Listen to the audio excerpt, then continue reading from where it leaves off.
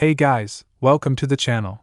As you see in the thumbnail, what if Luffy and Nami had daughter and make her next Mika? Before I start, please do support for more awesome content, and subscribe my channel and like this video. Go support and follow the Hotspot the 626 for writing that awesome fanfic, and also make sure to comment on this story. Link in the description. The start of a new generation. Yeah! Why are we up so early? Yawned a young girl with dark browny red hair, only 6 of age, as she rubbed her sleepy eyes along with a young boy with chocolate hair. The young girl was wearing a light blue shirt with a small smiling skull and crossbones, wearing a straw hat on the upper left of her shirt, and a white skirt. The boy wore a regular dirty white shirt with black pants and a wooden kendo stick on his side. They both stood on a grassy deck next to 2 older females waiting for something to happen. Yeah, the sun's not even up yet, complained the boy in a whiny voice, having taken notice of the sun that had yet to rise on the new day.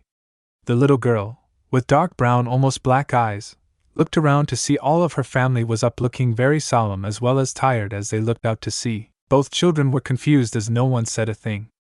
In fact, many of them were off to the side of the ship with great curiosity. Is something wrong? Asked the girl loudly, hoping to get a response from someone in her family. No, there's nothing wrong, Mika. The little girl turned to see a young woman with short orange hair walk towards the young girl. The woman then lowered herself to the girl's height, giving the girl a soft smile. We're just waiting for an old friend. Really? Who is it, Mom? Asked Mika with a bit more energy at the prospect of meeting one of her family's friends. The woman, recognized as this girl's mother, only smiled as she patted her daughter's head, the young girl relishing in the attention. You'll see soon. The woman stopped patting her daughter's head and returned to her seat next to a black-haired older woman close by, as the men kept searching for whatever they looking for. Hey! There she is! The 2 adults and 2 kids immediately picked up as the loud voice of one black-haired teen wearing a straw hat pointed out to sea. Instantly, many of the other members of Mika's family came bustling towards where the straw hat male stood.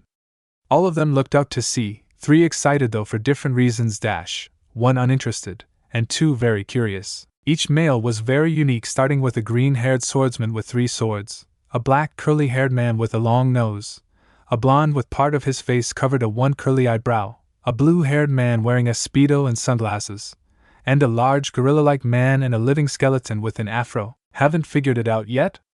Mika's family is none other than the famous Straw Hat Pirates. Her parents, Monkey D, Luffy and Nami. You may ask why Mika, or Monkey D, Namika, her true name, and her friend, Akio, were sailing with the Straw Hat near the end of the Grand Line, where they would soon enter Fishman Island, then the New World. That's a story for another time, but for now let's return back to the moment. It's been so long. I wonder how much she's changed, shouted Chopper as he dropped from heavy point to brain point as he crawled onto the railing to see the ship. I'm sure she has grown into a beautiful young lady, smiled Sanji as he blew some smoke out as he eyed the incoming ship. The ship had a very Egyptian theme to it, and easily beat the Thousand Sunny in size. Wow! Look at that ship! The crew looked over to see Mika and Akio now on the railing as they beheld the ship. The crew chuckled, simply enjoying the kids' sheer amazement at the ship, though their light chuckles could not last as they quickly remembered why this ship is here. It's for their own safety, thought every crew member as they watched the kids as they looked over the Egyptian-themed ship and pointed out certain features. The ship soon pulled up next to the Sunny, the crew and kids stepping back as the gangplank as lowered onto their ship. On the decks of the ship, a troop of guards were lined up along the deck facing the Straw Hats while 3 figures made their way off the ship and onto the gangplank. Hello everyone! Shouted a sky blue-haired woman as she ran onto the deck of the Sunny, where Nami met her with a friendly, "It's so good to see you all again. You too, Vivi," smiled Nami as she welcomed the young princess to the Sunny.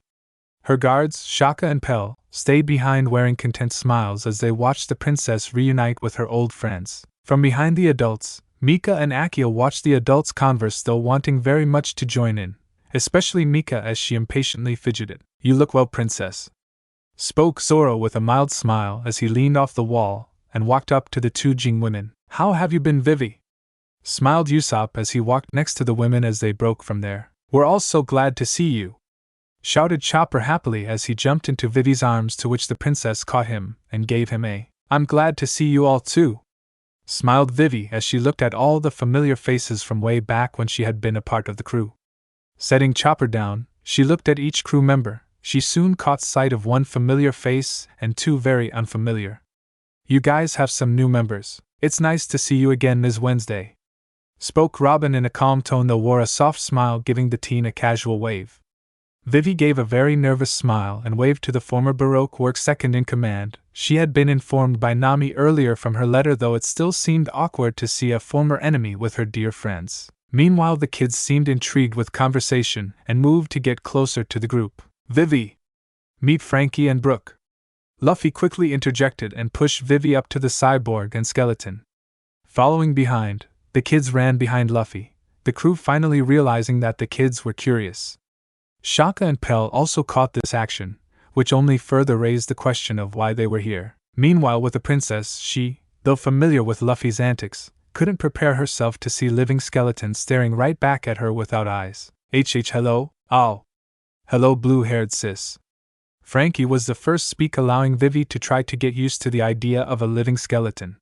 Something they all, minus Luffy, knew would be needed. I'm Super Frankie. With that said, Frankie went into his pose, shocking the princess. Behind Luffy, the kids chuckled, finding Frankie's usual antics funny. Yo-ho-ho-ho. Now was Brooke's turn, to which the scare of the living skeleton had died down a bit, though still a bit scary. It's a pleasure to meet you, Ms. Vivi, bowed the skeleton, taking his hat in a gentleman-like manner. Vivi was naturally surprised at how gentlemanlike the skeleton was, which seemed to ease her worries a bit as she watched he raise up to her level. Ah. By the way, may I see your panties? WW what? Brooke, you fiend! With Vivi in a mild case of shock, Nami and Sanji knocked the skeleton man down, while Shaka and Pell yelled at him, ready to draw their swords. The rest of the crew sighed at their oldest member's antics, while Luffy was laughing from hysteria.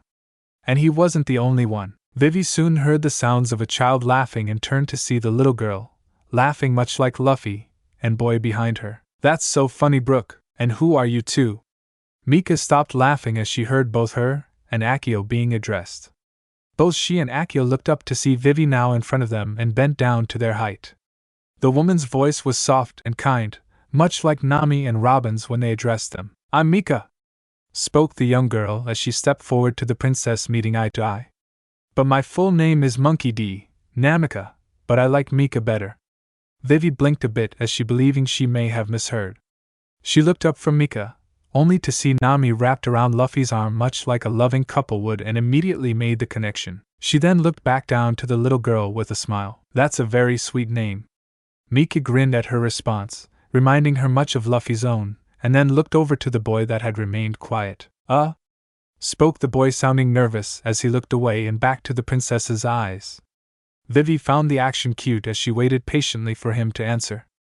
Akio finally spoke the boy as he closed his eyes, though looking in her direction. Vivi found the boy's actions cute once again, giving him a smile. I'm Mika's friend. It's nice to meet you both.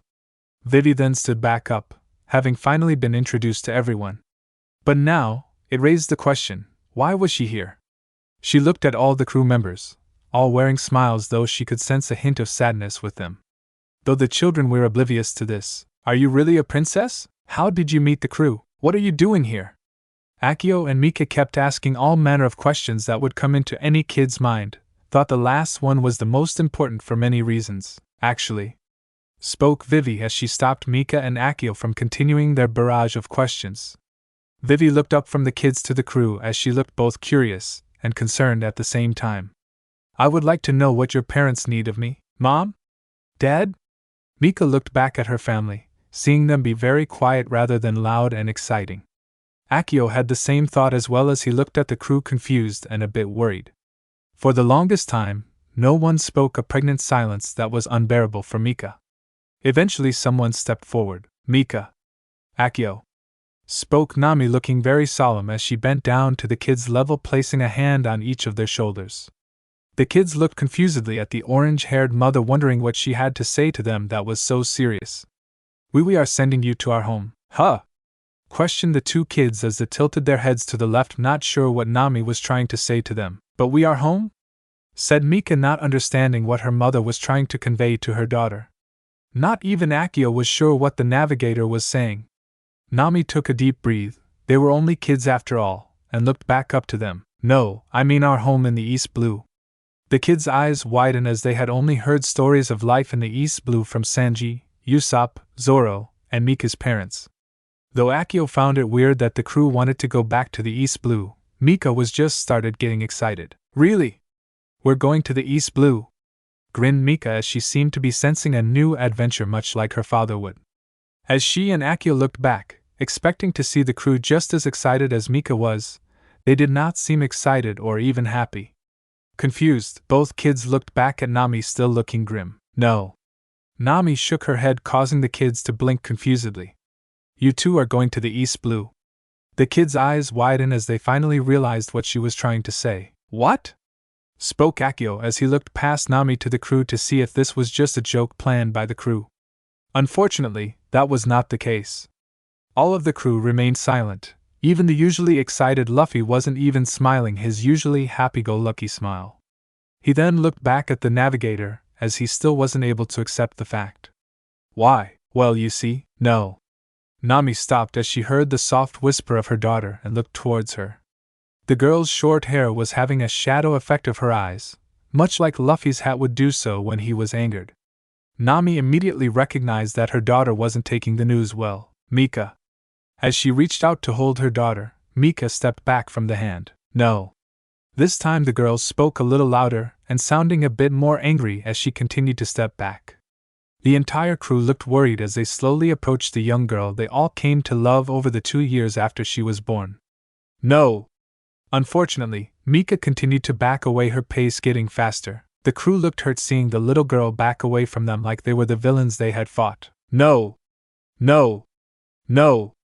Finally, all hell broke loose as the shadow covering her eyes disappeared, revealing her teary eyes looking hurt.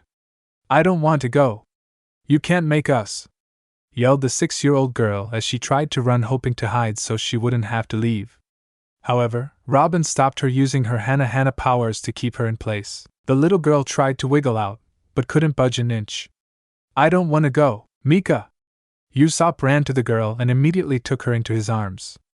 Immediately, the hands disappeared, allowing the long-nosed sniper to pick her up, though she instantly tried to struggle.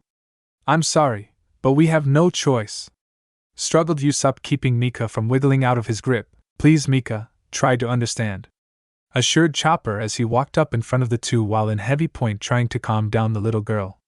It's becoming more dangerous to have you kids on board. No! I don't care! Cried Mika, producing even more tries and struggling even more. Oh, Mika! Gasped Nami as she covered her mouth as she looked on the scene with tears slowly forming around her eyes. She soon felt a hand on her shoulder and looked back to see her husband trying to reassure her. Mika, we are going into the new world once we stop off at Sabati Archipelago, stated Brook as he too joined the reindeer gorilla in trying to convince the young girl to listen to them. The new world is full of strong opponents. Zoro soon joined, and though loving the aspect of a challenge, was more concerned, for once, in the safety of the crew's most precious nakama.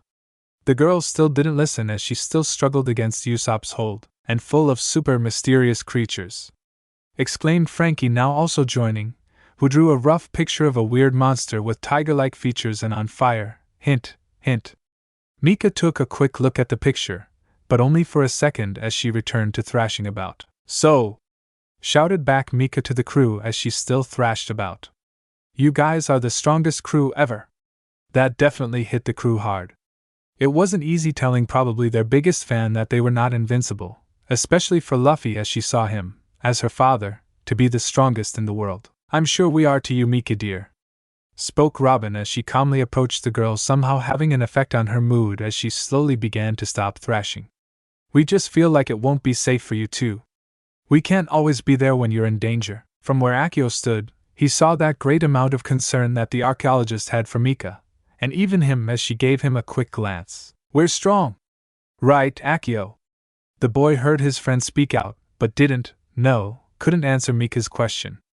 Even though he had only been with the crew for a while now, having spent time with crew, and even learned a few things from them, he definitely felt stronger. But after their latest incident, he didn't feel so sure anymore. Unfortunately, Akio's unresponsive answer only made his friend even madder as she tried once again to escape Usopp's hold. Mika-swan, please understand this is for your own good, stated Sanji, trying to also comfort the little girl thrashing about. To the side, Vivi had just been watching and waiting patiently as the family tried their best to get their little girl to leave for her own safety. The princess found it like as typical as any with the Straw Hat crew. If only Mika could see it that way too. Please Mika, we don't want you to leave, said Chopper, sounding very heartbroken though trying to be tough. Surprisingly, Mika seemed to have calmed down as she finally stopped thrashing and screaming. Believing they had done their job, the crew breathed a sigh of relief that wouldn't last longer than 5 seconds. Why do you all hate me?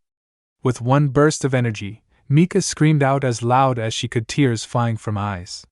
It was almost like being in a loud hurricane, one that could do more emotional than physical. The whole crew now looked heartbroken. Akio was in shock, but there were only 2 people that stood their ground firmly. Mika! Mika immediately froze hearing her name, her tantrums slowly subsiding as she heard her parents speak. Still standing behind the rest of her nakama as they turned, Mika could see that her mother and father, usually loving and caring of her, made a look that very much showed that they were upset with their daughter for what she said. Many of the crew was frozen in place, causing Usopp's hold lessened around the small child, though Mika made no action to escape. In her mind, she was both baffled and scared, for she had never heard her parents yell at her with such anger towards her. It scared her a lot. She immediately returned to crying, seeing as there wasn't much she could do at this point. Meanwhile, her parents, now looking more worried than upset, slowly walked over to their crying child. Seeing he was no longer needed to hold the child, Usopp gently sat her down and moved away with the group, allowing Luffy and Nami to comfort their daughter with some peace. Once reaching her, they both dropped to Mika's height and both gave her a caring, to which Mika returned. Mika, please. We all love you. But we can't put you or Akio in any more danger, said Nami sadly, trying her best not to become emotionally herself. The only response from Mika was just a very loud sniff, showing she was still sad. Mika, we are only doing what's best for both you and Akio, stated Luffy, trying his best to be the father that Mika needed, instead of the usual fun dad he was. He was also met with a large sniff, but their little girl soon spoke up. But whimpered Mika, trying to fight back. She instantly get her parents back, trying to her best to be strong like her family. I don't want to leave again. I want to be there when Dad becomes the Pirate King. Loosening her, Nami moved herself so that she could see her daughter, still in tears, but trying her best to stop them. We know, stated Nami with a sad smile and her own tears on the verge of spilling out. But after what Buggy almost did to you both, Nami said, but couldn't continue, trying to force her tries back from recalling that painful memory. Luffy immediately went to reassure his wife, placing his treasured straw hat onto her head. Feeling the familiar straw hat on her head, Nami seemed to gain the strength needed to be strong. Meanwhile, Mika was having her own hard time as she recalled exactly what her mother was talking about. Not only a few days ago, the Straw Hat crew ran into a weird collaboration of Foxy and Buggy. But as usual, their plans failed time after time until Buggy saw the crew's 2 new members. She wouldn't admit it out loud, but she was terrified when Buggy's hand with the knives projecting out of them came flying straight towards her and Akio after both were struck by Foxy's Noro beam. If it wasn't for her father taking the attack, they both could have lost their lives. She remembered that Chopper had to do surgery on her father, how painful it was waiting to know if he was better, and seeing her mother worry. Please Mika, listen to your father and mother. Your parents always know what's best. Mika's watery eyes then turned to the newcomer aboard the ship. Vivi had remained silent for much of the tearful battle, but now she needed to be just as much of a support as the Straw Hat crew was for her. With Luffy and Nami taking a step to the side, Vivi approached the young girl with a reassuring smile. I'm sure sending you and Akio away is hurting them as much as it is you. Really? Said the girl through the tears. The blue-haired princess nodded as she gestured back to the crew. Mika followed, looking at each of her family members one by one. All looked sad, not a single smile, and none looked relieved that she and Akio were leaving. It was especially so with her parents. Now Mika was starting to feel bad about what she earlier, as she looked down to the grassy deck in shame. I'm sorry. It was quiet, but it was just enough for the whole crew to hear, immediately turning their grim looks into forgiving smiles. The happiest, of course, were her parents. Vivi left Mika to her parents as they took another try at getting Mika to cheer up. Don't worry Mika, Vivi is an old friend of ours. You can trust her, smiled Nami to Mika as she brought her daughter into a solo. A soft smile grew on Mika's face, feeling her mother's warmth. She could always trust her mother, but still couldn't just leave. But what about all of our adventures? Maybe you can have your own adventures with Akio.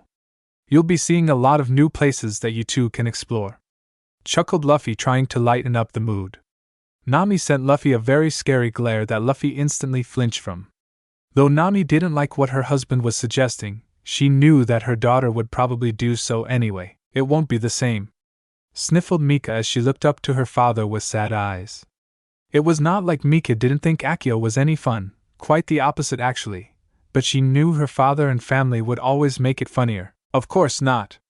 Mika's eyes widened in surprise as she looked at her father. They'll be your and Akio's adventures, finished Luffy with a big grin, bringing Mika's smile out. Nami let go of Mika, allowing the girl to immediately run to her father, giving him a tight that he immediately returned. That's my girl, smiled Luffy as he placed his hand on his daughter's hair, ruffling it while they ged. After a few moments, they released and Mika went back to her mother, who embraced Mika in another. I promise we won't be away for too long this time, whispered Nami into Mika's ear, replying with a happy nod. From there, the little girl went to each crew/family member individually, and gave each one a special goodbye and going in order, she asked Zoro to stop fighting with Sanji, the green-haired man replying with a very gruff, I'll try, and a forced smile for assurance. For Usopp, she said that couldn't wait to see what new inventions he will have, and asked if he would stop lying so much, though she still didn't know the difference yet. Added to her goodbye, she asked for him to tell Sogeking goodbye for her. Like father, like daughter, to Sanji, she asked the same as she did with Zoro and told him that she couldn't wait to try all the new food he would make. Unfortunately, that caused Sanji to onto her more and had to take Zoro, Nami, and Luffy to get him to let go.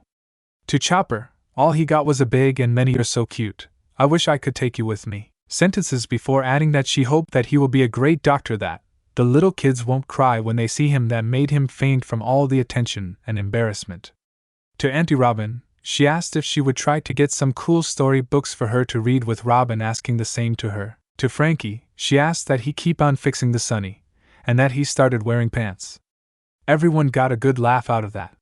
And finally Brooke, she promised that she would bring back new songs for him, and that he stop asking for panties. He only gave an innocent yo-ho-ho-ho. All the while, as Mika said her goodbyes, Luffy and Nami took notice of Akio looking like he was feeling left out. They could somewhat understand. Although Mika had done everything in her power to get Akio to feel like family, and the crew did like him and do anything to protect him, he still felt like an outsider. Luffy looked at Nami and vice versa. A silent communication took place between the two. It was soon broken when Nami gave Luffy a smile and a nod. Luffy smiled back and left his wife's side and walked over to the lonely boy. Akio, can we talk? The boy jumped hearing Luffy speak to him and quickly turned to see that straw hat wearing captain address him. He wasn't sure what he wanted, but Akio nodded in agreement. Luffy then beckoned him to follow as he rounded the corner away from the group. Once Akio and Luffy were out of sight, Luffy spoke again. I've got an important job for you. Akio stared up at the adult with wide eyes as the captain looked down on him with a confident smile. What? Akio was flabbergasted. Here Luffy, the strongest person he ever knew, was giving him an important job. He'd never been asked to do something other than just behave, but the look on Luffy's face showed that whatever it was serious. I want you to take care of Mika for us, but mostly for me and Nami. Akio looked at Luffy confusedly. He had always taken care of Mika when the crew wasn't around, though he could always count on the adults to actually save the day if something went wrong. He figured that this was no longer the case, since they were soon going to be separated. But what can I do? Despite Akio's obvious nervousness, Luffy's smile grew bigger as he placed a hand on his shoulder, trying to reassure him. You can help her when she's in trouble. When she needs a friend, said Luffy calmly, though quickly began to chuckle as he added another part to his sentence. Or a partner in crime. Shishishi. What? Just make sure she's happy when we see you guys again. Then, from out of nowhere, Luffy pulled out a straw hat and placed it on his head. It looked very much like Luffy's straw hat, but instead of a red band going around the top, there was a blue band with a Hawaiian flower pattern. With Luffy taking his hand off the hat, Akio looked up and took the hat off, looking upon it with amazement. Akio. The young boy looked away from his new hat and back up to Luffy, still looking down on him with a grin as he asked the question.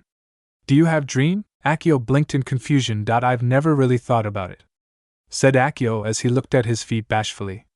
He knew that all the crew had some sort of big dream that kept them going, even Mika had a dream. But Luffy's question perplexed him. He never really thought of anything to fight for, well other than his friend. He took a deep look at his life from living on his home island to meeting Mika and the rest of the Straw Hat crew to the death of his mother and finally when he joined the crew on their journey. And through it all, he found the only thing he could think of. I want to be strong.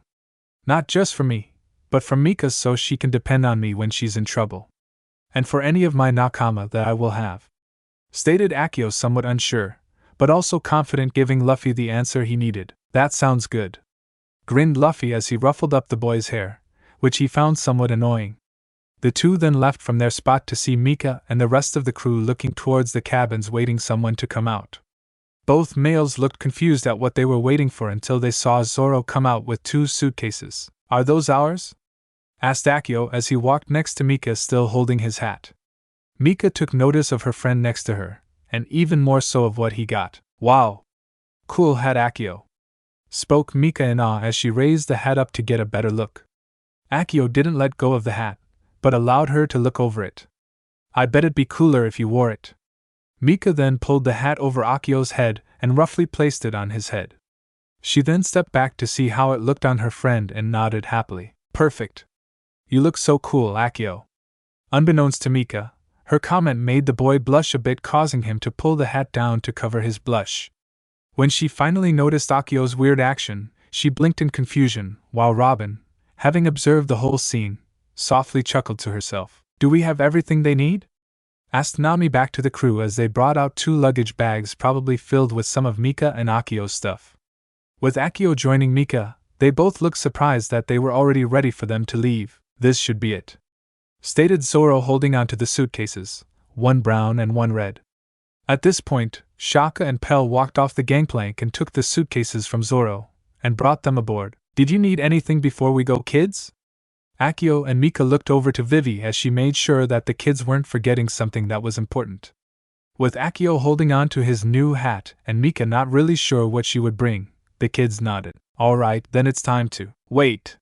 Yelled Luffy, interrupting Vivi, causing everyone to look at the captain looking somewhat frantic.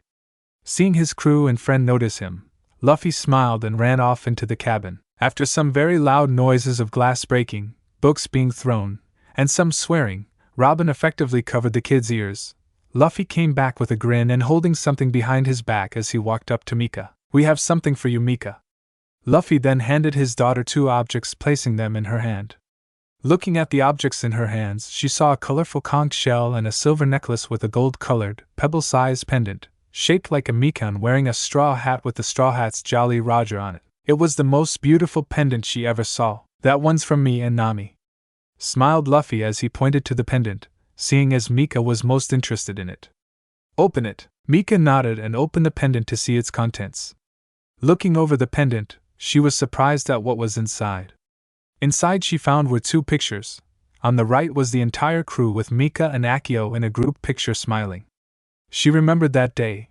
Her mom had been acting weirdly that day, but it was a very happy day. But the one left was the one that caught her attention more. It was a very nice and, oddly enough, organized picture of Luffy and Nami from their wedding day. Both were smiling and looking down in between them. There in the middle of the happy couple was a smiling Mika, who had taken interest in the quick photo shoot and wanted in. Mika stared at the pictures. Those were the happiest times of her life. She looked up to her parents, both looking proud as they saw their daughter wearing a big smile, though her eyes were tearing up from happiest. Seeing the look on his friend's face, he looked over her shoulders to see what she was looking at. Whoa! Said the boy, amazed at the contents inside the pendant. Really? Spoke Mika as she looked at the pendant now around her neck. Yeah. And that's not all, added Luffy as he brought back the conch shell. Mika looked confused at her father, wondering why a shell was so important to keep, until she saw him push down on the apex of the shell. Hey, is this thing on? Mika and Akio jumped back in shock, hearing Mika's father's voice come from the shell. Of course it's on, Luffy. Usopp's voice. Hurry up, Luffy, we want turns too. Sanji's voice. Okay, okay. Hey Mika. Hey Akio. It's me, Luffy, the next king of the pirates. Shishishi. Anyway, we all wanted to give you guys something to remember us by, so here it is. We all miss you guys and we'll see you guys soon. Mika and Akio smiled as tears also fell from their eyes. Here Nami. Hey! I thought I was next? Zoro's voice. In the background, both could hear a loud whack that made both kids chuckle. Hi Mika. Mika's mother. It hurts that we have to be separate like this. But I know that you're strong and will pull through. You're just like your father. And you also have Akio, and I know that he can be there for you. Akio, I know that you've had a hard life, but try to live your new life without regret, and I want you to know that you always have family with us. Akio smiled, finally feeling like he belongs. He turned to Mika, who also turned to him, and shot each other a soft smile. Grrr. Hey Mika, keep doing, whatever you're doing. Zoro's monotone voice in the tone dial gave him an angry glare from Nami, not completely happy with his recording. Oh Akio. Keep on training, and I don't just mean in sword fighting. Try to explore other fighting skills and find one that fits. As Zoro's recording ended, Akio looked at Zoro, who casually standing to the side. Feeling Akio's stare, Zoro opened his left eye. Akio gave an understanding nod and Zoro just casually nodded. Hey, my turn. It is I, the great Captain Usopp, gracing your lonely moment with tales of. Oi, just get on with it. Sanji's voice again. Oh, fine. I'll miss you Mika and Akio. Who else on this ship is going help with my inventions or play pranks on the others? Oh! Shouted various voices. Both Mika and Akio chuckled, remembering the various pranks they had played on the crew. Hey Mika. It's Sanji. I hope that when we meet again, you will have grown into a beautiful Melorine like your mother. And Akio, don't you dare hurt Mika Swan or there will be hell to pay, but be good. Mika laughed hard while Akio just started to sweat hard. My turn, my turn. It's me, Chopper. I'll miss you guys a lot. The ship won't be as lively without both of you. Stay healthy, Mika and Akio. Chopper's voice. Hello, Mika. Hello, Akio. I hope that both of you keep your curious natures. It always makes life more interesting. Robin's voice. Oh. Yo, little sister Mika and little brother Akio, remember to always have a SUUPPPPER day. Frankie's voice. Yo-ho-ho-ho. We'll all miss you, little ones. Your laughter is more musical than any song that I can play. My heart is breaking by the fact that we must part. But wait, I have no heart to break. Yo-ho-ho-ho. Skull joke. Brooke's voice and lame joke. Despite the joke being lame, both kids couldn't help but laugh. Yash. Is that everyone? Yay, then there's only one thing left to say. Whatever road you decide to take, Mika and Akio, we'll always be there for you, no matter what. Shouted the entire crew, both from the shell and in person. Both kids looked away from the conch as the whole crew was now around them wearing proud smiles, leaving the kids speechless. Hey Mika. Whispered Akio to Mika, causing the Straw Hat crew to watch them curiously. I think maybe you should tell them. Looking back at Akio, it took Mika a few seconds before realizing what her friend was speaking about. She smiled and nodded in agreement, looking very excited. Tell us what? Asked Nami as she stared at her daughter curiously. The little girl looked around the ship until she found what she needed. Grabbing Akio's hand, the two kids ran over to a nearby barrel, the crew and princess watching with great interest as Mika climbed on top of the barrel, with Akio keeping the barrel from tipping as she climbed. Mika? Spoke the crew as they were still not sure what the little girl wanted to say. When I get older. Started Mika loudly as she wore a large grin that easily rivaled her father's. I'm gonna get my own nakama and sail with them across the Grand Line and beat you guys, and then I will become the first queen of the pirates. Exclaimed Mika so that Oda himself could bear witness. Everyone on the ship looked shocked. The pure determination of this little girl could only be rivaled by her father's. The look in her eyes meant that she meant business, just as Akio's own eyes shone the same determination, but for helping Mika achieve her dream. Ahahaha. The crew looked to the side to see Luffy laughing out of pure excitement, with Nami shaking her head though wore a proud smile. Mika lost her grin as she now looked confused at why her father was laughing. That's my girl. Laughed Luffy as he walked up to his daughter, picked her up, and set her down next to Akio. Yuri not mad? Asked Mika somewhat bashful as she looked up to her father, still wearing his grin. Why would I? Said Luffy as he bent down to Mika and Akio's height and ruffled both their hairs. That's an awesome dream, really? Said Mika, wearing the look of excitement on her face, and Akio, looking like he couldn't believe what he was hearing. But you got a long way to go before you can take on the king, so do we, hun? Stated Nami with a sly smile as she gave her husband a soft pat on the back. Luffy replied with a soft chuckle. Nami then turned to her daughter, giving her an approved smile. I know you'll make it, sweetie. Really, Mom? That's a supper dream. Yo-ho-ho-ho. Looks like we have a future rival. Yeah. Cheered Chopper, getting caught in the excitement, but soon realized something and instantly turned shocked and concerned. Wait. I don't want to fight Mika and Akio. Come on, Chopper. We have to protect our title. Stated Usopp as he bent down, trying to get Chopper to calm down. Che. The better be strong. Stated Zoro as he leaned against the cabin. Once we get it, the only way anyone is gonna get our title is after we're dead. Shut up, Mosshead. Intruded Sanji, yelling furiously at the green-haired swordsman, then switching to his love mode. If I was the king of the pirates with a cute daughter like you, I would just give it to you, my sweet Melorine. Oh! Shouted Luffy, not pleased with Sanji's comment. Robin just mildly chuckled, just as much interested in challenge set by her niece. All the while, Mika watched her family, seeing that they all were supportive of her dream. Akio was just the same, but knew better as he acted much like Zoro, looking smug. Thanks everyone! Smiled Mika, and joined by Akio.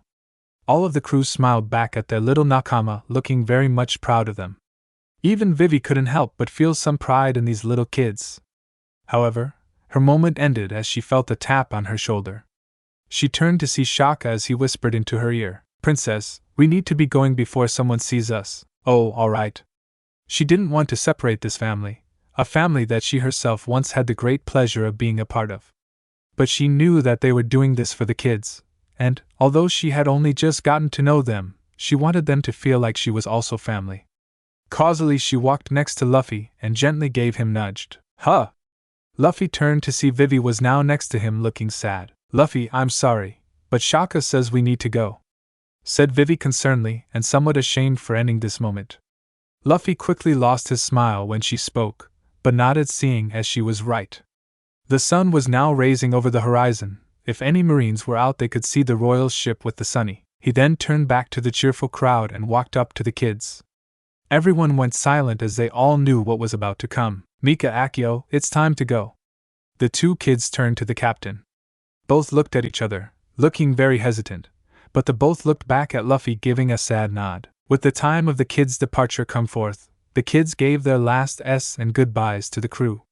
Once they finished, Mika and Akio then began the solemn walk towards the onto royal ship along with Vivi. Thank you for doing this, Vivi, said Nami just before the princess could walk with the kids back to her ship. Vivi just smiled and gave the older women a soft, we're nakama, aren't we? Hearing on their conversation, Luffy gave a soft laugh and nodded with Nami at the princess's statement. With that said, the princess soon joined the kids. As they all walked, Brooks began playing Bink Sake on his violin, playing with a happy tone, giving the kids a happy send-off. Once the group had crossed the gangplank and were on the ship, the guards lifted the board and lifted the anchor to the ship, as did the Straw Hats. As the two ships separated, the Straw Hat crew began waving goodbyes and reminding both kids and the princess to stay well. Both kids and Vivi waved back, yelling, we will. And see you soon. As time passed, the ships soon sailed further and further from each other until finally the royal ship could no longer see the sunny. Once so, Vivi left with Akio to show the kids around the ship. However, Mika stood at her spot staring into the distance where the sunny was. After a few minutes, Akio came wandering back looking for Mika when he realized that she had not joined him and Vivi. Mika. The little girl didn't reply, she just continued to stare out into the blue. It worried Akio a bit seeing his friend not move an inch, or even smile. Just stand there like frozen piece of meat. But Akio wouldn't have it. Mika is best when she's happy. With a new determination to snap Mika out, Akio approached the girl, ready to annoy her as much as she did him when he ignores her. I'm okay, Akio, spoke Mika just before Akio could do anything annoying to her. Having been frozen in place hearing Mika speak, Akio reeled back with sigh, seeing that he could never one-up Mika. You sure? Asked Akio, seeing his plan ruined. Mika nodded and turned away from the horizon, giving the boy a soft, yet sad smile. Then, out of nowhere, Mika gave Akio a surprisingly young boy, but returned it nonetheless. Hey Akio, could I ask you something? Finishing there, the two separated with Akio looking at Mika curiously, wondering what his friend wanted to ask. Do you want to be my nakama? And from there the makings of a great pirate crew began. As they traveled the Grand Line, Mika and Akio got to know Vivi very well while they journeyed to Alabasta Kingdom, and then Kokoyashi Village in the East Blue. And soon enough, Vivi became like family to both children. However, with happy times they always tend to go south fast. 1 week later, the royal escort had reached Alabasta Port, but weren't greeted by the greatest of news. No! 1 week after the kids' departure, they were now docked at an Alabasta port. The whole ship could hear the denial of the little girl they all had gotten to know. The girl, obviously Mika, was currently in a room with Vivi and Akio as well as some guards as they brought terrible news. My father and mother aren't dead. And neither is our family, they're way too strong to die, yelled Mika, throwing a crumpled up newspaper at the guards that brought Princess Vivi the paper. On the newspaper, it had read that the Straw Hat Pirates, along with many other rookie crews, were attacked by the Marines in an effort to arrest Luffy, and by excuse the others, for assaulting a celestial dragon. An act punishable by an intimidate dispatch of Marines and an admiral to subdue the assaulter. It was said that the crew then fought a tough combination of Bartholomew Kuma - one of the 7 warlords - Admiral Kizaru, and said admiral's nephew. Mika, calm down, spoke Akio as he ran next to his friend currently staring daggers at the guards. He quickly grabbed the newspaper, flattened it, then quickly read through it. See? Akio then pointed to a sentence on the newspaper, a picture of the fleeing pirates just above it. It says that the crew disappeared, not dead. So they're still alive, said Akio, hoping this would calm his friend down. And it did. Mika immediately stopped yelling and looked more closely at the lines Akio was pointing to. Phew! Mika immediately relaxed as she blew a sigh in relief. That was scary. Mika was now calmed down, allowing Akio to relax as well. However, Mika wasn't done as she puffed her cheeks and looked at the guards disdainfully. That wasn't a very funny joke. All the adults in the room sweat dropped as the girl, though innocent in nature, was oblivious to what the newspaper really said, as was Akio, though had some knowledge. You are right, Mika, that wasn't a very funny joke, spoke Vivi mildly, sending the guards a silent message. Be careful what you say. Please be careful about you jokes. Hi, princess. We are sorry for our bad joke, apologized the guards, giving a bow to the princess. As long as you know that you were wrong, you're forgiven, smiled Mika smugly. Everyone in the room once again sweat dropped at her attitude. Soon after, the guards excused themselves and returned to their duties aboard the ship, although, spoke the princess as she looked at the newspaper Akio had handed to her. Both kids looked curious at the princess, as they had learned to listen to almost every word she said. I wonder what happened to them. You don't think they're in trouble, do you? Vivi looked at Akio, seeing the worry on his face. She could understand what he, probably Mika, were going through.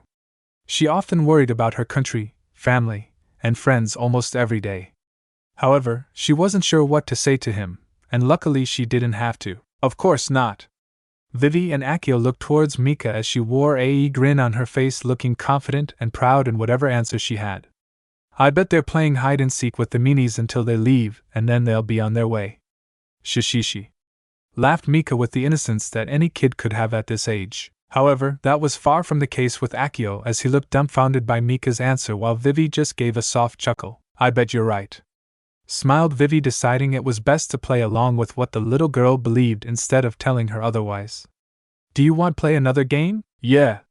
Let's play hide and seek like Dad and Mom and everyone else, shouted Mika with excitement as she pointed to the newspaper in the princess's hand. Vivi chuckled and gave a nod, agreeing with Mika's game choice, with Akio, although still dumbfounded, also agreeing. Yay! You're it, Auntie Vivi!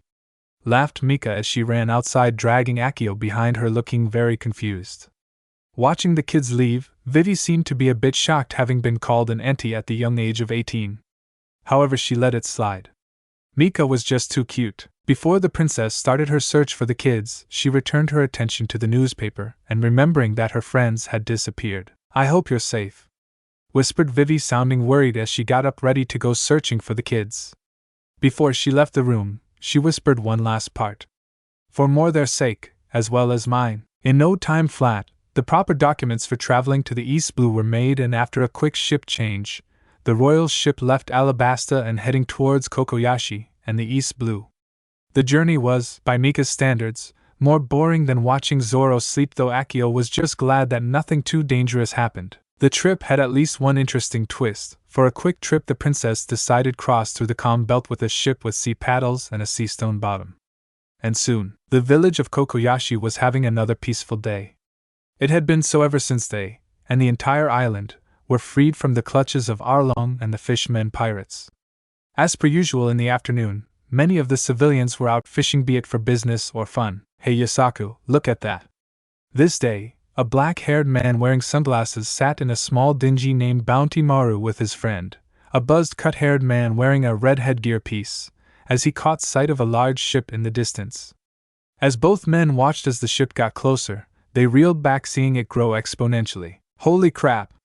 Shouted the man named Yasaku, almost tipping the boat over along with Johnny.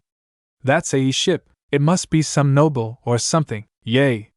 I wonder what's their business with Kokoyashi village? Both then looked at each other, both looking extremely worried.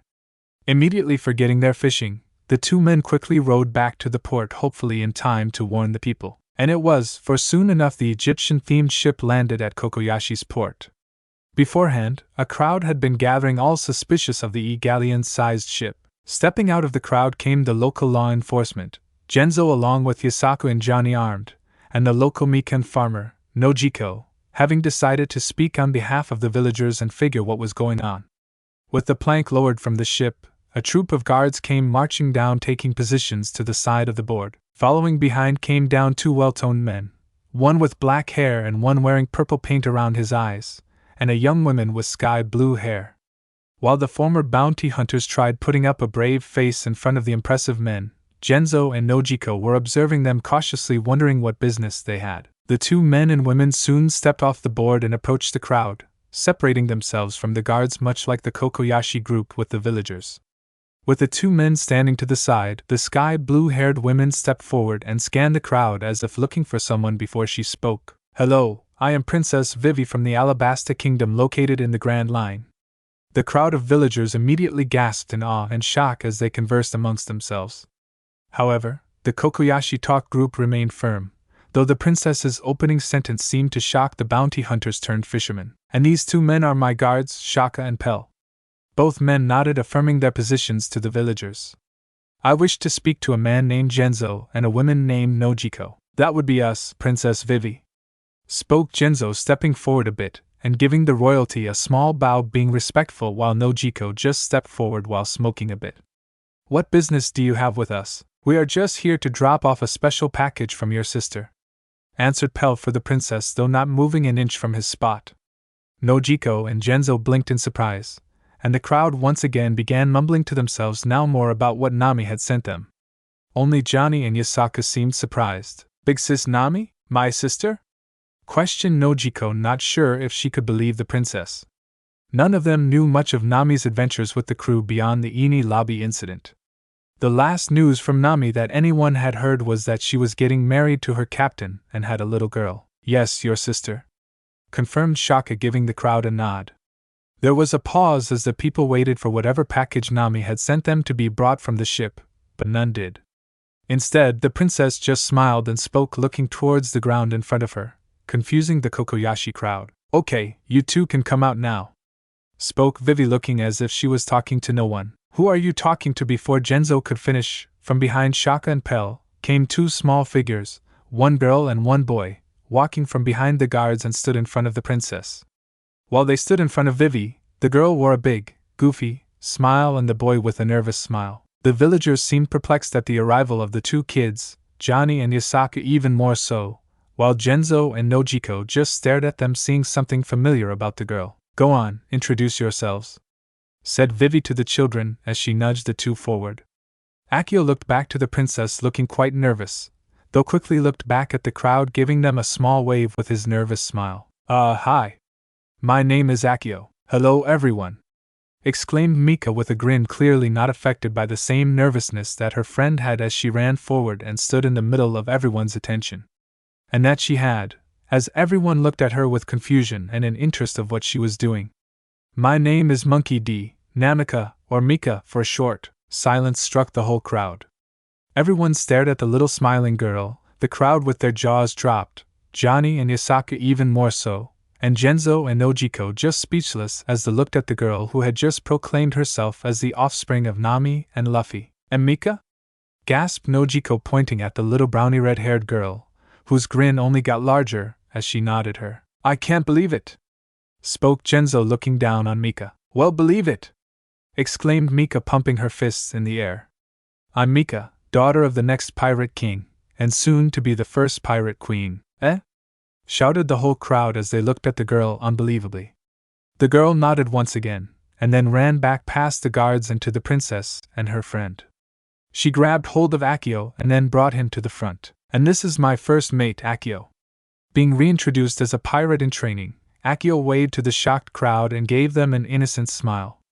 Once again the crowd was abuzz with comments and questions. I can't believe we're seeing Big Bro Luffy and Big Sis Nami's child, shouted Johnny as his and Yasaka's eyes grew to the size of dishes. My word. Spoke Genzo, amazed at what the little girl just said. Definitely Luffy and Nami's kid.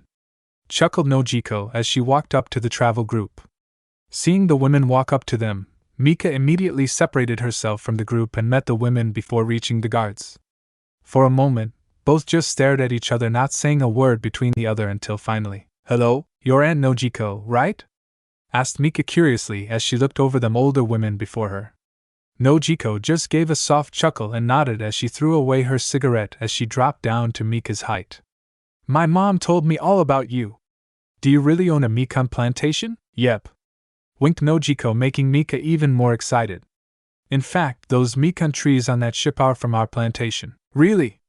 Nojiko laughed as she saw the stunned face of her now identified niece.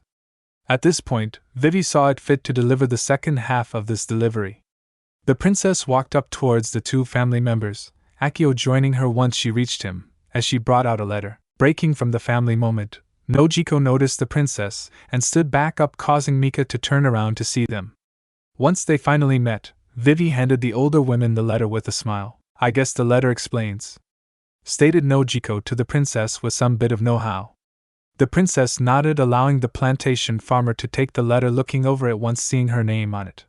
With the letter delivered and her mission complete, Vivi crouched down to the kid's height, though looking very sad. Looks like this is goodbye, you two. Please be safe. Both kids nodded and quickly went into the princess.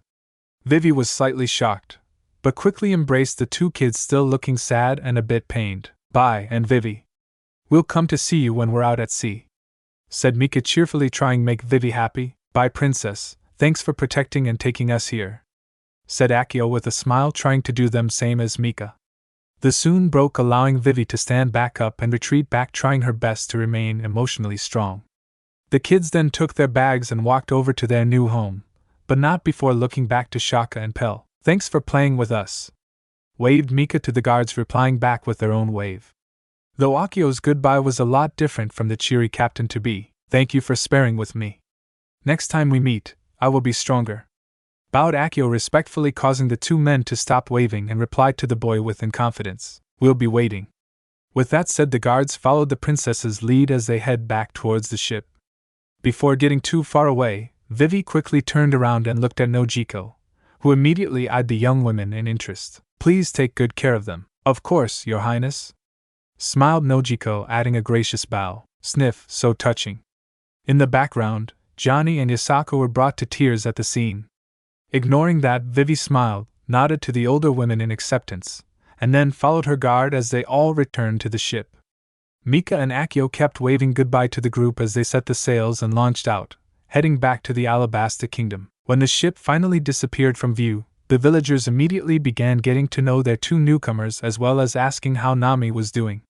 Many people introduced themselves as this or that, the most memorable being Genzo, call me uncle, and Johnny and Yasaku, will be your big brothers, but all gave Mika their praise for what her parents and crew did for them. Both kids were amazed at the story of the defeat of the Arlong crew by her father's crew, which at the time consisted of only her father, Zoro, Usopp, and Sanji, to free her mother and bring her back to the Straw Hat crew. As day turned into night, the kids were finally tired out. Thus, Nojiko led/carry them to their new home. Seeing as the kids were too tired to take any interest of her plantation at the moment, Nojiko laid them into their new beds, allowing them to sleep peacefully. As the two kids slept, Nojiko decided to open the letter Vivi had given her from Nami. Cutting the letter open, she took out a folded piece of paper, unfolded it, and read it thoroughly. Dear Nojiko, I'm sorry if this is sudden, but could you take care of Mika and Akio? Everyone in the crew feels that, as we get closer to the new world, it will become more dangerous for the kids. And what almost happened to them some time ago, we couldn't bear it anymore. Please take good care of them. They have big dreams, so try to give them as much of a chance they can get. Don't worry, I'm sure they will be a big help to you when the Mika grow in. Also, if it isn't too much trouble, Mika would like to visit Luffy's home. It's called Windmill Village, and I left some markings of where it is if you have to sail. Also, as one final wish, try to keep Mika from mentioning her last name around people. We don't want the Marines coming for her. And try to help Akio, he's very interested in finding his own style. Thank you so much. Hope to see you soon. Love, Nami. Nojiko smiled as she finished reading her sister's letter. She placed the paper down on the table and walked to the room she left her niece and friend. Peering through the crack in the door, she could hear her niece snore loudly while Akio was quieter. However, both had big smiles on their faces, which put Nojiko in a good mood. Geez, what a troublesome sister and brother-in-law I have. For the next few days, Mika and Akio explored the whole village and the plantation. Visiting with the townspeople, playing tricks on Genzo, Nojiko didn't mind honestly. And, just like Nami said, they helped Nojiko with collecting the Mikan. Eventually, Nojiko started taking the two to the library. They still needed to learn, even if they didn't like it. But to appease their oppressor, as Mika called her Aunt Dash, Mika found a history book about pirates, while Akio looked at various martial arts books and eventually found one that piqued his interest. After reading through it and finding this new fighting style cool, Akio began his personal training, but that's for another time. However, these good times did not last long. Well, today the day, ain't it? Said the local doctor, Dr. Neko, to Genzo as the two sat around taking a drink from the bottles of sake. Yeah, let's hope that the world doesn't go to hell after this, said Genzo grimly as he took a swig out of his own bottle. You see, kids? This is a good example of what not to do with your life. The two older men looked off to the side, to see Nojiko pointing to them and speaking loud enough for them to obviously hear. While the two old men glared at her, the soft sounds after laughter could be heard behind the Mikan grower. Currently, Nojiko was having Johnny and Yasaka carry her groceries while the kids were laughing behind her. Oh, be quiet, girl. Can't we spend our last days in peace? Frustratedly yelled Dr. Neko as he took another drink from the bottle. The laughter soon stopped, as they all took great interest in the old doctor's comment. You're not dying, said Nojiko with an unconcerned look. Yeah, what gives, old man? Added Johnny, sounding concerned. The execution of poor Gasti Ace is today. While the comment blew other Nojiko, since she was not familiar with what went on outside the island, Johnny and Yasaka seemed to immediately get shivers. And you know that Whitebeard going to raise some hell to get him back, replied the doctor solemnly. This Nojiko had heard before. Whitebeard was the strongest man in the world. He valued his nakama much like Luffy does. Executing an important member of his crew like this would mean war. However, she didn't care. This war was far from them and would probably mean nothing other than many causalities. But what no one noticed was the looks on Mika and Akio's face. One that showed a great amount fear. What about Ace? The adults looked down at the kids, finding it odd for a child to address a pirate by name. Nojiko and the former bounty were shocked to see that Akio looking almost fearful and nervous, and even more so of Mika. I guess you kids wouldn't know, but a guy named Blackbeard turned Fire Fist Ace into the Marines. The kids' eyes widened even further, causing the adults to definitely find this action odd. Today they are going to execute him for his crimes. Finished Genzo, though, looked curiously at the kids, wondering why these two kids looked so grim about a pirate they most likely never heard of. His interest increased when he saw Mika tightening her fist and a tear form in her eye. I say, good riddance, yelled the doctor, sounding a bit drunk. Everyone minus the kids looked at the doctor, worried that he may something that could send the kids over the edge. That kid was always a problem, even before he joined Whitebeard. His fire powers did tons of damage, and scarred just as many. It would be in the best interest of everyone that he be. Stop talking bad about my uncle, Everyone froze as the piercing scream of Mika quickly silenced everyone. As they all looked at the girl, their faces were shocked to see tears falling from her eyes. Of course, they were even more so by Mika's statement. Akio instantly wanted to cheer Mika up, before she could break down, but before he could, Mika ran off with tears still falling down. Did she just say? Spoke Yasaku, sounding flabbergasted and baffled. He wasn't the only one, all the other adults seemed just as confused. Ace is Luffy's older brother.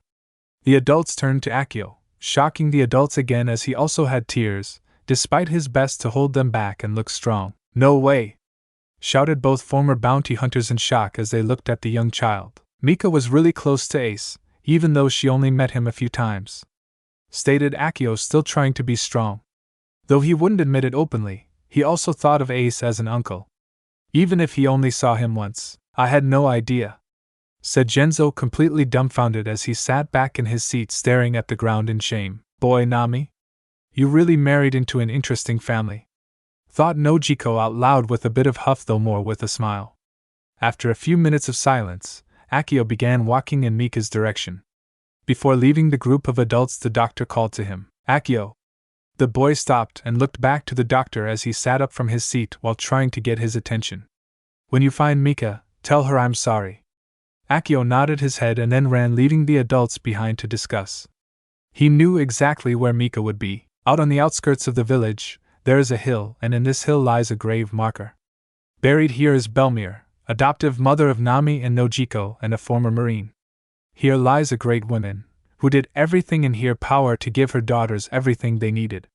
Now in front of the grave was her granddaughter, crying quietly. Mika would never get to know her, but from the stories that Nojiko, Genzo, and her mother had told her, she held a great amount of respect for her and wanted to aspire to be like her, strong and caring. During her time here, Mika would come to her grave every evening and talk to it either about her life, how her mom was doing before she left, or other general stuff.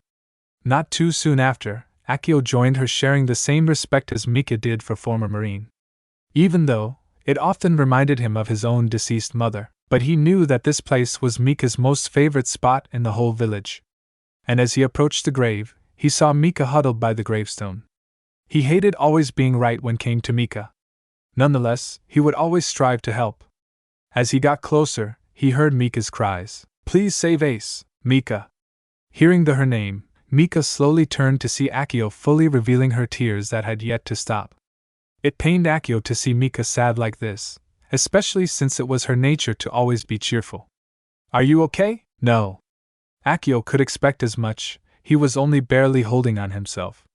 There was a long silence between the kids, causing Mika to look back to the grave. Though this time, she seemed to be able to stop crying.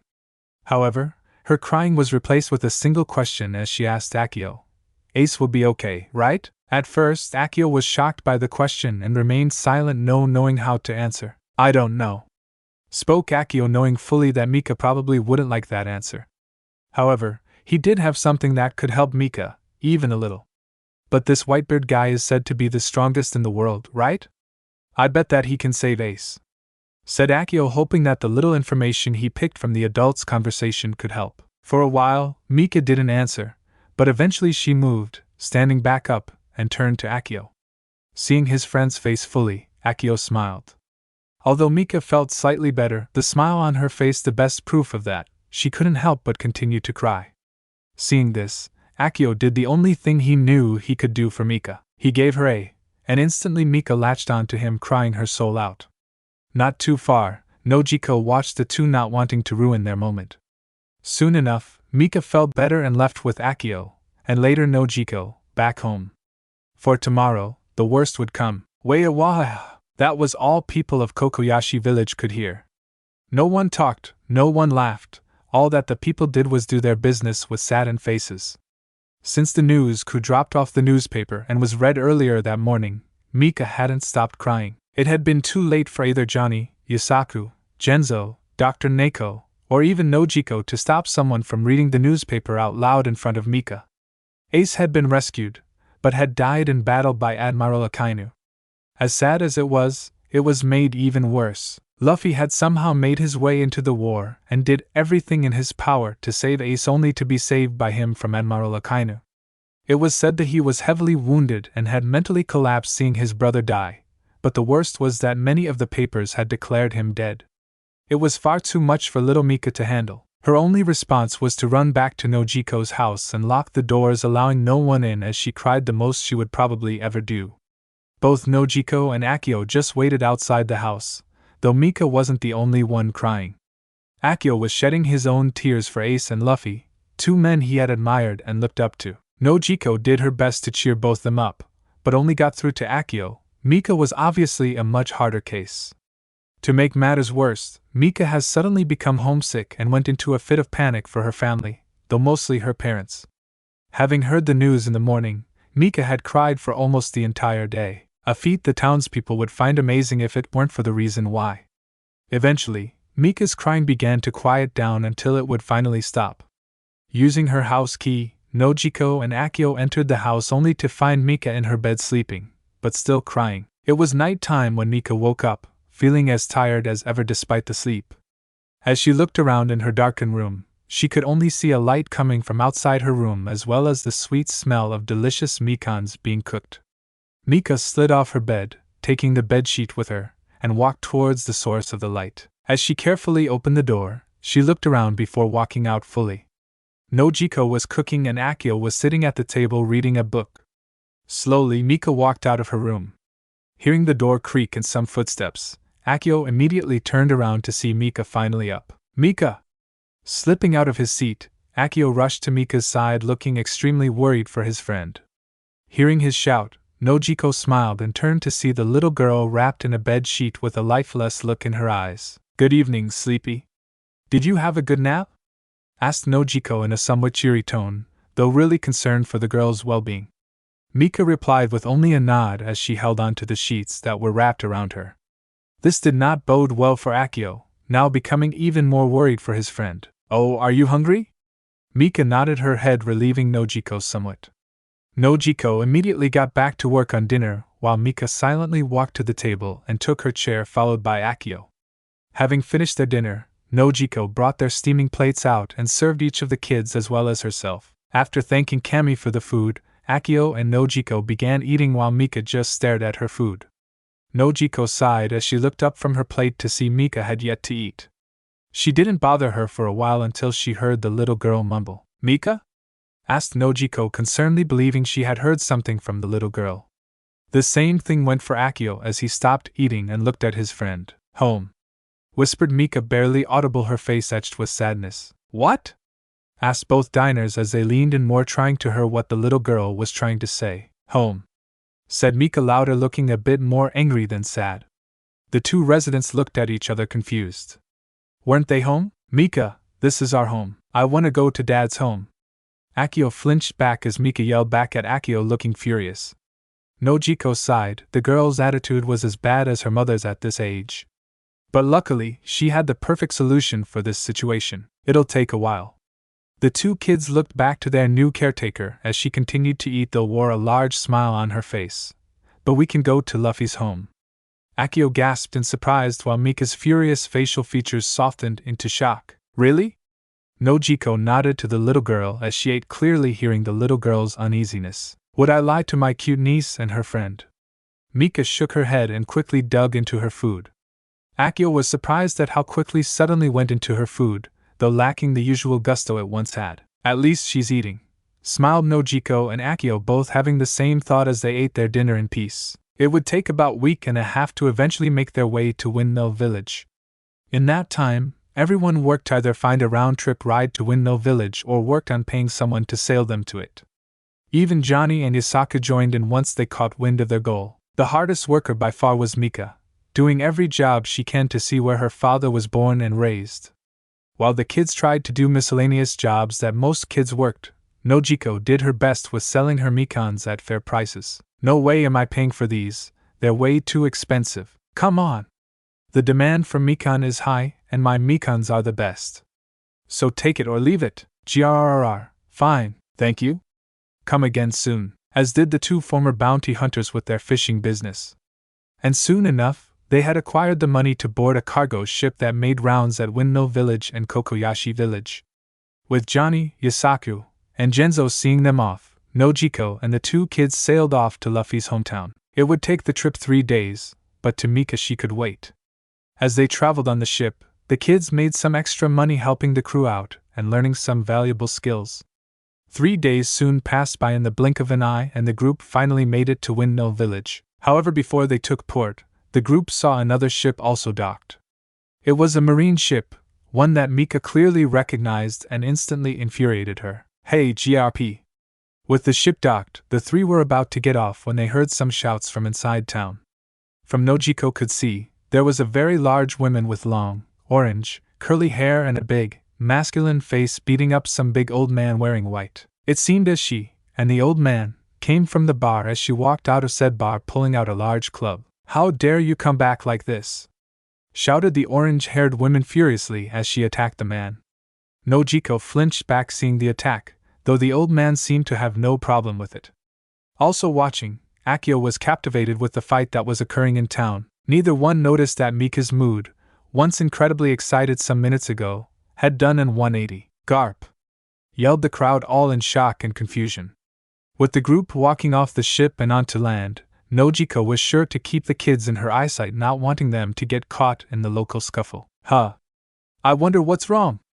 questioned Nojiko, not expecting an answer from anyone. Akio wasn't sure for himself, but currently Mika wasn't in a right state of mind. With her face hidden by her hair, her aunt and friend failed to see the of rage on the little girl's face. While Nojiko redirected Akio to side, she didn't notice Mika as she kept walking forward. "Mika?" Nojiko looked at Akio in confusion, then to Mika, or at least where she thought Mika was. Nojiko looked back to Akio as he seemed to focus on something.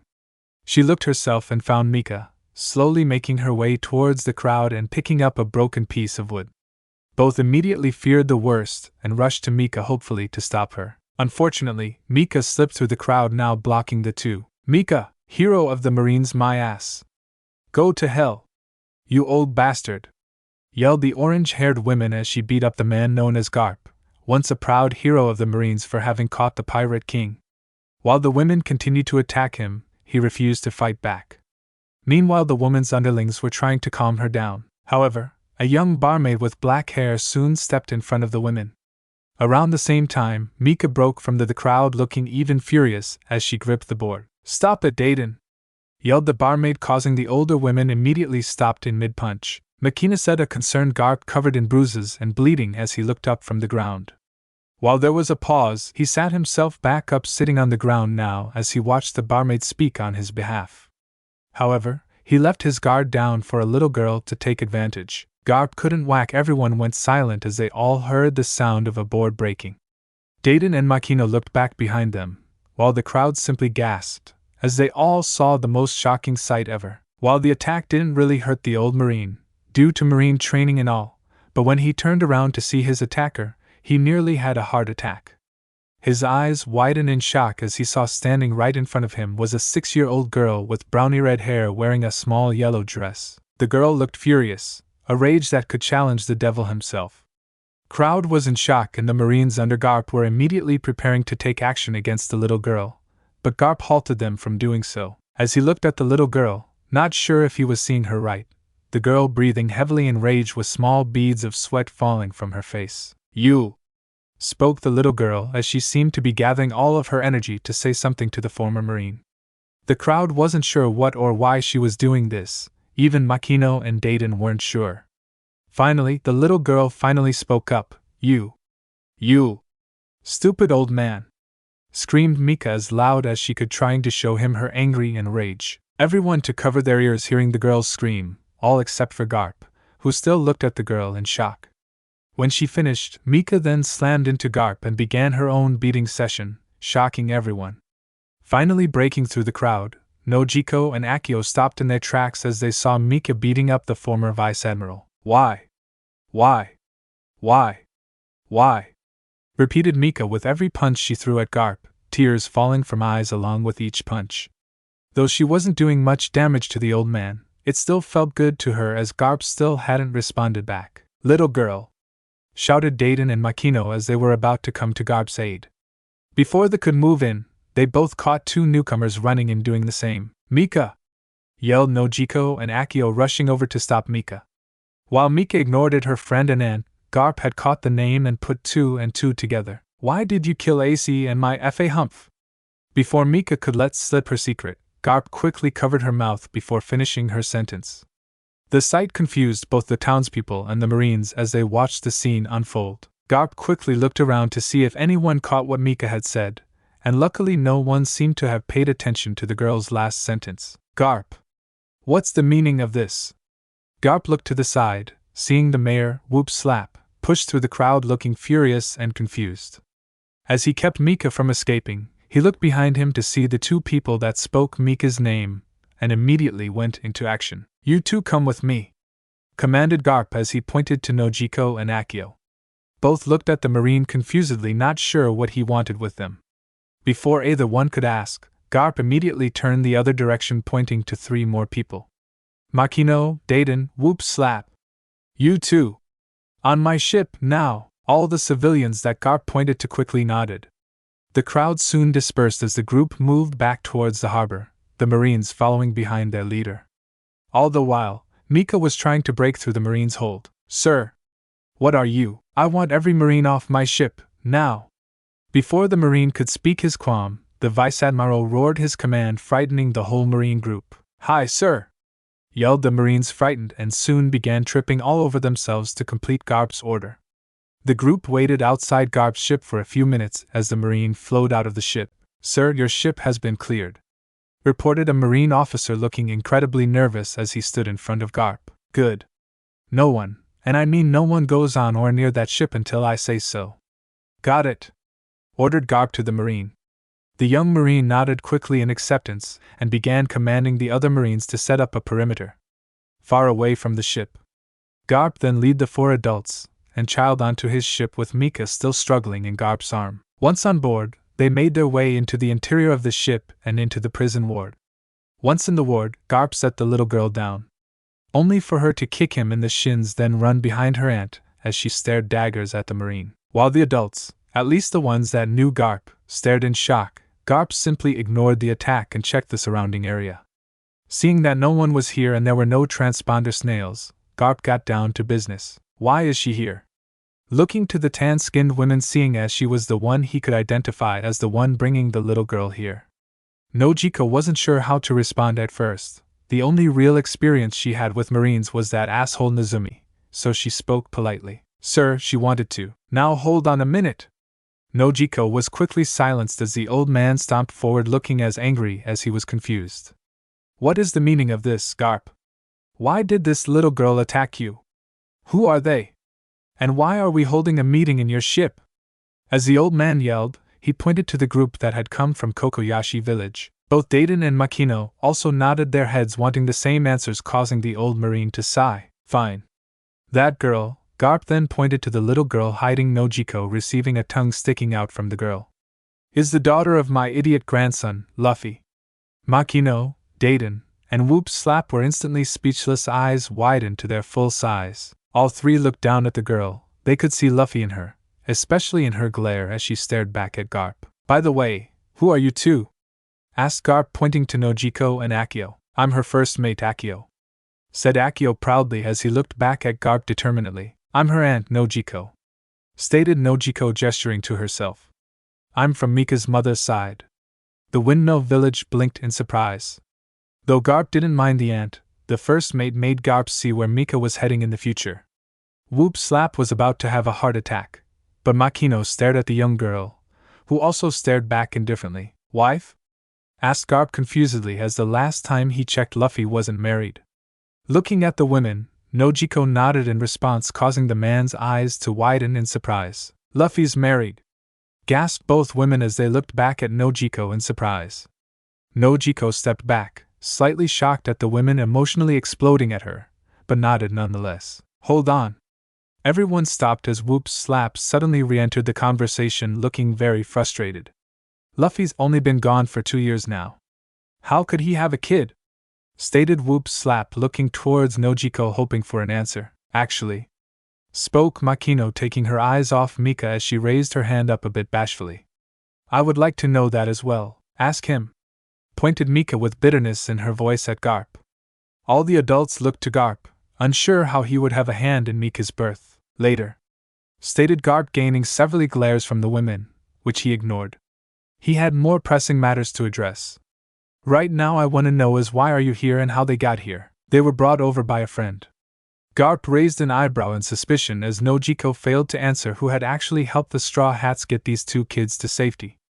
However, he shrugged it off since it probably wouldn't matter as Nojiko continued. And Mika wanted to see where Luffy lived. Hey, I guess you wanted to see your father's life, eh? Asked Garp as he looked down at Mika still hiding behind her aunt. Don't talk to her, you old fart! While Mika didn't reply, her glare was enough for her. Akio got in between Garp and Mika, acting as if protecting the girl.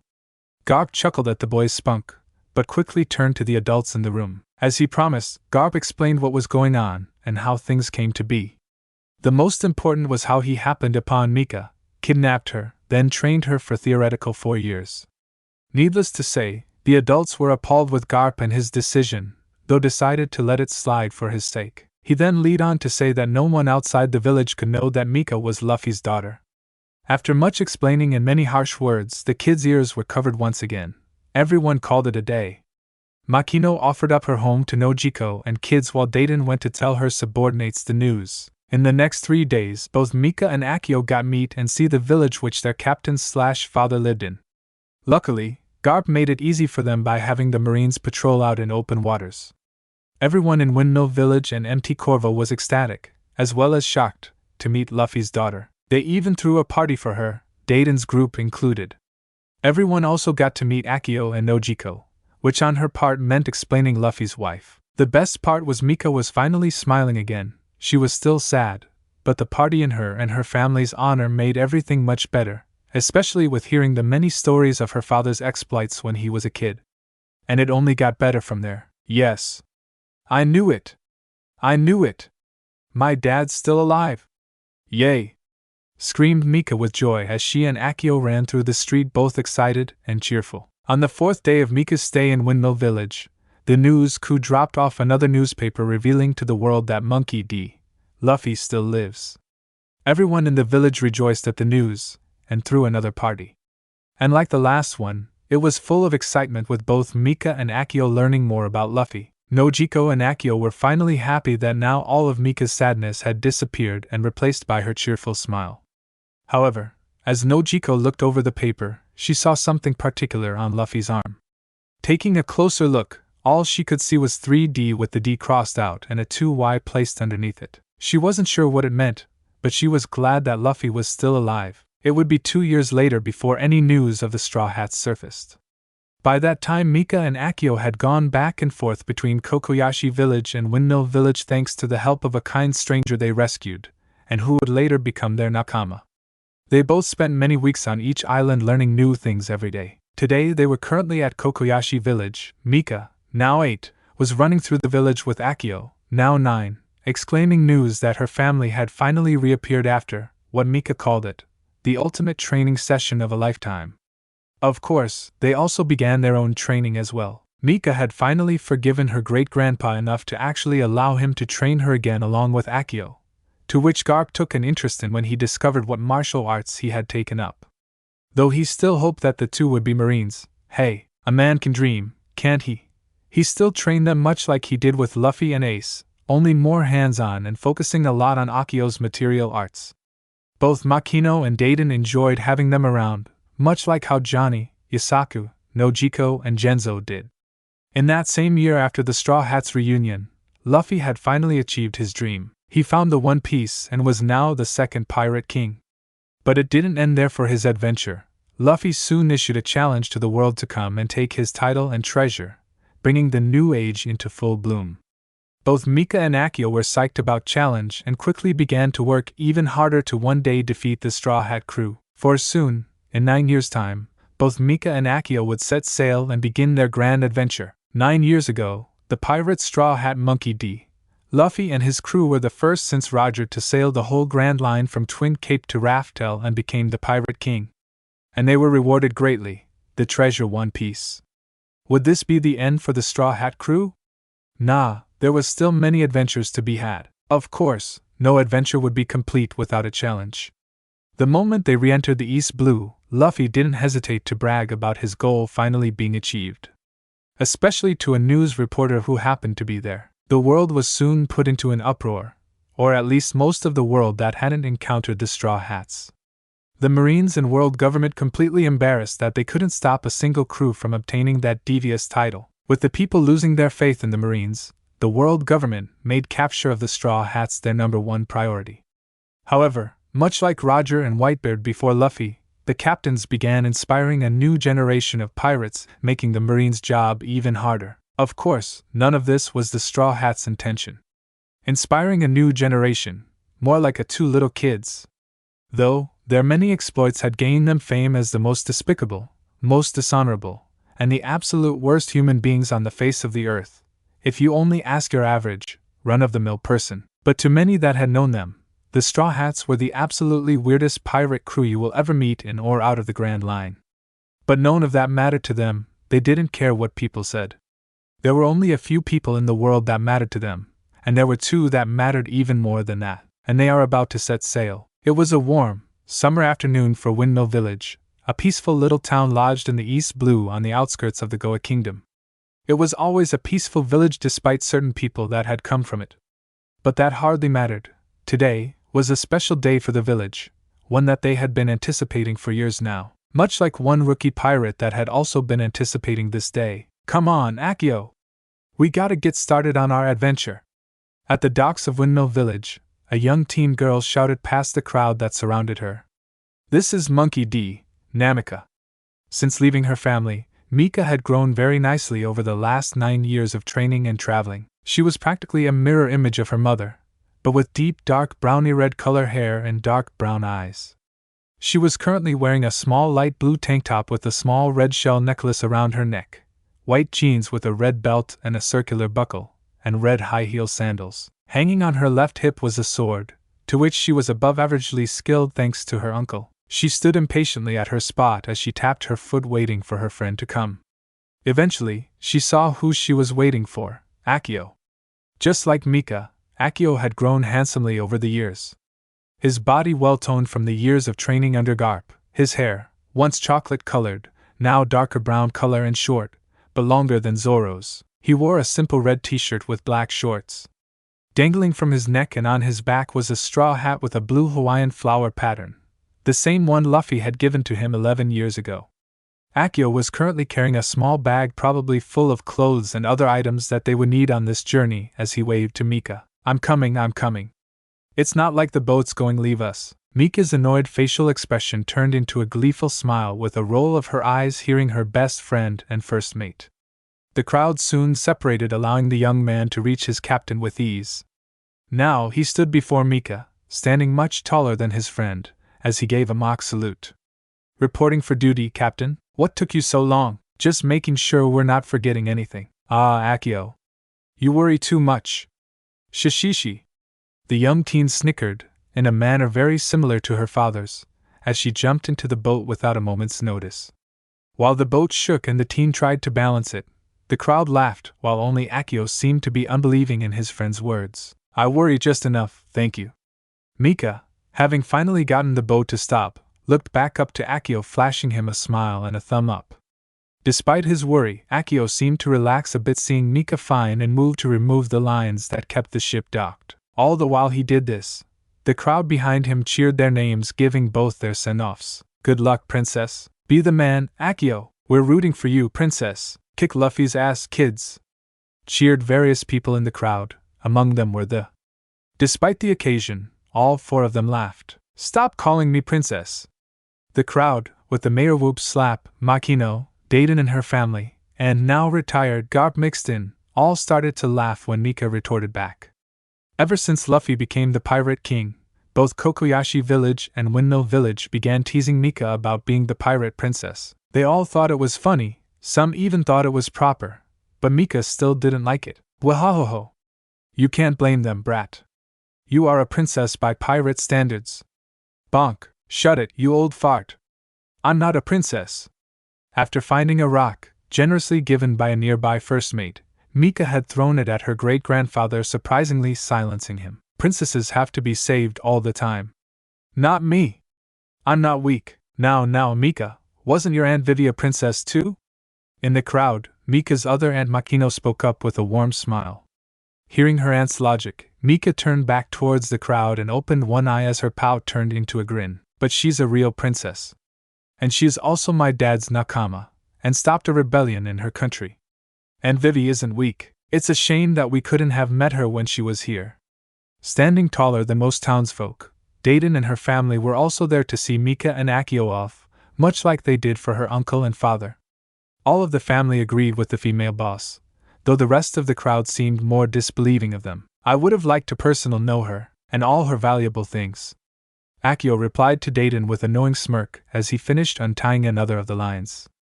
Many in the crowd, including Garp and Mika, chuckled at the comment towards the unusually friendly mountain bandits, to which the family was appalled with them believing that yet didn't deny it. Meanwhile, Akio had just finished untying the last rope, thus officially making them ready to go.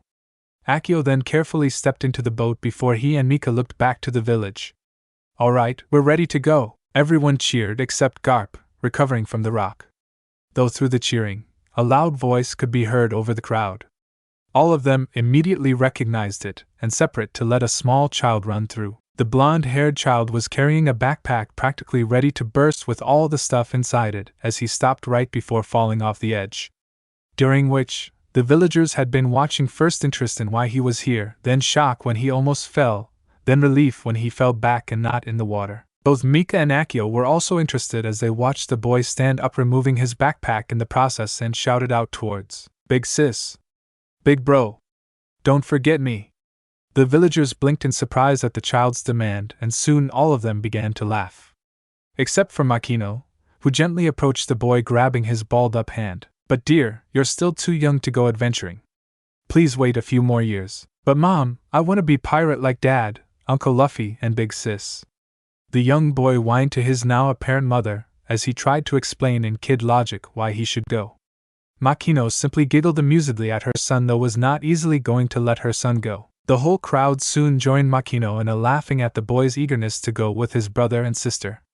The boy, however, was not happy with everyone's laughter and spoke up again. "Please Mom, I want to help Big Sis find the One Piece." "Shishishi. No way." The boy looked back to the small fishing boat, hearing Mika's comment.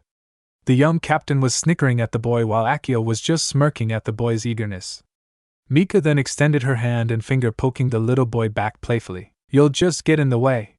This is only for big kids," says the 13-year-old. Mika looked over to Akio with an unamused glare while also sticking her tongue out at her first mate. On land, the whole village was in laughter over Akio's comment. However, the young blonde boy was still not pleased at not being able to join them. "But I'm strong. I've got a punch like a cannon." The villagers laughed even harder with the boy's comment. It was a very familiar phrase that was similar to a phrase one child kept shouting out a long time ago. However, neither the kid nor the teens knew why, but this didn't matter to the mother. "You are not going Akai, and that's final." Makino spoke up sternly, making the young boy gawk towards his mother. Lucky for Makino and the soon-to-be pirates, the boy pouted, having finally given in to his mother's request. Makino contently sighed, seeing as his son was listening to her, while behind her one old man was chuckling to himself. "Don't worry, brat, they won't even make it out of the harbor." Mika and Akio looked towards the aging former vice admiral, not amused by his lack of faith in them. Of course, they expected as much from their teacher, who kept trying to persuade them to join the Marines despite not being a Marine anymore. And like always, they always declined him. "If my dad could do it, so can we." Mika spoke with confidence, much like her father, but also like she knew something. Garp had taken notice of this, but just shrugged it off as youthful optimism. At this point, Garp pulled a bag from behind his back. It looked to have something heavy inside, yet tossed it to Akio. The teen male stumblingly caught the bag, though looked at the old man confused. "It's for training." Garp spoke nonchalantly as he picked his nose with his pinky. Akio was still confused as to what it was until he peeked inside. His eyes widened seeing what was inside, while Mika was trying childishly to also see what was inside. Shutting the bag, unknowingly stopping Mika from seeing the contents, Akio sent the old man an appreciative smile. "Thanks. Just remember, nothing is stronger than using your actual fists. These are for training." What is it? What is it? What is it?" Not liking being denied a peek, Mika was trying to open the bag again only for Akio to take it away from her. This went on for a while, making all the villagers and bandits laugh at the cute scene before them. Garp, on the other hand, was still being serious and rock solid as he watched the kids. You could still be Marines, you know? The villagers stopped laughing hearing Garp's comment just as Mika and Akio stopped their childish antics. The villagers were very aware of Garp's persistence in getting the two teens in the Marines, much like he did Luffy and Ace. All of them looked to the rookie pirates as they suddenly went into a burst of laughter at the old man's suggestion. I can't become a pirate queen as a Marine. That's stupid. Why should I have to work my way through the ranks, when I'm already a first mate? They got you there, Garp. Dayton instantly began laughing, finding the teen's comments truly hilarious. She was soon followed by her underlings and the villagers, all laughing at Garp's expense. The aging man didn't mind. In fact, he himself seemed to be grinning to the comments. Definitely like your father, even the same response, somewhat. Sure. Keep quiet. We don't want the Marines already on her, do you? The always grumpy Mayor Whoop Slap immediately began shouting even louder than the crowd. Of course, there was somewhat right, though the closet Marine ship was probably half around the island by then. You're the loud one, Grandpa Whoop Slap. Akai quickly spoke up, making the villagers laugh out again at the boy's comment. The old mayor just huffed grumpily only to hush the crowd again. This time the crowd shushed, but still kept yelling out goodbyes and good lucks as the two teens began to drift out to sea, while everyone waved and shouted. Whoop Slap also waving goodbye sighed as he spoke to Garp somewhat indirectly. Geesh, Garp. Why is it that everyone in your family always seems to make such a big commotion in the world? Hey, your guess is as good as mine. That's just what makes them interesting. Right, Dayton? Hearing their conversation, Makino joined in their conversion while also including Dayton. When she turned to the large women when addressing her, she was bawling her eyes out while her men supplied handkerchiefs to her. Why, those kids will go Feyrar. Bye everyone. We'll come back after I'm the pirate queen. From the drifting fisherman's boat, Mika was waving energetically to slowly shrinking crowd. Akio was waving as well, but he kept a more calm and cool attitude while doing it. Bye everyone. Next time you come back, I'm joining your crew whether you like it or not. Akai shouted out towards the rookie pirates, confident in his statement in being one of their nakama. Of course, this could only be done if his mother allowed it, which she sure wasn't if they come back in 2 years. Knowing this, Akio and Mika didn't reply, only giving the kid a wave while chuckling to themselves. Soon after, a few minutes out, the crowd was still waving to the two.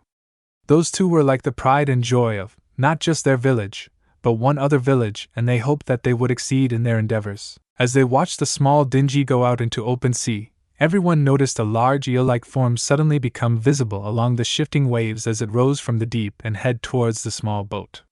Makino and Whoop Slap were the first to identify what it was. Oh no. What? Akai looked between his mother and the old man, confused at what they were seeing. He then heard a very hearty chuckle come from behind him and turned to see the former Marine grinning in anticipation at what was about to happen. Ah, good, their first test. I was wondering when he would come out. Everyone but Dayton seemed taken aback by the statement.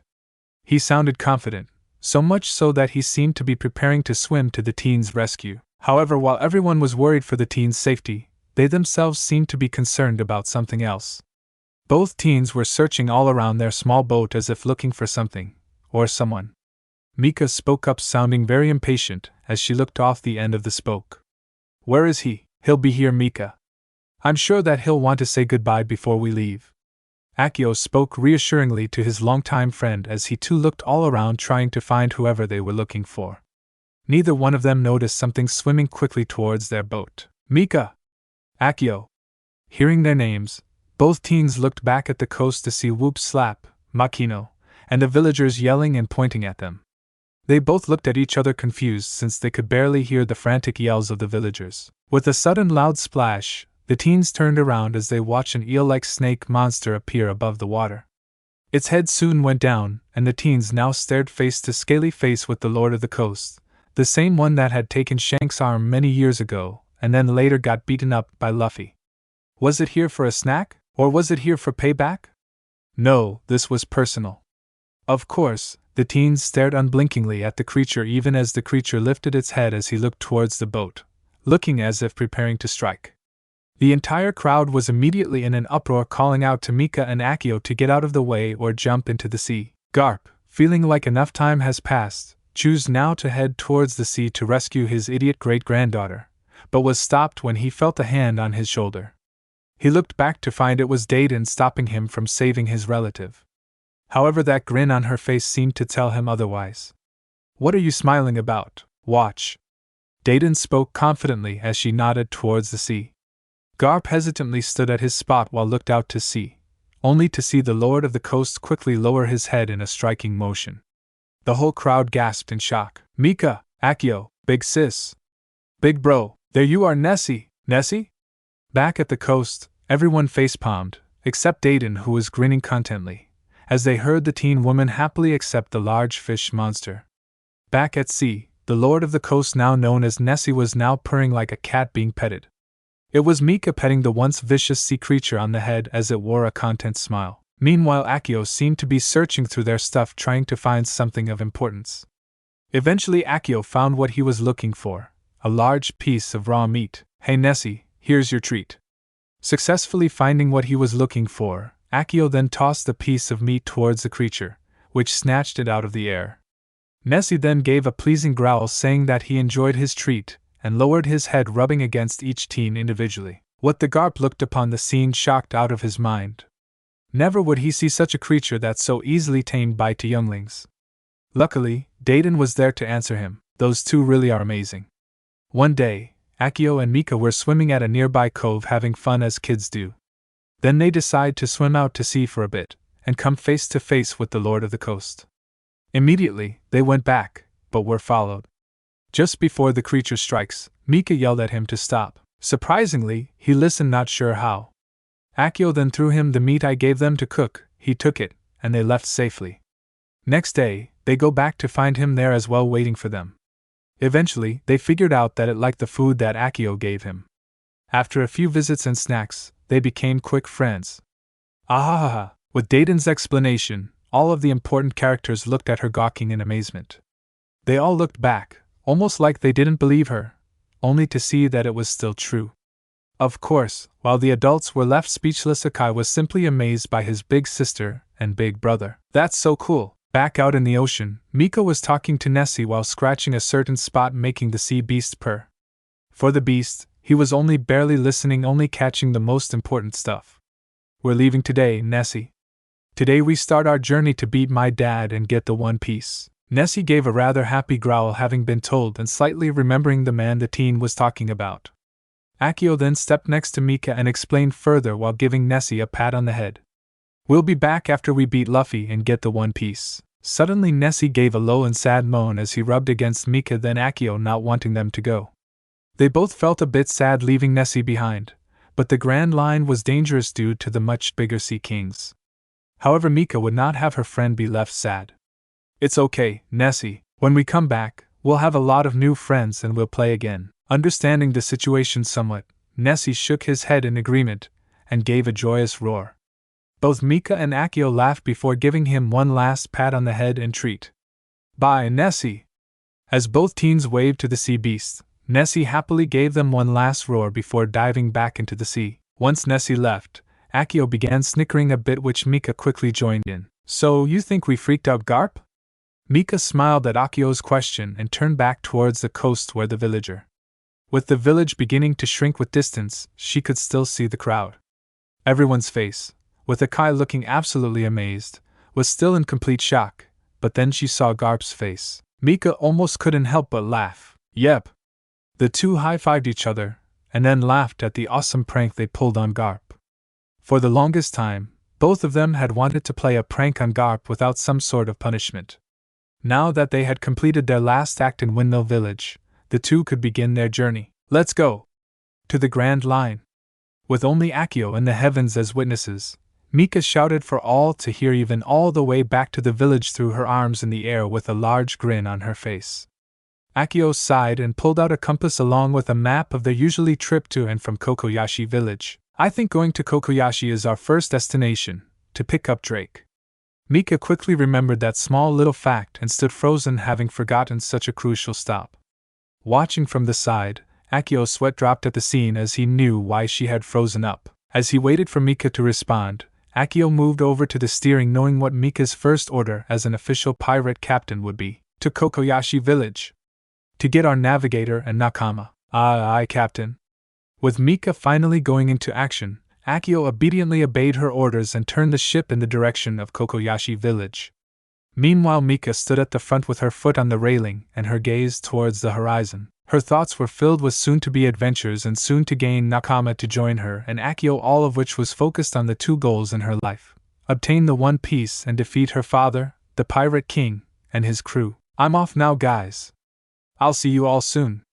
With this thought in her mind and her will strong, it would seem that fate would push her forward as the wind picked up, sending the ship sailing faster towards their destination. Akio wasn't sure how, but since they were lucky to catch such a breeze, why question it? But the wind would do more than just that. In a faraway place surrounded in mist, a single brig sloop-type ship with a figurehead shaped like lions/sunflower/sun sailed from the island. On the deck, various figures in size and shape stood around the deck with crossed arms and experienced and hardened expressions. They all remained silent as they sailed until an unusually strong wind picked the sails and pushed the ship faster. All the members of the crew found this curious, and looked over to a woman with long wavy hair taking a particular interest in the wind herself. That's odd. It just came out of nowhere. The crew seemed to share glances between each other, not sure how to take this information. However, a distinctive brought everyone's attentions forward as they looked at a single man in front of the helm. He wore a black overcoat, and wore a hat that had become famous or infamous the world over and was the symbol of this crew, a straw hat. As they continued to sail forward, the sunlight began to break the fog apart everything they ship as the Thousand Sunny of the infamous Straw Hat Pirates. And it was their captain, wearing a large grin, turned to his crew as they all wondered what was on his mind. Isn't it obvious? You'll have to tell us, Captain. A black-haired woman spoke up, though she wore an almost knowing smirk, having guessed what her captain was thinking of. The crew seemed to agree with her, as they all urged Luffy to speak his mind about why the wind suddenly became so strong. Luffy only chuckles his ever-distinctive laugh and looked to his orange-haired Nakama. Nah, his orange-haired wife and lover of some years now, like she would now as well. Nami took notice of this and stepped forward, still unsure what her husband and captain was trying to say. Luffy, I think she has started her adventure now. Back in the East Blue in the open sea, a small fisherman's boat was saying, tried and true, carrying 2 passengers aboard it. It had been hours since Mika and Akio left Windmill Village for Kokoyashi Village, and so far it was only smooth sailing for the starting pirates. Something Mika couldn't handle. As the dinghy sailed, Mika was hanging her head off the side of the ship, hoping for something exciting to happen. But instead, she was reduced to annoying Akio with her complaints. Boring. Akio didn't answer. Boring. Akio still didn't answer. Boring. Once again, Akio still didn't answer. He still kept his nose in the map, not giving in to Mika's complaining. That still didn't stop her from continuing. I'm bored. Finally, tired of being partially ignored, Mika brought her head up and shouted to Akio her complaint. Akio, now beyond annoyed, was scrunching up the map ready to snap. And what do you want me to do about? Trying his best to keep his temper in check, Akio calmly though very angrily spoke to Mika, bringing the map down from his face. Mika wasn't exactly fond of his attitude, but she wouldn't let him stop the fun. I don't know, find us a whirlpool or something. That's how Dad started his adventure. With Mika's casual suggestion accompanied with her excited energy, Akio could help but find it wrong on many levels. But he knew who he was dealing with. For the last 9 years or so he did, so he tried to communicate how bad that idea was. Our adventure would end as fast as it started. If we do that, you're no fun. Mika puffed up her checks in a cutesy manner, not liking her fantasy adventure being halted. Akio recognized the pout, but only found it funny as it was something Mika did when she didn't get her way. Luckily, such things did not work, but he did not like being called no fun. I'm fun. I just suggest fewer things that could kill us. You mean like we went to Nessie's Cove for the first time? Akio gagged and blushed hearing Mika recalling the events that had led to them to befriend the Lord of the Coast. Mika snickered, seeing as she caught Akio by surprise and now had the advantage over her childhood friend. It turned out well in the end, didn't it? Mika burst into laughter hearing Akio retaliate to her comment, even though it was true. Akio glared on the girl with much hate, almost hoping karma would pay her back in some way. Eventually everyone calmed down, and silence enveloped the rookie pirates. As Mika slumped against port side of the boat with a bored expression looking out to sea, her mind began to wander as she began thinking of other things that could make this adventure. And she had no intention keeping it so herself. Ugh, I wish something would happen, like a storm. That would cool. Please don't say things like that. Mika sighs hearing Akio put down her wishful thinking and returned to staring out to sea in discontent. As Akio returned to checking the map and compass, almost like an act of God, or rider, a loud thunder boom was heard in the distance. Both teens picked up their heads and looked towards the north in interest. There slowly encroaching upon them was storm clouds. Immediately Akio cursed their luck. Damn it, Mika! Just minutes later, the teens' boat was caught in the storm. Akio did everything in his power to try and keep their stuff from going overboard, throwing most of it all in the small cabin of their boat. Mika, on the other hand, was like a little kid in a candy store. She was enjoying the storm like no tomorrow. Akio was lucky even to get some of her help, but with each wave that came crashing down upon them, she just laughed. It really annoyed Akio, but he would expect nothing less from Mika. Fearless in the face of any danger, the storm tossed them all over the sea, and for Akio all hope seemed lost, while Mika was still having too much fun. Struggling against the storm, Akio peered out to sea and spotted an island not too far in distance of their starboard side. They were saved. Mika! Akio tried to reach Mika, but was easily drowned out by the wind, rain, and thunder. And if speaking honestly, she was probably not even listening anyway. Mika was still being her usual self, meaning she was enjoying the aspect of a challenge, but Akio knew that he needed her to listen to him. He tired once again to gain Mika's attention, yelling even louder, "Mika, yay!" Akio had finally gotten his captain's attention, though she was still taken in the excitement of the storm. She turned towards him with an overjoyous grin, only proving to Akio how confident or reckless his friend could be and was. To which, Akio's sweat dropped at her attitude during such a dangerous situation. Okay, after this I'm definitely have to teach Mika about the difference between danger and fun. What is it, Akio? We need to get out of the storm before we wreck the ship. I see an island on the starboard side. I think we should head towards there.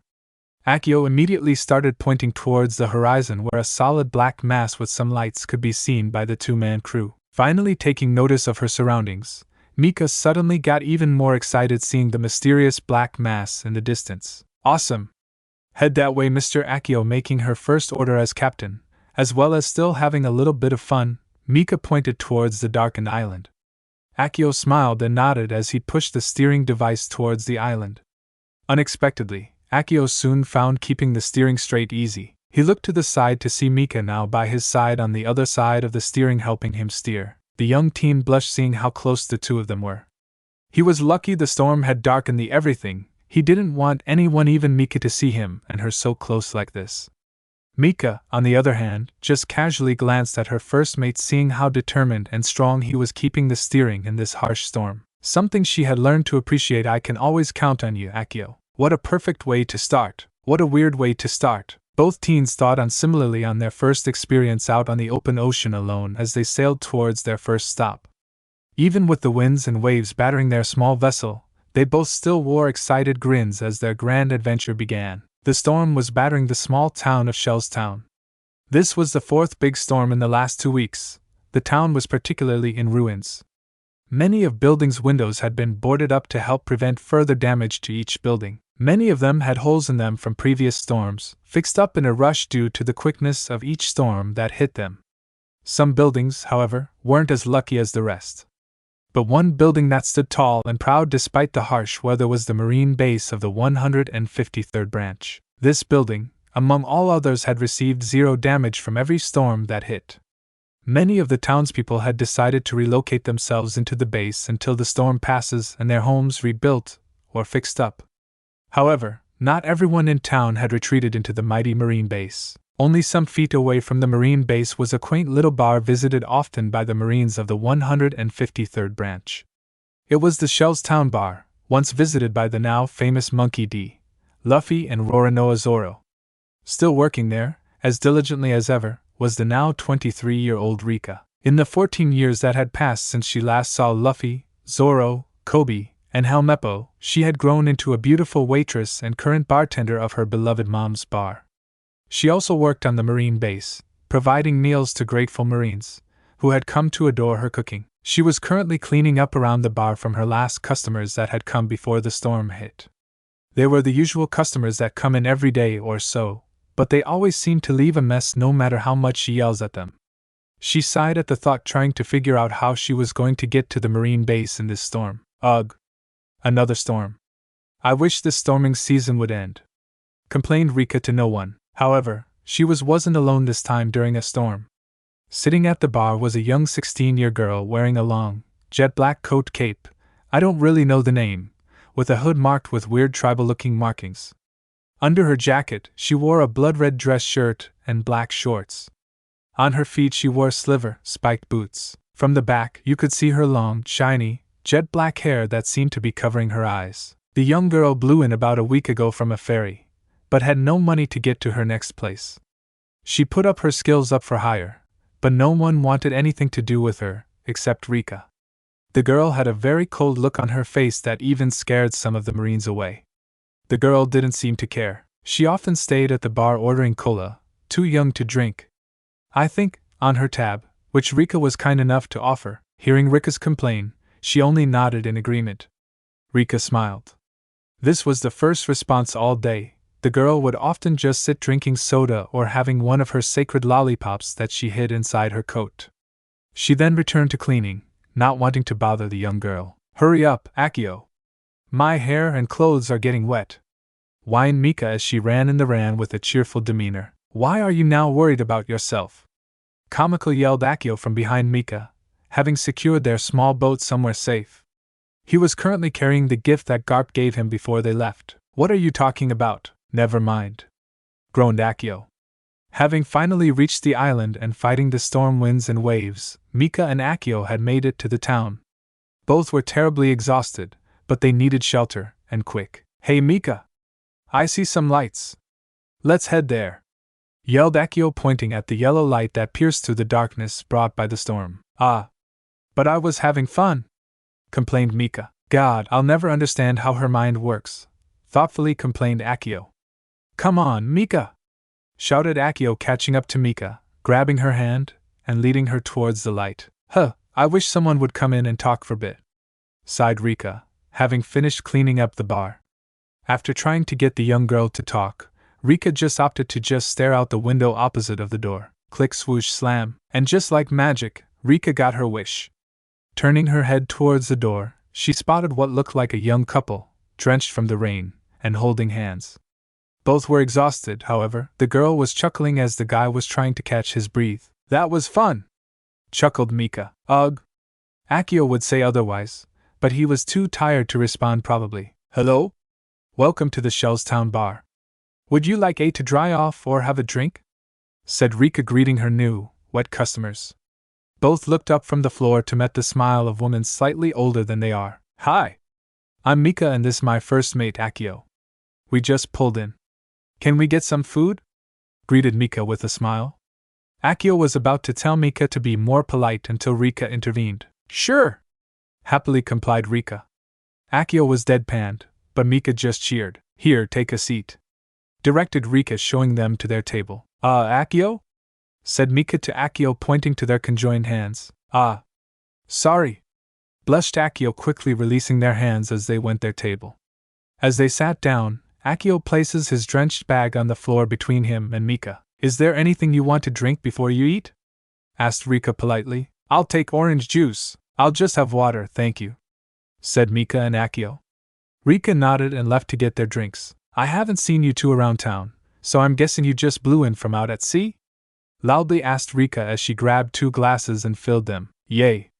We had just set out when an hour later the storm hit, said Akio as Mika seemed interested at the girl at the bar table. Oh, really?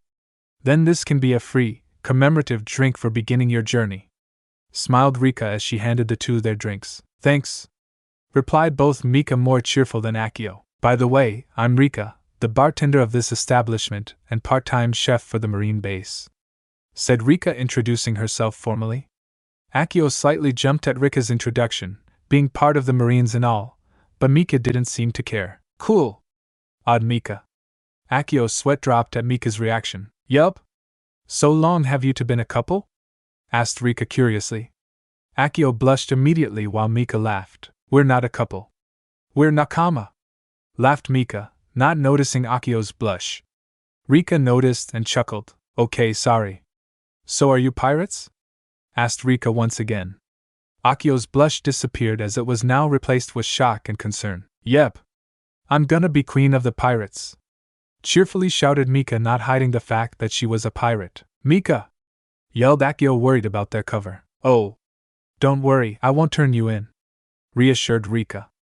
Akio looked at Rika confused. You two look like rookies and only rookies ever come by here.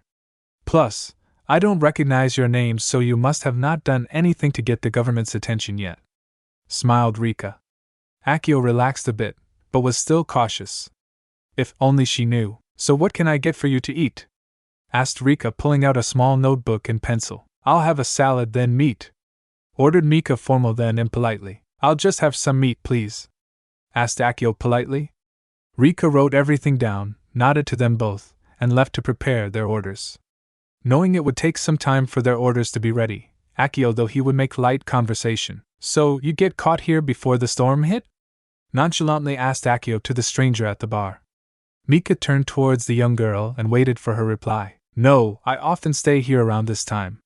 Spoke the young girl, who turned around to reveal her black eyes slightly covered by her hair and a motionless face with a lollipop in her mouth. Wow! Do you have any more of those? Said Mika, wanting a little sweet appetizer. No, said the girl coldly. Then the girl spat out the stick into a nearby trash bin and reached into her coat to pull out another one in orange. Liar! Accused Mika, childishly pointing at the new sweet. So? I don't have to share, said the girl childishly and unconcerned about Mika's accusation. Come on, please share? Begged Mika to the girl, bringing her hands together in begging motion. Akio couldn't help that both seemed so childish. Only if you can beat me in darts. Compromised the girl as she picked herself out of the chair, moved to pick up a nearby dartboard, and hang it on the wall opposite of the bar. Sure! This will be fun. Smiled Mika, as she too got out from her chair and followed the girl. The girl then handed Mika 5 darts with blue bottoms and feathers. The rules of the game: get the most points and win a lollipop. Much like a festival game. Heh, thought Akio, looking at the two girls. Mika seemed to be trying to throw all 5 at once. The girl next to her just smirked. Having finally gotten ready, Mika threw all 5 the darts. 1 hit outside the dartboard, 2 had gotten in the outer circle at 3 and 4, another 2 were inside the first inner circle at 8 and 1. That was a total of 16 points. Mika smiled at her success. Impressive. I thought that all of them wouldn't even make it in. Joked the girl. Thanks, smiled Mika, missing the jab at her skill. By the way, what was your name? The girl smirked, but didn't answer. Instead, she grabbed her 5 darts, pulled out a weird-looking old-fashioned pistol-like gun, and stuck all 5 in it. After loading, she quickly took 5 shots without once looking away from Mika. What happened? Gasped Rika, having heard the gunshots and was hoping there wasn't gonna be a fight. No one answered. Both Mika and Akio were shocked to see the board. All 5 darts had landed in the innermost circle at 5 highest numbers on the board. I'm Selena, the top gunner in all of the East Blue. Smirked Selena as she put her pistol back into her side holster. Only one thing went through Akio's mind: this person is dangerous. While Mika's had another thought: she's perfect. Meanwhile, Selena went to clear their game and check for damage. As she inspected, she was quite shocked. She expected her darts to have gone through the board, but Mika's also went through the board and made an even bigger indent in the wall than her own shots. Granted, I did weaken the firing power, thought Selena as she mentally reassured herself. However, when she reached the one dart that had not made it the board, she found that it not only penetrated into the wood, but the metal tip made it to the other side. This wood was at a half-inch thick. It would take an actual bullet to go through it. Sorry for the damage, Ms. Rika. Just put it on my tab, said Selena to Rika. Finally calmed down, Rika smiled and nodded, then returned to her work. After cleaning the mess, Selena approached the 2 teens. You're not too bad. Most would have missed completely from how you threw them, said Selena, gaining Mika's attention. I'm not that good, but Akio is way better at darts than I am. I should have let him do it. Sighed Mika, depressed that she would not be getting a sweet. I'm not that good myself. Smiled Akio, humbling himself, as he scratched behind his head. He then looked at Selena. That was rather curious thing you did there. Is your gun suited for darts? No, my gun is specially made by me, to handle any number of my special ammo. Smirked Selena with an air of pride. Wow! You have special ammo? Said Mika with amazement in her eyes. Yep. I've made all kinds of bullets for any situation or opponent. That's why I'm the top gunner of the East Blue, shouted Selena with confidence. Akio was fairly impressed. That's it, I've decided, stated Mika, beaming with excited energy. Decided what? Asked Selena expressionlessly, but confused. Akio, however, knew what was coming up next. You're gonna join my crew and be the sharpshooter, exclaimed Mika. Selena was shocked. Akio just watched to see what would happen next. Whoa, whoa, whoa. I never said I'd join your crew, angrily shouted Selena at Mika. Come on, I'm gonna be the queen of the pirates. And I need the most skilled people to help me. No! First off, I'm not joining your crew. Secondly, to be the pirate queen you would have to face the strongest of pirate crews gunning for the king than the king himself. To do that you would have to sail the Grand Line to search for both him and the One Piece. It's an impossible goal, shouted Selena cold-heartedly. Mika wasn't amused. That's why I need you. With you in our crew we could have so many adventures and beat anyone that comes our way, exclaimed Mika as she pumped her fist in the air. No! I have my own plans. I don't need you guys, firmly stated Selena. With that, Selena left the two nakama at their table and sat back at her usual spot, spitting out the stick, and replacing it with another lollipop, this time red. Mika just sat back down at her seat to await her order, giving off an angry, but determined look. Just let her go, Mika. There will be others, said Akio, trying to reassure Mika. Selena gave a small laugh, like they would find someone as skilled as her. No. I'm not leaving this town until she becomes one of our nakama, said Mika with determination, halting any attempts that Akio would try to convince her otherwise. While Selena didn't show any signs of concern, she did like the older girl's guts in wanting her. But she had different plans, and she didn't know these people well enough to trust them, especially Mika. What kind of strength do those two have? A few minutes later, Rika came out with their orders.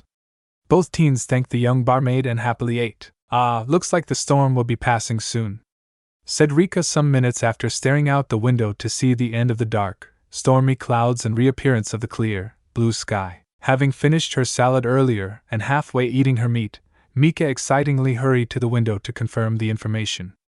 Upon rushing up to the window, Rika heard a loud bonk on the windows. Looking to her left was both Mika and Selena, both with childish smiles, seeing the storm finally pass. Then Selena realized who was next to her, and quickly returned to her seat, giving Akio a good laugh. As Selena returned to her seat, Rika caught in her sights something very interesting. That's an interesting necklace you have there, Mika. Rika then pointed at the red seashell pendant hanging from a silver chain. Oh, this, said Mika, holding her pendant firmly. This seashell is nothing special, it's what's inside that really matters. Really, why? Questioned Rika. Selena also seemed curious about the red seashell pendant as she carefully listened on. However, Akio had other plans. Mika! Don't do it, said Akio in a serious tone. Both looked at him as if was hiding something. Oops. Sorry, I can't tell you, because then we'll be in trouble. Big time. Sighed Mika. She always hated keeping her family a secret, but as many of her parental figures and family themselves had said, it's too dangerous to go around shouting out her true name. That's okay. I bet it's very important to you, smiled Rika, showing no ill will towards Mika, leading her on. The same could not be said for Selena, who was becoming more frustrated by the second. As the storm clouds finally began to disappear, Shell's town was soon repopulated by the locals. Many of them were coming from the marine base, being directed by the lower-ranked marines to their homes. Many were joyful, others worried, and the rest just wanted to continue on with their day. Many of the townspeople began inspecting the damage this last storm had caused. Luckily, nothing serious was damaged. Many took this as a good sign that the storms were becoming less frequent, or at least less powerful. As many people returned to their lives, one such group of fishermen began heading back to the docks ready to catch some good fish. As they reached the docks, they were soon met with unexpected. Off in the distance was a fairly big ship that looked tattered and was barely floating. However, what caught their eyes was the flag they flown, a pirate flag, but not just any pirate flag. This flag's Jolly Roger had an oval-like skull with a metal jaw with the words "Mao" crossed off with the usual crossbones, except the top left bone was replaced by an axe.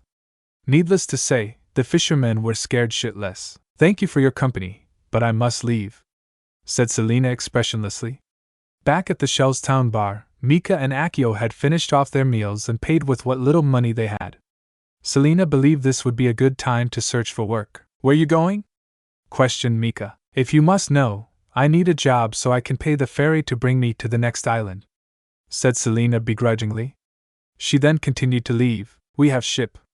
We could take you along, free of charge," said Akio, throwing in his 2 cents. "Yay, then be forced to join you guys."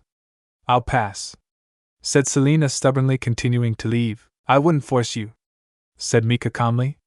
Selena still moved on. "Come on, think of all the adventures we could have." Still not interested. "You could meet strong people." Reaching out to the doorknob. "We could help you achieve your dream." Selena immediately stopped and turned to see Mika smiling confidently. "What makes you think I have a dream?" questioned Selena to Mika. "Everyone has a dream, and I know your dream is just as big as mine," stated Mika. Selena looked concernedly at her. How would she know what her dream is? Pfft, whatever. "I don't need any bow. He's back," said Selena until she was interrupted by a panicking townfolks as they ran towards the marine base. Everyone in the bar quickly went out to see what was happening. As all 4 stood outside, all the townspeople were in a mad rush to get to the marine base. Wanting some information, Akio stepped in front of a panicking middle-aged man. "Boy! Get out of the way, we need the Marines!" "Now!" shouted the man. "What's going on? Why is everyone panicking?" asked Rika as she walked to the side of Akio. "He's back. It's been 13 years, but he's back," mumbled the man like he had seen a ghost. "Who's back?" asked Rika. The man then looked grimly at Rika as if he was staring at death himself. "Morgan. Axe Hand Morgan. Marines! Move out! I want every man assembled and at the docks yesterday. Move it!" yelled Marine Captain Ripper. Every Marine was running throughout the base arming themselves for the upcoming battle. Each Marine had a look of determination, but also fear. If he really was back, then it was possible that he would want revenge or even want what was once his. None of them wanted that, and they knew that people of Shellstown were counting on them to protect them. Meanwhile, at the front of the base, the townspeople were in a panic. They needed them to hurry. As bad as the Marines had it when he was a captain, the people had it worst. They remembered the fear of one of their own executed for nothing, being oppressed, and the lack of faith they had of the Marines at the time. They couldn't return to that. "Look! It's the Marines!" cheered a random town person. Everyone at the front calmed down and looked towards the execution field to see the Marines line up, preparing to move out towards the docks. "Yay! Thank goodness, the Marines will stop him!" cheered the crowd, showing their support. "Folks, please stay here while we take care of the immediate threat. This is official Marines business," commanded Captain Ripper to the crowd. They cheered in response, and the Marines moved towards the docks. "No, it can't be," gasped Rika in a state of shock. Meanwhile, back at the bar, the young adult and the 3 teens had received some disturbing news. The gentleman that had previously been there had left in a quick hurry, having given them their answer. "What's a big league pirate like Morgan doing here?" said Selena, dumbfounded by the news. "Who's Morgan?" asked Mika. Akio also seemed curious about this Morgan character. "You gotta be kidding me?" stated Selena. "You're pirates, yet you don't know Axe Hand Morgan. It's our first day, give us some credit," retorted Akio. Axe Hand Morgan used to be a Marine captain of this base about 14 years ago. He was a tyrant that abused his powers and the people, grimly stated Rika, answering Mika's question. Everyone took interest. "Why didn't any of the lower Marines call in about Morgan's abuse?" asked Akio curiously. "Believe it or not, he had been considered a hero for capturing Kuro of 1,000 plans," replied Rika. "But he resurfaced back up about around the same time, didn't he?" asked Selena, having heard of the famous captain of the Black Cat Pirates. "Yay, But he showed up after Morgan was removed from power by Luffy and Zoro, corrected Rika. Instantly, all three teens stood back hearing the names of the world's most notorious captain and first mate of the Straw Hat Pirates / Mika's dad and Akio's mentor. Wait! Are you saying that the king and the pirate hunter were here? Shouted Selena in amazement. Rika nodded. She then went into the story of when she met Zoro, Luffy, and Kobe 14 years ago. Throughout the telling of Rika's story, Mika's smile and Akio's interest grew. Go watch episode 2 to 3, Funimation version. I wish that Luffy and Zoro would visit. I really want to see them again. Sighed Rika, having finished her story. Needless to say, Selena was speechless. That's so cool. I can't believe you got to meet my DOF. Exclaimed Mika excitingly until Akio stopped her from mentioning the D word with a quick and light jab to the side. She means the Pirate King, corrected Akio for Mika, who was rubbing her sore side and giving Akio a glare. This action was caught by both girls, but Selena didn't care. However, Rika was curious. So now that Morgan's back, you think he'll want revenge? Asked Selena, returning to the previous topic. I don't know. Sadly questioned Rika. He's been out at sea for so long. If he wanted revenge, he would have gotten it by now. True, but he could need repairs, said Akio, throwing in his thoughts, which could lead to him wanting revenge. Neither Rika nor Selena liked that idea. Come on, Akio. That couldn't happen. Right. Densely stated Mika happily. That just made things worse. Well, time to get to work, stated Selena calmly as she spat out another lollipop, replaced with a blue one, which made Mika super jealous, and took out her gun. Work? Questioned Akio and Mika. Yay. Morgan has a bounty of 16 million belly. That's more than enough to get me a boat ride. Plus, I bet this town will pay extra for me kicking his ass. Grinned Selena as she loaded her gun. What? Yelled Mika and Rika. I know you're the best gunner in the East Blue, but you shouldn't underestimate Morgan, warned Rika. Pfft. This will be a piece of cake. See ya, shouted Selena as she began running towards the docks, leaving the group behind. Both girls stared at Selena as she disappeared into town. Meanwhile, Akio casually walked into the bar with determined look in his eyes. I hope she will be okay, worried Rika after some minutes of silence. Don't worry, she'll be fine, comforted Mika, giving Rika a confident smile. You think so? Nope, smiled Mika. Rika's sweat dropped at her comment. Come on, Mika. Let's get going, shouted Akio from the doorway. Both girls looked at the door to see Akio with his arms crossed and hands now donning 2 dark blue boxing gloves. Cool. Where did you get those? Said Mika with excitement. Akio then raised his right glove to reveal the marine symbol on the knuckle. Gramps, gr'd Mika, grinding her teeth and showing her clenched fist. Akio nodded, but Rika seemed confused. I guess your grandpa wanted you to join the Marines? Asked Rika, trying to clear the air. Both teens nodded. Yeah, come on, Mika, said Akio. Mika, forgetting her anger, smiled and nodded in agreement. Wait.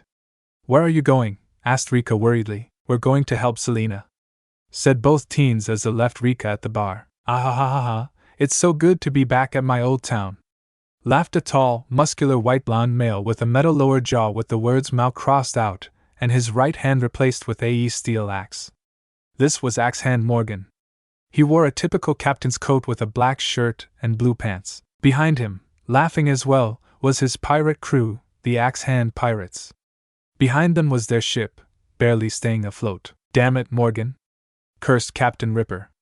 He as well as his men were surrounded by some of Morgan's crew that had slipped in before the main force arrived. All of them had their guns pointed at the small force of Marines, not allowing any of them to move. It's nice to see you too, Captain Ripper, replied Morgan, walking up to the crowd of Marines. What do you want, Morgan? Sneered Captain Ripper. Not happy to see your old captain again. Captain Ripper didn't reply. Anyway, that last storm battered my ship quite a lot, so I thought why not drop by and pick up some supplies. But now that I think about it, this would be nice to have my old base back. Grimly smiled Morgan, as did his crew, with a few evil chuckles added into the mix. You wouldn't, gasped Captain Ripper. Oh, but I would. Don't you think, boys? Shouted Morgan to his crew. Yay! The entire Marine Force's faces were now in fear. Here, boss, let me take care of this trash for ya, said a male crew member that was now standing next to Morgan holding a gun. Be my guest. The crewmate nodded, then moved close to Captain Ripper, pointing the gun straight between the eyes. As he was about to pull the trigger, the gun exploded in his hand, severely damaging his right hand. Stop right there, Morgan, yelled Selena some distance away from the pirates, but close enough to be seen. As the injured crew cussed up a storm, Morgan and the rest turned their attention to Selena. Well, if it isn't the top gunner of the East Blue. What a surprise, grinned Morgan smugly and cocky-like. What brings you to my old town? Oh, nothing much, stated Selena nonchalantly and calm-like. I'm just here to collect your bounty, pointing her gun straight for Morgan's head. Morgan only grinned. Head, not today, little lady, said a male voice to her right. Turned to voice to see that she was already surrounded herself. One on her right and one to her left, both pointing their guns at her. Shit, and I left my other gun back at the bar. Did you really think I'd come back to my old town unprepared? I sent some of my men in before we landed to surround the Marines, and a few more for extra precaution. Good job, men, shouted Morgan, still showing his smug grin. Aye, Captain, now get rid of her. Was this it for Selena? Was her hard work, training, and exploits all for naught? Will she disappear from history as the once top gunner of the East Blue? Will I ever stop asking questions? Mock jab. Not today. In the blink of an eye, the man on her right, once pointing a gun at Selena, was now flying straight towards his crew at high speeds. Selena looked towards the right to see Akio, now donning dark blue boxing gloves. Where did he come from? Thought everybody with shocked faces. Your turn, smiled Akio towards the other guy. Scared out of his wits, the man dropped his gun and started to run. As the man ran, he looked back to see the young teen gone. Too slow. Mock left. The man looked forward to see the teen only a few feet ahead in front of him, who then came into contact with a mighty force from the left and went flying into a building. By everyone's standpoint, the boy didn't even move. Once the man had been moved from Akio's path, he ran up to Selena. You okay? Selena, still and bewildered, nodded her head. Good, smiled Akio. He then began scouting the entire area from his spot, looking for someone. Hey, have you seen Mika? No, I've only seen you here. What? She ran ahead of me, she should have been here first. I'm right here. Both teens looked towards the voice. What the hell are you doing over there? Comically yelled both teens. Everyone's attention was then drawn to Morgan, who eyed to his left side, to see Mika cheerfully waving next to the big scary axe guy like he was an average person. The Marines were shocked, the axe-hand pirates were shocked, and even Morgan was in shock. When did she get here? Thought everyone but Akio, knowing full well how. Mika! Get over here, before Metal Mouth makes a move! Shouted Akio, pointing to Morgan next to her. When Mika heard, she turned to Morgan, still with a grim expression of shock, and gave him a blank stare. Who are you? Asked Mika as she whimsically tilted her head. Huh? What? You don't know who I am, stated Morgan, breaking out of his shock. Mika straightened her neck and shakes it no. I'm Axe-Hand Morgan, captain of the Axe-Hand Pirates, and soon to be ruler of this island. Oh, you're the guy that got beaten up by the king, said Mika, innocently pointing out Morgan's past failure. Everyone's jaw dropped in shock, while Morgan was just boiling mad. Why, you little? Angrily shouted Morgan as he lifted his right hand and tried to slice Mika in two. As he slashed downward, Mika disappeared from his sight and slashed the concrete. Although shocked by her disappearance, he quickly looked around to find her. Please don't do that. Looking back at the teens, Morgan saw Mika standing in front of the boy. Sorry. Didn't realize it was him. Casually apologized Mika, smiling and scratching behind her head. Whatever, at least you're here. How did you do that? Shouted Selena frantically. Oh, I studied mock boxing. The fastest fighting form in the world, answered Akio casually. Mock? Like speed? Akio nodded yes. So the kid can use some fancy fast boxing moves. So what? I still have more men. Smugly shouted Morgan as he signaled his men to surround the three teens. Hey Akio, can I have Captain Chop over there? Asked Mika, unconcerned about the pirates surrounding them. Sure. I want to try some new moves anyway. Agreed Akio as beat his fist. He'll cut you down before you could even lay a finger on him, stated Selena grimly as she loading her gun. Heh, someone like him can't beat someone like me. replied Mika in a casual, serious tone that seemed to give off a sense of higher standing. Don't get cocky, Mika, said Akio. Mika only smiled and then charged the encircling pirates, heading straight for Morgan. Good luck getting to him, said Selena, who looked at Akio to see him in standing position with his gloved fist pulled back under his chest. Akio! Now! Yelled Mika as she suddenly jumped towards the pirates. Right! Mock Road! Shouted Akio as he threw a double punch in the direction of Morgan. Suddenly, the first two men were hit by the high-speed punches that blew them and everyone behind them back towards Morgan. Acting quickly, Morgan avoided his men and they kept going until they hit a stone wall. There was now a clear path straight to Morgan, which was what Mika wanted. Landing gracefully on the new path, she began running between the shocked pirates towards Morgan. Grabbing her sword's handle, she removed it from its sheath and prepared to strike. You ready, Selena? Said Akio, returning to boxer stance. Yay! Oh, and call me Lena. Grinned Lena as she prepared to aim. Sure, Lena. Mock strike. Smiled Akio, leading into fast right punch at the closest person, and thus, Akio and Selena's battle began. Selena skillfully shot at those with guns, while Akio knocked out anyone that came near Selena. It was an incredible combo, one that will hopefully be used in future battles. However, back to Mika, she ran right towards Morgan, ready to slash, but was blocked by Morgan's axe hand. Hey, you're gonna need something stronger than that toothpick if you want to beat me. Grinned Morgan, thinking his opponent was weak. Mika cutely stuck her tongue at him, then jumped away from the axe blade and tried to attack his right. Once again, it was blocked. But she kept trying, however, all her sword movements were blocked. Finally, Morgan had enough. Take this, you brat! Shouted Morgan as he swung his axe downward on Mika. She tried to use the sword to block it, but the axe overpowered the sword and broke, causing Mika to fall back. Morgan took this opportunity and tried to strike again. Luckily, Mika skillfully flipped away from the oncoming blade and landed on her feet. Soon Morgan took the offensive and began slashing up the concrete in an effort to get Mika. However, Mika, with her slim body and honed skills, dodged each slash. Hold still. So. I can kill you, yelled Morgan with each slash. No way! Yelled back Mika, dodging the slashes. Suddenly, Morgan went for a side slash across the middle. Mika flipped, dodged his slash, and kicked him square in the jaw. As Mika landed, Morgan's immediate action was to recoil in pain, and so the back of his right arm came slamming into Mika's side. The force of the blows sent Mika straight into a building. Ow! That hurt! Yelled Morgan in pain. Wait! What? My jaw is made of iron, how could it be hurt? Thought Morgan, when realized that someone was missing. The little girl. Looking around, he saw the new hole in the wall and smiled. That'll teach ya. Hey, how is Mika doing?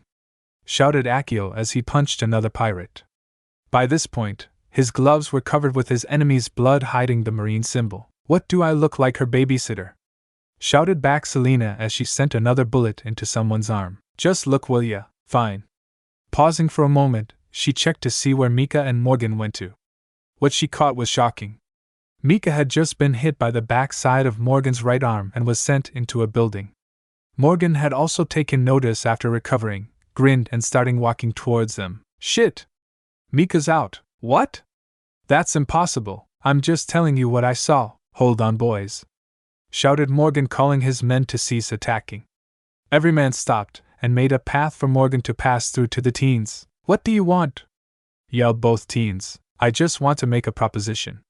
You two have some fine skills, unlike that girl. If you join me, we'll be able to rule the East Blue, proposed Morgan. Or you can both fall like your friend. Your choice, but choose wisely. To Selena, this wasn't a bad proposal. She could easily kill in his sleep and then be off on her merry way. Akio had other ideas. We'll never join a tyrant like you, scowled Akio at Morgan. Whoa! Wait! Don't speak for me, I never joined your crew. Defended Selena, hoping not to receive the same fact as Mika. A crew? So you're pirates. That makes things easier. You must be the captain then, said Morgan, pointing at Akio. Nope. Mika is, said Akio, confidently pointing towards the hole she made. What? You mean your captain was that weakling? That's a riot, laughed Morgan, followed by his crew. The people that didn't laugh was Akio and Selena. She is not a weakling. She is going to be queen of the pirates," shouted Akio in fury, defending his longtime friend. That just made them laugh harder. "Ahaha! Her the pirate queen? Ahahaha! That's too much. I've got more potential being the pirate king than that girl," mockingly laughed Morgan as the roar of laughter got louder. Akio was becoming more enraged with each second. "She will bait a pirate queen. It's her dream. Just like it's my dream to be strong for my crew and one day beat my mentor," yelled Akio even louder as his anger grew. But they kept laughing. "Ahaha! You know, maybe I was wrong about you. I don't need dreamers in my crew. What about you, girl? Surely you're not as stupid as your friend here," said Morgan, breaking from the laughter. Selena didn't answer. She seemed to be spacing out. "What? You want to be the world's best sniper? Ha! That title belongs to King Sniper. There is no chance in hell for you to ever reach that level. Yay! Just give up. There's no room for dreamers here." The voices from her past played through her head like a bad song. Why did people think it was so hard for others to aim high and seek glory? Why did they put down others instead of raising them up with cheer? Maybe it was the reality of things on Earth, or is it possible that some dreams are just too impossible to reach? Or maybe it was jealousy, jealous that one could dream so big, that it made others' dreams feel small and insignificant. Maybe, but all Selena knew was that Mika had a dream that as big as hers, even bigger. In fact, even Akio had dream, but this man and his crew were putting their dreams down as if it were a joke. She couldn't stand to hear this crap any longer. "You're wrong. Mika can and will achieve her dream. 'Cause I'm going to help her, as the best sharpshooter in the world. That's my dream," shouted Selena confidently, which silenced the crew and Morgan. As for Akio, his rage cooled down as Selena stood up for both him and Mika. He was about to thank Selena, until Akio began sensing a certain presence in the air, one that he hadn't felt in a long while. "Very touching, girlie. But like I said, my crew has no room for dreamers. Prepare to meet your friend in hell," yelled Morgan, preparing to strike and signaling his men to ready themselves. "Don't count her out yet, dumbass," said Akio smugly and confidently. While Selena was impressed with his faith in Mika, she couldn't understand why he was acting like something is about to happen. "What do you, bomb?" Morgan stopped in mid-sentence to hear a loud crashing noise of some rocks behind him and his crew. Turning around, he was met with a gaze as powerful as the Pirate King's own gaze. There, standing in a new hole, stood Mika, covered with some bruises and some of her clothes ripped. She had her fist extended out to where the wall should have been. Morgan was shocked. Her kick injured his jaw and her punch just broke a rock wall a foot thick. What kind of strength does she have? Thought Morgan, now worried about the outcome of this battle. Putting her fist down, Mika began walking straight towards the group. Suddenly, everyone was met with a wave of energy. It gave off a sense of royalty, of higher standing, and of a bigger purpose, like the Pirate King's own presence had just entered a small room. Looking at Mika, her eyes were covered by the shadow of her hair, though anyone could tell that she was anger. All of Morgan's crew began backing away.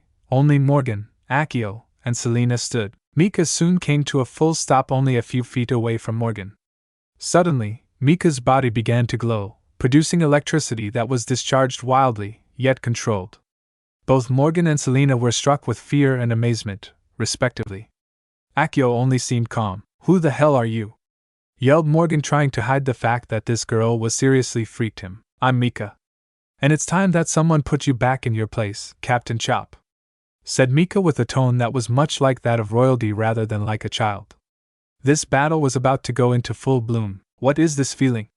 quivered Selena, feeling the intensity beaming from Mika. Looking at Mika, she could obviously tell that this wasn't the same Mika from the bar. She no longer had that goofy smile replaced by pissed-off look. Looking around her, she saw that all of Morgan's crew was backing away from Mika. It seemed that Mika was even more scary than Morgan. She would have done the same if this energy was aimed at her, but strangely she didn't feel threatened by it. She then looked to Akio for a bit of guidance, but what she saw was the teen confidently grinning, not even affected by Mika's presence. "Don't worry, it'll be over soon," replied Akio, staring towards Mika and Morgan. "But what about the?" pointed Selena to Mika, clearly producing sparks. "Yay, she does that. Don't put it off as a common occurrence. Back at the fight, Morgan was not feeling so mighty anymore. It seemed all that energy to take over the town and kill off these kids was instantly zapped by Mika's presence. He wanted to back away, but his pride wouldn't let him. Even worse, this girl was now producing sparks which could mean only one thing. You ate a devil fruit, didn't you? Shouted Morgan, failing in hiding his fear. Why, yes. I did, but that's none of your concern, trash, said Mika with a royal tone of maturity. But if you must know, I ate the spark fruit. I'm a spark woman, I can produce electricity from my body and discharge it. On cue, a sudden burst of electricity surrounded Mika, then immediately was calmed. The action made Morgan's crew even more fearful than previously. Stay strong, men, yelled Morgan, trying to regain composure of his crew. She may have eaten a devil fruit, but all devil fruits have weaknesses. Upon hearing, Morgan's crew starting to feel a bit more confident, but then they heard a light chuckle. So, it seems there is a little backbone in you after all. Doesn't matter much. Confidently chuckled Mika as she raised her hand and formed a gun shape with her fingers. In doing so, the end of her fingers began glowing as electricity ran through her body and made its way to her fingertips. Reaching said destination, the electricity began forming into a small sphere. Spark pistol! Shouted Mika. The ball of electricity was then shot out from Mika's fingertips, heading straight for Morgan. Morgan quickly dodged the incoming attack. But it didn't stop, it kept flying, passing in between Akio and Lena, and struck an unlucky crewmate. Gaha! Screamed in torturous pain the unlucky crewmate as the sphere hit directly in the chest and discharged. His entire body light up like a street light as the electricity surged through him until finally it stopped, leaving a very charred and unconscious crewmate. Oh my God! Did you see that? She fried him like chicken. Let's get out of here, said various members of Morgan's crew, officially scared shitless. As quickly as possible, they all ran towards their wrecked ship, hoping to take a chance with a sinking ship than this crazy spark women. Others, those surrounding the Marines, opted to stay and brave it out. Poor choice. Noticing the hostages, Mika turned to them and pointed her fingers at them with an even bigger sphere than the last one. Spark Gatling gun! Shouted Mika, shooting the other members, not once, but several times like a machine gun.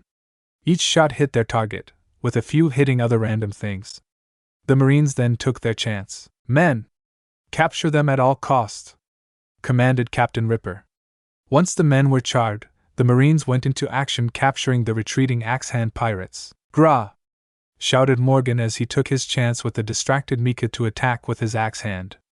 As his blade reached her, Mika calmly walked forward, dodging the attack completely. Spark charge! Said Mika as she quickly spun around and placed her palm on Morgan's axe and discharged a bit of electricity into it. Morgan, feeling nothing, quickly pulled his arm out and went for another slash. Mika simply backflipped out of the way and landed a few feet away from Morgan. It's over now, grinned Akio. While Lena couldn't ponder about what he meant, she could obviously see he was right. What did you do to my axe? Yelled Morgan, realizing Mika had done something before his attack. I made it attractive. Confidently smiled Mika. Attractive? Questioned both Lena and Morgan. Yes, Mika charged his weapon so that, no matter what, her attack will hit. Explained Akio to Lena. Time to finish this, trash.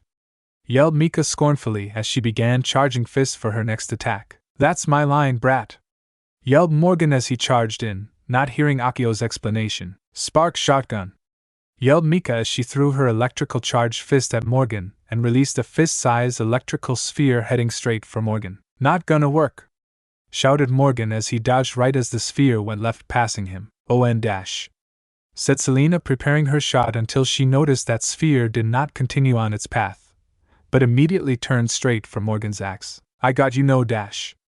Excitingly shouted Morgan as he raised his axe up high to slash Mika, who was calmly staring at the encroaching attacker. Then, he was met with her attack. BBBZZZZTT. Ah! Morgan screamed in pain as Mika's attack struck his electrically charged metal axe, increasing her attack's power. As it did with her last hits, Morgan's body lit up with electrical energy. Soon the attack had finished, leaving a very large and very charred pirate captain on the edge on unconsciousness. Feeling that the battle was over, Mika took a calming deep breath. Suddenly, the intense air that was once caused by Mika had vanished and was replaced by its usually. That was fun! yelled cheerfully Mika as she turned to her friends, losing the serious tone and royal figure and returning to her previously happy self. The fuck? Cussed Selena completely deadpanned. Yay, that happens too. Nonchalantly said Akio again. That's not normal. Comically yelled Selena. Hey guys. How did your fight go? Asked Mika from her spot. They didn't put much of a fight once you went royal. Said Akio disappointingly. Oops. Sorry. Apologetically laughed Mika, scratching behind her head. Don't worry about it. Let's just. Mika! Look out! Said Akio, until he was interrupted by Rika, who had gotten worried and headed over to the docks to check the situation. She was located at one of the nearby alleys, safely away from the fighting. Upon hearing, Mika noticed that she was in a very large shadow. Turning around, Mika was shocked to see Morgan stumbling towards her. How is this even possible? Weakly said Morgan, stopping right in front of Mika. I'm the strongest there is. As he yelled, Morgan then raised his left fist and went to strike. Once again, Selena grabbed for her gun, but Akio stopped her and silently told her to watch. As Morgan's fist came closer to Mika, Mika instantly raised her hand and caught the attack. Everyone, minus Akio, was shocked. Even if mortally injured, any fighter can produce enough energy to overtake a wild boar. Mika just stopped the equivalent of 3. Once again, the air became intense with Mika's presence. Know your place, dumbass?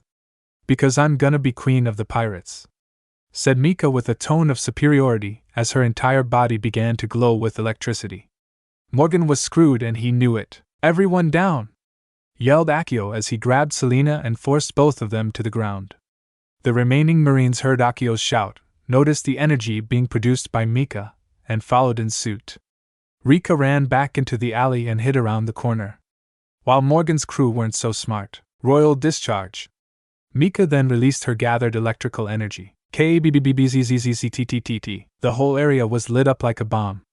Although the area of the blast depended on the amount time it took Mika to charge up, the effect was wide-scale. Anything taller than a barrel or so was immediately hit, meaning Morgan, its original intender, and the not-so-smart axe-hand pirates. The electrical blast lasted more than 5 seconds, and in that time everything taller than a barrel and within a 30-foot radius was fried. As the light faded from the discharge, Akio opened his eyes and looked cautiously around. Many of the pirates were charred and unconscious on the ground. Much of the ground showed black charred material from where some of the electricity had discharged. Some of the buildings also showed the same signs as the ground. He then looked towards where Mika and Morgan were. Mika was standing triumphantly over an overly charred and somewhat electrical Captain Morgan, finally unconscious. And once again, Mika repeated the same action as before, replacing the royal air with the previous condition. Mika! What did I tell you about using that attack?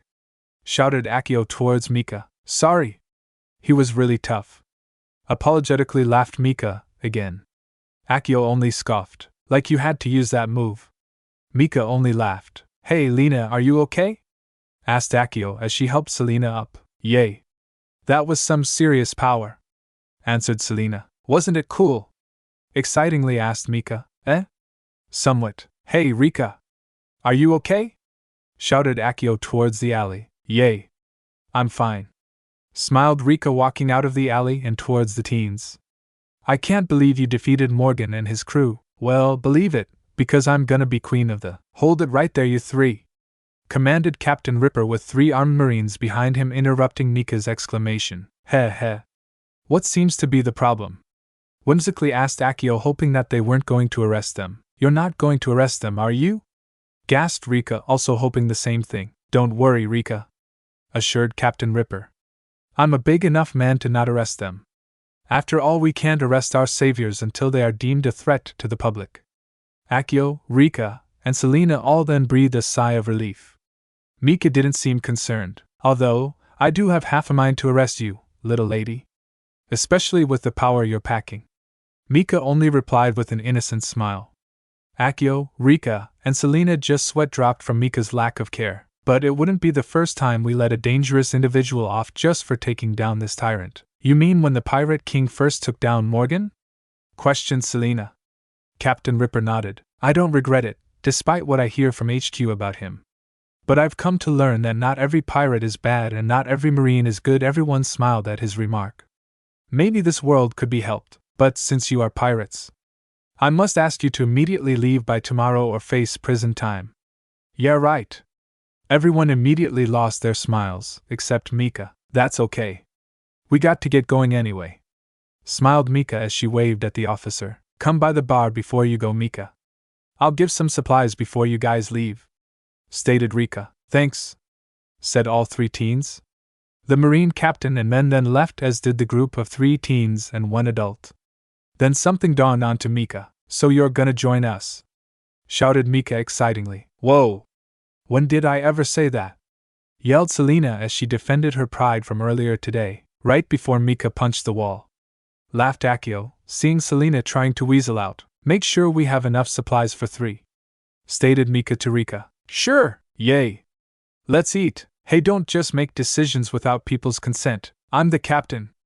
I always make the final decisions. Why do I feel like I made a big mistake when I joined this crew? She said it. Welcome to the crew. Damn it! Akio and Rika laughed as Mika and Selena continued their heated argument all the way to bar. The heavily injured axe-hand pirates were taken into custody, and a few were treated for serious injuries. Can't have dead people lying around a squeaky, clean marine base. The townspeople, having heard the news of Morgan's defeat, began a celebration. The Loguetown bar had never seen so many people partying what they called the Marine's success. Of course, she knew the real truth like always. No one still knew that when Morgan was first kicked out of power, he was booted by the current pirate king, Monkey D. Luffy. But it did not matter, everyone was having a great time. Selena loosened up and talked to the random drunks that tried to hit on her. Some men can't take no for an answer. Akio seemed to be joining in on another drinking game, when he was obviously hammered. Mika was enjoying all the free food and drinks she was getting for being the prettiest thing since the pirate empress herself. They weren't too far on the truth for part of that sentence. She does want to be the pirate queen. As the drunks began falling asleep, Mika made her way towards Rika with a smile on her face. Hey, can you keep a secret? Rika was all ears as Mika showed her necklace to Rika. The next day, early in the morning, the town of Loguetown was as quiet as a mouse, especially with most of the inhabitants drunk from the celebration. However, at the docks stood 3 teens and 1 adult as they prepared to take off. I can't believe this, your boat. It's barely floating, said Selena with frustration, standing in the fisherman boat with a bag over her shoulder. What are you talking about, Lena? My dad barely had anything when he first set off, stated Mika, placing the food in the cabin. Then your dad must be okay. We're ready to go, loudly interrupted Akio, knowing what would happen if someone dissed on Mika's dad. Luckily, Mika didn't catch it. Selena seemed baffled, and Rika just chuckled. Once the line was cast off, Akio jumped into the boat and turned to wave goodbye at their friend. I hope you have a safe journey, everyone, cheered Rika as she began waving goodbye. We will. Thanks for helping us, yelled Mika cheerfully. Come back soon, waved Rika. Oh, Mika, tell your dad and Zoro to come back soon. That brought both Akio and Selena for a spin. Your dad and Zoro? Questioned Selena to Mika, who just innocently smiled. You didn't, accused Akio. Mika happily nodded. What did Ms. Rika mean? Yelled Selena, hating being left out. Can you keep a secret? Asked Akio in a serious tone. Although stunned by his tone, she agreed. Akio then gave Mika a nod. My full name is Monkey D. Namika. So? What does that have to do? Why then the thought finally dawned onto her. Shocked, she looked at Akio. He nodded. Even though they were now about halfway out of sight, Rika couldn't help but laugh. It was nice meeting Luffy's daughter. She'll definitely go far. 2 days had passed since the Mika had beaten Axe-Hand Morgan, and when Selena, aka Lena, joined the crew, which also included learning Mika's secret.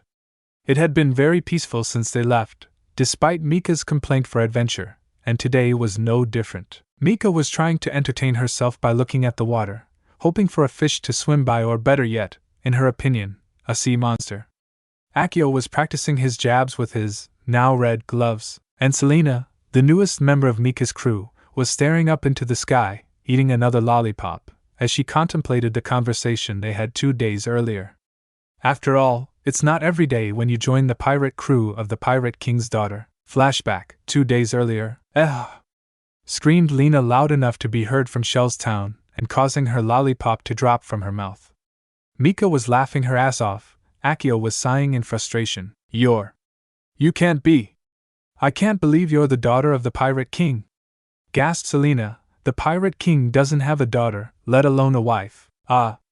That's where you're wrong, said Akio as he situated himself into a more relaxing position. My mother is cat burglar Nami, they are married, and I was born 13 years ago. Smiled Mika. 13 years. But you look 18, don't ask. Sighed Mika. Let's just say, certain circumstances caused Mika to age faster than normally until she was 5. Stated Akio, finishing it off for Mika. However, Selena was still concerned. Hold on, shouted Selena. Yeah, if you're his daughter, then why not ask for his crown when he gets old? Questioned Selena. I get it would take longer, but you wouldn't have to fight or do anything. Mika then frowned at Lena. But then I wouldn't have to go on this great adventure. Plus, I want to earn the title with my own strength and my own nakama. Selena seemed taken back by Mika's answer. Trust her, this will be way better than the easy way, said Akio as he grabbed a map and unrolled it. Selena seemed confused as she replaced her dropped lollipop, this time green. Alright, Mika. To Kokoyashi village, right? Yay! Off to our next adventure. Shishishi, that's not the same. Flashback end. I wonder what he meant by the easy way, thought Lena as another bullet-shaped cloud floated by her line of sight. I'm so bored, shouted Mika for the 10th time in the last 10 minutes. Why not fish? Stated Akio, throwing another combo. No poles. I could shoot them, said Lena, adding her thoughts to the conversation. No fish. Come on, there's always fish, said Lena as she went over to Mika and looked at the water. Nothing, sighed both females as they hang from the edge. Don't give up so quickly. As Akio was yelling at them, Mika turned her head, looking straight out to the ocean facing the front of the boat. She immediately caught sight of something. Yes. An island. Land, yo! Shouted Mika with excitement. It's land, ho, not yo, idiot, Captain corrected Lena in a bored tone. Either way, it's an island. Let's stop by for some more supplies, said Akio as he grabbed the oars and gave one to Lena. Yay!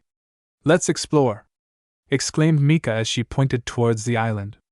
Both Akio and Lena then started rowing as Mika steered them to the island. As they rowed, a thought crossed Akio's mind.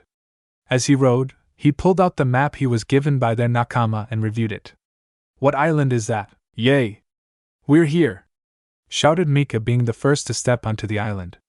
She was soon followed by Lena and Akio, who were taking a look around. Doesn't look like it's inhabited, observed Akio, seeing nothing but forest. Great! That makes it harder, groaned Lena. No, it doesn't, said Mika. It makes it funner. Now we can explore. And with that, she walked right into the forest without a second's thought. What she really means is we'll have to forage, sighed Akio as he followed suit. Wait! What about the boat? Yelled Lena. Don't worry, Lena. The boat won't go anywhere, casually said Akio as he began entering the forest. Lena sighed at his casual manner and quickly followed. Wow! Cool! Exclaimed Mika from a distance, causing the two teens to quicken their pace. What is it, Mika? Shouted both teens. Then they came into a clearing in the middle of the forest and looked for Mika. All they saw was Mika pointing to a fox. What a cool chicken! Isn't that a fox? Questioned both teens as the weird chicken fox walked off. Whoa! Look at that, those weird pandas! Shouted Mika, pointing at some panda bathing. Yeah, it's weird. But I think they're bats? Questioned Lena. That's not the only thing that's weird, said Akio, pointing at a zebra-ostrich hybrid. Is that an ostrich? What are you talking about, Akio? That's obviously a zebra, childishly argued Mika. What the hell is wrong with this island? Yelled Lena. Don't come any closer. Stay out, commanded a gruff male voice that echoed throughout the forest. Ah! Screamed all three teens. Who's there? Shouted Akio as he took his fighting position as the girls hid behind him. We are the forest guardians, boomed a female voice. Forest guardians? Questioned Lena and Mika from behind Akio. That's right. If you still want to live, leave now, yelled the male voice. Hey, wait. Are you pirates? Of course we are, answered Mika. That's a weird question to ask, thought Lena out loud. So you are pirates? Responded the male voice. Listen well, Leave this island, or you will be cursed like these poor souls. On cue, various animal hybrids appeared with sad-looking faces. You mean these guys were people? Gasped Lena. Yes, now please leave before you face the forest judgment, said the female voice with a timid tone. The crew then took a few moments to think. I don't know about you guys, but I haven't finished exploring yet, smiled Mika, unconcerned about the judgment. What? Spoke Lena in shock, taking the treat seriously. Personally, I don't believe in divine beings, so take your best shot, calmly said Akio. Guys, then face the forest judgment, boomed the male voice. Where are these voices coming from? Thought the crew, looking around. Suddenly hearing the sound of a pistol loading, Lena immediately acted first. Grabbing her left side pistol, Lena aimed towards an oddly big bush left of Mika and shot. Clang! Gah! Shouted a voice in the same area as the big bush. At the same time the big bush fell over. Huh! Said Akio and Mika, looking where Lena fired and where the bush fell. Looks like you're right, Akio. He's no divine being, smirked Lena as she walked over to the fallen bush that was strangely in a treasure box with a broken pistol nearby. But what is it? Wait! Stop! Yelled the female voice. Suddenly, a barrel with blonde hair and goggles came running through the bushes opposite from them and stood in front of them and the big bush. I won't let you hurt Gaiman! Shouted the barrel, revealing a blonde girl wearing goggles. What the? Said all three teens. Wait! Please don't hurt Sarfunkel, spoke the bush in a gruff voice. Wah! Did that bush talk? Shouted Akio in shock. Mika seemed intrigued. Lena seemed also shocked. I'm not a bush. My hair is just green, yelled the bush, now revealing a head connected. The bush now said to be hair. And my name Gaiman. Gaiman? Questioned the teen. Yes, and I'm Sarfunkel, said the barrel lady, giving her hand out. Hi, I'm Mika, said Mika, taking Sarfunkel's hand and shaking hand. I'm Akio, said Akio, helping Gaiman up. I'm Selena, but you can call me Lena, said Lena as she helped Akio with Gaiman. Sorry for hurting you. That really hurt, yelled Gaiman. Hey, are you like a son in a box asterisk? Joked Mika. Why yes, my parents took care of me when I was small. Are you an idiot? Said Gaiman until he realized Mika's joke. Mika and Sarfunkel chuckled as Akio and Lena sighed. Heh, I haven't heard that joke since Luffy was here all those years ago, chuckled Sarfunkel. Suddenly, Mika stopped laughing while Akio and Lena gave shocked expressions. You met Dad?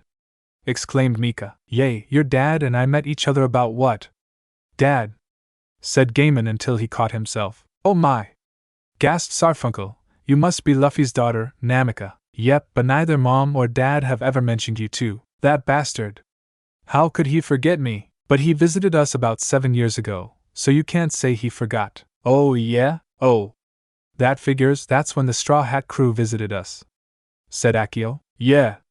You're right, Akio. I'm quite surprised that the Pirate King knows someone quite so insignificant, said Lena, thinking out loud. Yelled Gaiman. Whoops. Sorry. Innocently smiled Lena. Once again, I'm sorry for hurting you. No worries. Luckily, you only injured my hand a little. Nothing that my friends can't fix, smiled Gaiman. Suddenly, the hybrid animals came rushing to Gaiman carrying various plants. After looking over each one, Sarfunkel picked a light green leaf and applied it to Gaiman's injury. Whoa, impressive. These animals sure come in handy. Yeah, these animals are like family to me and Sarfunkel. We take care of them and protect them from those who would want to sell them for profit. Grinned Gaiman. You're right, you don't animals like these every day. A poacher could get millions off these animals, stated Akio, observing a rhino-kangaroo hybrid. That's why we try to scare them with the whole forest guardians thing as well as… Hold on, Sarfunkel. We can't tell them that, said Sarfunkel until she was cut off by Gaiman. Tell us what? Curiously asked Mika. Come on, they're nice kids, maybe we could tell them about the treasure, pleaded Sarfunkel. Oh, worried Akio. What? Asked Lena and Sarfunkel. Akio then pointed towards Mika, who had belly symbols for eyes. Treasure, that's what, sighed Akio. Ah, I see you got your mother's treasure sense. Well, can't be helped, said Gaiman as he began walking on a path. Sarfunkel, the teens, and the hybrid animals followed in suit. When your father and his crew came by, they left some treasure up on the rock hill, that once only empty chest lay. Really? Shouted the teens. Yep, he told me that he left some treasure here for me to guard until his crew could pick it up again and add it to the One Piece. Well, not anymore, grinned Mika devilishly. Gaiman and Sarfunkel's sweat dropped. Is this right, stealing from the Pirate King? Questioned Lena, worried about the wrath of the most powerful pirate crew in the world. Hey, finders keepers, said Akio unconcerned. Beside, we'll pay them back. Like hell we will, shouted Mika from the front. Everyone's sweat dropped. After some minutes of walking through forest, they came upon a rock hill that had the Straw Hat's Jolly Roger carved in it. Geez, Dad, sighed Mika. Yay, your dad also did that for added protection, chuckled Sarfunkel. Anyway, the treasure is up there. Good luck, said Gaiman, pointing to the top of the rock hill. Heh. Too easy, Dad, laughed Mika as she warmed up. I can't believe it, we're gonna be rich, squealed Lena with excitement. Be careful, Mika, cautioned Akio. Piece of cake, confidently smiled Mika. She then began backing up, preparing to sprint.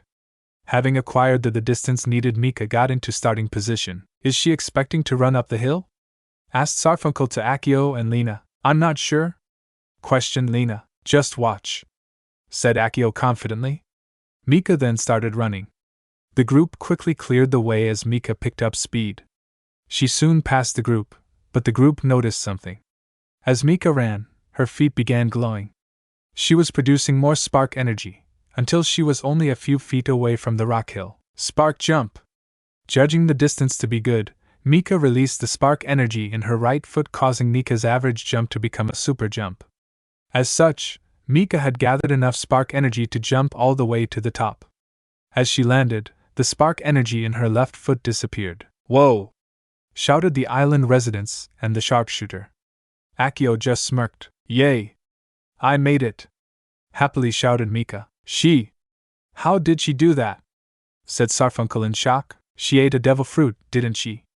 Calmly said Gaiman, still staring up at the top as Mika disappeared to retrieve the treasure. Yeah, she ate the spark fruit. She's a spark woman, said Akio, also staring at the top. I didn't know she could do that, thought Lena out loud. Hey! Mika! Hurry up, I wanna see the treasure! Happily shouted Akio to Mika. Yeah! Shouted both females on the ground. Something tells me I've forgotten something, said Gaiman, trying to remember something about the treasure. Hey! Uncle! Yelled Mika from the top of the rock hill. Heh, just like her father. What is it? All these chests are empty, said Mika disappointingly. Behind her were the empty chests left behind by pirates long ago, and taken by other pirates. What? Yelled everyone but Gaiman. Yeah. They're all empty, replied Mika as she slid down the rock hill. But, Gaiman said Lena, also disappointed that there was no treasure. Ha ha! Laughed Gaiman, getting everyone's attention. I just remembered. He said there might be some treasure here. What? Yelled Lena and Mika. No, that I think about, said Sarfunkel, remembering something. I heard Nami and Luffy arguing about treasure, and whether they should leave it here or not. I guess we know who won, laughed Gaiman. You could have told us that, yelled Akio. After some angrily yells and constant laughter, Gaiman offered his apologies for misleading them. While Mika was sore in not getting any treasure, she happily accepted, saying it is all about the adventure, not the goal. Everyone's spirit lightened up, and Gaiman had a celebration for his new friends and to their journey. Although the party mostly consisted of hybrid animals, everyone had a great time. Gaiman had a gracious amount of natural forest-made beer or wine. I don't know, whatever he and Buggy had in those side episodes. And so they partied until they all fell asleep. The next morning, thanks for the supplies, Uncle, waved Mika as they began setting sail. Yeah, thanks, waved Lena, following Mika's lead. Akio just smiled and waved along with them. No problem, waved Gaiman, with Sarfunkel and the hybrid animals waving to the crew as well. Please visit soon, waved Sarfunkel. You bet, bye Auntie and Uncle, shouted Mika as they soon left shouting distance and went into open ocean. Hey, you think we should have told her about you-know-what? Questioned Sarfunkel. Nah, they'll find out eventually, assured Gaiman. What about the crab? Don't worry, they can protect themselves. He then led everyone into the forest, returning to their day-to-day basis. Alright. Set sail. To Kokoyashi village, exclaimed Mika. Aye, replied Lena and Akio as they did as told. But as they were taking position, splash, crack, a giant crab appeared from under them, poking one of its claws in the boat. The force of the crab thrashed the boat, causing Mika to fall into the water. "Gah, Mika!" yelled Lena and Akio. Immediately, Akio dove into the water to rescue their drowning captain. Meanwhile, Lena grabbed a slightly large bullet and placed in her left side pistol. 20-pound bullet! Angrily yelled Lena as she jumped and aimed for his head. It struck dead on lodging itself in its head, and causing the giant crab to faint and sink. Upon finishing the crab, Lena immediately went to check on Akio and Mika. "Mika! Akio!" called out Lena, not seeing them anywhere in sight. She was about to jump in herself, until Akio, with an unconscious Mika in hand, surfaced. She sighed in relief and went to help Akio and Mika up on the boat. She then checked on Mika. She wasn't breathing. Lena immediately applied CPR. She went to press on her chest to get her to cough the water and pump the heart, when she was shocked. "Ow!" Lena then retracted her arms. "Why did that happen?" Mika soon started coughing up the swallowed water. "Ugh! What happened?" coughed Mika. "You almost drowned, you baka!" yelled Lena. Suddenly she felt some liquid around her ankles. "Guys! We're in big trouble!" shouted Akio. Both girls looked at their male crewmate to see him scooping out water. "Crap! We're sinking!" yelled Lena as she tried to help Akio. "Mika, help us! I don't feel so well," weakly said Mika as she began lazily falling towards the floor. "Oh great! She's no help!" As Lena said such, Akio spotted an island not too far off from them. "Lena! Keep scooping out the water. I'll try to get us over to that island," commanded Akio. Lena shook her head and continued scooping out water. Akio stopped and positioned the boat towards the island. "All right, Lena. Make sure we're pointing at that island and hang on." Lena looked at Akio curiously, wondering what he was planning. Akio was putting his legs into the water and then positioned himself at the rear. "Mach motor!" Akio then began rapidly kick the water.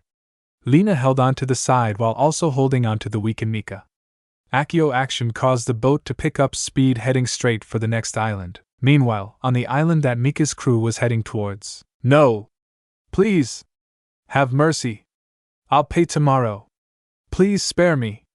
yelled a young man as he was on his knees begging. 4 shadowy figures stand in front of him, 3 male and 1 female. "You've had your chance," said a male voice, one of the shadowy. "Bang, that'll teach you," sneered a new male voice. "Let's go, there's more taxes to collect." With that, all the figures left, leaving the man behind. Chapter 6. Mika captured. Big trouble in Little Town. "Akio! We seem to be slowing down," nervously yelled Lena from the uplifted front of the boat, holding on to a weakened Mika. "Sorry, Huff, if I can't, Huff, go on kicking, Huff, forever." "Huff," shouted Akio, showing signs of exhaustion from the continuous kicking he did for what is now 10 minutes. "Whatever, we're almost," shouted Lena as she turned her head to the upcoming shore. "Oh, what?" nervously and exhaustively complained Akio. "Rocks, what?" As the small, sinking, fishing boat drew closer and closer to the island, the ocean floor rose along with it, revealing the many rocks that broke the surface. Jagged rocks were spotted all along the coast, with only so much for a small boat to slip through, however, since no one was steering. "Lena! Tell when a rock is dash, watch out!" yelled Lena. Shocked from the sudden call, Akio stopped kicking and prepared for impact. Crash, crack, asterisk, asterisk, asterisk. The boat hit the surface rock fast and hard, tearing through the rear of the boat. Luckily, due to the force of impact, Akio was propelled to the front, avoiding the damage. Soon all 3 were at the front of their now falling apart boat. However, the boat did not seem to be stopping. "Why do we keep moving? I must have given it more drive than I originally thought," innocently chuckled Akio. "This isn't funny." "Hey guys," weakly spoke Mika with her head hanging off the front of the boat. "Rocks, more!" screamed both teens. They were only a couple of feet away from the shore, but many jagged rocks littered the coastline. "Ah! Left! Right! Port! Starboard! Watch out!" shouted Lena as she and Akio got to opposite sides of their boat and pulled to the sides, hoping to avoid the incoming rocks. Luckily, they were doing a good job until crash, crack, asterisk, asterisk, asterisk, ah. One rock that was hidden by a wave surfaced in front of them, and they were only feet away from the shore. As the boat struck, the rocket flipped over, sending the three teens towards the shore. Thud thud asterisk asterisk asterisk. The teens then landed on shore, where they weren't greeted with soft sand, but hard, smooth pebbles. Ugh! That was a nasty trip, groaned Akio as he picked himself up from his pebble crater. He seemed to be fine despite having a bruised head. Ow! That hurt. Lena was different. Although most of herself was fine, she seemed to be bleeding from the forehead and her right arm. As she picked herself from her own pebble crater, grabbed her right arm in pain. You okay, Lena? Yeah, I'm fan-fucking-tastic. Geez, moody much. Shut up. Okay. Don't worry, there's a first aid kit in the, said Akio, who then looked at the boat. It was slowly sinking along with all their stuff, including the first aid kit. Boat, great. Now we have to fish out all our stuff, angrily complained Lena as she began walking over to the sinking boat. I wouldn't do that, warned Akio as Lena had walked into the water. Why fucking not? Yelled back Lena. She would soon get her answer. As the water got deeper, a fairly small wave made its way to shore, colliding with Lena reaching to shoulders. Needless to say, the pain was unbearable. That's why, cringed Akio, waiting for the scream. Up. And there it was. Akio, with his hands covering his ears, went to fetch Lena out of the water, not realizing that they were missing someone. Meanwhile, a couple of feet away from the shore in a forest. Up. Mika then woke up, having heard the torturous scream of her sharpshooter. She seemed to lying face down in a bush covered in scraps, bruises, and leaves. Whoa! What happened? Asked Mika to no one as she picked herself off from the bush and dusted herself off. She then took a look around. She was surrounded by forest. Am I still on Uncle's Island? Questioned Mika as she began walking in a random direction while looking around. The last thing she remembered was them being out at sea when a giant crab attacked them. After that, she had some bits and pieces of memory of rocks, but nothing else. Weird. Must have been a dream, said Mika, dismissing her memory. Now, which way was the coast? Mika then began looking in every direction, but everything looked the same. Akio! Lena! Where are you? Shouted Mika, hoping for a response, but none came. Damn it, how am I gonna, sighed Mika until her nose was hit with a familiar smell, which made her instantly drool. Food. Mika soon forgot her problem and began following the sweet scent of food. It only took her a few short minutes of wandering through the forest. Mika came across an interesting sight. Huh! A town? Indeed, Mika came across a small town, and I mean small. The town seemed to only have a couple of buildings, but was quite packed. However, that never stopped the daughter of a bottomless pit. Sniff. It smells good, smiled Mika, getting excited for the meals she will receive. Without a second's thought, Mika confidently walked into the small town. Almost immediately, the people of this small town noticed the new arrival. While the people seemed concerned about a lone teenage girl covered in scraps and bruises and wearing slightly ripped clothes, they minded their own businesses, seeing that the teen determined to find something. As Mika traveled deeper into the town looking for the source of the food, the town seemed littered with craters, very big craters, along with a few buildings with overly big windows and doors.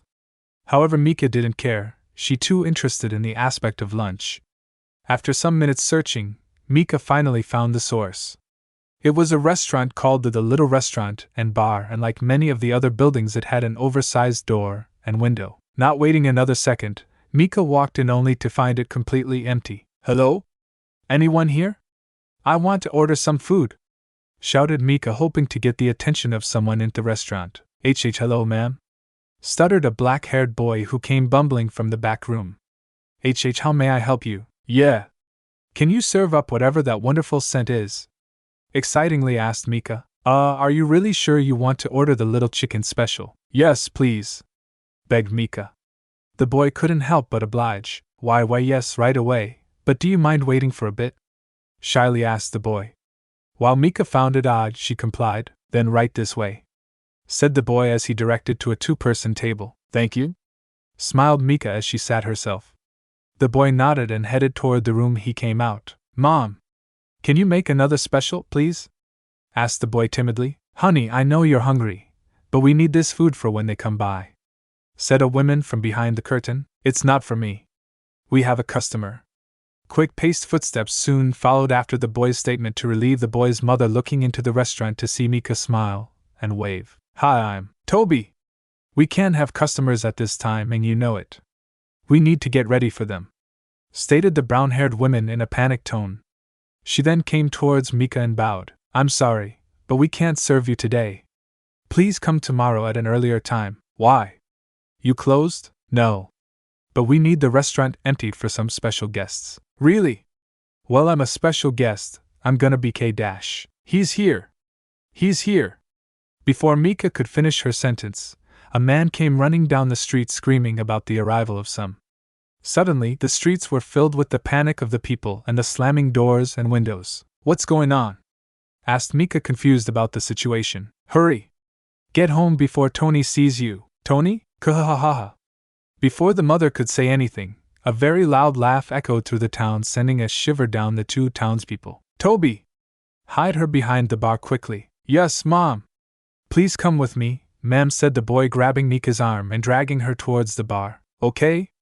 By the way, I'm Mika. I'm Toby, and that's my mother. Please stay behind the bar and be quiet," smiled the boy, directing Mika behind the bar. Mika nodded and did as told. "Hey! Where is everybody? Does no one want to eat with Big Fist Tony Marcus?" yelled the voice now identified as Big Fist Tony Marcus. There came no answer from anyone, while Toby and his mother waited patiently near the door. "Kahahaha. What? No takers? Well, more for us. Come on, boys," laughed Tony, along with some others cheered. "Hey! Little restaurant. I hope you got some good grub today, 'cause me and the boys here are hunger," bellowed Tony. Tony was a very husky, slightly fat man with tan skin. On his face, he bore a scruffy black beard and wore a skull and crossbones bandana over his bald head. He wore a ripped-sleeved black jacket with a brown shirt and tanned hiker pants with spiked boots. Following behind him on a chain was a black-haired woman with tan skin wearing a Native American-looking dress. Taking up the rear were two fellows, one with brown hair and the other with gray-like hair, with the gray-haired one having a peg leg. And behind them was a large group of men that followed behind them. All, but the women, had a jolly demeanor on their faces from who knows what. Welcome to the little restaurant and bar. How may we serve you?" Fake smiled Toby's mother. "The usual, if you will," said the brown-haired man. "Right away, sir," bowed Toby and his mother. As Toby's mother went in the back to get their food, Toby quickly sat them down. "Thanks, boy. Now bring us some beer," ordered Tony as his men cheered. Toby nervously nodded and made his way to the bar, where Mika was trying to sneak a peek at the new guest. Despite the extra person, Toby acted as if no one was there and delivered the drinks to Tony's men. "Thanks, lad," shouted Tony, taking a quick swig. "Men! A toast to conquest of the East Blue, and then the Grand Line," cheered all the men in unison as they all took a drink. Here you go. 100 orders of the little chicken special," stuttered Toby's mom as she carted out plates of steaming hot chicken with rice and vegetables covered in a sauce of light brown. Immediately, all the lesser crewmate drooled over the delicious dinner. The first served was the captain and his higher-ranked crewmates, followed by the rest. Needless to say, Mika was jealous. "Kahahaha. This is the best food on the island. Not even that plant girl we caught can make anything this good." "Right," Tsukiji laughed Tony as he dug into his meal. "You're quite right, Captain, but she does excel in other areas of food," said the brown-haired man now known as Tsukiji. Probably because she's one of those vegetarians. Nothing good comes from those who can't enjoy the taste of meat," shouted the gray-haired man. "You might have a point there, King Cat. What you think, Swallow?" said Tony to the black-haired woman. She did not answer, but nodded her head and continued eating. "Kahahaha. That's my girl," laughed Tony until he noticed he was out of beer. "Hey, boy. Another round." Why, yes, sir," nervously stuttered Toby as he took Tony's glass and made his way to the bar. However, as he turned the corner, he stepped on Mika's hand and tripped over her. "Gah!" yelled both, catching everyone's attention, especially Tony's. You were hiding someone, eh?" accused Tony, glaring at Toby's mother. "Show yourself, you coward! Or do I have enforce a little tax collecting?" As on cue, as if Tony's lesser crewmates brought out the pistols and swords ready for anything. Don't shoot. I just tripped over my own feet and I have a weird scream. Please don't shoot, pleaded Toby, hoping that they will buy it. Yeah. Please don't shoot. Also pleaded Mika, popping out from behind the bar. At that point, Toby thought he would die. Whoa! Look at her. She's like a noble. Hell, she almost looks like a princess. All these and more were called out to Mika as all the male crew starting swooning over Mika, and luckily forgetting about killing Toby. Mika, on the other hand, wasn't exactly pleased with the men swooning over her. Ooh. You've got a nice bod, little lady. Why not join me for dinner? Smugly grinned Tony, believing that his looks will capture the girl's heart. Of course, she wasn't interested in him. Thanks, exclaimed Mika, having already grabbed a chair, sat at his table and across from him, and immediately wolfed down all 4 plates that were already on there. Whoa! What an appetite! Shouted Tsukiji in shock after being the first to lose his food. Hey! Now that's a woman! Happily stated Kinkat.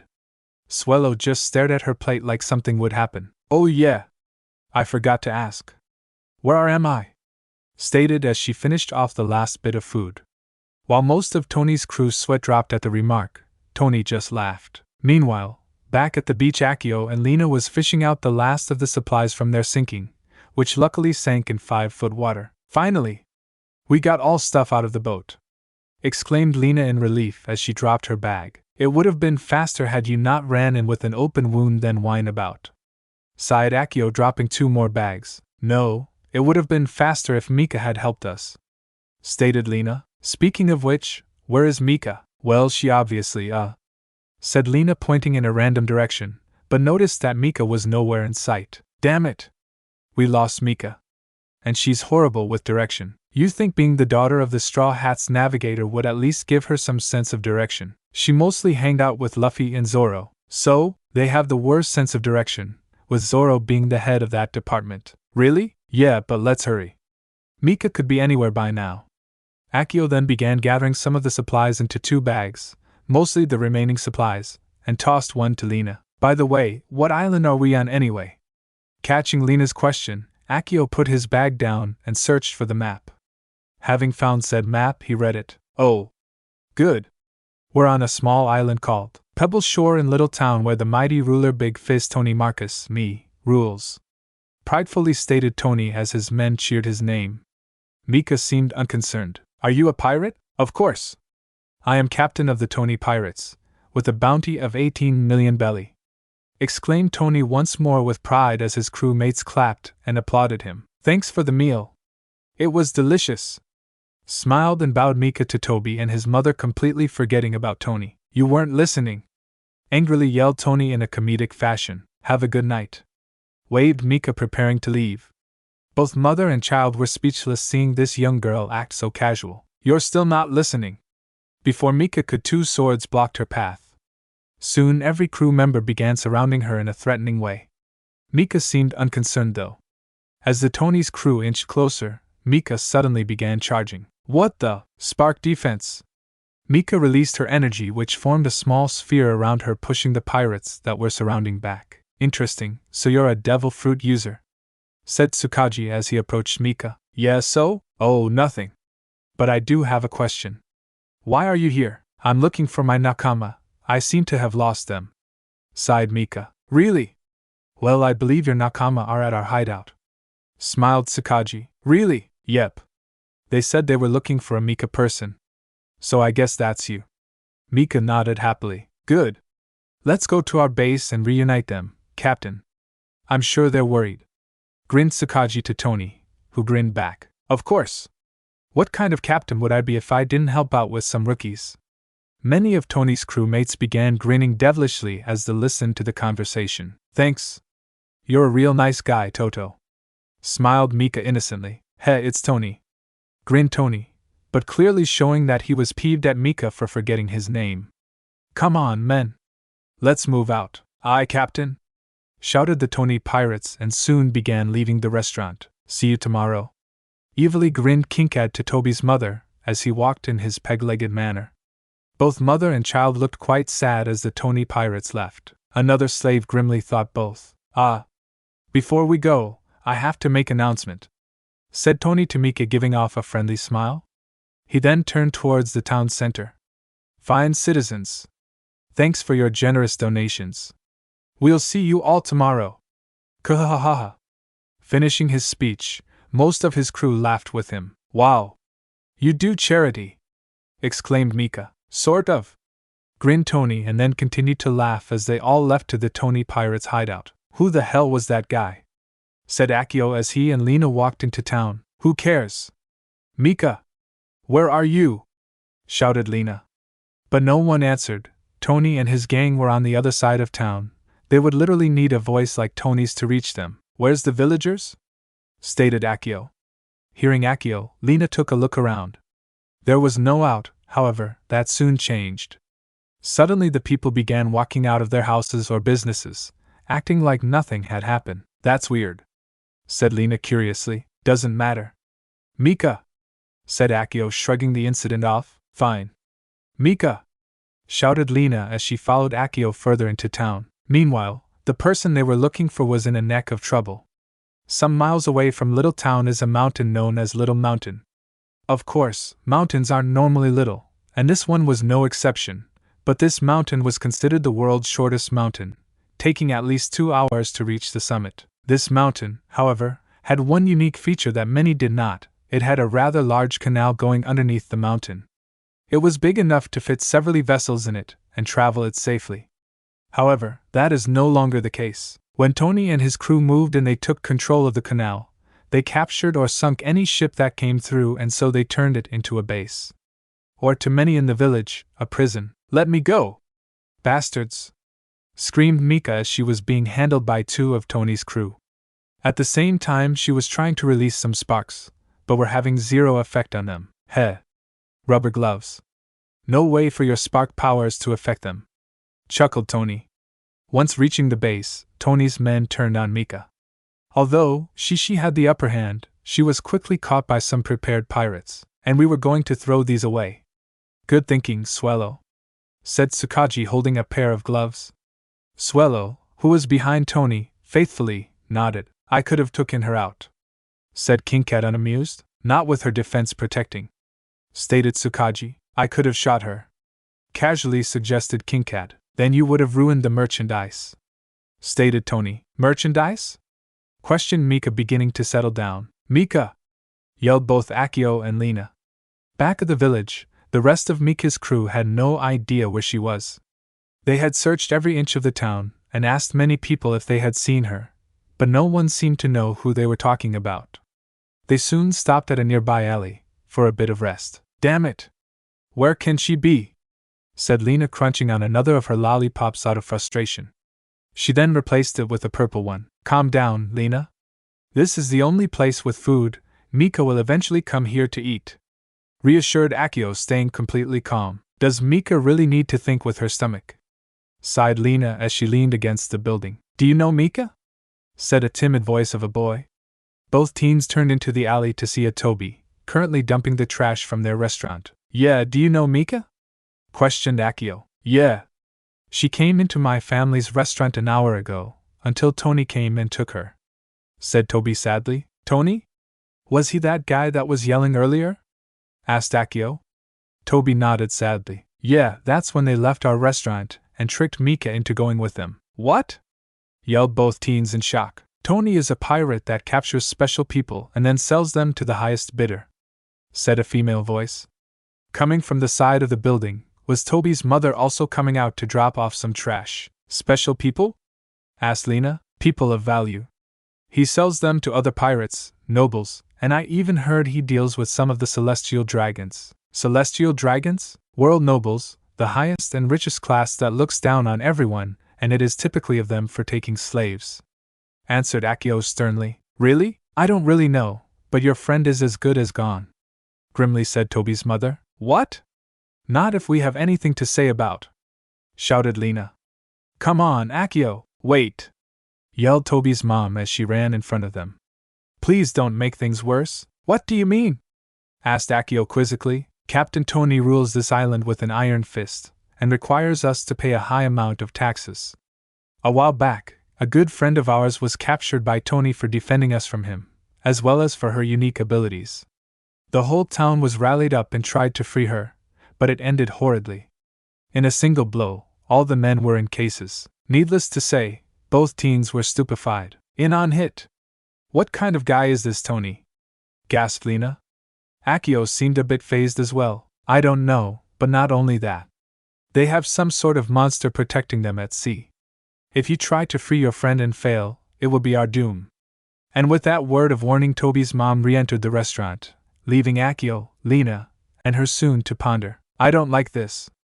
Not one bit, said Lena as she slumped against the building. I know, agreed Akio. I'm so sorry, cried Toby, catching Akio and Lena's attention.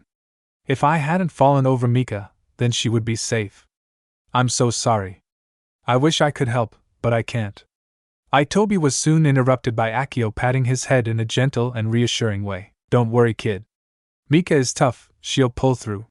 Smiled Akio, hoping to calm the boy. And it seemed to be working. Feeling the confidence from Akio, Toby raised his head and gave a small smile. Come on, Lena. We have an idiot to rescue. Yeah? Just let me get ready, will ya? As said, Lena soon relieved a small pouch bag and tied it to her waist, having checked it and added to it. Where are you going? Shouted Toby to the teens, leaving the alley and heading out of town. To rescue our captain, confidently said both teens, which made the child gleam with hope. Can I help? I know where Tony's base is, confidently asked Toby. Sure. But leave the fighting to us, said Akio. Toby nodded happily and then ran to catch up to them. Meanwhile, back at the base, wah! Yelled Mika, now handcuffed, as she was thrown into the cell. Welcome to your new temporary home, Ms. Mika. Don't get too comfortable, you won't be here for long, said a male crewmate, with many others chuckling evilly as they took their leave. Assholes, retorted Mika, but not one of Tony's crewmates responded and was replied with heavy slam from a door. Settle down, girlie. You're gonna be here for a while. Mika looked behind her to see that she was not alone. In her cell was many other people, all slumped against the wall lazily, but had gloomy faces. No way! I have to get back to my crew, yelled Mika as she attempted to break out. She tried to ram into the iron bars, but was bounced back and currently in a bit of pain. Oh, ahaha. Nice try, it's not like any of us had thought about it before, mocked one of the prisoners. The entire prison cell was soon filled mocking laughter, which did not sit well with Mika. Well, at least I'll try, yelled Mika, picking herself up, and repeated her actions. The rest of the prisoners then quieted down and ignored the teen in her attempt to escape. Meanwhile, Akio and Lena, with Toby guiding them, were slowly making their way towards Tony's hideout, ready for anything. However, just like them, there was a marine vessel also heading towards Tony's hideout. Sir! Marine vessel spotted. And it doesn't look friendly, shouted a man off a cliff that extended over one of the entrances. Down below, Tony and his men were looking out to sea. Damn Marines! Can't they take a hint? These are my waters, said Tony in an annoyed tone.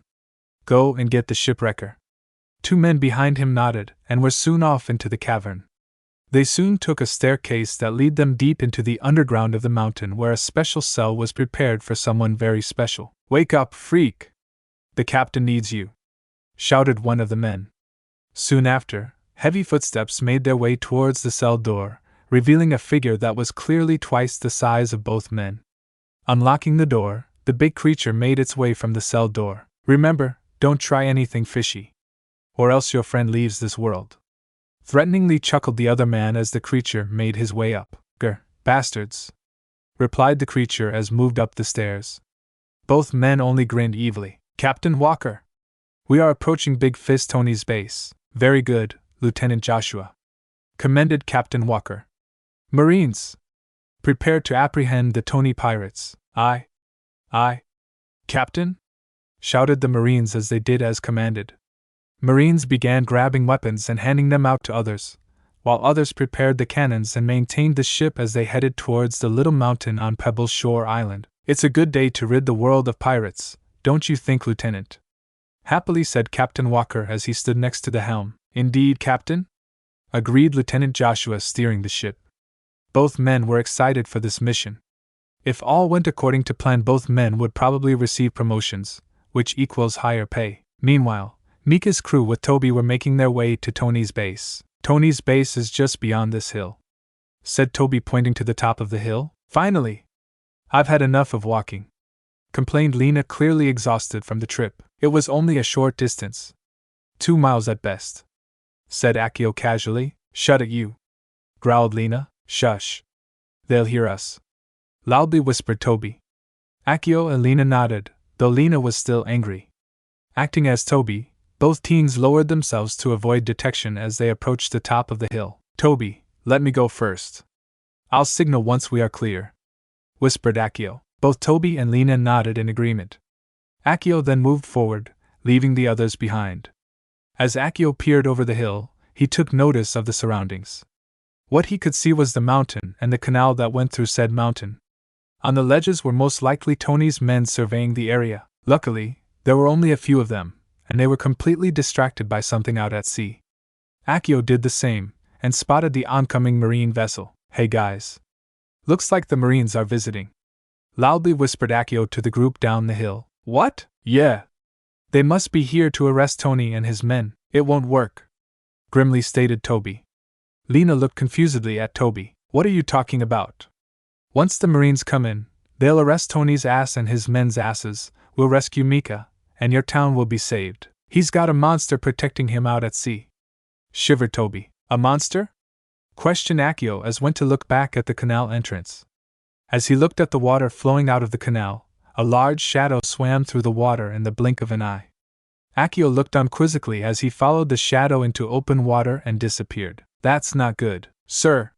We are 1,608 meters *1 and closing, shouted a Marine solider to Captain Walker. Good, solider. Prepare for creak crack. Wah!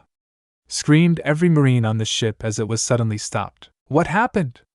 Ordered Lieutenant Joshua. Sir, we must have hit a reef, yelled a random Marine. Impossible. There are no reefs on this side of the island, said another random Marine. Stay strong, men, shouted Captain Walker. Move the ship off the reef and around. We have a job to do. Aye, yelled the Marines. Sir, the ship won't move, yelled the Marine that took control of the helm. What? The rudder has been disabled. What? How? Unfortunately, the captain would get his answer. Crack. What was that, Captain? Screamed a Marine as he ran from the lower decks. We have a large hole on the lowest deck. We're taking on water. What? This ship is built to withstand the harshest conditions on the sea. How could a reef break the hull? Sir, it wasn't a reef, said the Marine seriously. What? Crack, crack, crack. Sir, we're taking on more water, yelled another Marine from below deck. In mere seconds, the ship received more and more holes, gaining more water. The captain could only think of one thing to do: abandon ship. Immediately, the Marines ran towards the lifeboats and jumped in. However, not everyone got into the lifeboats. Some others believed it better to jump into sea. They would soon find themselves in a worse situation. Bub-bub-bub-bub. What the hell is that? Gargled a Marine as he peered through the water to see what was damaging the ship. However, the thing saw him as well and swam straight to him. Bub-bub-bub-bub. Meanwhile, back on shore, an audience of 3 were watching in awe and shock. How did they do that? Shouted Lena. Akio and Toby immediately acted, covering Lena's mouth and ducking down behind the hill. Huh! What was that? Said one of Tony's men, looking away from the action and checking the surroundings. Akio and Tony were sweating a storm, hoping not to be caught. What? I didn't hear anything. Probably a duck or something. Come on, I want to see what the freak brings in. And with that, the guards left their post and headed into the cavern canal. After they left, Toby and Akio peered over the hill. They got quite the security, said Akio sarcastically as he removed his hand from Lena's mouth, as did Toby. They were met with something different. Boink boink. Don't put hands on me again, growled Lena. Akio and Toby were comically knocked out. If you weren't so freaked out about a ship sinking, groaned Akio, rubbing his head. It just sunk like it already had holes in it. That's their monster, muttered Toby, also rubbing his head.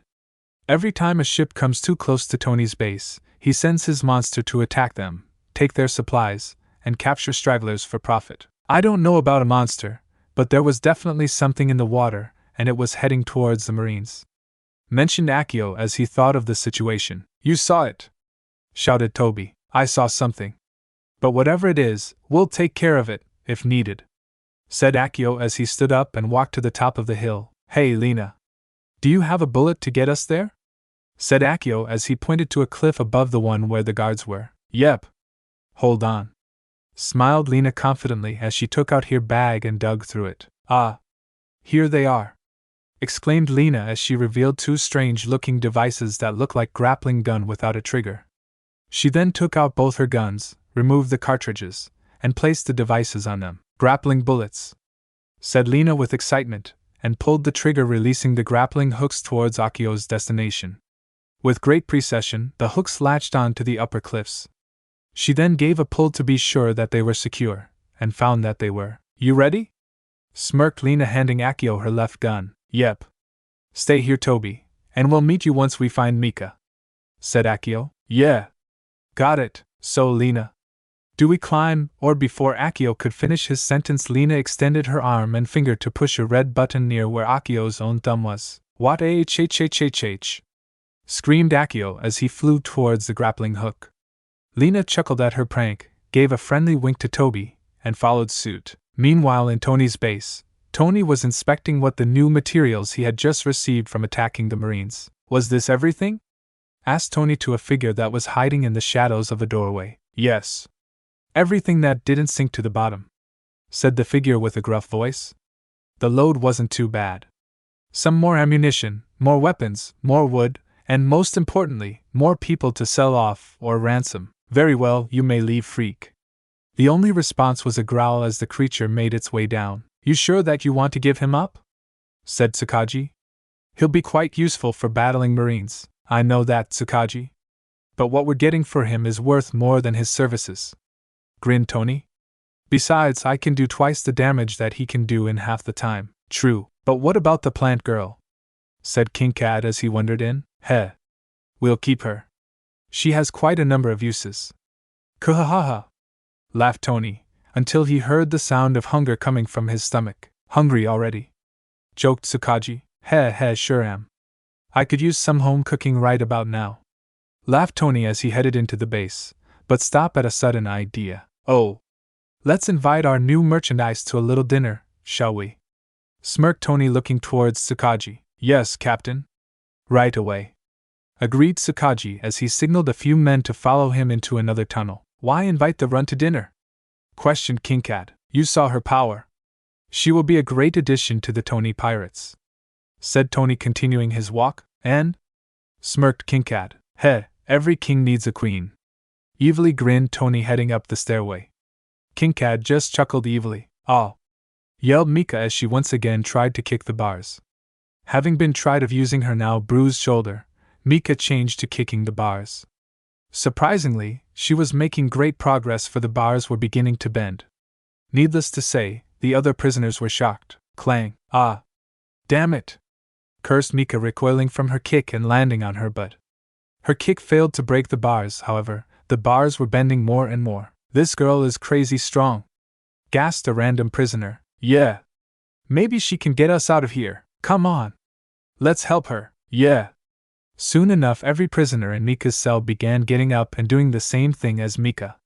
As Mika picked herself up, she saw that the prisoners that once mocked her were now helping her. Yeah, that's it. Keep trying, smiled Mika confidently as she threw another kick, which landed squarely in the middle of the cell bars. Clang! Hey! What's going on in here? Yelled one of Tony's crewmen, followed by another. What the? They're breaking the bars, exclaimed the other crewmate, watching as the prisoners continued their attack on the bars. Interesting. The merchandise hasn't tried this since when we first came here, said Tsukiji calmly as he walked in. We're breaking out, exclaimed Mika through the bars as her fellow inmates cheered. Oh, please! Don't break the bars, they were expensive, shouted Tsukiji in distress. You! Release them before they run the bars. The prisoners soon stopped attacking, for they were in shock. Was he really going to set them free for just damaging cell bars? But, sir, do it now! Why, yes, sir! Said the crewmate as he went over to the cell door. The prisoners, including Mika, stopped their attempts and were now cheering with excitement of finally being released. Once the crewmate had unlocked the door and opened it, The prisoners came pouring out with Mika going last. Yes. We're free, yelled another random prisoner. You promise us that we can go free? Questioned another random prisoner as he began to walk past Tsukiji. Of course. I promised that. Before Tsukiji could finish his sentence, he twisted around and elbowed the random prisoner squarely in the face, knocking him down and out. None of you are going to leave her without something broken, continued Tsukiji with an evil smirk. The prisoners, now in disarray, were suddenly jumped by some hidden crewmates and were now being beaten up. Hey! Spark Gatling gun! Shouted Mika as she turned around to allow her hands, now charged with electricity, to shoot out small spheres of electricity at Tony's crewmates. Gah! Yelled various members of Tony's crew as the spheres hit their targets. Those that didn't get hit immediately fell back to Tsukiji, who wasn't fazed at all. Impressive. We are leaving.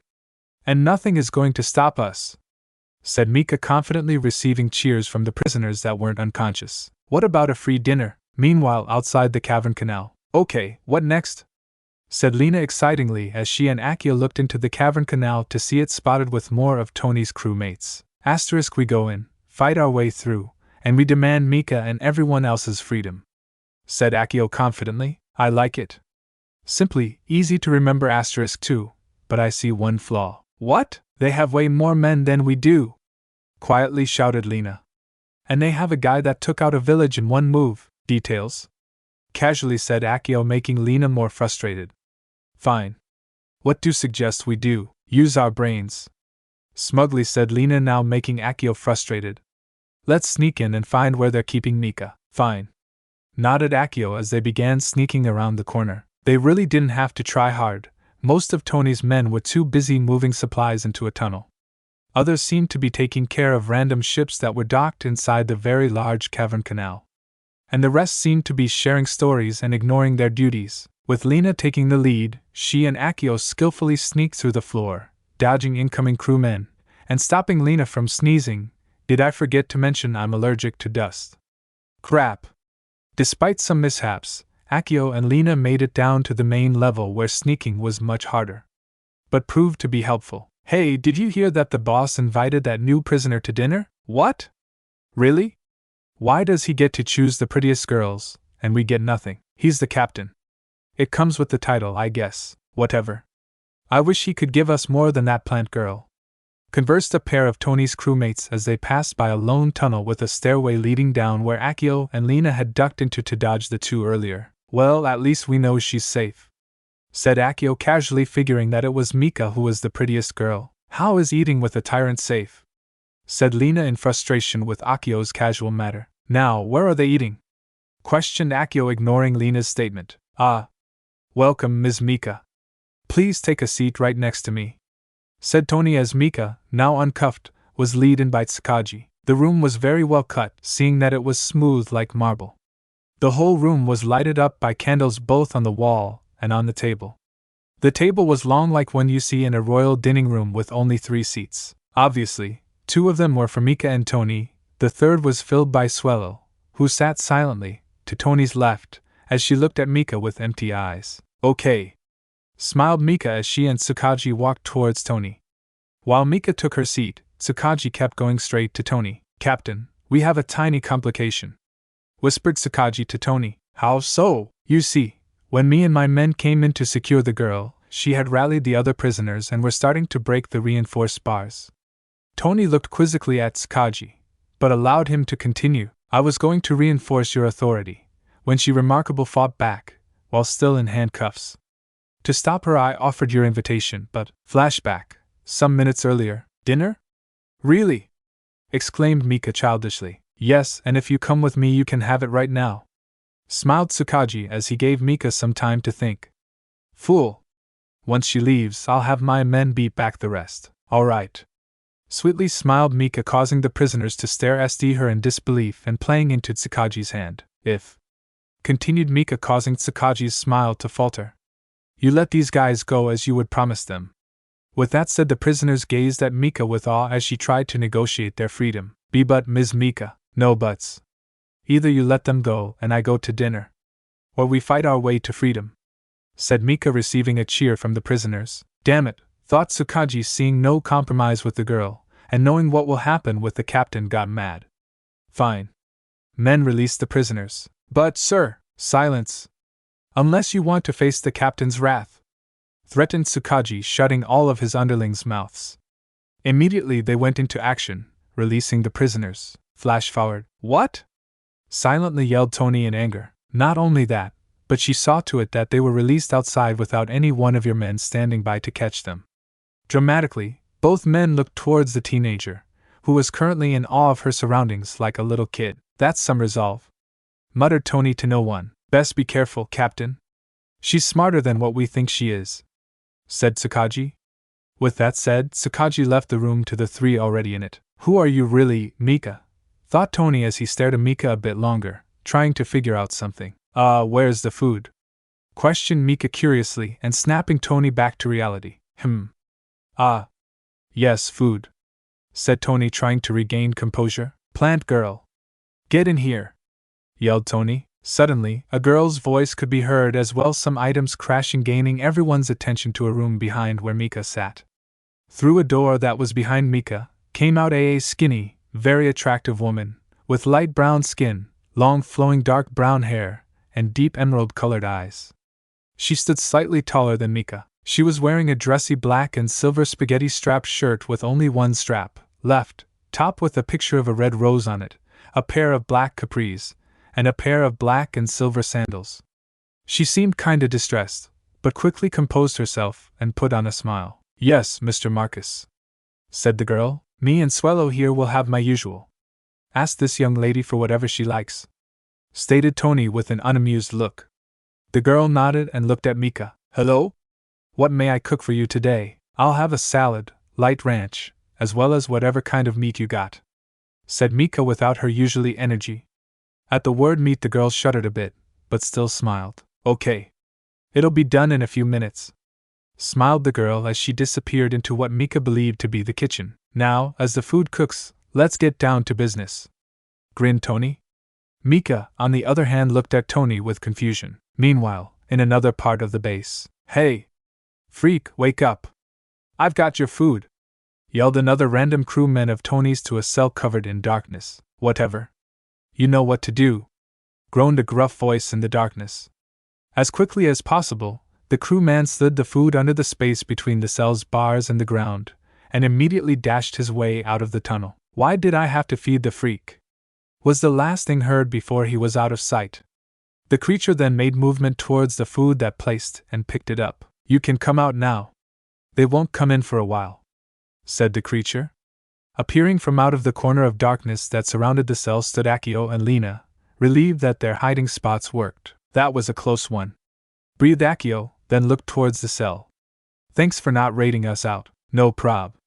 If you were sneaking around here, then it obviously means you're not one of that bastard's men, said the creature, as he began eating his food. Are you the monster that the kid was talking about earlier? Asked Lena, trying to fully see the creature. I guess, shrugged the creature. I'm either that or the shipwrecker or freak that everyone here calls me, said the creature with hints of anger in his voice. So what should we call you?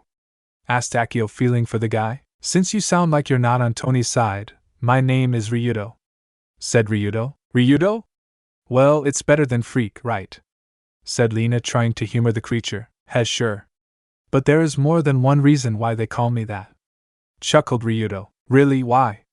Asked Lena. Another time perhaps, said Ryudo as he put his now empty plate on the ground. But what are you two doing here? We're here to rescue our captain, stated Akio. Really? Your captain must have been an idiot, insulted Ryudo. Yeah, she is, sighed Lena, though Akio only seemed to get frustrated at their remarks. Meanwhile, in Tony's dining room. So what do say, Mika?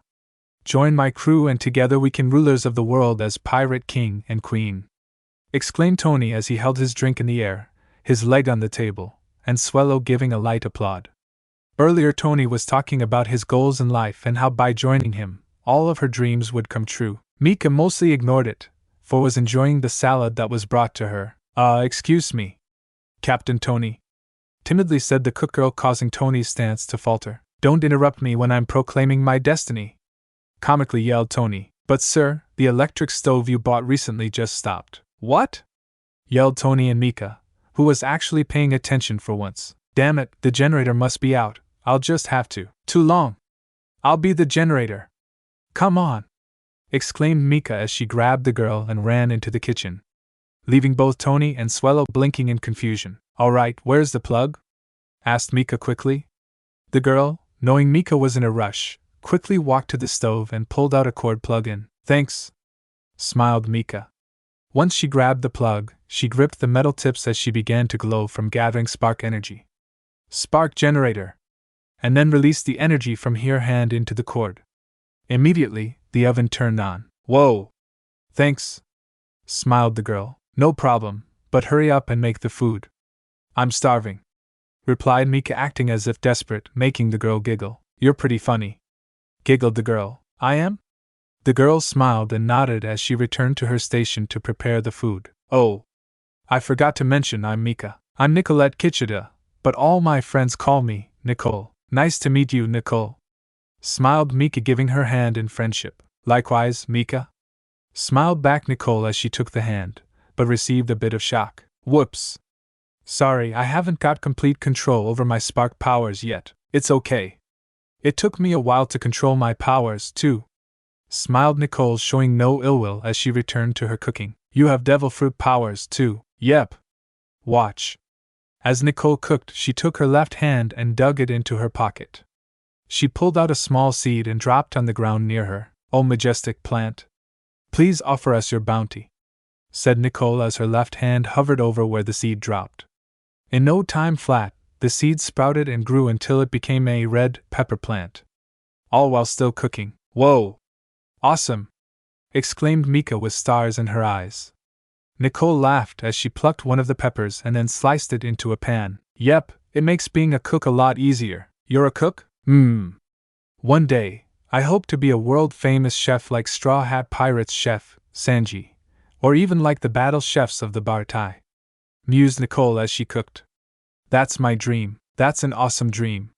Me, I'm going to be the first queen of the pirates, exclaimed Mika. You're taking Tony's offer? Hell no! I'm gonna get there with the help of my nakama. Nicole giggled. She couldn't help but be impressed. That's a good dream, but unfortunately, there are no dream come trues here, said Nicole grimly as she began the finishing touches on their food. Sensing the gloom, Mika knew there was only one thing due. Don't worry, I'll get you out. I promise, said Mika straightforwardly. Nicole immediately stopped doing whatever she was doing and looked at Mika, with hope in her eyes. Really? Count on it, confidently grinned Mika. And you can join my crew too.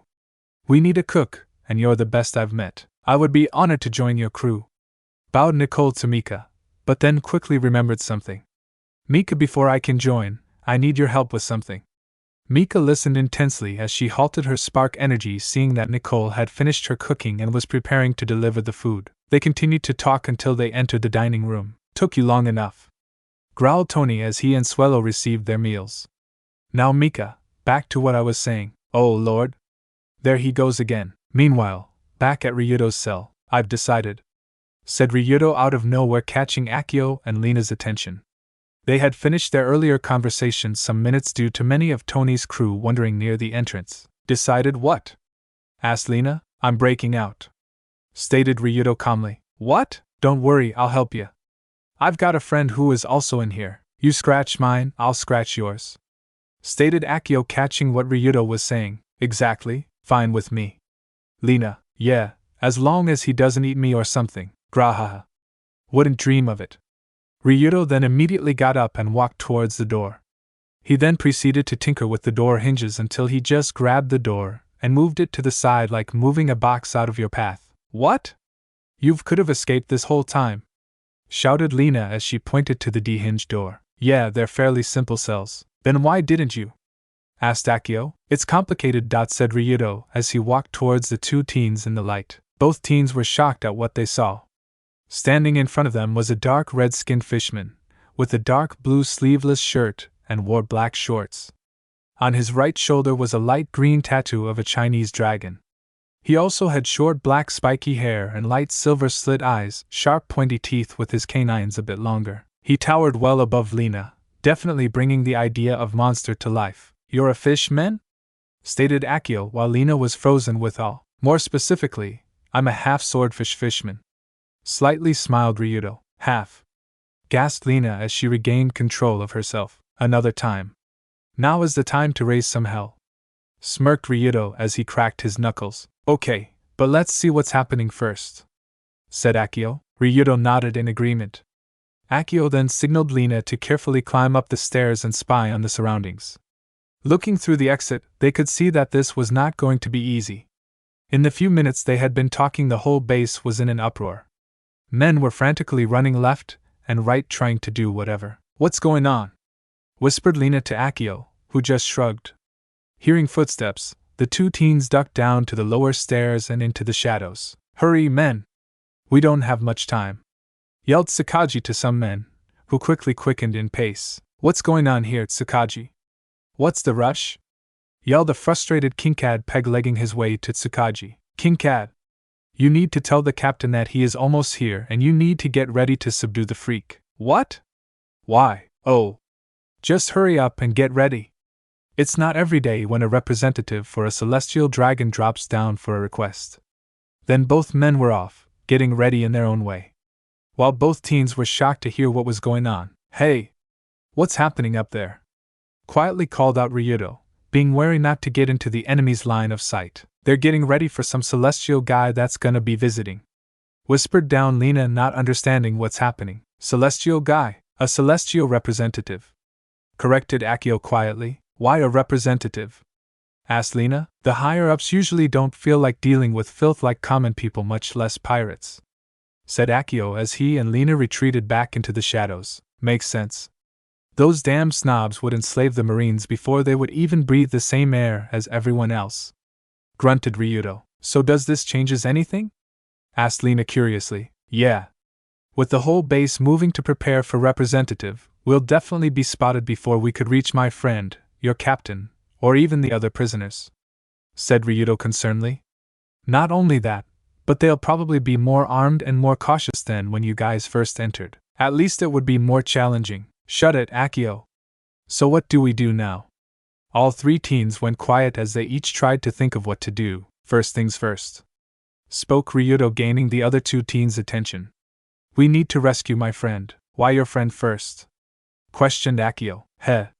Believe it or not, I'm practically here of my own free will, said Ryudo, making Akio and Lena give him curious looks. Whether you know or not, my friend, Nicole, had befriended the village, where I'm sure you came from. She helped out a local restaurant and supplied the town with food. She supplied them food? Questioned Lena. She ate the vine fruit, or tsurutsurinomi for those Japanese buffs, which allows her to grow and control plants. Anyways, on an earlier island some months ago, Nicole had rescued me from both terrible wounds and from starvation. Being an honorable man, I swore I would serve her, until a time came when she could make it on her own. Is she weak at fighting? Asked Akio. I'm not sure, but she often tries not to resort to violence, despite the power she has.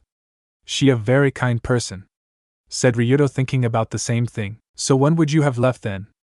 Asked Akio again. Probably when she joined a pirate crew or something. You know, one that could take care of her and befriend her, said Ryudo, thinking of it on the spot. Anyways, Tony heard of her unique abilities and went to acquire her. Luckily, I sneaked into town to get some food from her. Once Tony came in looking to capture Nicole, I went into action. But I couldn't even get close to Tony. One of his men, the brown-haired one, Tsukiji, attacked me. His fighting style was weird. The worst was when that peg-legged guy caught Nicole and threatened to shoot her. She told them that we didn't know each other, but I couldn't leave her in the hands of that man. So you offered your services to him, and he kept Nicole as insurance, concluded Akio. Ryudo nodded. That's why you sank that marine ship?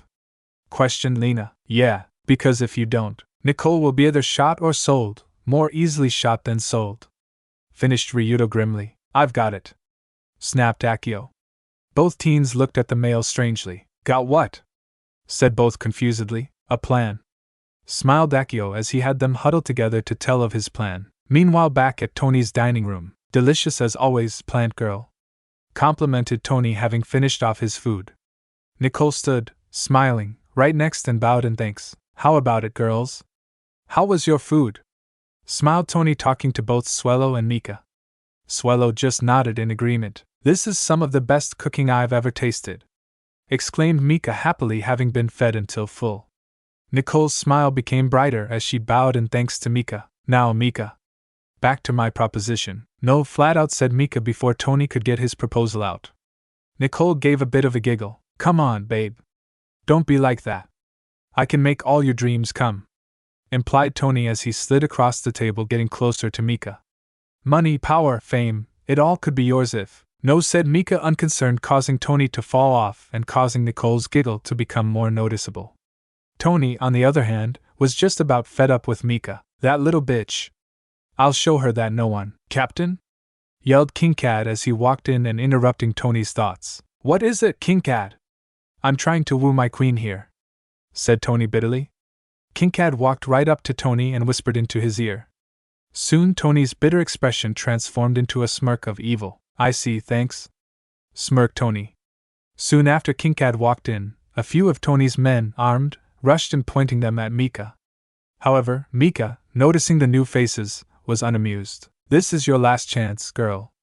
Become my queen or become merchandise for my customer when he arrives, threatened Tony, hoping that Mika would be smart. Obviously, he didn't know Mika well. Pff.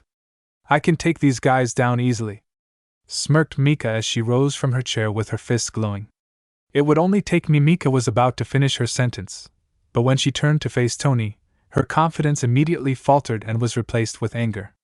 At the same time, the glow that surrounded Mika's fist dissipated. Hey! That's not fair. She's not a part of this. Tony and King Cat were confused.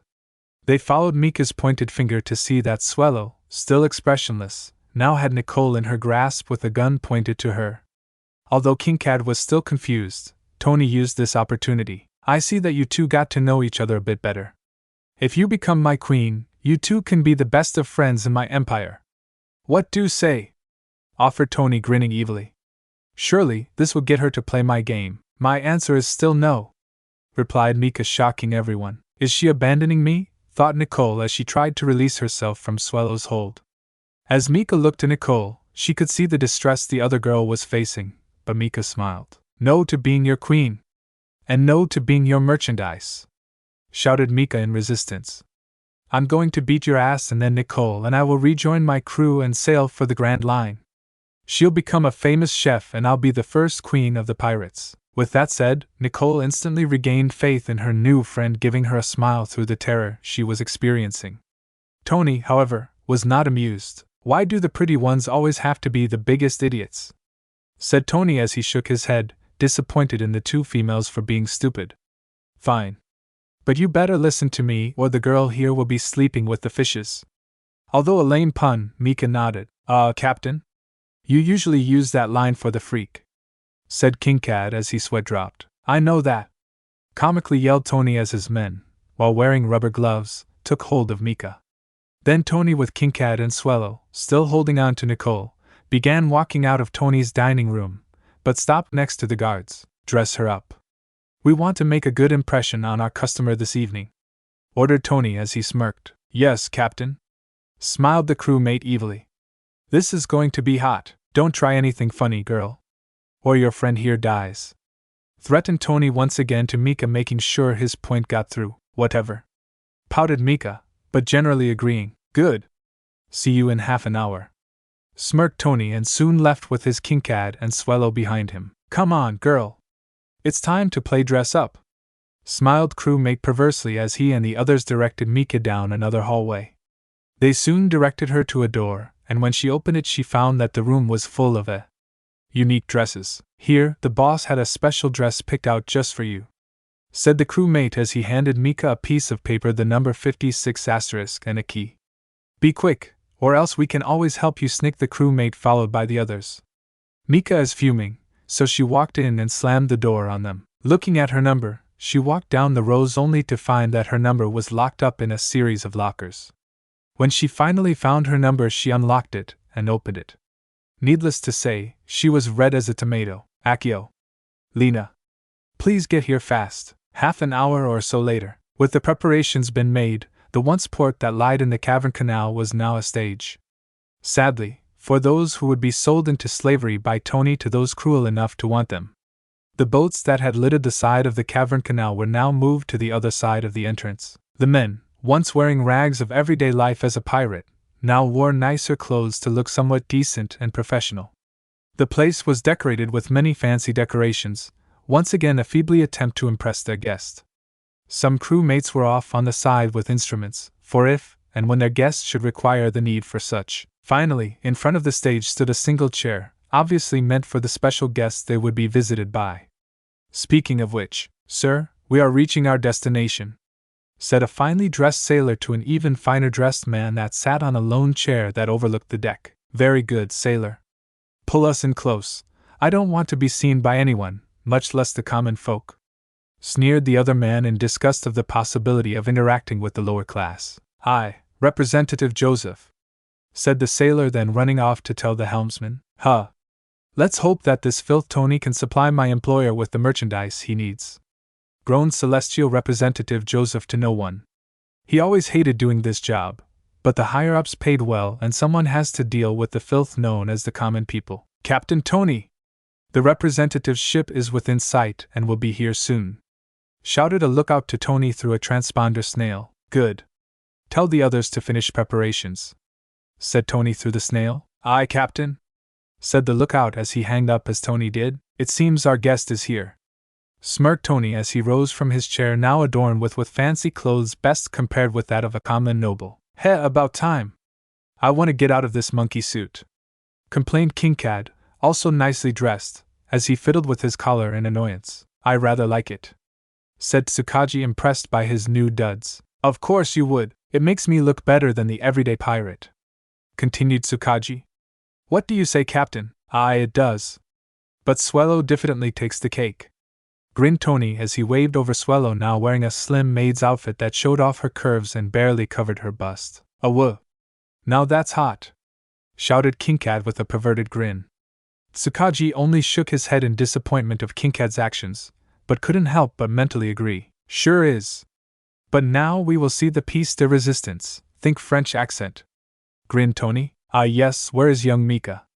Questioned Tsukaji, rubbing his chin while pondering. I'm not coming out, shouted Mika from a curtain to the side of the four crewmates. Come on now. We have to make sure you look good before we can sell you, begged Tony, though he clearly wanted to see what Mika now looked like. No, fine. Then the plant girl dies, yelled Kinkad as he pulled a gun and cocked it. Grr, fine. A light turned on, revealing Mika's silhouette, and it moved to pull the curtain hiding her. Then, in a blaze of dazzling light, Mika revealed herself. All the men gasped at the sight, while Swallow seemed to strangely blush with a straight face. Well, growled Mika, wanting an answer as soon as possible. Only Tony could speak. Perfect. Meanwhile, in the kitchen of Tony's base. Hurry up, plant girl. The captain needs this food out there now, ordered another of Tony's men. Yes, yes. It'll be done soon, stressed Nicole as she prepared food with some of the other men assigned to help. Not only prepare it, she had to constantly grow it as well. Mika, if you're going to do something, do it fast, please, thought Nicole as she prepared another piece of food. Come on. Move it. The food needs to be out there before the rep shows up, ordered the man as crew member after crew member ran out with a plate of food. Hey! The boss is coming, shouted another crewmate, gaining the attention of most of the staff. Nicole didn't look, as she was to focus on preparing everything. Must be here to prepare the freak. Good riddance. Once that thing is gone, I can finally sleep in peace. I hope we get a lot for him. These comments and more were said as Nicole kept preparing the food. She kept a straight face, but internally she was suffering. Ryudo, please hold out until Mika can to something. It was only hopeful thinking. She knew that either one could make a move even if they wanted to, and they did. A lot. Wake up, freak! Yelled Tony as he pounded the cage to wake Ryudo up. What do you want, Tony? Said Ryudo unconcernedly as he picked himself up from laying on the floor. Today's the day, when I finally sell your ass. Evilly grinned Tony. So get moving. You don't want that plant girl sleeping with the fishes, do you? Ryudo growled at Tony's horrible pun, but complied. Once stepping out of his cell, the placed cuffs over his hands, and then draped him with a bed sheet. What's this for, Che? Che. Can't go and give my men a fright or let my client have a sneak preview, knowingly said Tony as he directed his men to escort Ryudo. Once stepping outside, the jeer of Tony's men followed, but while Ryudo would normally snap on them, he kept calm. This plan better work. Flashback many minutes earlier. What's the plan, Akio? Whispered Lena inattentively. Well, first, I need Ryudo here not try to escape, said Akio. I already hate it, stated Ryudo. Shush. You'll be able to escape at the end of this, but first we need to secure the Nicole girl. Ryudo, seeing the point, nodded his head in bitter agreement. So I'll try to search for her before they can start the sale. Okay, what about me? Asked Lena. Since you're the crew's sniper, you will be on one of the top ledges where we have a sniper's advantage. Lena smiled, seeing that her talents were being put to good use. I will sneak my way, with the help of Ryudo, into the base and search for Nicole and Mika. Nicole will most likely be at the kitchen. Be careful, they probably have someone ready to shot her if I misbehave, said Ryudo, putting air quotes over misbehave. Got it. Hold on. How are you going to sneak out? Cautiously asked Lena. The whole base is moving to prepare for this guy. They are bound to spot us. Don't worry, the moment will present itself in due time, said Akio as he moved into a more relaxing position. Lena and Ryudo just sweat dropped at Akio's demeanor. Flash forward. Geez, that guy can sure call it, thought Ryudo.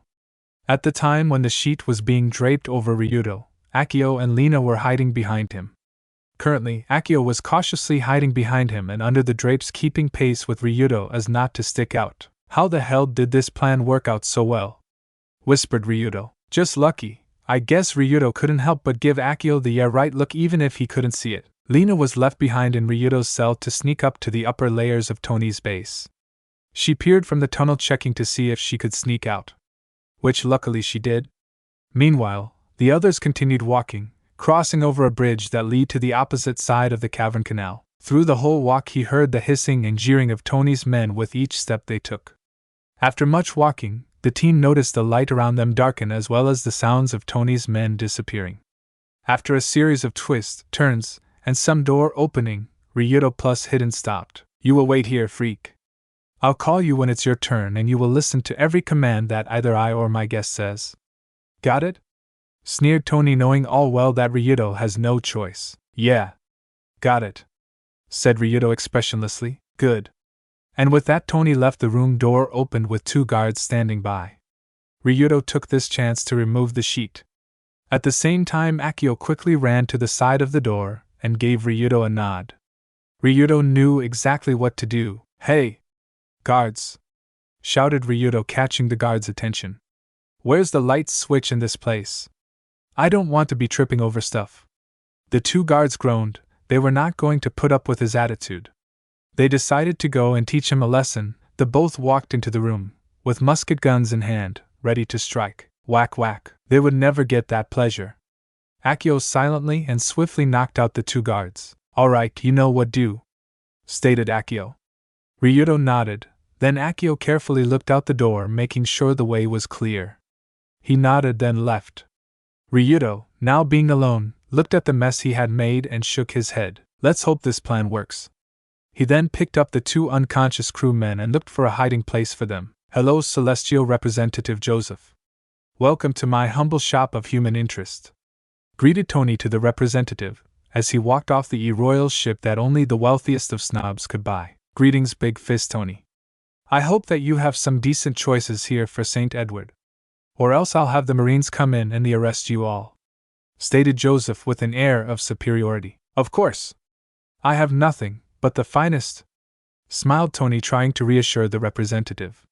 Although still not pleased, Joseph accepted the offer and followed Tony as he led him to his solo seat. Men!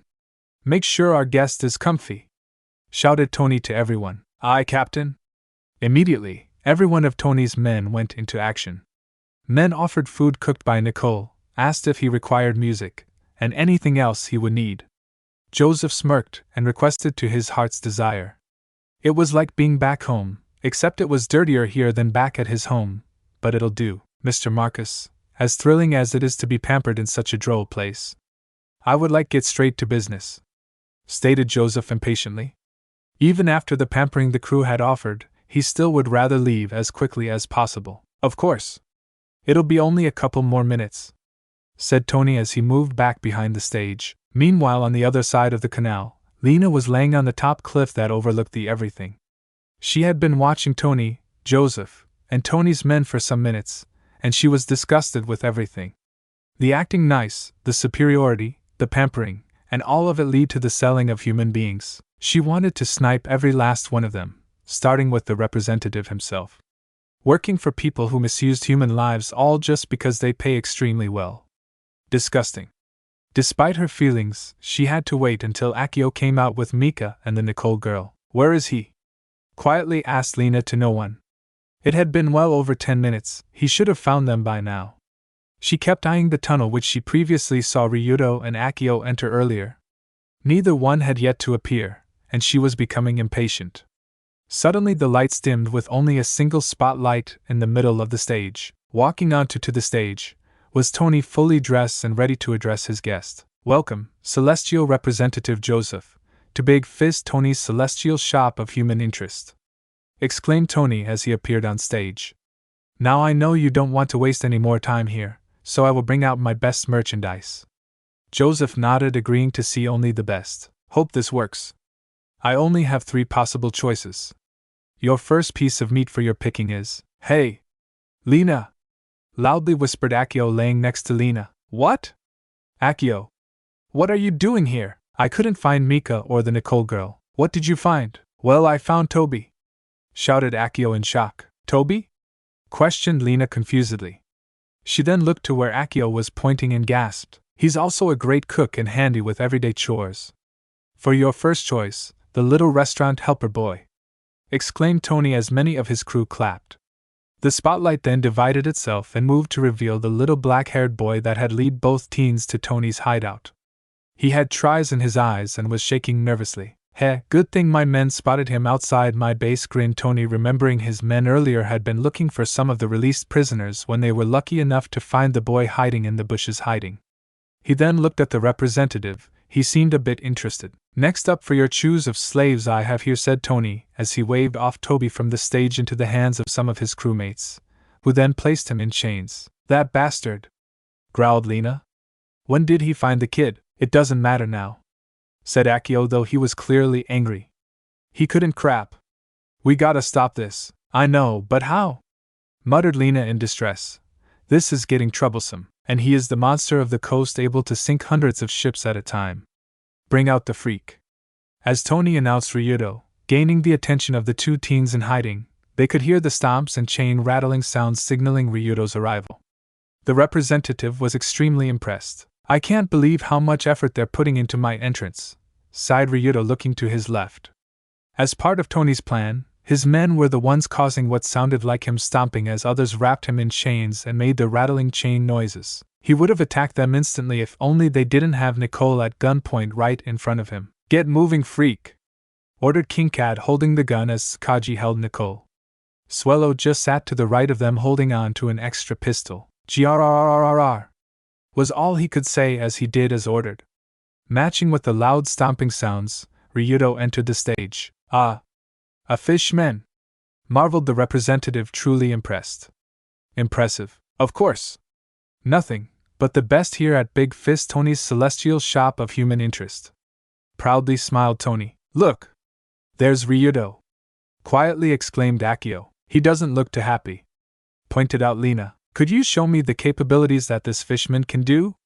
Asked Joseph quizzically. Tony nodded in happy agreement. He had Ryudo do all kind of things like lifting tons of weight to show that he could do hard manual labor or carry people, and show off a bit of his fighting ability, taking on a number of Tony's lackeys. Needless to say, the representative was clearly impressed. I've seen enough. Bring out your last piece, waved Joseph. Tony smiled and nodded as he had Ryudo escorted off the stage. Our last piece that I offer you today is one of a possible sexual pleasure. Akio and Lena didn't like the sound of that. She was found lost and confused, but with barely a scratch on her. Akio started to panic a bit. She is like an angel fallen from heaven with a special power that makes her excellent for fighting as well. Lena started to worry. I proudly present the princess of the East Blue. Crap, Mika! Suddenly the lights went out, causing distress from the teens and the representative. "You better dance sexy like, or you know," threatened Kinkad to Mika. She only responded with a huff and complied. Suddenly a light showed through the curtains, catching everyone's attention. As the light shone through, a feminine figure rose from the floor and stood behind the curtain. Music soon started to play and the figure began dancing. The moves were very simple yet incredibly graceful. The curtain soon pulled apart, revealing the figure behind as the light expanded. Everyone gazing at the curtain gasped. There, dancing to the best of her abilities, was Mika. She had lost her usual plain clothes and now wore what looked like a belly dancer outfit. It was colored with various variations ranging from mud brown to tan. The top of the outfit was practically skin tight, revealing much of Mika's cleavage. In her hands were veils that came off the back of her top. Just above her stomach was many threads of beads that hang just above the belly button. The bottom half of her dress reached almost all the way to the stage, but was short enough to reveal the sandals that Mika was forced to wear. However, from her entire attire, there was one thing that stood out. The original outfit had a skin-tight green thread necklace that also had threads of beads hanging. Instead, what took its place was Mika's usually red shell necklace. But even with this, nobody took their eyes off her. Heck, everyone was blushing. Including Mika, but for different reasons. "TT, that's Mika," gasped Lena while still blushing. She was beautiful. But when looking at Mika's face, she was anything but happy. "She looks so embarrassed," said Akio, finishing her sentence. He had a very serious face on, even if he was blushing. Mika hates showing off her body like this. Lena was shocked to hear that the happy-go-lucky Mika was embarrassed by showing off her body, a weapon that every woman uses to get by from time to time. Right now, she is nothing but eye candy to them, stated Akio with anger. Lena couldn't help but feel the same. "Very good. Very good," clapped Joseph, halting the music and unintentionally saving Mika from more embarrassment. "So I guess you have picked your choices, Celestial Representative Joseph?"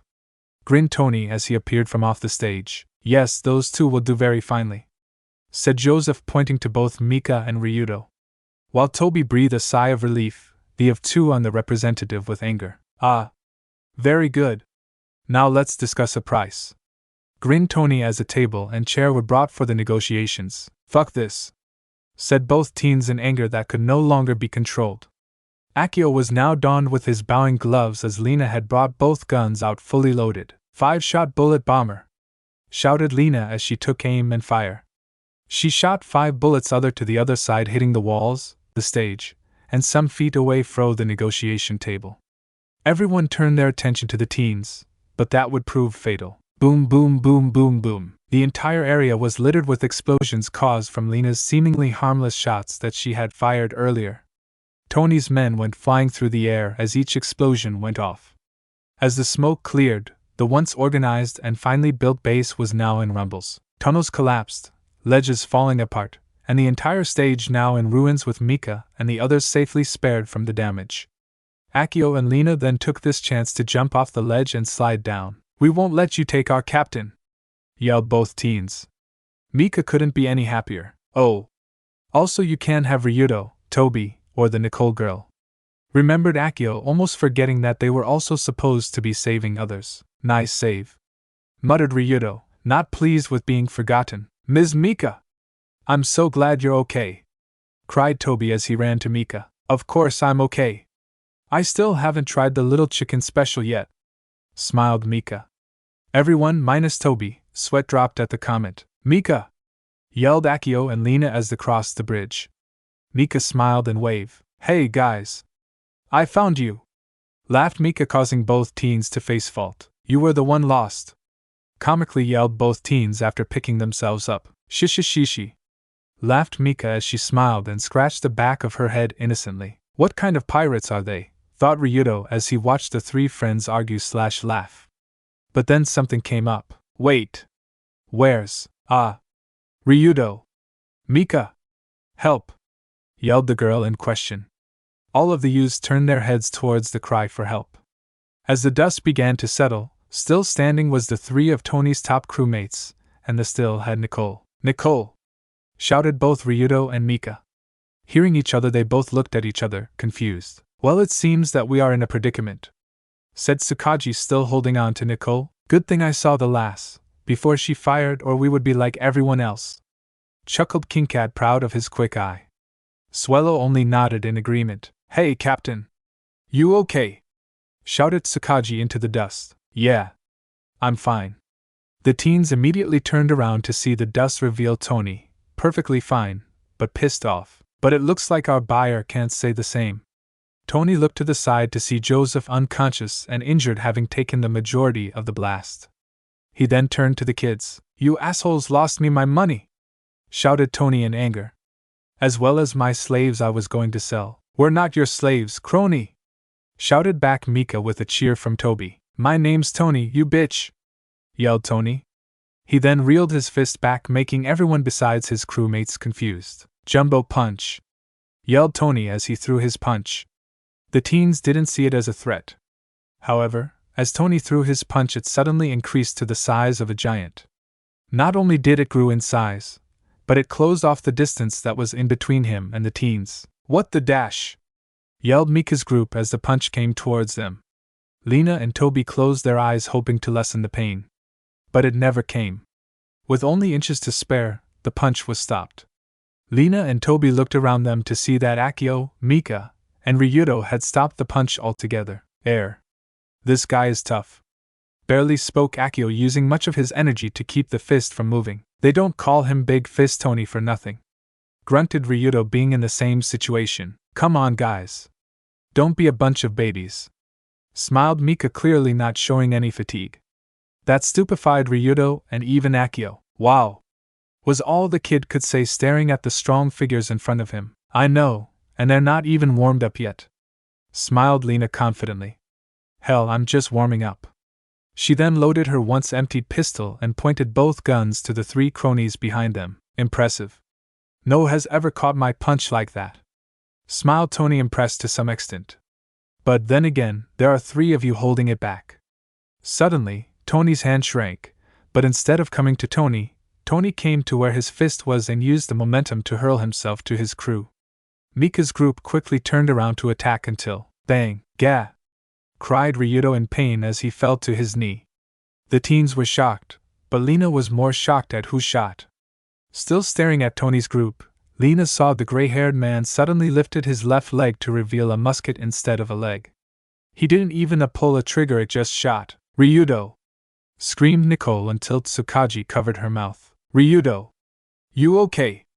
Asked Akio, trying to help Ryudo up. Gah! It wasn't a smart idea. Crap! I can't move. That's it. I'm going to kick your ass even harder than before, you pervert! Shouted Mika as the veils blew behind her. Kahahaha! You think you can beat us? You'd be better off a slave! Insulted Tony, getting grins from his companions except from Swallow. You bet I can! Grinned Mika as she got into battle position. The battle was about to begin. Who will win, sir? Sir! Yelled the frantic sailor as he and many others searched through the dust and debris of the cavern canal. After hearing the explosions, the sailors immediately went into action, making sure their boss was well. Have you found him yet? No, kahahaha. The men immediately stopped their search to direct their attention to Tony's and Mika's group. You think you can beat us? You'd be better off a slave. You bet I can! Grinned the teenage girl as she took up her battle position. It mirrors her father's. However, the sailors could do nothing but stare at her. Beautiful! Shouted all the sailors as their eyes comically turned into hearts. Huh! Said Mika in confusion when she heard the outburst. She then looked behind her to see the sailor ogling her from a distance. Needless to say, she was pissed/embarrassed. Stop looking at me! Perverts! Suddenly, she started glowing as some electricity started to spark off, freaking out her group as they stepped back from being hit. Mika! Control yourself! Panicked Akio. Seeing the panic in Akio's voice, as well as the panic of the people around her, she started to calm down. Guys! Shouted Ryudo with a hint of pain, gaining the attention of the group. They're taking Nicole. Following his finger, they saw that Tony and his mates were no longer in front of them. Damn it! Cursed Akio. Mika, Lena, let's go. Toby, stay her with Ryudo. Make sure that the Republic over there doesn't take the opportunity to take him. Toby nodded. Here, take these explosion bullets. said Lena, handing Toby some small round bullets. If they try anything funny, throw one at them, but be careful, they are sensitive. Toby nodded once again, though begrudgingly. And then no problem. Let's go! Yelled Mika excitingly. The other two teens nodded and they left. All three teens ran towards the closest tunnel, however Lena suddenly stopped. Duck! Oh! Where? Shouted Mika excitingly. Mika! Yelled Akio. Bang! As the shot was taken, Lena quickly tackled Mika to the ground. At the same time, Lena took out her gun and shot in the direction as the last shot. Sorry, but this is as far as you guys go, chuckled a voice in the dust. The three teens rose their heads to make a quick surveillance. Another shot was taken, only to hit the ground near Lena and Mika. Damn it! We're fighting blind, muttered Akio in frustration. Lena, can you spot the direction he's shooting from? I'm trying, shouted Lena, having rolled off Mika. But it's really hard when he's not shooting to hit. To hit? Tony probably wants to capture us in the end. Both those shots were off from harming anyone seriously. Hold on. Who's shooting us? That gray-haired relic. His left leg is a musket. Akio looked at Lena in shock. His leg's a musket. How the hell is that old guy so accurate? Hey! I'm not that old. I'm 37. Yelled Kingcat as he took another shot that missed once again, but could not be seen where it actually hit. Whatever, shouted back Lena and Akio in a bored manner. Hey Mika, what should we? Whispered Lena as not to let the other sniper hear them. However, looking to where Mika should be, she was gone. Ah! Where's Mika? Suddenly, several shoots were taken. Hey! Where are you going, girlie? Yelled Kingcat, taking some more shoots. I'm rescuing Nicole. Duh! Shouted back Mika childishly. Mika! Yelled both teens in an effort to call her back. However, soon the gunfire ceased, causing the teens to hold the breath, fearing the worst. Damn it! She got away, yelled Kingcat in frustration, giving the teens some relief. I'll just let Tsukiji handle her then. Kingcat then returned to firing, hoping to find her two nakama. Damn it! Cursed Akio. How are we going to reach Mika before that other guy gets her first? Suddenly, a lone shot was sent blazing from Lena's gun in an upward direction. Gah!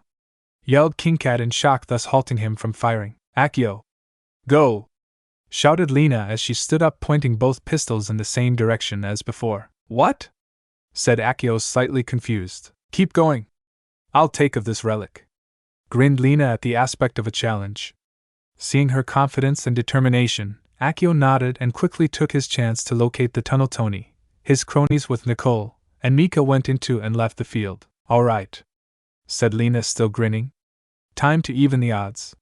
Lena then put her left-hand pistol back into its holder and reached into her bag. Finding what she wanted, she removed the cartridge in her right-hand pistol and replaced it with what looked like one of those air bazookas that covered the pistol's nozzle. She then pointed the newly equipped pistol to the ground. Gus bullet. As soon as she pulled the trigger, another shot was taken by the other sniper. However, before the bullet hit, Lena was launched straight into the air. This action did not only help her avoid the bullet, but also remove the dust that had yet to settle. Now in the air, Lena took this chance to scan the area and took notice of the gray-haired man on the upper ledges, clearly still alive, trying to move the dust away from his face. Gotcha! Lena, now beginning to fall, pointed her airgun towards the opposite side and launched herself to the ledge that the gray-haired man was.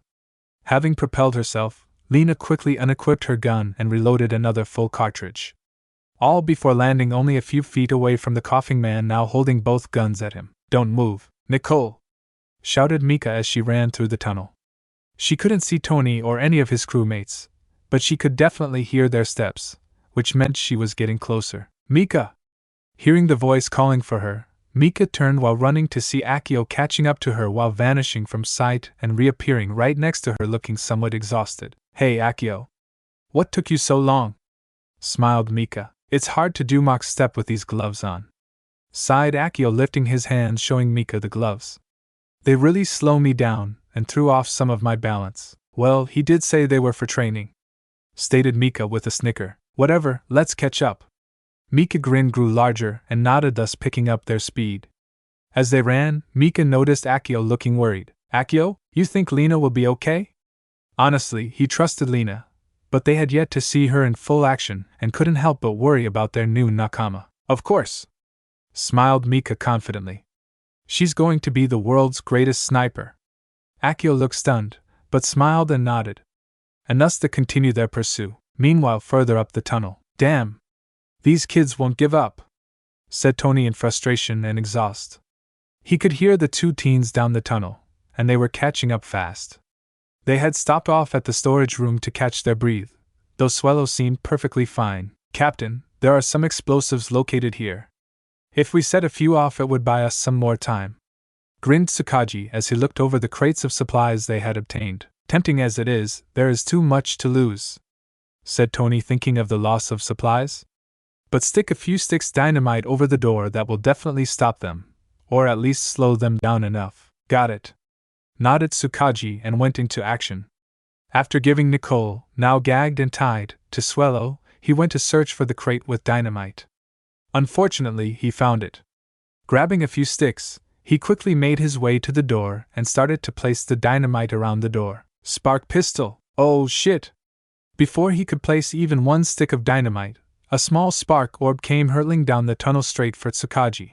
However, he quickly jumped aside, avoiding the orb. The orb continued until it hit a crate, destroying it and spilling its contained. The hell? Questioned Tony until he realized the only person that could do that. Finally! We caught up! Cheered Mika as she ran into the room with Akio behind her. Yeah! Gasped Akio, trying to catch his breath and calm his body down. Okay. Release Nicole now, before my captain and I do it by force. Kuha! Why should I? Mocked Tony, standing next to Swallow and a distressed Nicole. She'll be wasting her talents on bunch of rookies. At least, she would be respected as a person rather than a slave or merchandise. Yelled Mika with anger. Whatever, little princess, said Tony unconcernedly. Mika suddenly grew a tick mark. What did you call me? Said Mika as her anger started bubbling as she also gathered more electricity. Akio immediately looked worried. Oh, didn't I call you a weak, helpless, little princess? Mocked Tony, aggravating Mika even more. Oh, gulped Akio. At that moment, all hell broke loose. Meanwhile, back to the reason why this chapter was called Lena vs. Kingcat. Battle between guns and snipers. How can you do that? Shouted Lena in frustration as she tried to shoot Kingcat from where he was stationed. Even though she had him earlier, it seems that he was very clever in using his musket leg. When she moved closer to knock him out, he had done a spin kick, thus knocking Lena's guns down from the ledge. Lena quickly acted and slid down the ledge to retrieve her prized pistols, not realizing that Kingcat was reloading. Reaching the bottom, Lena took a quick look up to see Kingcat aiming for her as he leaned on a crutch. Acting fast, Lena ran for her pistols while trying to avoid Kingcat's line of sight.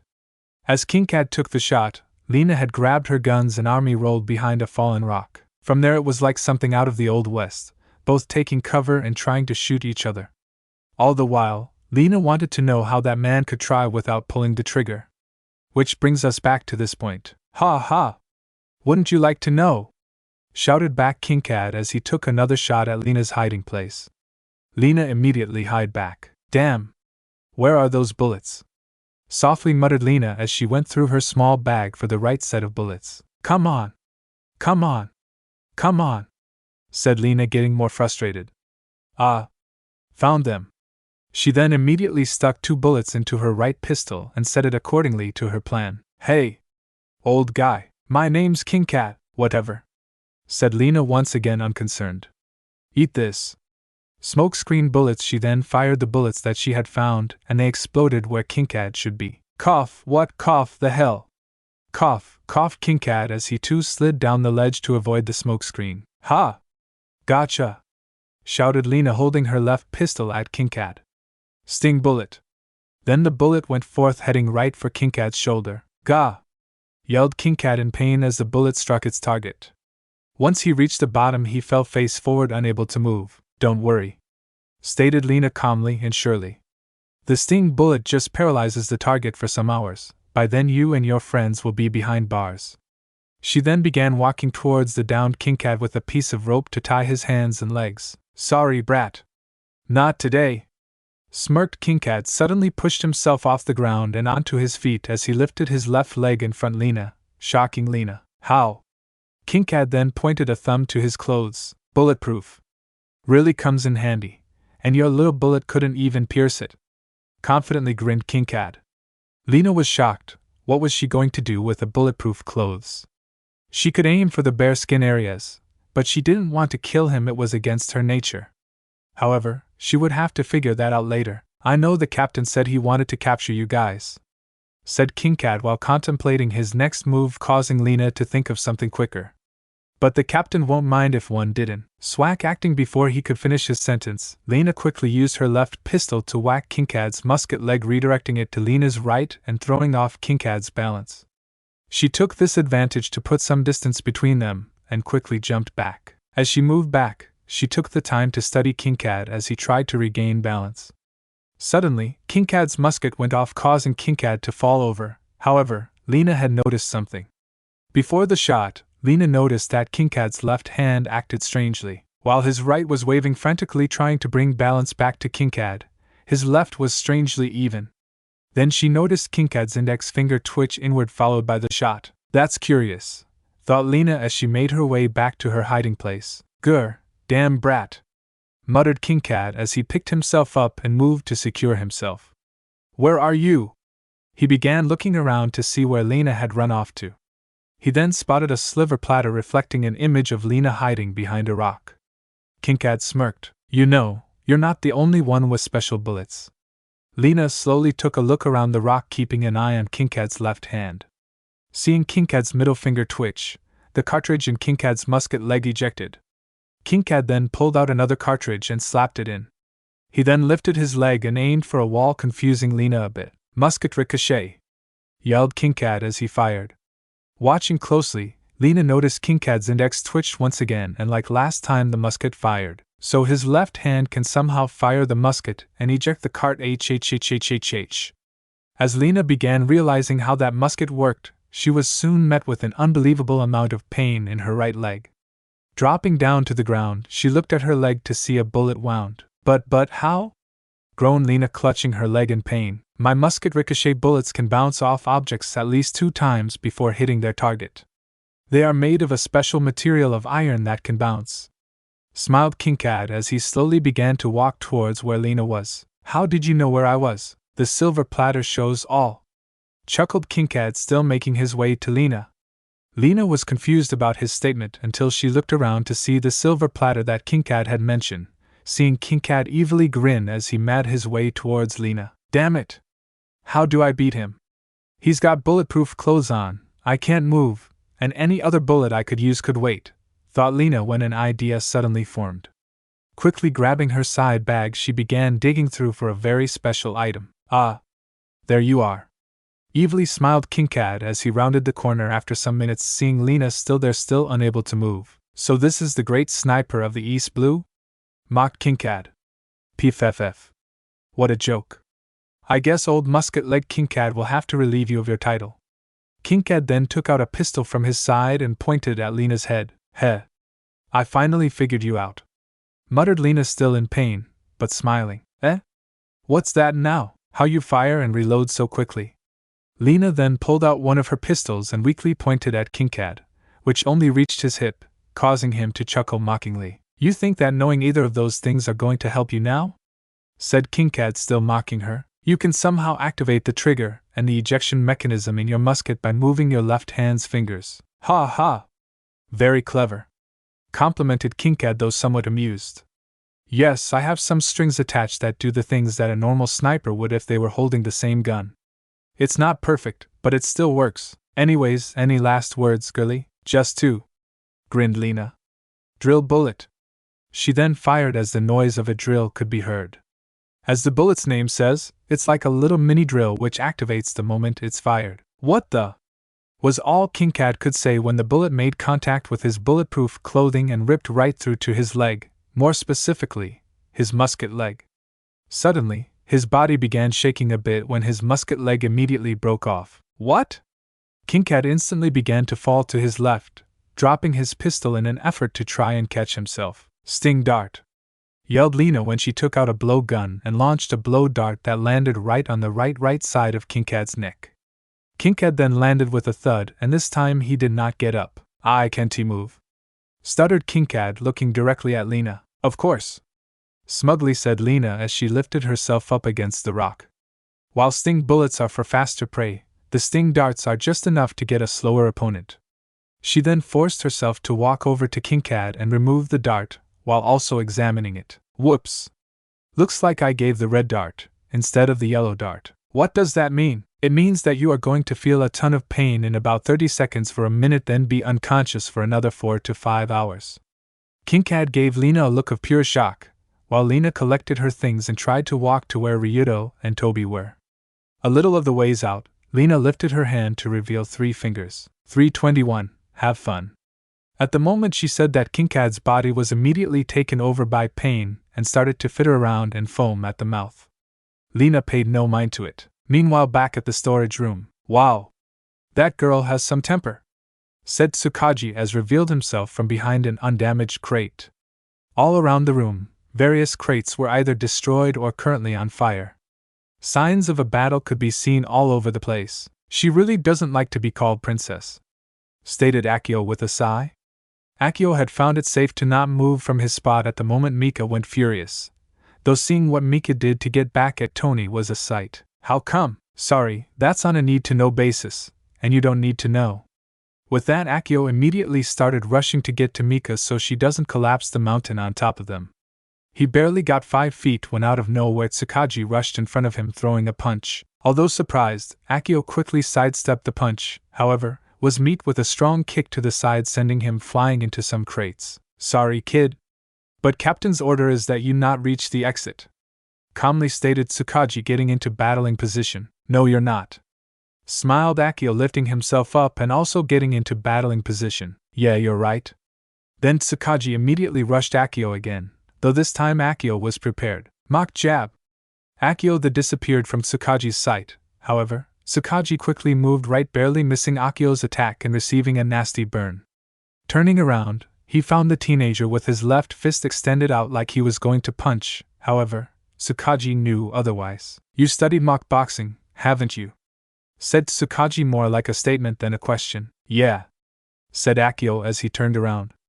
And you studied feint style. Ah, very knowledgeable, are we? Questioned Tsukaji. Then tell me, what makes you think it's feint style? The way you move usually has a different meaning behind it, stated Akio. Not only that, but Mika tells me you're a pretty big liar as well. Feint style involves misdirection. Perfect for someone that can easily mislead people. Ho ho! Knowledgeable indeed, said Tsukaji as he rubbed the mark on his cheek. Of course, but feint style is said to be weak since it's only used by low-level thieves, said Akio quizzically. True as well, grinned Tsukaji. But in the hands of a true master, it's unstoppable. Oh, a doubter, eh? Said Tsukaji as he ready for the upcoming battle. Let's see who's better, your mock boxing or my feint style. Fine by me, agreed Akio as he did the same. Meanwhile, further up the tunnel. Ah! Screamed Tony as he and Swallow with Nicole were running for their lives from the ballistic teenagers shooting electrical orbs wildly. This girl is crazy. Who's a princess now? Dumbass! Yelled Mika sadistically as she fired more spark orbs. Captain? We found him! Yelled a random sailor to the high-ranking officer of the Celestial Representative's ship. Good, bring him aboard and let us leave this pirate-infested island, replied the captain. The sailors came running from the cavern canal carrying an unconscious Celestial Representative. Joseph, sir, addressed another sailor also coming from the cavern canal. Yes, sailor. While looking for the representative, we came across a prison filled with Marines from the recently sunk marine vessel. Do we have permission to rescue them? Of course, sailor, said the captain sternly. Just leave out the details of why we are here. Aye, sir. The sailor then went off to tell the other men about the newly instated rescue. At least we can come out of this as rescuers rather than slave holders, thought the captain, disgusted by the fact that they were supporting slavery. If it weren't for the money, he would have left years ago. Get away! Shouted Toby, shaking in fear while holding one of the explosive bullets that Lena gave him. He stood in between Ryudo and a few of the sailors. Kid, that's a fishman. They can be very dangerous, said one of the sailors, trying to calm the boy. Please, just come with us, we'll take you back home, said the other sailor in the same manner. My home is on this island, and Ryudo isn't dangerous, shouted Toby, still shaking. You tell them, kid, said Ryudo lying against a rock, impressed that the kid is sticking his neck out for him. Shut up, fishman, hissed the sailor. The sailors soon began to take some more aggressive moves and went to grab Toby. Toby couldn't bring himself to throw the explosive bullet, now shocked with fear. Bang, that will be enough, idiots, said Lena as her pistol was pointing up and smoking. The other one was pointing straight at the sailors. The sailors soon lost their aggressiveness and backed away from the boy and the wounded fishman. Are you guys okay? Calmly said Lena as she painfully walked towards Ryudo and Toby. Couldn't be better, sarcastically said Ryudo. Hey! Less sass, more shut it, yelled Lena as she flopped down next to Ryudo. Here, Ms. Lena, said Toby shyly. He was holding the bullets that Lena had given him earlier. Lena gave them a quick look over and smiled. Thanks, but you can keep them. Toby and Ryudo immediately gasped in shock that she was letting a boy keep explosives. Oh, don't worry, those aren't the real explosive bullets. What? Yelled both kid and fishman. Really? Shouted back Lena, giving the right look. You really think that I would give a kid dangerous explosives? Then how the hell was he supposed to defend me with regular bullets? Shouted Ryudo. Lena just shrugged, causing Ryudo and Toby to face fault. Here, let me help you, said Lena as she scooted next to Ryudo to check the bullet wound Ryudo received from Lena's opponent. Are you a doctor? Questioned Ryudo with caution. No, quickly replied Lena as she searched through her bag. But I'm good with taking bullets out and basic first aid. She then took out her materials for removing the bullet and handed a block of wood to Ryudo. And this is for? It's going to hurt a lot. Meanwhile, back at the storage room. Come boy, let's see what you got, yelled Tsukiji, egging on the young teen into making the first move. Fine, yelled Akio, let's make this quick. Mock jab. Tsukiji was unimpressed. As Akio neared Tsukiji at sight-blinding speeds, Tsukiji quickly stuck his foot out in a kicking motion. Seeing this, Akio halted his attack. However, his chest still made contact with Tsukaji's foot. Hey, gotcha, wah, was all Akio could say until he heard a sudden clicking noise followed by a sharp pain in his chest. He quickly pulled away and looked at his chest. It was slightly bleeding. Looks like you got lucky. Confused, Akio looked at where he had received his injury. The man's boot had spikes protruding from his heel, about 5 inches out. Tsukiji chuckled. Any closer and I could have punctured a lung. What a dirty trick. Hey, they don't call me the Faint King for nothing. Evilly grinned Tsukiji. Whatever. Mock combat, said Akio with a bit of frustration. Immediately, Akio disappeared from Tsukaji's sight. Che-ha! Akio came in with a punch to Tsukaji's left. However, he quickly dodged the punch. What the? Mpf. Pathetic, mocked Tsukiji. Shut up, growled Akio and then disappeared again, but only to reappear behind Tsukiji. Tsukiji smirked and dodged the incoming punch. These various actions were repeated as Akio tried to land a hit on the Faint King. However, Tsukiji kept dodging each blow. How are you predicting my attacks? Are you going to hit me anytime soon? Yawned Tsukiji as he blocked Akio, who instantly disappeared. Damn! He really is a master.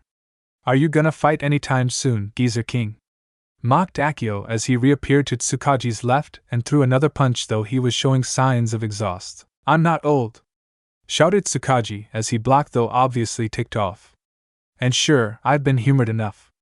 Tsukiji grabbed onto Akio's arm and drew him closer to his body, only to punch Akio in the stomach, sending him into a stake of crates collapsing on top of him. Well, that was fun, said Tsukiji as he dusted himself off. BOM. Oh. Looks like Captain's still in trouble. Better go help. Tsukiji then began casually walking away from his previous battle until he was suddenly met with a gloved fist. Mock jab, grinned Akio, sending Tsukiji to the wall. Heh. Slightly chuckled Tsukiji. Well, I'll be. Looks like you're tougher than you look. I'll take that as a compliment, grinned Akio. Even though all those crates had nothing but clothes in them. Take it however you want it, said Tsukiji confidently. It won't do you much good. Pfft, whatever, said Akio, unconcerned about the older man's statement. He then got into fighting position and charged. Mock right. Akio swiftly disappeared from Tsukaji's view, only to reappear to his left with his right fist aimed for his head. Before the attack could hit, Tsukiji had quickly discarded several smoke bombs. Akio continued his attack, but his fist never made contact with Tsukkaji's face. "What the? Where'd he go?" shouted Akio as he scanned all around. However, the smoke bombs had done their job in concealing his enemy. "Oh, I could be anywhere," said Tsukkaji's voice through the smoke and echoing off. "I could be here." Akio suddenly felt a blunt object go against the back of his head, and immediately reacted only to find nothing, or hear. The same object struck him this time in the back. From what Akio could tell, it was a metal staff of some sort, or here. Another strike came, this time in the stomach, or even, Mach spin! Before Tsukkaji could even strike, Akio began spinning using the momentum of throwing one of his punches at nothing. As he spun, he made contact with what was hitting him and deflected it. Surprised by the deflect, Tsukkaji stumbled forward, being led by the deflected staff, and ran right into Akio's gloved fist, sending flying towards the crates, but fell short of them. "Ha! Found you!" Even though he only had a general direction of where he flew due to there still being a lot of smoke. "You just got lucky," shouted Tsukkaji through the smoke. "Now comes the end game, whatever, Geezer King." Akio then prepared himself for whatever older man would do. He kept checking his surroundings, seeing that the smoke was starting to settle. Surprise! Akio immediately turned around to see an incoming kick from Tsukkaji. Akio threw his arms up in a blocking formation covering his chest. Tsukkaji smirked. Akio soon heard a clicking noise and expected to see spikes. However, from the front, Tsukkaji's boot popped out a knife and drove it through Akio's gloves. "Gah!" shouted Akio in pain. Tsukkaji took advantage of Akio's lack of concentration. He retracted the knife and turned around to throw a spike punch straight towards Akio's previous wound from the spikes. "Gah!" screamed Akio as he felt the short spikes dig into his wound, making it worse than the attack that caused it. Unfortunately for Akio, Tsukkaji's attack still wasn't finished. Tsukkaji finished his barrage of attacks with a swift kick to Akio's chest, sending him again into another stack of crates, this time filled with building materials. "You see," breathed Tsukkaji. "No fighting style can beat my feint style." Feeling accomplished, Tsukkaji gathered his metal bow staff, retracted it into a shorter version, and attached it to his belt. He then got back to his previous task of helping his captain. "Too bad. The kid was rather good," said Tsukkaji as he looked over to where Akio crashed. Maybe in a few years he could. Before Tsukkaji could finish his sentence, the loud sound of crates and other junk being pushed off interrupted him. Double-taking the pile of crates, Tsukkaji was shocked to see the young teen, covered in bruises and wounds, now standing before him looking very serious. "All right," said Akio in a serious tone as he grabbed his straw hat dangling from his neck and placed it on his head, shading his eyes in a serious manner. Time to get serious. As he spoke, Akio also untied his damaged boxing gloves and let them fall to the ground. "What makes you think that putting on a straw hat and losing your gloves will let you?" Before Tsukkaji could finish his sentence, the gloves hit the ground with a loud thud, making a small indent in the ground. "What the dash?" shouted Tsukkaji in shock. "How much do those weigh?" "I don't know." "How could you not know? They're pretty light." "Light, whatever!" yelled Akio, annoyed. "This is over." "Oh, you're so sure?" sarcastically mocked Tsukkaji. "You don't even know what I could pull. You really want to risk it?" "I'm not afraid," said Akio once again in a serious tone. He then moved his arms into a new position, one that looked like an L shape, with his right arm with closed fist pointing towards the ceiling and his left arm also with a closed connecting with his right elbow. Tsukkaji was confused by Akio's action, and unbeknownst to him, Akio was gathering the last of his energy, preparing for one last attack. "Maybe not," evilly grinned Tsukkaji. "Unknown to you, I have my last resort. There's no way he's fast enough to dodge it." "Done." Immediately, Akio rushed at Tsukkaji with his left arm still in front of him and his right arm now tucked under his shoulder like the position of an uppercut. "But you sure are stupid," said Tsukkaji, finishing his previous sentence. In one swift movement, Tsukkaji pulled a small pistol-like musket as long as his index finger that was concealed in his sleeve and aimed it towards the oncoming teen. "Die, idiot!" Tsukkaji took the shot with Akio only a few feet in front of him. However, with the bullet only mere inches away from, Akio moved his head inches away from said bullet, only grazing across Akio's cheek, leaving a small cut. Dodging the bullet, Akio continued to Tsukkaji only to stop right in front of him. "Pf, pathetic," smirked Akio as he used the same phrase as Tsukkaji did earlier. Tsukiji couldn't move out of shock that the teen had dodged his bullet. Secret mock style, 3-hit kugi, nail, punch. Akio's fist made connected with Tsukaji's stomach. However, this was more than a simple punch. The punch did not only hit once, but 3 times. Gagahei! Screamed Tsukiji as he was sent backwards by the 3 consecutive punches into some crates collapsing on top of him. Master, huff, my, huff, ass, said Akio, obviously tired. Akio then fell backwards, having lost the energy to stand. Damn it. Looks like I overdid it a bit, huffed Akio as he finally fell to the ground, now laying on his back. Looks like Mika's going to have to finish off Tony. Meanwhile, outside the escape tunnel. God! She's relentless! Shouted Tony, now safely outside the escape tunnel with Swello and Nicole. Swello! Did you put enough stuff in the way so that psycho bitch doesn't get us? Swello only shrugged, honestly not sure if there was even enough stuff to stop Mika. Mika is so gonna kick your ass, muffled Nicole. I don't know what you said, but I don't care. I've locked that door from the outside and it's reinforced. Not even that girl could break. Hiya! Exclaimed Mika as she kicked said reinforced door right from its hinges. Everyone was shocked at the amazing show of strength, except for Swello. Finally, you stopped. Alright, girl, you are really starting to piss me off, said Tony, regaining his composure. Like I care, said Mika with an unconcerned tone. Let Nicole go. No way, shouted Tony. This girl is worth her weight in gold, and then some. With the ability to grow food materials for any dish as well as an amazing cooking ability with an added bonus of being able to control plants, I can take over island after island and create the Tony Empire. But that's not what Nicole wants. I don't care. With that statement, Mika's hands began glowing with spark energy due to the anger she had against Tony. Tony saw this and took up his own battle stance. Spark shotgun, jumbo punch. Come on, Ryudo. We gotta help Akio and Mika, yelled Lena from up the tunnel. Well, sorry that I got hit in the leg.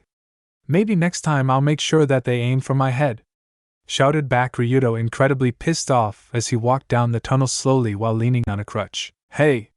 Don't get snappy with me. Ms. Lena, is Mr. Ryudo okay?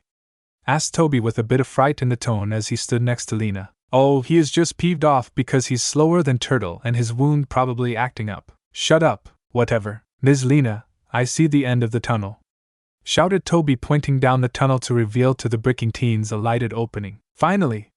Some fresh air. Hopefully I'll get the smell of fish out of my nose. I hate you. It was a joke. Doesn't change a thing. Whatever. Mr. Akio. The bricking teens' attention was soon drawn away from their heated argument to see that Toby had gotten ahead of them.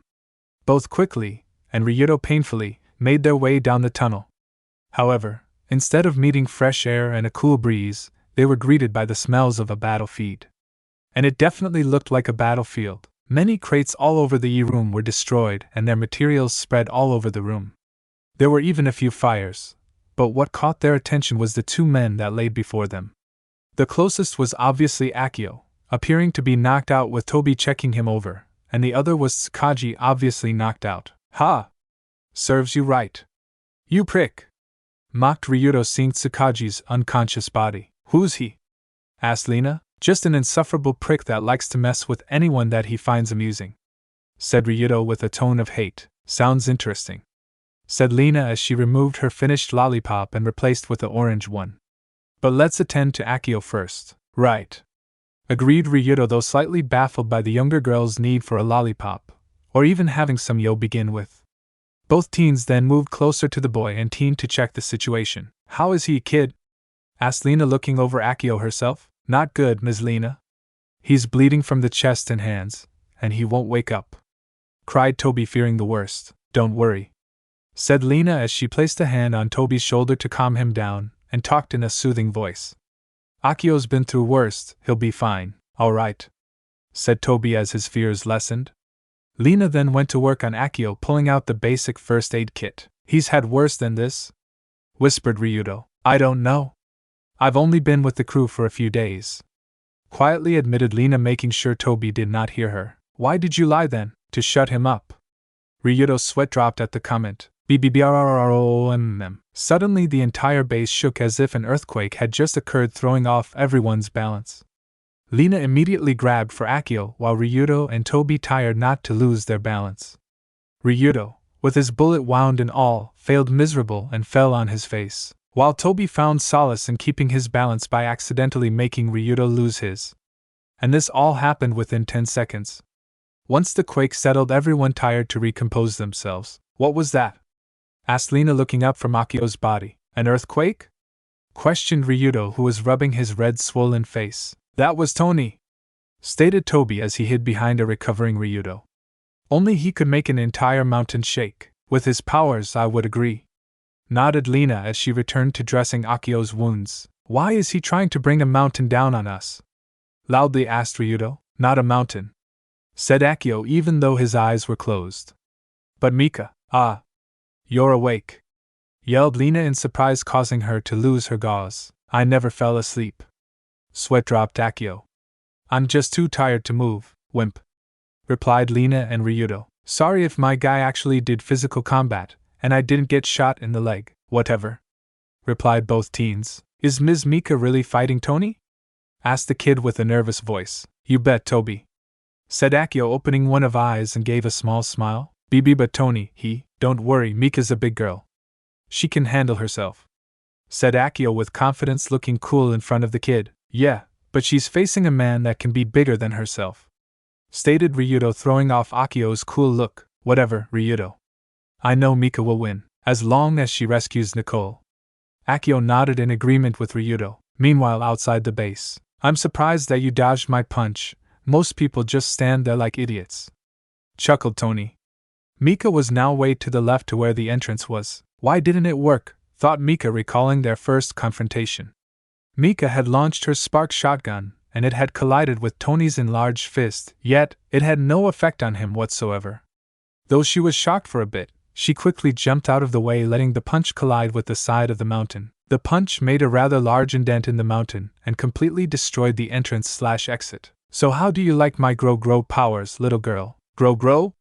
Questioned Mika. Yes, I ate the grow fruit, said Tony with a smug smile. Now my hands can grow to the size of giants. Wouldn't they get heavy? You know, I've never really noticed it, but they don't gain an ounce of weight, responded Tony as he himself began pondering about why his hands never felt heavy. It could be because, muttered Tony until he realized what he was doing. Wait.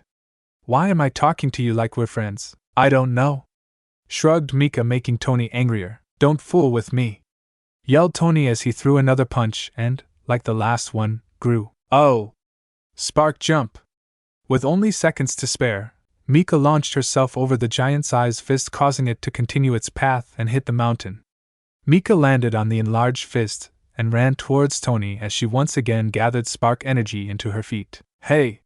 Not so fast, yelled Tony as he threw his other fist at Mika and, like the last one, it grew as well. Ha! Boring! Laughed Mika confidently. Try this on for size. Spark jumped shocker. Using both feet, Mika used the momentum of releasing her spark energy and jumped, dodging Tony's attack completely as well as attacked Tony at the same time. Mika, still smiling, took a glance at Tony from where she landed, a tree limb, and gasped. Hey! That tickles! Laughed Tony as his hands returned to normal size. What the hell? Shouted Mika in surprise. What's wrong, princess? Smirked Tony while mocking Mika. Your little sparks don't seem to be working. Kahahaha. Oh! I'll show you, princess! Yelled Mika in fury. She then began collecting more spark energy, but this time into her fingers. Try this. Spark pistol, 20 caliber. Like a regular spark pistol, the energy collected into her fingers, and while this is also the same for the spark Gatling gun, the energy is released all at once. Tony didn't seem fazed. Big shield. Before Mika's attack could land, Tony opened his palm and had it grow to have the size of what the jumbo punch was. The attack hit Tony's hand shield and dispersed. BZZT, Grara! But not without giving Tony a bit of a jolt. You brat! Meanwhile, Swellow and Nicole were silently watching their battle play out. Nicole was extremely worried for her new friend and captain. She often tried to break through Swellow's hold to assist Mika, however, for being a lifeless husk of a person, she had a very firm grip. Unlike Nicole, Swellow showed no signs of letting go, or even to enter the battle. She had never really seen Swellow show any emotions at all, but this was no time to feel sorry for her. How am I going to get out of Swellow's hold? Thought Nicole, staring casual at Swellow, whose full attention was focused on the fight. Her own attention also returned to the battle, only to see Mika dodge another of Tony's oversized punches. Unfortunately, the punch continued like always and knocked down a tree. It made her furious what disregard Tony had for nature, but then she realized something. I'm outside, happily thought Nicole, giving Swellow another quick glance, making sure that she was completely focused on the fight. She was, and Nicole went into action.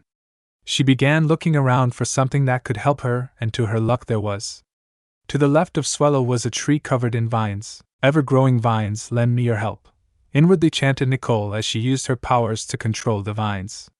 As commanded, the vines began moving their way towards Swellow ever so carefully as to make sure her holder did not notice them. Hold still. No! Back to the fight, Tony once again threw another one of his jumbo punches, only to have Mika once again dodge it. Seriously, is that all you got? Mocked Mika, getting bored with Tony's repetitive attacks. You're one to talk! Shouted back Tony, and was about to continue with his sentence until an idea formed, earning him an evil grin. But if you want something new, then try this on for size. Huh? Questioned Mika. Tony did not reply. Instead, he put one of his fists to the ground. Fist launcher. Tony then had his fist grow, causing him to be launched upwards. Immediately, Tony then had his fist shrink back to him, now in midair. What the? Fist meteor impact. Tony then threw another growing punch at a downward direction, giving Tony's usually slow punch more speed and even more power. Shit! Cursed Mika, unable to react fast enough to dodge. Spark defense. As fast as she could, she put up a small electrical field around herself. With only a second to spare, Tony's fist collided with Mika's defense. However, the field was not strong enough to hold the fist completely back. As the fist slowly phased through the field, Mika did the only thing she could do, try to stop it with her own strength. With the field still on, Mika placed both her hands on Tony's oversized fist and tried to push it back. From the outside, Nicole stared at the two colliding moves in awe and fear. She could see that Mika's defense was not going to hold against Tony's attack. She also saw that Mika had noticed as well and resorted to using her own physical strength, but doesn't seem to be working. Then Mika disappeared from her view, now completely covered by Tony's fist. Mika! Mika! Shouted Nicole, though muffled. Finally! That girl is out! Chuckled Tony as his fist shrank and he landed a few feet away from the indent where Mika was. That attack was genius! If only that girl didn't put up that damn defense. Although Tony wouldn't admit it, he himself received some damage from Mika's defense. Hey, Swellow! Is my gold mine okay? Asked Tony as he turned around. He was shocked to see that Swellow was now wrapped in vines, with Nicole now free, giving Tony a menacing glare. Well, look who grew a backbone. Be quiet! Shouted Nicole politely, though with an angry tone. I usually don't condone violence, but it's okay, Nicole. Both Tony and Nicole were both shocked to hear a familiar voice as both looked towards the indent to find Mika standing, though injured and exhausted. I'll finish what I started. Mika! You're okay! Exclaimed Nicole with happiness. How did you survive my attack? You know you're right, said Mika confidently. Your hands don't you really weigh that much? What? Great job escaping, Nicole. Thanks, smiled Nicole. I was worried about you for a second. I was going to ask the trees to assist you. You don't have to do that. I can take care of myself in a fight. I see that now. You were able to take one of Tony's punches. Amazing. It was nothing, really. Stop ignoring me, shouted Tony as he repeated his previous attack, now aimed for all three females. Not so fast, smiled Mika as she grabbed one of Tony's oversized fingers and twirled him around, only to throw him at the mountain. However, Tony was able to catch himself before colliding with the mountain. He looked at the girl with anger, but also saw that the girl looked exhausted. It's now or never, that's it.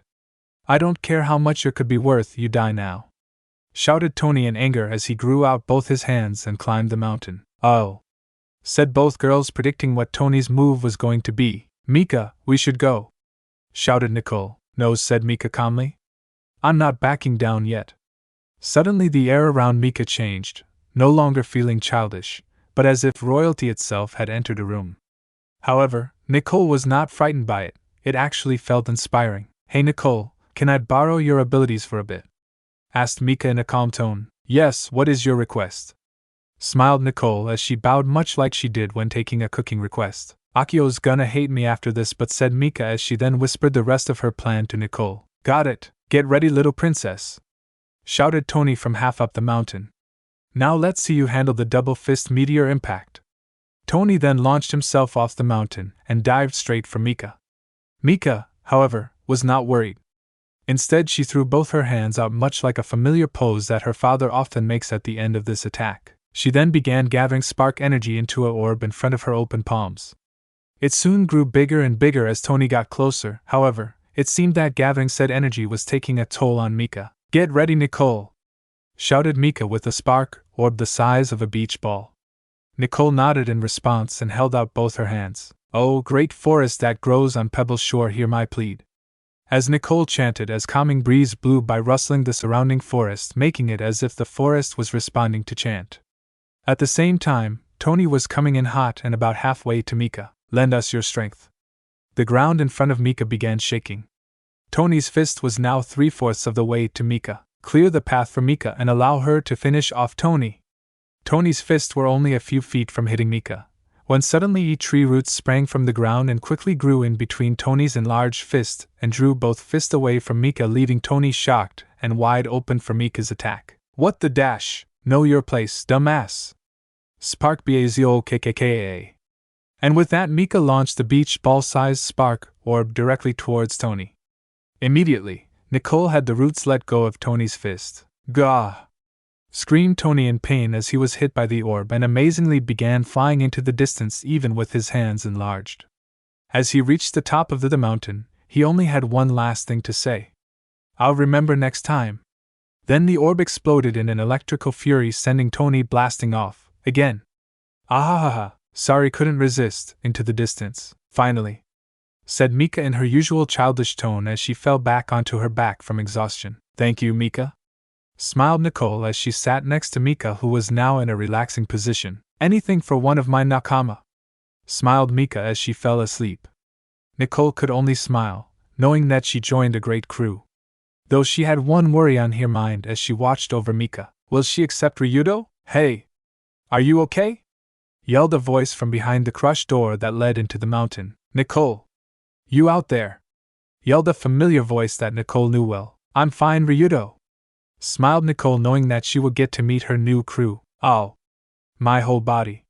Moaned Tsukaji as he lifted himself from the pile of broken crates and whatever they contained. Trying his best to lift himself up, Tsukaji looked around to find no one in sight. Where the hell is that brat? Growled Tsukaji with fury. He then tried to move, but found that his whole body wouldn't listen. Damn that brat! Yelled Tsukaji as he finally got himself steady. His success was soon cut short when he heard the sounds of footsteps coming from the tunnel that he and the captain had previously ran down to escape. Damn it! Must be the Marines! Tsukaji! Yelled not a Marine, but luckily one of his fellow crewmates as he entered the storage room. He was soon followed by a few other members of Tony's crew. Thank God! I almost thought the Marines were here. Relaxed Tsukaji as his crewmate came over to assist him. We're not out of the woods yet, stated the same crew member. The Republic's crew freed the Marines we had as hostages. What? Shouted Tsukaji in shock, echoing through the tunnel. Actually, I'm not surprised. They probably did it to save face. Sir, never mind, muttered Tsukaji. What happened to Kinkad? He's unconscious, so we brought him onto the ship. What about the captain or Swellow? We haven't seen either one of them yet. This was definitely troubling. Without either one, the crew would surely begin to fall even with just Tsukaji and Kinkad. The men soon left the tunnel and entered the cavern canal where most of the conscious crew members were gathering whatever supplies they could get and running the unconscious onto their boat. At least they're smart enough to realize when we need to leave fast. Do we have all the supplies we'll need? Yes. Good. Prepare to sail, commanded Tsukaji. Immediately, the entire conscious crew moved double time. Tsukaji was almost impressed, then he felt someone tap his shoulder. What do you nay? Said Tsukaji, a bit peeved off as he turned around only to see a familiar face. Swellow? Standing behind him was the crew's navigator, as she stood alone with a blank expression. With the mentioning of her name, a few of the crew stopped to see for themselves if Swellow was here. I'm glad you made it, but where's the captain? asked the first mate, a question that many others were wondering as well. Tony was sent flying in an eastward direction, being sent at an angle of 45 degrees. If my math is correct, then our captain should be still flying and will hopefully land on one of the islands about 100 miles east of here, spoke Swallow. She then made her way to the ship as all the men gave blank stares at her. You can talk. Meanwhile, outside the base, I can't believe you did the spark bazooka when you were clearly exhausted, shouted Akio with his damaged gloves next to him, as he sat next to Mika, still casually laying on the ground. Yawn. It's not like you were any better. Yawned Mika, still a bit drowsy. She has a point, agreed Lena. PF. Whatever, grunted Akio, knowing full well that this was a lost battle. Healing herbs that care for all, please grow for us to heal all, chanted Nicole. As commanded, herbs began growing right in front of her. She then proceeded to pick said herbs. Thank you. Do you really have to chant to grow plants? Asked Akio, curious about the older girl's power. No, but it makes me feel better when using my powers, said Nicole sweetly as she applied the herbs to some of Akio's wounds. I like it. It makes her sound mystical, smiled Mika as she weakly acted like a wizard. Thanks, Captain, giggled Nicole as she moved to Mika and gave her a couple leaves different herb. Here. Eat this, it helps in recovering energy. Okay. Mika then quickly grabbed the plant and ate with gusto. Whoa! Slow down, there is plenty more, shouted Ryudo while Nicole applied some of her herbs on Ryudo's wounds. It's a side effect of using her spark powers, said Akio, also taking a bite out of the same herb as Mika. Side effect? Asked everyone minus Mika and Akio. Mika needs a lot of calories to produce the sparks she creates, stated Akio. If she uses up all the reserved energy she has, her powers uses her own energy, and she'll collapse from exhaustion. That explains her appetite earlier, commented Nicole, now applying her herbs to Lena. And back at Shell's Town, added Lena, and at my family's restaurant. Second Toby, do you have any more? Asked Mika. Nicole giggled and nodded. Can you please grow some more? Immediately, the herb regrew its leaves as well as grow in size, producing more leaves. Thank you, thanked Mika as she launched herself at the plant and began to devour the leaves. Everyone's sweat dropped, minus Nicole, who kept giggling. Hey, where's Tony? Asked Lena as she checked her surroundings. At all our battles, the foe was unconscious on the floor. Mika and Nicole didn't answer. Instead, Mika pointed behind herself while still taking more leaves, and Nicole pointed in the same direction. Said both Ryudo and Lena in disbelief. Makes sense to me, said Akio. Huh, how'd you do that? Asked Toby in amazement. Mika stopped eating and turned to Toby to tell him of her battle. So what happens next? Asked Lena, not interested in Mika's story. Well, first we need to return Toby back home, smiled Akio. Oh yes, said Nicole. We must return him, and I want to thank the village for letting me stay with them. We're leaving? Questioned Ryudo, raising an eyebrow. Yeah. I'm joining Mika's crew, smiled Nicole. Shouted the three teens in surprise. Oh yeah? Said Mika, finishing her story with Toby. I asked Nicole to join our crew as our cook. Cool. We're getting a cook, said Lena childishly. Welcome aboard, I'm Akio, greeted Akio as he extended his hand to shake Nicole's. And I'm Selena, or Lena for short, followed Lena as she did the same. Hi. I'm Nicolette Kichida, but everyone likes to call me Nicole, smiled Nicole as she greeted her new nakama. Yash. Now let's go get that chicken special that Toby's mom makes, exclaimed Mika as she stood up and began walking in a random direction. Town's that way, yelled Lena as she pointed towards the opposite direction of where Mika was going. Everyone had a good laugh as Mika immediately changed directions to where Lena was pointing. With the shortcut, aka the tunnel into Tony's base, closed off from the tunnel collapsing, the group had to take the long way around, which was hard on Ryudo, whose movements were somewhat restricted. Eventually, they made their way to the opening to the cavern canal, finding it completely void of Tony's crew. No one questioned their whereabouts, and used the bridge that had connected to the two sides of the canal, not before they had checked a few rooms beforehand. After that, it was a simple walk back to Littletown. Mom! Shouted Toby as he and his group walked into his family's restaurant. I'm home. Oh! My little boy! Pounced a distressed mother as she get her son to death. Where have you been?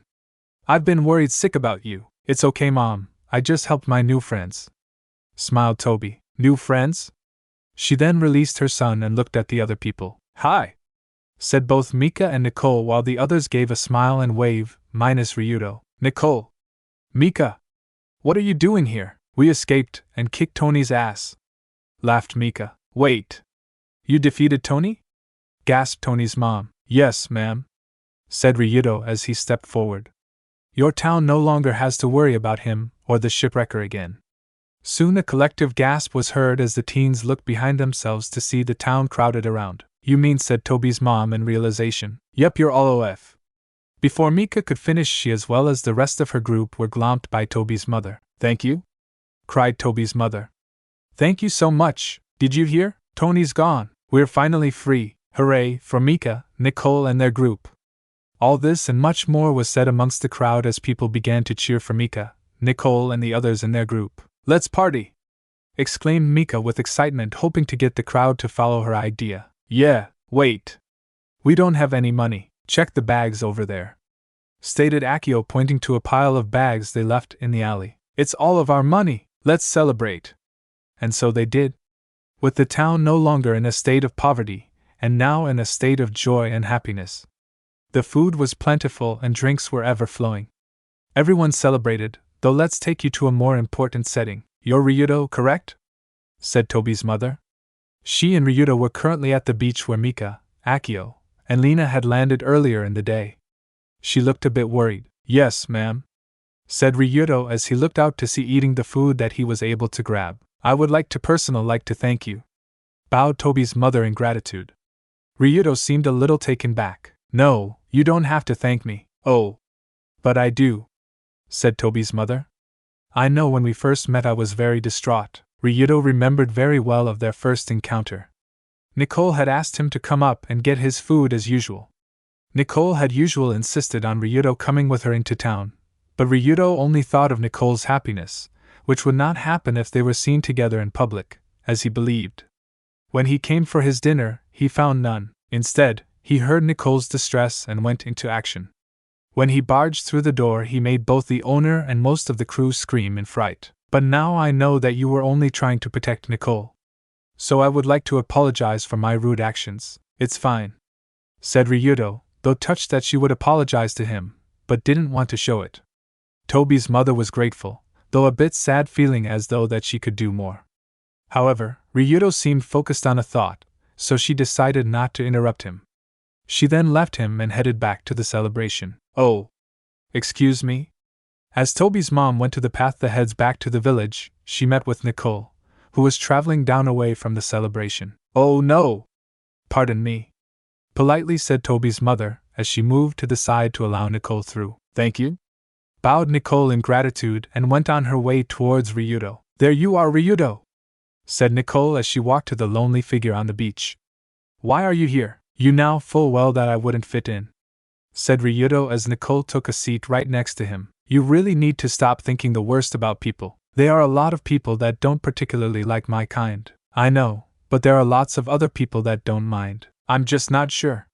Soon a long awkward silence fell upon the two friends as both ate their food and stared out to sea. It was minutes until one of them finally said something. I'm glad that you found a crew that will treat you right, muttered Ryudo. Yeah, Mika is a really fun captain, smiled Nicole. Even if she's a bit childish, yeah, but she is a very caring person. Before the auction, she promised me that she would help rescue you.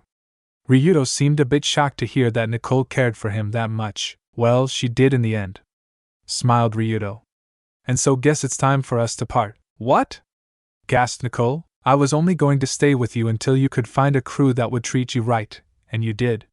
My job is done, it's time that I take my leave, but I don't want you to leave.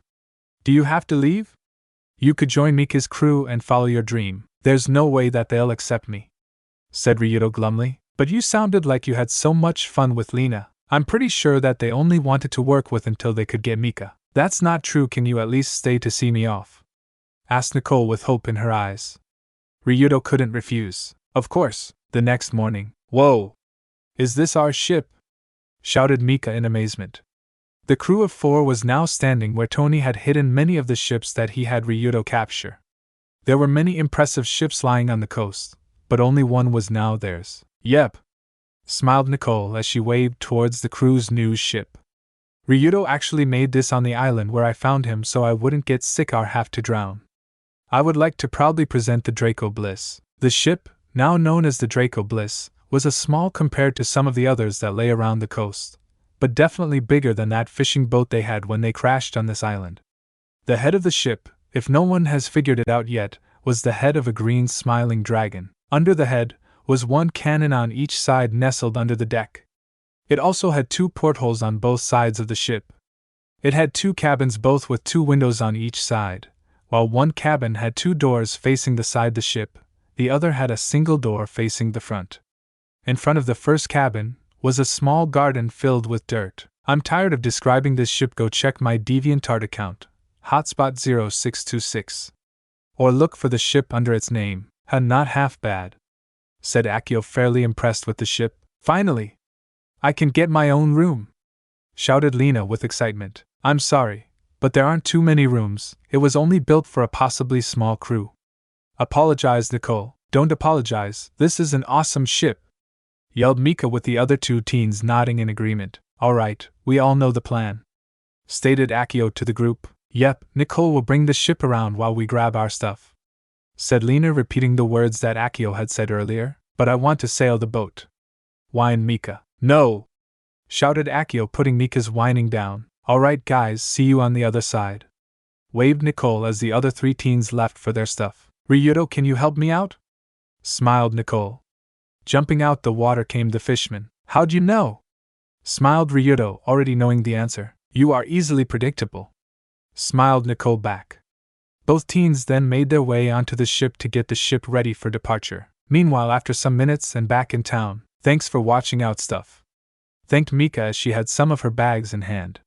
Oh, and for the dinner, that chicken was delicious. It's no problem, Ms. Mika, smiled Toby as he stood next to his mom. I'm glad you enjoyed it, smiled Toby's mother. Let's go, Mika, yelled Lena as she and Akio were already some feet ahead of Mika. Alright. Bye everyone, hold it right there, miss. Before Mika could turn around to leave, the crowd of villagers turned, then separated to reveal a group of Marines, freaking out the 3 pirates that had yet to leave. What for? Nervously smiled Mika. You and your friends there are wanted for questioning, stated the highest ranking officer in the group. On what charges? Nervously asked Akio. For attacking a celestial representative and for possible charges of piracy. Well, if that's all, smiled Lena, then in a flash pulled her gun out. Smoke screen bullet. Fush. Cough, cough, what the hell? Yelled the officer. Run! Yelled Mika, though smiling at the same time. Sorry for damages, yelled Lena to the villagers, who were unfortunately caught in the smoke screen. Men! After them! Coughed the officer, pointing towards running teens. Yes, sir! Yelled the other Marines in unison, and immediately took off for the escaping teens. Mom, cough, he have to cough, help them! Coughed Toby while under his mother's protecting. It's okay, Toby, said Toby's mother in a caring tone. They'll be fine, they have each other. Are they still behind us? Yelled Mika, now in front of the running group of teens, their way out of hearing distance. Yelled Akio, looking behind the group to see only few white dots in the distance. Bang bang. But their guns aren't, yelled Lena in a frustrated tone as she took 2 more shots of her own, both being smokescreen bullets. What's with all the smoke? Yelled Akio to Lena. Sorry, I'm only prepared to escape, not fight, shouted Lena. Great, Shishishi. Hey! I see the coast and the Draco, exclaimed Mika with excitement as she pointed to the nearing coast. Lena and Akio forward to see that Mika was right. Hey guys! What's the rush? Waved Nicole, though curious as to why they were running. No time! Yelled Mika. Can you make a bridge for us? Got it! Replied Nicole, though bit lost. Trees of the island, I ask to borrow your power once again. Please form a bridge to aid my friends. And as commanded, giant tree roots sprouted from the ground and extended themselves across the water, getting close enough to the Draco for a simple jump.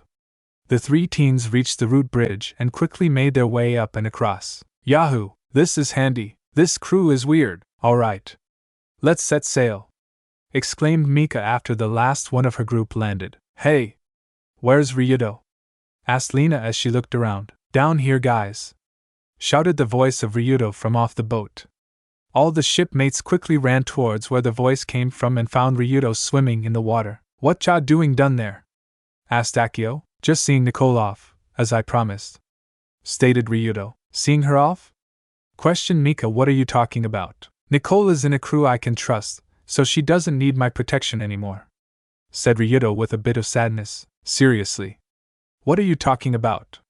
Questioned Akio, confusing Ryudo to no end. I just told you, Nicole, but you're part of the crew, said Mika, interrupting Ryudo as well as shocking him. Part of the crew? Yeah, smiled Mika. Your crew? Yes, said both Mika and Akio. But what about that fact that I'm a— Shut up, yelled Mika, Akio, and Lena, interrupting Ryudo again. And get your ass up here. Ryudo was speechless. This crew had actually wanted him to join.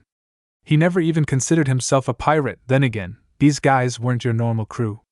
They were willing to accept a freak like him into their crew without even a second thought. He looked at Nicole for a bit of guidance, but only saw that she was smiling, probably out of the joy that her new nakama had asked her bodyguard/friend to join them.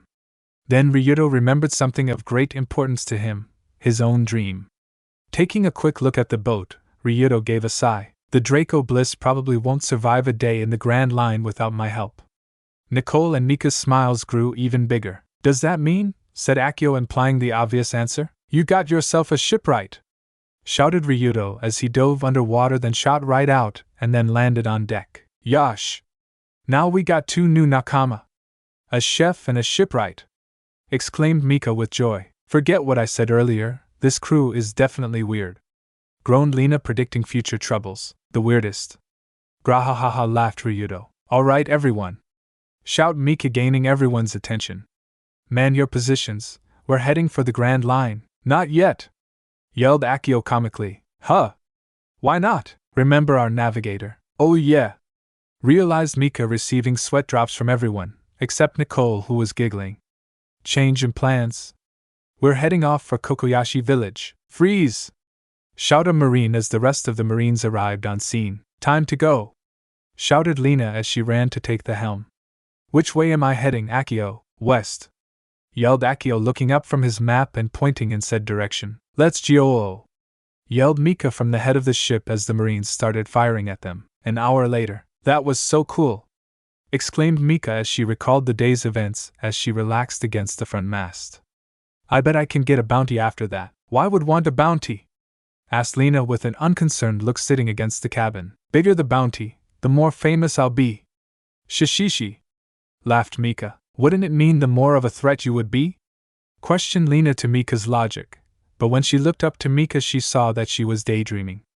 Probably about being famous as her dad. Just let her dream, shouted Akio, who had taken up the helm.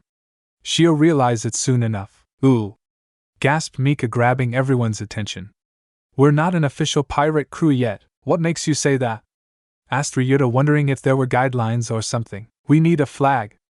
Everyone immediately stopped thinking about other stuff and took in Nika's answer. She's right, agreed Nicole. We definitely need a pirate flag if we're going to be big-name pirates. Actually, I've been working on one for a while now, mentioned Akio as he handed the helm to Ryudo and went for his bag. Tell me what you think, smiled Akio as he unfolded a black cloth until it reached full size. The crew looked upon it with a critical eye. It had a smiling skull with the usually crossbones, however, the lower left bone was gone. Circling around the skull's head was a crown with 3 points, 2 of them lower than the middle one. Flowing from the top of the skull was dark brown hair that matched Mika's hair. For better look, go to look at my profile picture or DeviantArt account. Do you want to get beaten up? Said Mika in a cold, threatening voice, scaring Akio a bit. I like it, said Nicole with a smile. It reminds me of the captain, probably because Akio based it off her, said Lena, viewing over the flag. But it's definitely better than any of my ideas. What's with the crown? Asked Ryudo. It matches her status, confidently said Akio, even though Mika was dangerously static, literally. And that is? Don't you say it, Akio growled, Mika knowing full well what her childhood friend was about to say. A princess, laughed Akio, then immediately ran as Mika chased after him, leaving their new nakama confused. Why does the word princess make Mika so mad? Questioned Nicole, having first-hand experience in seeing Mika when someone uses that word. I'm not too sure myself, but I do know it is about heritage. said Lena, implying some sort of hidden message. Heritage? Asked Ryudo with a confused look. Actually, thought Lena out loud. I don't think it's my place to tell you both. Then who would tell us? Mika! The irritated teen stopped her pursuit on her nakama and looked towards Lena. Tell them about your family. Why? Asked Mika, tilting her head. We're going to see my aunt in Kokoyashi village. What's so special about an aunt in Kokoyashi village? Asked Ryudo. It's more about who she's related to, corrected Lena. And that would be Mika! Shouted Akio from a safe distance. Just tell them about your parents. Oh. Okay. Smiled Mika. She then forgot her goal to mangle Akio and walked to her two new nakama. First off, my full name is Monkey D. Namika. Oh, what a nice name. Cooed Nicole. Monkey? Repeated Ryudo, believing that he had heard the name before. Wait. Monkey. As in the Pirate King Monkey D? Luffy? Yep. Grinned Mika. That's my dad. Oh my. Gasped Nicole while covering her mouth in shock. You're his daughter. Shouted Ryudo in shock. Mika only laughed at his expression, while Akio believed it to be safe to join the group again. Lena only shook head. Welcome to the crew. Meanwhile, on a cruise ship in the East Blue. Yo! Don't worry, the stars are in your favor. He was about 6 feet 2 inches tall, and he had short, brown hair with a blonde patch on the right side of his head, sky blue eyes, and a tan. He wore a white non-zipper type t-shirt hoodie with a blue dragon symbol, wearing tan cargo shorts and sandals. Or at least that's what may happen if you play your cards right. Who are you? Asked a younger man by the name Soren to the new arrival, while his brother, Holden, examined the older man carefully. Soren didn't know who the new guy was, or what business he had, but for some strange reason, he felt that he was going to help him and his brother find their other brother, Heathcliff. However, there was still a small chance that this guy wasn't somebody they trusted. The boy had his hands hover over his newly acquired guns placed in their holsters on his hips. Was it out of instinct? Paranoia? Or impulse? I'm Drake. At your service. Bowed the man to both brothers. Looks like that union of stars are beginning to converge. It would be a few more days before the Mika crew reached the shores of Kokoyashi village. The crew had decided that the flag that Akio suggested would be the crew's Jolly Roger, despite Mika's complaining. It was the afternoon, when two of Kokoyashi's fishermen were out at sea doing what they do best, fishing. One of the fishermen soon looked out to sea and saw an incoming ship waving a certain pirate flag. Now most people would have immediately reacted by sailing as quickly as they can back to shore to warn the town, but all the man did was smile as he signaled his partner to return to shore. Some important guests were about to land. There it is! Shouted Mika from her seat on top of the Draco's head. Finally! Groaned Lena as she picked herself up from deck floor. Being on a ship for days with nothing to do is so boring. Maybe you should practice a bit, said Akio as he dodged a punch from Ryudo, then returned with his own gloved punch only to be blocked by Ryudo's hand. Lena only sweat dropped. I'm not good with close combat, plus I don't want to waste my bullets shooting at nothing. Hey guys! Called Nicole from her spot at the helm, grabbing everyone's attention. I think we're expected. Of course! Exclaimed Mika. As they sailed closer to the shore, the crew could obviously see a big crowd of people gathering at the docks, expecting a welcome party. Mused Ryudo as he and Akio halted their spar. Not really, replied Akio as he grabbed a towel to wipe away the sweat. Hey everyone! We're back! Shouted Mika to shore, now standing on Draco's head. From shore, all of the villagers cheered as they heard the voice of their favorite rising pirate. Mika smiled at the warm reception that her mother's village was giving her and her crew. The crew soon docked where the crowd was located and started to step off the ship, all the while the townspeople shouted their greeting and such. Welcome back, Mika! How was your trip? Show us your crew! Hi everyone! Smiled Mika, being the first off the boat. She then looked through the crowd. Hey! Where's Aunt Nojiko? Right here, kiddo! Shout a female voice other the crowd. The crowd soon parted to reveal a bluish long-haired woman holding a cigarette in one hand while standing casually. Aunt Nojiko! Shouted Mika with joy as she rushed to her aunt. Welcome back, Princess Mika! Smiled Nojiko. Before Mika could even get close, she suddenly face-faulted after hearing her cursed nickname.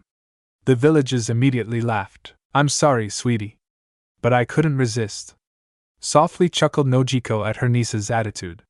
This will be the last time we'll get to see you for a long while. Hey Nojiko! Shouted Akio, stepping off the boat. Hey there, young man. You've been taking care of Mika? She's standing right here, isn't she? The townspeople, including Nojiko, laughed at Akio's joke. Hey! Pouted Mika. I can take care of myself. I know, but you just need proper guidance. Teased Nojiko. All Mika did was stick her tongue out at Nojiko, causing a few more laughs to be heard. Who's your friends, Mika? Voiced a man sounding pretty old from behind Nojiko. Curious, Mika looked behind Nojiko and smiled. Old man Genzo! Exclaimed Mika with a smile. Quit calling me old, Shishishi!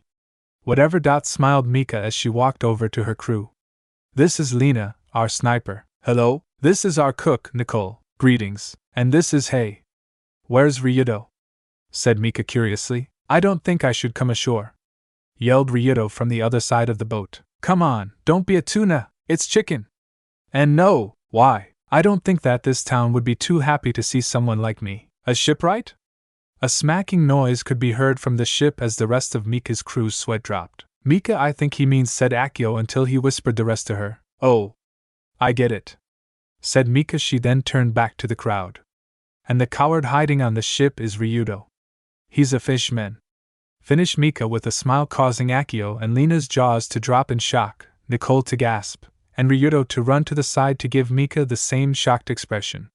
The crowd soon caught sight of Ryudo, but was silent. Well, it's nice to meet you all. Smiled Nojiko, breaking the silence. It's very nice to meet you all as well.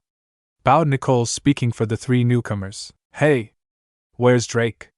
Loudly asked Mika as she searched the crowd. He said he would meet us here when we arrived. Yeah, about 3 days ago. Muttered Akio. Really? Sorry, Mika, but I had Drake make a few deliveries for me since you guys had yet to show up. Stated Nojiko. When will he be back? Asked Akio. He said that he would meet you at Loguetown when he's down with his deliveries. What? He left without us. That bastard. Hey! Watch your language, young lady! Shouted Genzo. Mika just responded with sticking her tongue out at him. So we're leaving? Questioned Lena, trying to figure the situation. Looks like it. Said Ryudo. Oh well, shrugged Akio, then turned to Nojiko and Genzo. Nojiko, Genzo, can we get some supplies before we go? Sure. Oh. Can we get some of your Mikan trees too? Asked Mika excitingly. I thought you would say that. Smiled Nojiko as she then gestured towards for trees laying right to the side of the docks. Like mother, like daughter. Thanks, Auntie, said Mika as she get her aunt. She released her aunt and turned to her crew.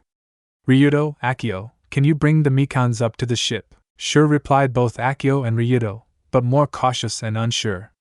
Ryudo jumped off the boat and landed with a loud thud that rocked the docks. Coming up to Akio, they both began walking towards the trees. All the while, Ryudo felt very insecure with the townspeople staring at him like an object. Relax, Ryudo. The fishman's attention was soon directed to Nojiko, who had a more comfortable look than what the other villagers had. They're a little bit edgy, but the folks here don't hate your kind, just Arlong and most of his crew. Yeah. Don't worry, you're with us, that means that you're okay. Comforted Mika, trying to help Ryudo feel better. It made him slightly better, but he was still nervous. Son, said Genzo seriously as he stepped in front of Ryudo. From what he heard from Mika and Akio, this man was the law enforcement for the village. His actions made Ryudo a bit more nervous until the old man extended his hand and gave a warm smile. Welcome to Kokoyashi village. Any friend of Mika's is always welcomed here. Thank you, sir. Smiled Ryudo as he shook hands with Genzo. Both Mika and Nojiko smiled as the townspeople began easing up on Ryudo. Ah. Cooed Nicole. That's so sweet of him. Yeah. Agreed Lena when a sudden rumble roared from her stomach. Sounds like it's time for lunch. Smiled Nicole, hearing Lena's stomach. Yeah. Let's have lunch. Loudly agreed Mika. If you want, you guys can have lunch with us, said Nojiko after taking a short puff. We were planning on having a farewell lunch, so we could meet your crew for a bit. That sounds great, Mika! Shouted Akio, carrying the Mikan tree towards the boat. Remember Drake. Drake? I'm kidding, laughed Mika. But we could stay for a little bit. I think it would be a good idea to stay for a little bit, said Nicole. Come on, Akio! Shouted Lena. We could stay lunch. We could use a break from sailing before we head to Loguetown," added Ryuto as put down the second mikan tree next to the ship. "Please, Akio," pleaded Mika as she gave him the puppy eyes. "Gr fine," groaned Akio in defeat. "Yeah!" exclaimed both Mika and Lena. "Alright folks, you heard them," said Nojiko to the crowd, who immediately cheered in response. Meanwhile, around a corner stood a shadowy figure as he watched the scene play out. The figure grinned sinisterly and ran from his hiding spot, pulling out a transponder snail. "Sir, they've returned and they are clearly pirates." "Excellent, we'll be over in a matter of hours. Keep watching them and record any of their misdoings," said a man with a weaselly-like voice. "Hi! Captain Nezumi, sir!" With that, the Marine shut off the transponder snail and disappeared into the shadows to continue his watch. Some hours of eating, talking, and drinking later. "Whoa! That's so cool," said a little boy as he and many other kids around his age listened to Mika tell stories of her adventures. "Yep," smiled Mika, enjoying storytelling. "Then me and Nicole combined our strengths and took down Tony with one spark bazooka." "Fush, yeah!" clapped the kids as Mika bowed as if she was on stage. "Mika!" called out Akio. "It's time to go." "Oh, whined the group of children and Mika. Akio's sweat dropped at Mika's reaction. "Do we have to?" complained Mika. "Mika, alright, said Mika, getting a bit more serious. She soon gave her goodbyes to the kids and left with Akio heading back to their ship. "Thanks for all the supplies, Ms. Nojiko," thanked Nicole as Ryuto put the last of the supplies onto the boat. "Please call me Nojiko," urged Nojiko. "And it's nothing really." The whole town wanted to give their support for Mika and her nakama. "It's the least we could do." "Hey! Where's Mika and Akio?" shouted Lena from the deck. "Akio went to search for Mika," said Nojiko. "Hey guys!" yelled the voice of Mika. The crew turned to see Mika and Akio making their to the ship. "Get ready to sail." "Aye, Captain!" yelled Ryuto and Lena. "Freeze, brat!" Before Mika and Akio could make their to their boat, a familiar voice called to them, causing them to stop. Down the street was a group of Marines, all pointing guns right at the two teens. In front of the Marines was a rat-like man giving a very arrogant smile. "Ah, we meet again, you brat. Do I know you?" questioned Mika. "Mika, that's Captain Ratface," said Akio. "Oh, yeah?" realized Mika, then laughed. "How did you like your gift from your mysterious lover, Ratface?" "It's Nezumi. Captain Nezumi!"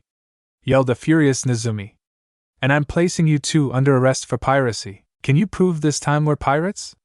questioned Akio, even though he knew full well that they are pirates. "Evidence 1, your ship."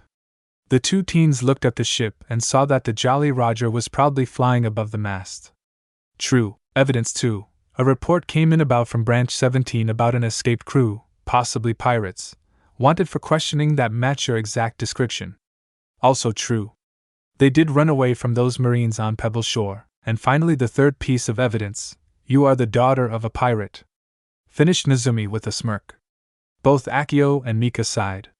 Ever since Nezumi first saw her, which was after one of her pranks on the man, he was convinced that she was the child of a pirate. Of course, he had no evidence to back this information, even if it was true, but they would never admit it. "All that is bullshit. Doesn't matter. I'm still going to arrest you both," grinned Nezumi. "And if we don't comply?" asked Akio. "Then not only will I have to use force, but then I'll have to arrest every in this stinking town." The whole town gasped at the threat the Marine captain called out. "Why?" asked Mika. "Why? This town supported and hired a pirate," yelled Nezumi, a bit dumbfounded. "Then would said pirate have stolen all their money during their town get-together?" smiled Mika as she then flashed wallets of different colors. The townspeople saw what Mika had and immediately checked their pockets. They were shocked to find their wallets, but they wouldn't be too angry at Mika. However, Mika was clearly trying to protect her home, so they played along. "Hey, my wallet is gone. She stole my wallet. Damn dirty pirate scum," said the crowd, though acting very badly on the "we're not" with her spiel. "What the?" yelled Nezumi in frustration. "They're obviously faking, are they?" shouted Lena. Nezumi, Mika, and Akio turned towards the ship to see Lena now pointing a gun at Mika's aunt. "You pirate scum! Release Nojiko!"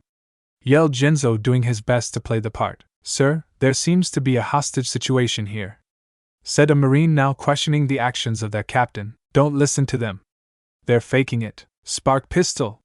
Before Nezumi could speak, he was immediately hit with one of Mika's attacks, knocking him out instantly. I've wanted to do that for the longest time, smiled Mika triumphantly.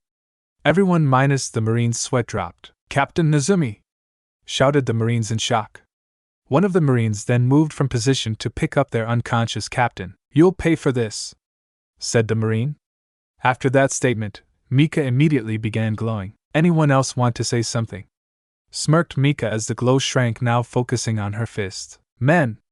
Capture the Mika pirates, said the Marine again, as then began falling back with their captain. Aye, sir! The men soon regained their confidence and began aiming. Ready aim for mock Gatling gun.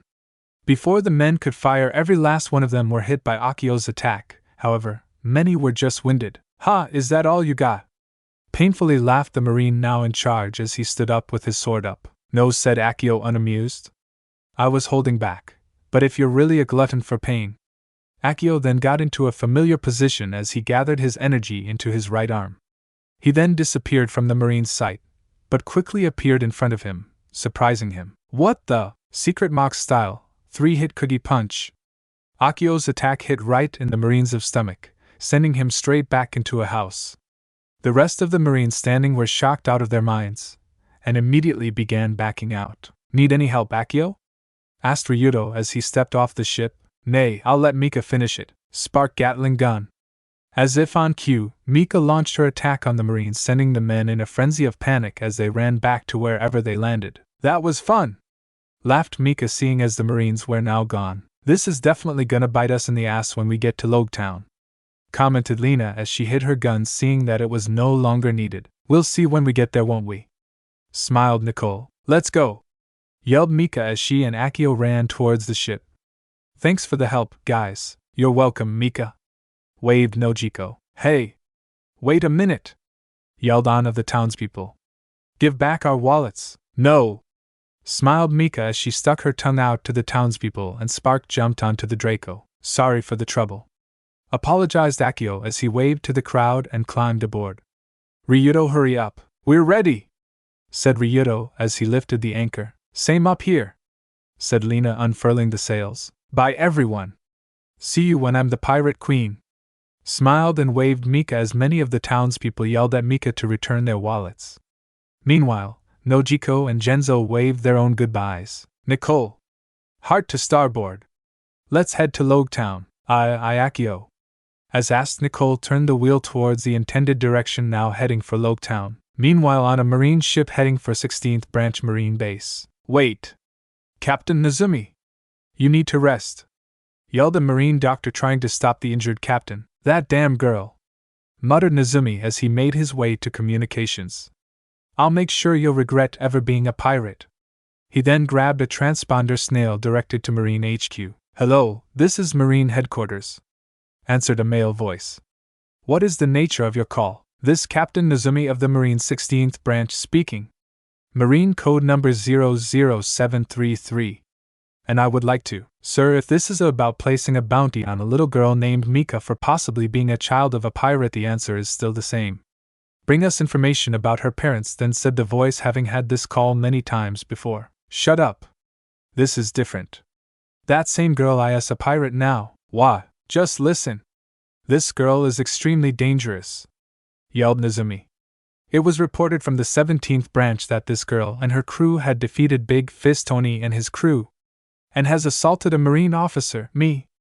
I request a bounty on her head immediately. All right, sir. Your request will be put through immediately. Good, I'm sending her picture right now, said Nezumi. However, he failed to look at the picture beforehand, and when finally looked at, he freaked out. What's with this picture?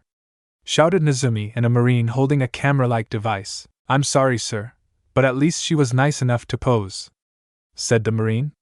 The picture that he had taken of Mika was of her staring right into the lens while she confidently stuck her tongue out, and had her right hand index finger pull her bottom eyelid down as if she was taunting someone. Ugh. Now at Marine Headquarters, a new report has come in from the 16th branch.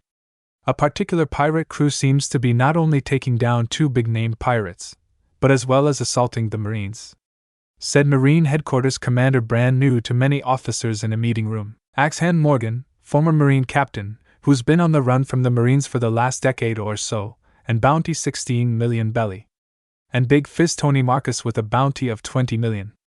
With the average bounty now being 5 million, these men were considered the top dogs of the East Blue. This is particularly a mere reflection of how the Pirate King had risen to power, so issuing a bounty of 32 million should definitely draw bounty hunters to her and bring her down quickly. Here, here! Yelled many of the Marine officers. The next day, I'm so bored! Loudly moaned Mika from Fair Seer on top of Draco's head. The crew was safely on their way to Loguetown, and would only take a few more hours for them to finally reach to the town of beginnings and ends. Stop being so annoying! Yelled Lena from her spot at the crow's nest. But I'm bored. How about a spar then? Said Akio once again, sparring with Ryuto while Nicole was at the helm. Sorry, I don't want to hurt your pride, said Mika in a bored tone. Both Ryuto and Akio immediately stopped and glared at Mika. Last time, I recalled we were still tied, stated Akio. I like to see you try to beat me without your spark powers, Captain. Smirked Ryuto, believing in no way that his captain could beat him, at least in physical strength. Mika smirked. That sounded like a challenge. She then got off her seat and walked to the sparring boys. My, how active! Smiled Nicole as she watched her friends challenge Mika.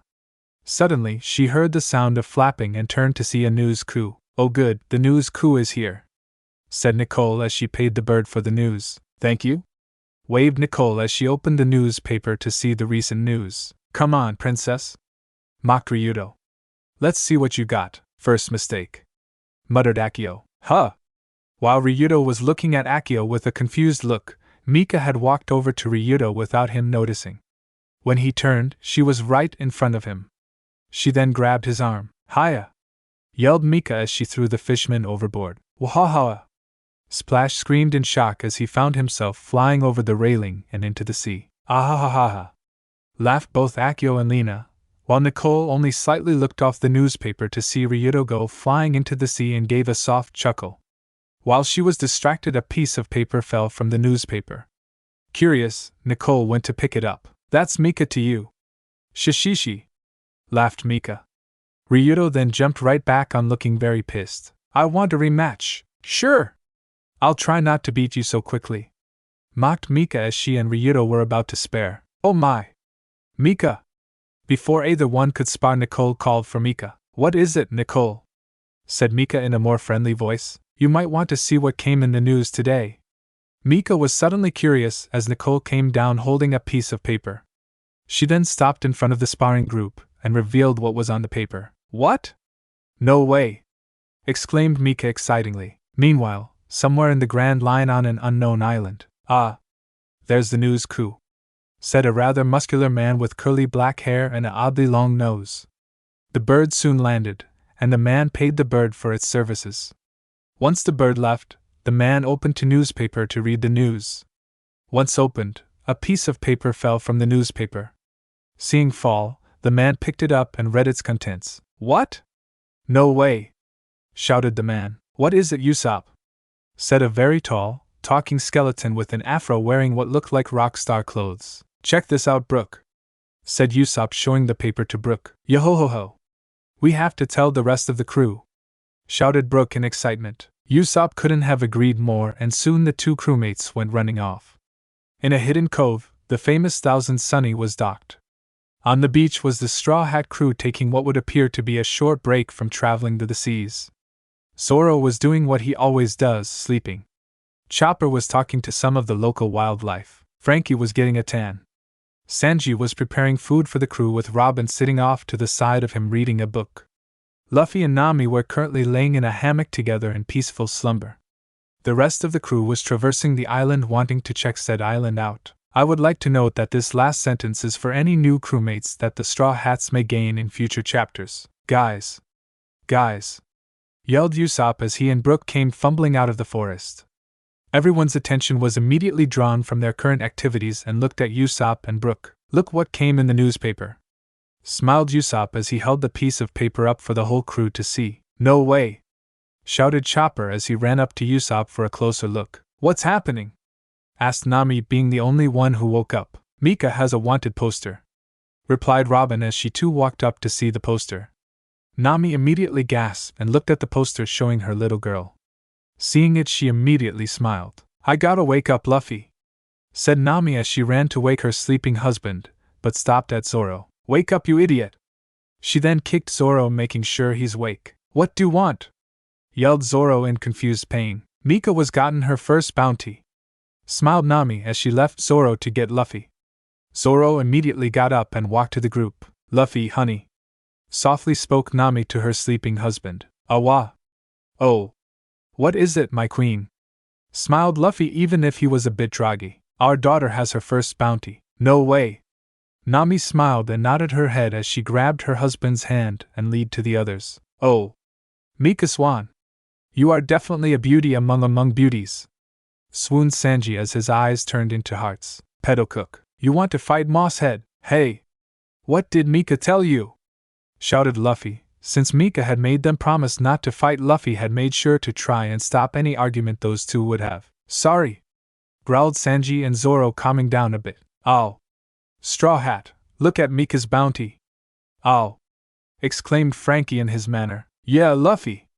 Her bounty tops your first bounty, said Usopp as he pointed to numbers. Shishishi. That's my little girl, laughed Luffy, fairly impressed with his daughter's progress. And such an interesting poster too, pointed out Robin. The Straw Hat crew took another look at the poster and saw her picture. The whole crew laughed. What am I going to do with that girl? Sighed Nami, not that happy with her daughter's pose. I think it sweets her, laughed Luffy. We should have a party to celebrate. Yeah, shouted Usopp, Chopper, Frankie and Brook. The others couldn't help but oblige. Meanwhile in Windmill Village, bwahahaha. Looks like Lil Mika's making a name for herself, laughed Garp as he looked upon Mika's bounty.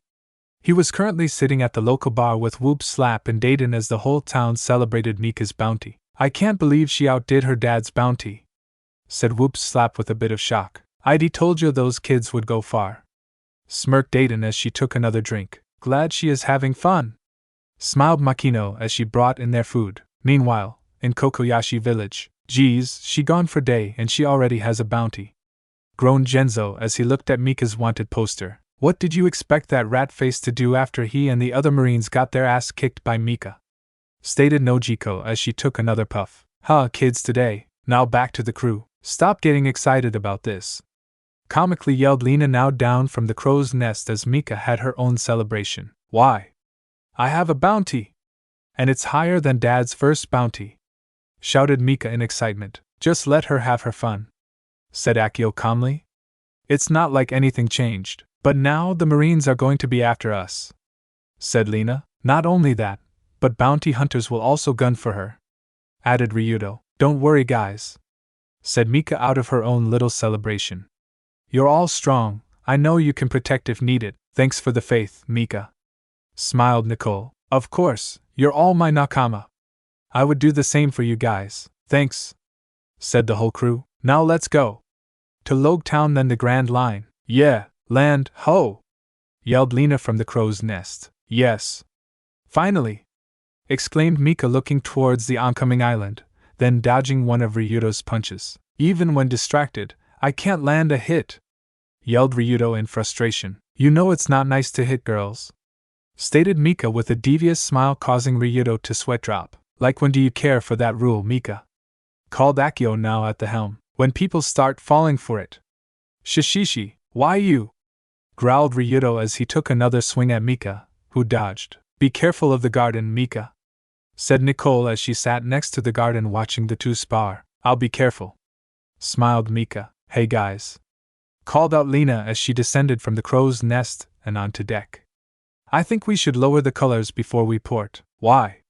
Asked Mika as she tilted her head. From what I've heard, Loguetown is usually a very difficult obstacle to pass for pirates because this marine base has a very low tolerance for pirates, stated Lena. I thought that was only because of the marine captain, Smoker? Questioned Akio. Admiral Smoker hasn't been to this base for a decade now, but the new captain here is just as bad as when Smoker was a captain. We can take him, said Mika confidently. I agree with Captain on this, agreed Ryudo. I'd rather not have to face him, shouted Lena. I think it would be best if do not gather too much attention to ourselves if we are to get the things we need and find our missing crewmate. Voiced Nicole, calming the group a bit. That's true, stated Akio. We need some supplies before we get into the Grand Line as well as some personal supplies. Akio then held up his gloves showing the damage from their last major fight. I want a sword, added Mika as she pulled up her broken sword. I could use more materials for my bullets, seconded Lena, and I would like to get more cooking materials and seeds. Nicole as well as everyone else then looked at Ryudo to add something of his own. I don't have anything to really look for, said Ryudo. The ship is fine, we have plenty of materials if the ship gets damaged, so I'll stay and watch the ship. Thanks for volunteering, smiled Mika. Ryudo nodded. Okay everyone. Once we dock, I will give you your allowances and we can all get our stuff and search for Drake. Everyone minus Akio were shocked at Mika's sudden seriousness. Did she go into royal mode just now? Questioned Lena. No, but when it comes to money Mika is always serious, answered Akio. And I want all of it back with a 150% interest, finished Mika quite seriously. What? Screamed Ryudo and Lena. Nicole and Akio only giggled/chuckled. Hey! Be grateful.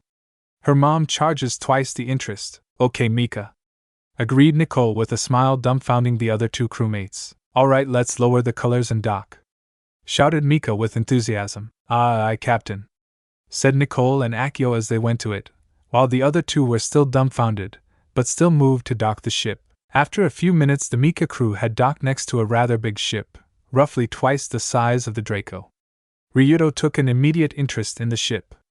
It was crafted very well and looked to have many interesting quirks inside that Ryudo was just itching to check out. Looking away from the ship, he saw Mika giving out the allowances that she had promised the crew for their materials. However, he also remembered the insane interest rate. Thank God that I don't need materials, thought Ryudo with a shudder. All right, said Akio to the group going ashore. Remember we are here for our supplies and to find our navigator, Drake. By the way, interjected Nicole. What does Drake look like? Oh, he's easy to spot, smiled Mika. He usually wears a dragon symbol on his shirt and starts a conversation with Yo. I'm not sure it's going to be that easy, questioned Lena, still not sure how to find Drake. If it's easier, he'll be looking for you, stated Akio as he began walking off the Draco. What do you mean? Asked Lena as she followed behind him. Just do what you do naturally and Drake will respond, responded Akio casually as he walked into town. Lena, however, was still confused. Yash! Now to get a new sword, exclaimed Mika as she ran off the boat and into the crowd, leaving Lena still confused. You sure you'll be okay, Ryudo? Asked Nicole, a bit worried. I'll be fine, smiled Ryudo. I'll just be checking this ship next to us for a bit. Okay, nodded Nicole. Come on, Lena. We'll stick together for a bit. Sure, said Lena and left with Nicole into the crowd like the others. Alright, let's hope that somebody's home, said Ryudo to himself as he walked off the boat and over to the next. Mika's story. After leaving the Draco with Ryudo, Mika immediately went to the first thing that came into mind, food. Upon entering the town, the scent of cooking food greeted Mika like an old friend, and all thought of a new sword or looking for Drake left her mind. She quickly ran to where the scent was coming. However, it was quite hard to run with crowds of people blocking the way and seeing many interesting shops. She had to often stop to check out this and that, but once again the scent of food drew away from a potential sale. Taking the wrong turn, Mika soon found herself in an alley, but no scent is lost to the nose of Mika. The Gold Roger bar, huh? Said Mika as she looked at an out-of-business bar with a curious intentions. But she had no time to check the bar, the call of her stomach must be answered. She soon found herself out on another street, though this street seemed unique. Whoa!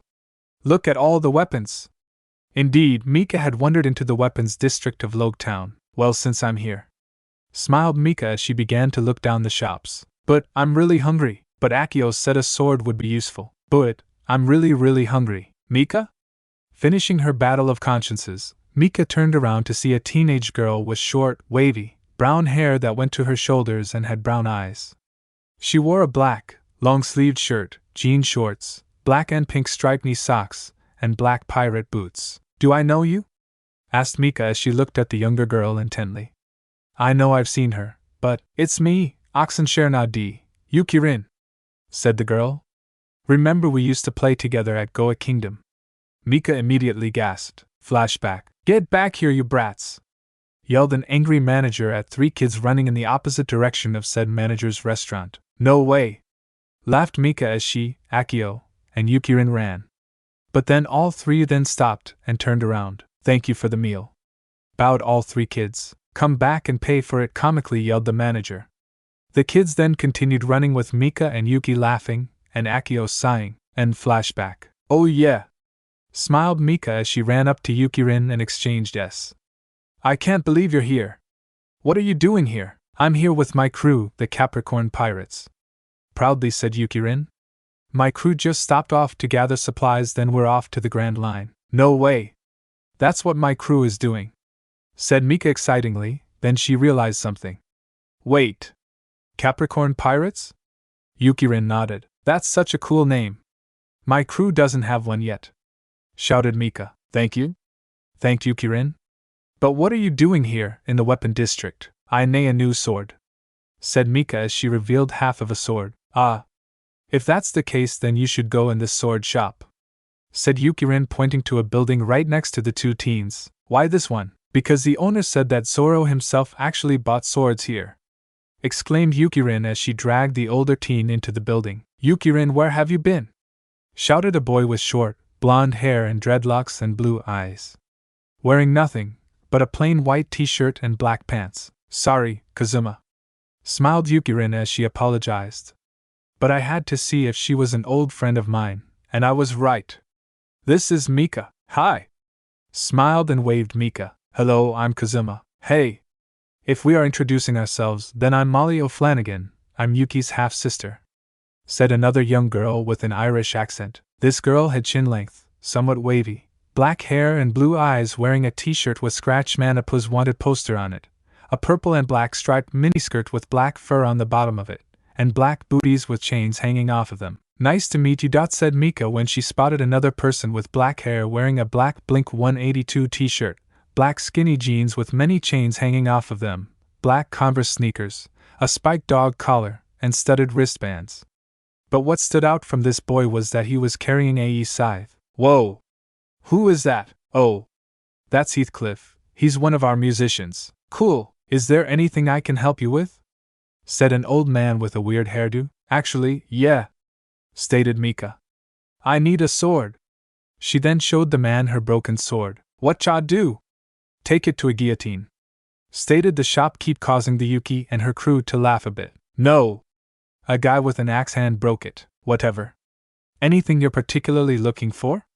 Asked the shopkeeper. A sword that can beat the Pirate King and survive anything, said Mika with childlike enthusiasm. Everyone then sweat dropped. That's a tall order. I'll see what I can do, said the man, who then went into various barrels filled with swords and looked through them. So you're after the Pirate King? Said Kazuma as the man collected swords. Of course, I'm going to be the first Pirate Queen, smiled Mika as she did her own gazing. Cool. Well, I'm going to beat Zoro and become the world's greatest swordsman, said Kazuma with pride. Yeah, good luck with that, said Mika unconcernedly as she still gazed at the swords. What's that supposed to mean? Asked both Yukirin and Kazuma. Here you go, miss, said the shopkeeper as he laid out several swords out before Mika and the Capricorn Pirates. All these look lame, said all the pirates to the owner. Shut up, yelled the shopkeeper. I know quality. Sure you do, said the Capricorn Pirates, looking away in disbelief. Hey, what about that one? Said Mika, pointing to a particular sword that was still in a barrel. It was unique, for the sword hilt had a bright yellowish color with its sheath a dark gray color. Huh, I haven't seen this one before, said the shopkeeper as he picked out the sword and unsheathed it. The blade shined like it was brand new, with the metal showing a pattern of lightning. Whoa! It looks so cool, said Mika, Yukirin, and Kazuma with awe. Let me check something, said the shopkeeper as he pulled out a book and flipped through it. What are you looking for? Asked Heathcliff. Aha! Here it is, said the shopkeeper as he finally stopped on a page. That sword is called the Inazuma Akuma, Lightning Demon. I think it's one of the 50 skillful grade swords. Really?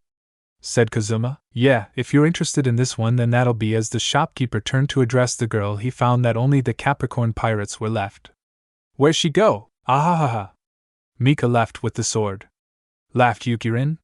She said something about food and just left. What? Don't worry, she left some money, said Yukirin as she handed him the bag of money. He then opened it and counted the amount. There's barely half the amount that she should have paid. Oh. And she left this, smiled Yukirin, handing the shopkeeper a note. He then opened and read, I'll pay you back when I'm pirate queen, damn brat, grunted the shopkeeper as he returned to his counter. That's some friend you got, said Kazuma. Why didn't you ask her to join? Asked Heathcliff. She has her own crew, smiled Yukirin. Will we ever see Mika again, sis? Asked Molly to her sister, in the Grand Line. Smiled Yukirin, and the four of them left the sword shop. Ryudo's story. Hey! Is anyone on board? Shouted Ryudo, looking upon the ship with a critical eye. He then started walking around it as he examined to work while heading for the gangplank. Hello? Ah, yes. Hello? Said a male voice as he peered over the edge of the boat. The man had purple hair, black eyes, and wearing rectangular glasses while also wearing a very fancy suit. As the man looked around, he spotted Ryudo and gasped. Oh my, hi! Greeted Ryudo in a friendly manner. Is your shipwright aboard? I would like to talk to him about this ship, said the man. He was the shipwright, but since this was his first time dealing with a fishman, he hasn't so sure if he could trust him. Hey Kardik! Shouted a male with blue hair that went to his jaw and had black eyes, wearing rectangular glasses. For his appearance, he wore a blue Hawaiian shirt with yellow floral patterns, white swim trunks, and sandals. Currently the young man seemed to have trouble with a hook in his neck. You think could help me, Kardik? Shush, Hattori! Hushed Kardik as he quickly rushed to cover the young man's mouth. Don't you see what lies next to you? Sure, a fishman, casually said Hattori, looking over at Ryudo. Yes, but he may not be friendly. I just wanted to ask about the ship, said Ryudo, trying to defuse tension. It's wonderfully built. I just wanted to know about the inner workings and share some notes. You're a shipwright? Said both males curiously. Yeah, the name's Ryudo, smiled Ryudo as he gave his hand in friendship. Hattori, said the young man, shaking the fisherman's hand. The fancy-dressed worrywart here is Kardik Abingdon. Wait! Kardik Abingdon? Of the East Blue Shipwright Company? Yes, nervously said Kardik. Whoa! It's an honor to meet you, smiled Ryudo as he grabbed Kardik's hand and shook it. I've seen much of your work since I've been in the East Blue, all of it very impressive. Thank you, smiled Kardik, warming up to the fishman. I'm glad someone likes my work for more than just another means of transportation. Every ship has its own traits that make it unique. We just need to know how to bring them out. Exactly, my friend, agreed Kardik, though Hattori seemed lost. If you're a shipwright, then may I see your boat before showing mine? Sure, Mr. Abingdon. Please, Kardik will be fine. Ryudo nodded and showed Kardik over to the Draco Bliss.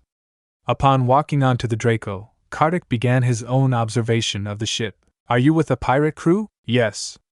We currently have 5, soon to be 6. Well, a crew of that size seems to be perfect for this ship, though I would recommend a bigger ship for when you had more, stated Kardik while looking over the garden on deck. Hopefully, she'll last long enough to get to Water 7, then I'll get the gallery lot to make a bigger boat, and use this one as an escape ship. You plan on taking this ship into the Grand Line? Yeah, I have faith in her, the crew has faith in her, and our captain definitely has faith in this ship, said Ryudo, proudly impressing Kardik. Well, if you're good enough, then she'll go far, smiled Kardik as he moved on. I'm no Polly, but I'm good, smiled Ryudo as he continued to show the man the rest of the ship. Well, I have to say, this ship is in top condition, said Kardik proudly. He had been shown every nook and cranny of the ship, and he was impressed with it. Thank you for the compliment, bowed Ryudo. It was nothing, said Kardik, a bit embarrassed at Ryudo's action. Now would you like to check out the Hyperion? The Hyperion, said Ryudo, then looked at the ship he was about to board. Ha! Seems like the proper name for it. Akio's story. After leading the ship to Ryudo, Akio went in search of some sort of repair shop for his clothes and for Drake. Of course, he did not worry much about finding Drake. Drake had always made himself appear at the right times. Akio focused more on finding some sort of repair shop or someone that could sew. So far he hadn't found any shop that could provide the service. I bet Kartik would love this, shouted a girl with long, wavy, orange hair, blue eyes, and wearing glasses. Her outfit was very skimpy, wearing a black cocktail dress and black high heels. She was currently looking over an item which Akio had no interest in. As if, calmly said another girl with black and blue eyes, wearing a blue dress with a black leather jacket over it, and wore black sandals. Kartik isn't so materialistic as to want that. Like you know. Of course I know. I've been his friend since we were kids. Would you two stop fighting over Kartik? Said a boy slightly older than himself with green hair and eyes, wearing a black jacket with orange piping, black pants, and black shoes. Stay out of this, yelled both females to the male, then returned to arguing with each other. Why do you even bother? Sighed another female next to the boy. She had black hair tied into a ponytail, brown eyes, and big, round glasses. She wore a red t-shirt, white shorts, and sandals. But they're so annoying. At least I'm more useful. Kartik doesn't need someone that could kill him in his sleep, shouted the black-haired girl. At least I can protect him when he's in danger. A tailor can't do anything but so, shouted back the orange-haired girl. A tailor? Said Akio out loud for the others to hear. You're a tailor? Yes, I am, said the black-haired, quickly forgetting her previous argument. Can I borrow your services then? I promise to pay, said Akio as he held up his damaged gloves. Whoa, red? How original, said the boy sarcastically. They're originally blue, stated Akio with calm tone. This freaked out the group a bit. Oh, okay, stuttered the girl. I'll see what I can do, but unless you cover it with something they'll keep getting more damaged. I've got an idea for that, said Akio. Okay, smiled the girl as she pulled out a sewing kit. Oh, and my name is Matsu Takashima, and these are my friends/rival. Hi, I'm Hana, I'm Daisuke, and I'm Kartik's future wife, Karen. Like hell you are, said Matsu as she began to sew Akio's glove. Mika's story. Where is it? Where is it? Repeated Mika, now with her newly stolen sword, as she left the alleys and entered the center of the town. Whoa! Exclaimed Mika as she saw how spacious the town center was. Shops littered the edge of the town center as well as in the actual center. As she walked through the shops, she kept an eye or nose out for where the sen may be. She soon found herself at the other side of the town center where a large pile of metal and wood stood. Huh! I wonder what this was, asked Mika to no one as she examined the pile of metal. This is the former execution platform where the former pirate king, Gold Roger, met his fate and began the Great Pirate Era. Mika immediately turned around to see a tall man with blonde hair and brown eyes wearing a marine uniform made into a light warm-up coat with a white shirt underneath it with a red dragon head symbol in the middle of the shirt, as well as wearing regular jeans with and combat boots. Really? Asked Mika in amazement. Yes, this is also where the current pirate king, Monkey D. Luffy, had almost met the same fate by the hands of Buggy the Clown, which is how it got into its current state, said the man with a bit of a smile. Really? What did do? Before Mika could finish her sentence, a commotion was brought up just left of where Mika and the man were talking. Oh. Excuse me, miss, I have business to take of. Pardoned the man as he rushed over to where the commotion was. He was nice, smiled Mika as she continued to observe the pile of junk her father and his predecessor had once stood here. Then she was met with a familiar scent. Sir, please stop, yelled the waitress as he was being grabbed by a burly character, clearly a pirate. Ah. Come on, baby. I only asked for your special, evilly grinned the man as his partner laughed. Sir, please unhand my waitress, please, cried out the manager, trying to calm the customer. No can do, this lady offered us something special and we aren't leaving until we get, said the burly man's partner, who was just as burly as himself. How about a special trip for two to the marine prison? Stated the man from earlier, catching the attention of everyone at the restaurant. It's Captain Justin, cheered the crowd. A marine captain, gasped the two pirates, letting go of the waitress and grabbing their swords. Come on, said Captain Justin as he gave a friendly smile. Can't we talk this over? Ha! You must be pretty weak to want to negotiate with pirates, accused the pirate. Let's get him, yelled his partner. Both then rushed the marine captain. Fine, stated Captain Justin in defeat. Before either one could strike the captain, Justin struck both men in the stomach, causing them both to drop the swords and follow in suit. And that's that. Hold right there, marine, Looking to the side, Justin saw that he was at gunpoint by a man twice the size of the other two men. While the crowd gasped in shock, the captain remained calm. I don't appreciate you knocking out two of my crewmates out for no reason. Oh, the reason is good, stated Captain Justin. Can't let you pirates do whatever you want. Funny, sarcastically said the man. I have a bounty of 9 million, I've got a crew of over 100 crewmen, and I'm about to get rid of a marine captain. I think I can. At this point, Justin was about to make a move, however. Out of my way, both the man and Captain Justin looked over towards the town center. Suddenly the man holding gun was met with a kick to the face, sending him into the restaurant, passing both the counter and the kitchen, and into the wall behind the restaurant.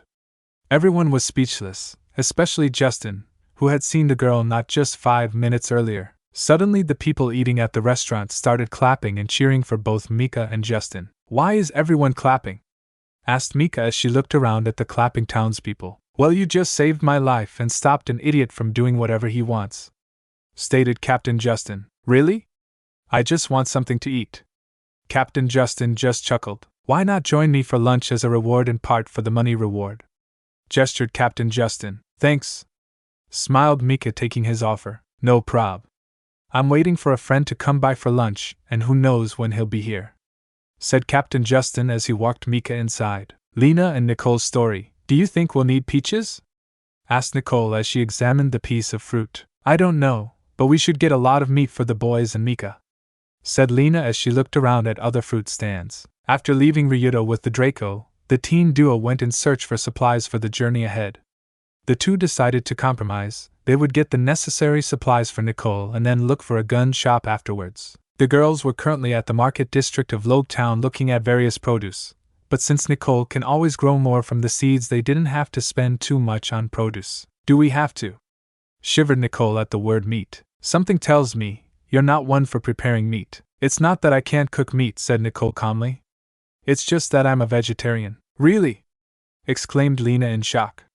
Did that come with your devil fruit powers? No, I've been a vegetarian since before then, stated Nicole as she placed the fruit back on the menu and moved to the next stand. Well, definitely need some limes and lemons. Come one. Come all, shouted a man down the rows of produce surrounded by a large group of people. Join in today for the annual Loguetown cooking contest. A cooking contest? Questioned Nicole. Sounds interesting, commented Lena. This year's prize, 20 million bellies and the standard trophy. Awesome, shouted Lena excitingly. Huh, with that money, we can pay for whatever we need without relying on Mika and paying her interest, clapped Lena with glee while Nicole only sighed. At least I can compare to others. That's the spirit. Then Lena grabbed Nicole and dragged her towards the contest. Registration is now closed. Would all contestants please make their way to their cooking areas? Called the announcer some minutes after Nicole had registered with Lena as her assistant. Alright, the rules are simple, said the announcer to the contestants. The judges will draw a random food item that will be the theme of your cooking. You are allowed to use any or all ingredients supplied by the local markets. Please, no violence during the contest. You will have an hour to prepare your dish. Once the judges pick the theme, you may begin. Alright, we have picked theme. The contestants readied themselves as the judges opened a piece of paper. The theme is chicken. Immediately, the contestants hurried for their ingredients, grabbing whatever they can before it was gone. Nicole and Lena, on the other hand, waited crowd to thin out. However, they weren't the only ones. At the station next to them was a male with spiky shaggy brown hair, black eyes, and tan skin, wearing a white and blue soccer jersey, jeans, and black shoes. Next to him were some girls. One had short, blonde hair and wore sunglasses, and one was another blonde-haired girl who had tied her hair in pigtails and had blue eyes. You're not going to rush up like the other idiots? Asked Lena to the other group. It's not really my style, said the boy, scratching behind his head. What about you? Asked the girl with sunglasses. I can be patient, calmly smiled Nicole. Hey Nicole, are you going to be okay with the theme? Asked Lena, considering her friend's lifestyle choice. I may be a vegetarian, but it won't hinder my cooking, confidently stated Nicole. At least you're just a vegetarian. Sebastian here is clumsier than a blind man, chuckled the pigtailed girl. I can't help it, Maki-chan, sighed Sebastian. I hope that wasn't a crack at me, stated the sunglasses girl in annoyances. Sorry, Drusilla. I bet you'll do fine, smiled Nicole to Sebastian. Ah, thanks, blushed Sebastian, but we're still gonna win, stated Lena to the other group. No way, shouted Maki-chan playfully. We're so gonna win. Yeah, said Drusilla in agreement. Then both groups looked at where the ingredients were placed, seeing that many of the contestants were back at their stations. Nicole/Sebastian. What are you cooking? Shouted both Lena and Maki-chan at the same time. Here, said both cooks. Their friends then looked at the piece of paper and nodded. Leave to me/us, said both females again at the same time. Then both girls ran off to get the ingredients, weaving through people to reach their ingredients first. Lena, with her quick trained eye, had easily spotted the ingredients to what Nicole needed and was off in a flash. Maki-chan was moving a bit slower than Lena, but she was definitely getting the ingredients faster than the previous large group. Lena was the first out, heading right for Nicole, followed behind by Maki-chan. Here you go, Nicole, said Lena, feeling slightly tired. Thanks, smiled Nicole as she took the first of the ingredients and prepared it. Let's go, Sebastian, we're falling behind, shouted Maki-chan, a bit more out of breath than Lena. Got it, confidently said Sebastian as he too went to prepare the first ingredient. However, Sebastian, watch out for that. Wah! Crash! Bucket! Okay, show of hands, who thought I was going to say tree? This is in the bag. Smugly smiled Lena as she did her part in cooking. An hour later. Time's up, shouted the announcer. Looking down the stations, it was clear that most were finished well before the hour was even up, hopefully not spoiling the food that much. Judges, you may begin the tasting. Mika's story. Geez, you can really put it away, can't ya? Smiled Captain Justin, though sweat dropping as he watched the teen girl devour more food than while he was on his second helping. Another, please, smiled Mika as she held out her plate for more food. I never should have offered to pay for her food, inwardly sighed Captain Justin as he looked at his watch. I wonder where Drake could be. DRMMF, said Mika, though muffled due to the food in her mouth. Yo!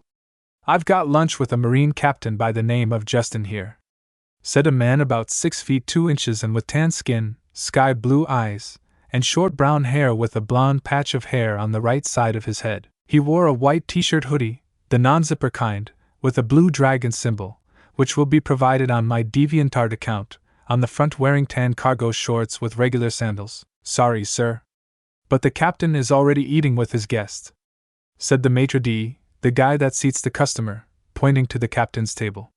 Justin immediately took notice, as well as Mika. Oh, sorry, that was my fault, called out Captain Justin. I'll be having 2 guests instead of 1.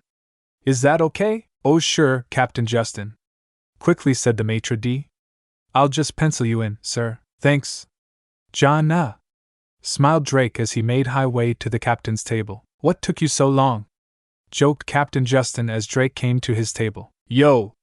Sorry, just saw some friends off, stated Drake. Then he got a better look at the captain's other guest. Yo! Mika, you finally made it. Drake, I found you, smiled Mika with bits of crumbs on her face. Took you long enough. Ruhahaha, laughed Drake as he took a seat next to the captain. A waitress then came Drake to take his order, but Drake waved her off. Sorry, I won't be eating, but some water would be good. You know each other? Questioned Captain Justin as the waitress left for Drake's order. Yeah, he gave me and Akio a lift from our home villages for years. Speaking of which, where is Akio? I don't know, smiled Mika, innocently causing Justin to sweat drop while Drake just chuckled. Nothing to worry about then, said Drake calmly as he took his drink from the waitress. So how do you know Mika? She just kicked her way into my life, snickered Captain Justin, trying to be funny. That sounds like her to do so, smiled Drake, taking another sip from his drink. Done, yelled Mika as she relaxed in her seat in triumph. Had enough already? Said Captain Justin with a hint of sarcasm. Yeah, but I thought I cut back a bit, said Mika, relaxed. In front of her were now roughly 5 plates, amazing many in the restaurant. This is cutting back, sir, saluted a Marine soldier from Captain Justin's left. We came to apprehend the pirates that you just captured. At ease, said Captain Justin, and the soldier did as such. Did you also bring the reward? Yes, sir, said the soldier, as he handed over a small bag filled with bellies to the captain. Thanks, soldier. And I believe this belongs to you, Miss Mika, smiled Mika as she took the bag of bellies. Thanks, Mika, huh? Questioned Captain Justin with a slight ponder. That name sounds familiar. Well, it was nice meeting with you again, Justin. Smiled Drake. Like many others, Drake had seen the bounty on Mika and they were already lucky that Justin tends to be forgetful. If Justin had enough time though. We should probably set sail or else we won't make it to our destination. Huh? It's time to leave already? Said Mika, confused as Drake directed Mika out of her seat and lead her towards the exit. Just trust me, said Drake, calmly losing his usual smile. Sir, we're ready to leave. Do you wish to come back to base? Said the same Marine soldier from before to Captain Justin, who was in deep thought. Yes, said then man as he picked himself from his chair. Can I have the receipt, please? Right away, sir, said the waitress as she went to grab said paper. However, Justin still was in deep thought. Sir, is there something on your mind? Asked the Marine, trying to help his superior. Yes, said the captain. Have you ever heard of a Mika? Sir, did you forget already? Said the Marine soldier as he went to grab a piece of paper. So where is our crewmates? Asked Drake to Mika, now outside the restaurant and heading back into town. Most of them went to get supplies, but there's one back at the Draco. Our ship is called the Draco? No, the Draco Bliss. Sounds like my kind of ship. Smiled Drake as he started to follow Mika towards the docks. Suddenly, both Mika and Drake's sixth sense activated and both turned around to see a familiar figure rushing towards. Scale breaker! Yelled Captain Justin as he rushed towards Mika with an open palm aimed directly for her stomach. Before Mika could react, Drake closed the distance and blocked the attack with his forearm. Both opponents looked at each other, the captain obviously pissed and Drake, who was more calm, but serious. That the best you got, you traitor! Shouted Captain Justin in fury. How could you protect this pirate? Well, I am her navigator. Smiled Drake, causing Justin to gasp. What? How? Why? Said Justin in confusion. We're supposed to fight for justice. I fight for my own justice, said Drake quite seriously. Drake then moved his free hand and attacked his friend. Scale breaker, oof, said Captain Justin as he was pushed a few feet back from Drake's own attack. Men! Arrest Spark Fist Mika! And her accomplice! Yelled a Marine officer as many other Marine soldiers came rushing in armed with guns and or swords. Time to go, said Drake as he turned around to Mika and began running. Bye, thanks for the food and money, yelled Mika as she ran with Drake, giving the Marines a smile and a wave. Sir, are you okay? Asked a worried Marine as he helped his superior up. I'm fine, grunted Captain Justin in frustration.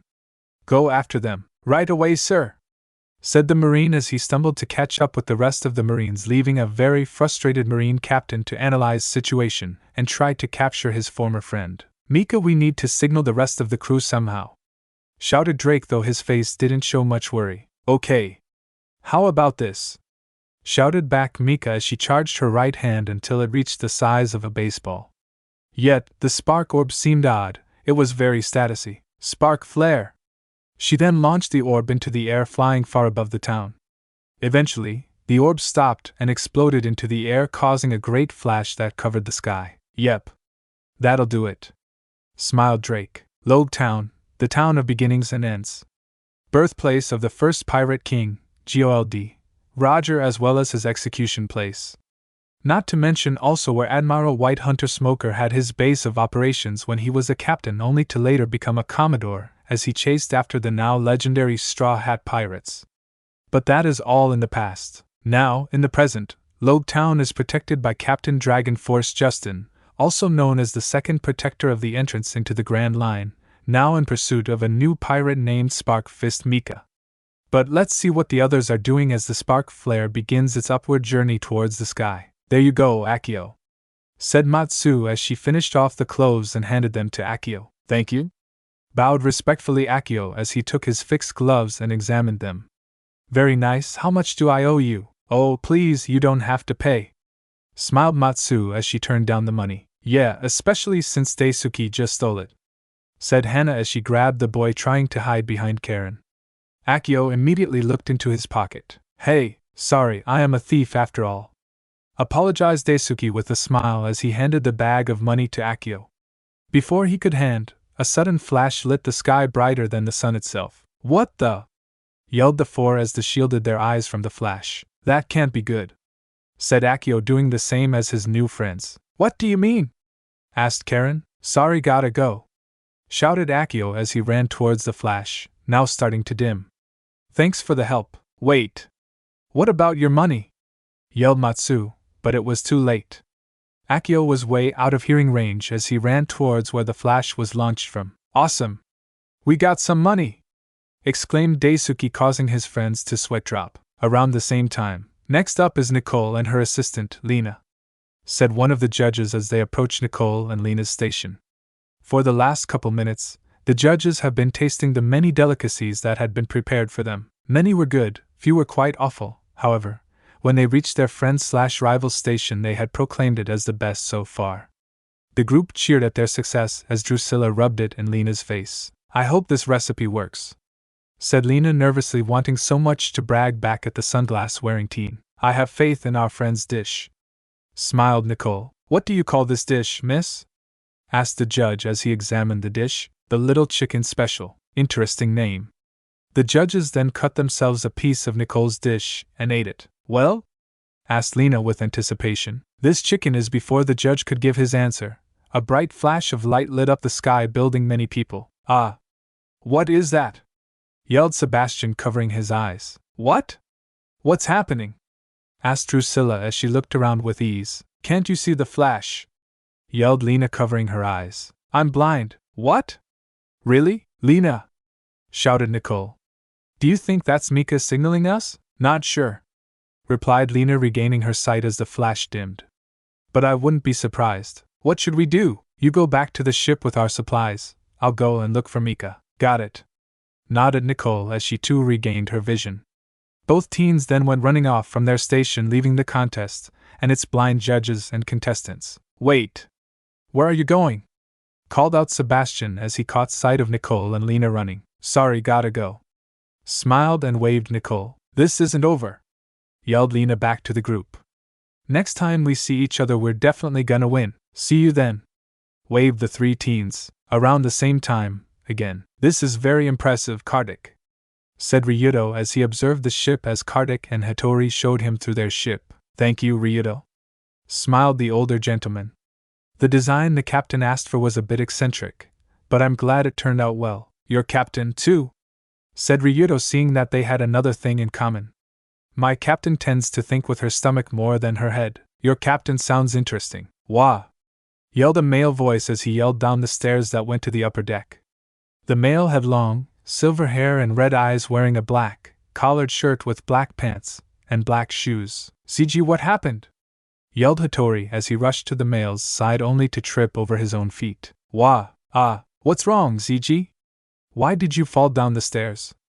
Asked Kartik as he and Ryudo went to aid Kartik's crewmates. The sun got like 100 times brighter, yelled a female voice from the upper deck. What do you mean, Yulia? Asked Kartik as he and Ryudo helped up the other two and rushed up to the deck. Reaching the deck, both Ryudo and Kartik covered their eyes as they were met with an extremely bright light. What the heck? Yelled both Kartik and Ryudo, covering their eyes. It just showed up, yelled ZG as he and Hattori also made their way up. This must be Mika, shouted Ryudo to the group, surprising them a bit. Who's Mika? Asked the entire group. At this point the flash was beginning to dim. My captain? Said Ryudo as his eyes tried to adjust. Really? She created this? Yeah, but I wonder what it means, said Ryudo as he took some thought into Mika's actions. I'd better prepare the ship. What makes you think that? Asked Kartik curiously. If it's Mika, she'll probably bring unwanted company with her, stated Ryudo as he ran off the Hyperion and towards the Draco. Not before stopping and turning around to bow. Thank you for letting me examine your ship. It was a real treat. No problem, shouted Kartik happily as he and the rest waved goodbye. See you on the Grand Line. Right, smiled Ryudo as he then rushed to the ship. Now back to the chase. Sir, what was that? Asked a Marine officer as he and Captain Justin ran some feet behind the Marine soldiers. Probably a flare, stated Captain Justin, still peering ahead. They must be signaling their other crewmates. I want all Marines at the docks and clear them of any civilians. Aye, sir, said the officer as he pulled up a mini transponder snail to call for backup. You're not getting away, Drake, You too, Mika, thought Captain Justin angrily, wanting some answers from his now former friend. He then took off for a different route to catch up to the other Marines, and hopefully cut off Mika and Drake. Bang! Watch it! Said Drake as he and Mika dodged another bullet shoot by chasing Marines. Sure, this is fun! Smiled Mika as she fired another spark pistol at the Marines. As long as we get out of here alive, said Drake in a serious tone. Of course! Smiled Drake, switching moods. Shishi, hold it! Yelled more Marines from another alley, prepared to fire.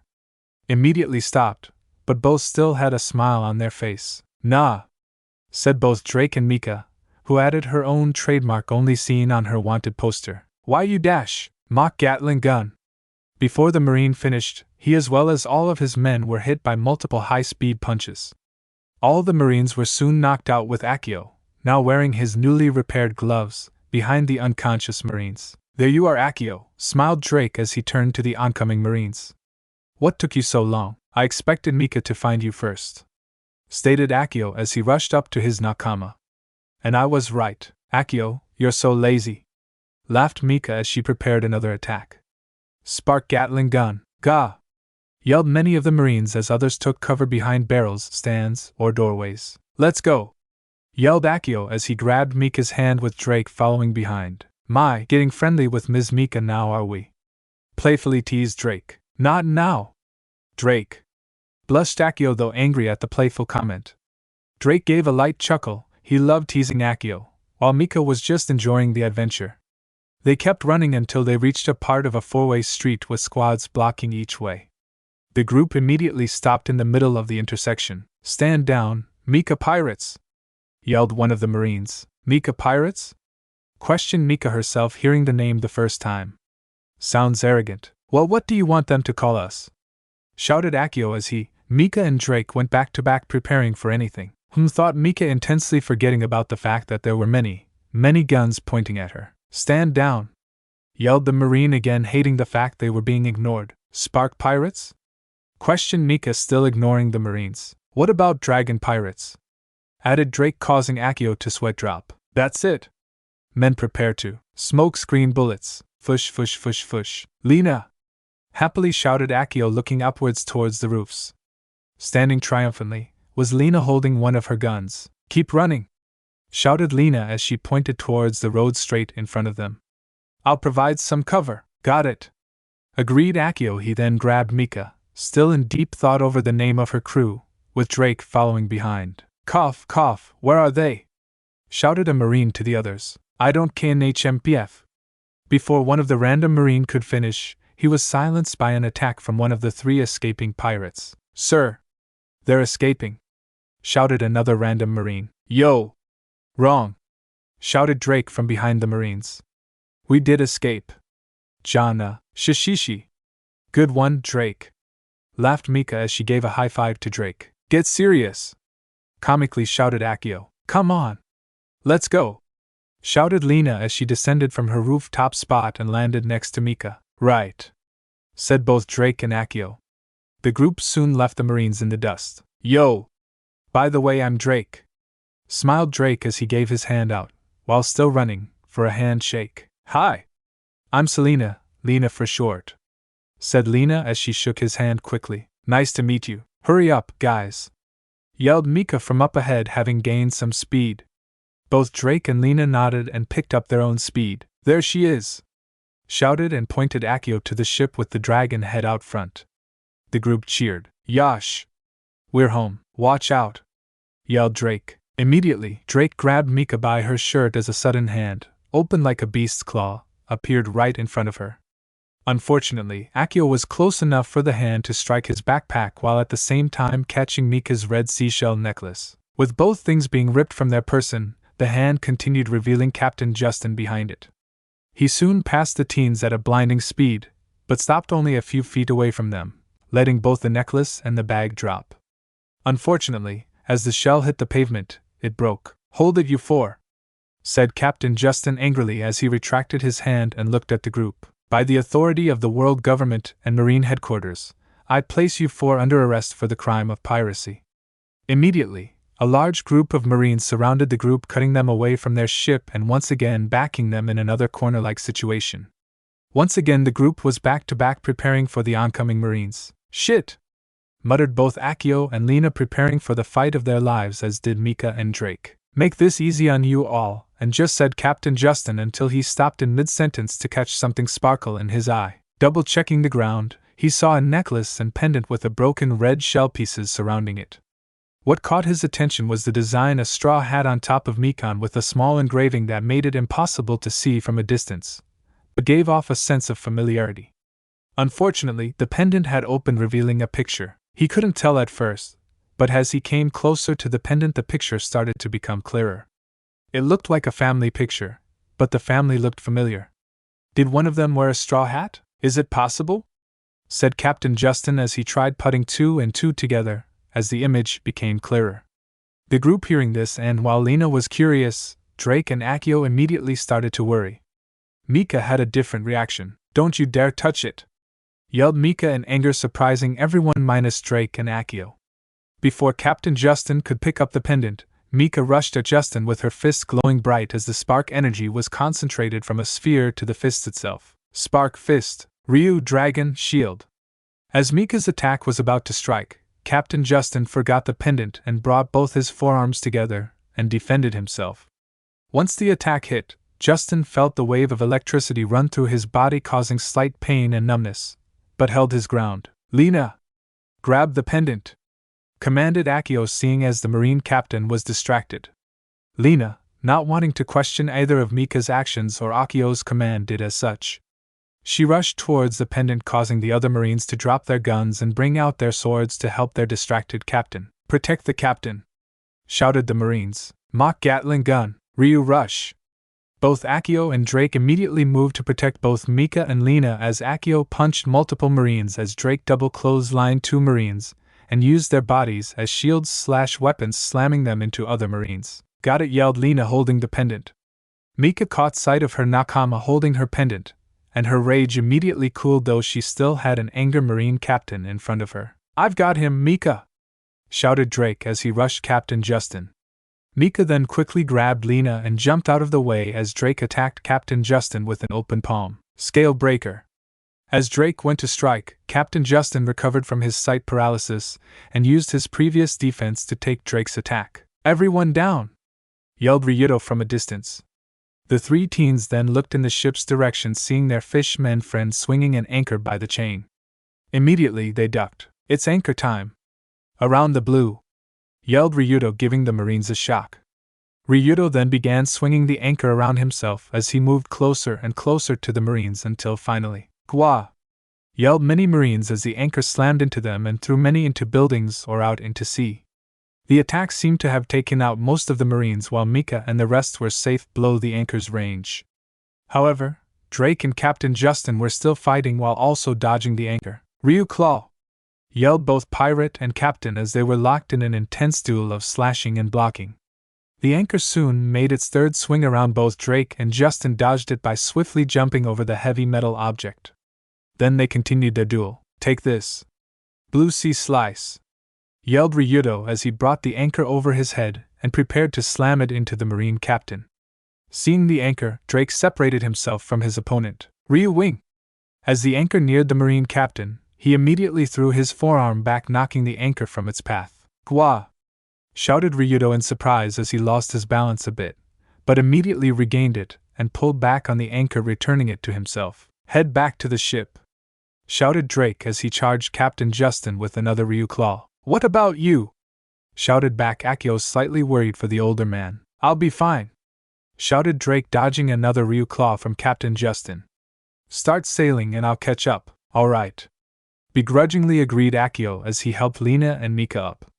"Come on, let's get ready to sail." "Got it," said Lena and Ryuto as they both ran back to the ship. Akio quickly followed behind, but noticed someone missing. "Mika! Mika?" questioned Drake, blocking another of Captain Justin's attacks. He soon spotted Mika with her new sword standing still, but noticed that the sword was starting to give a faint glow that grew brighter. "Pay attention!" shouted Captain Justin, launching another attack at Drake. However, instead of blocking, Drake jumped out of Justin's reach.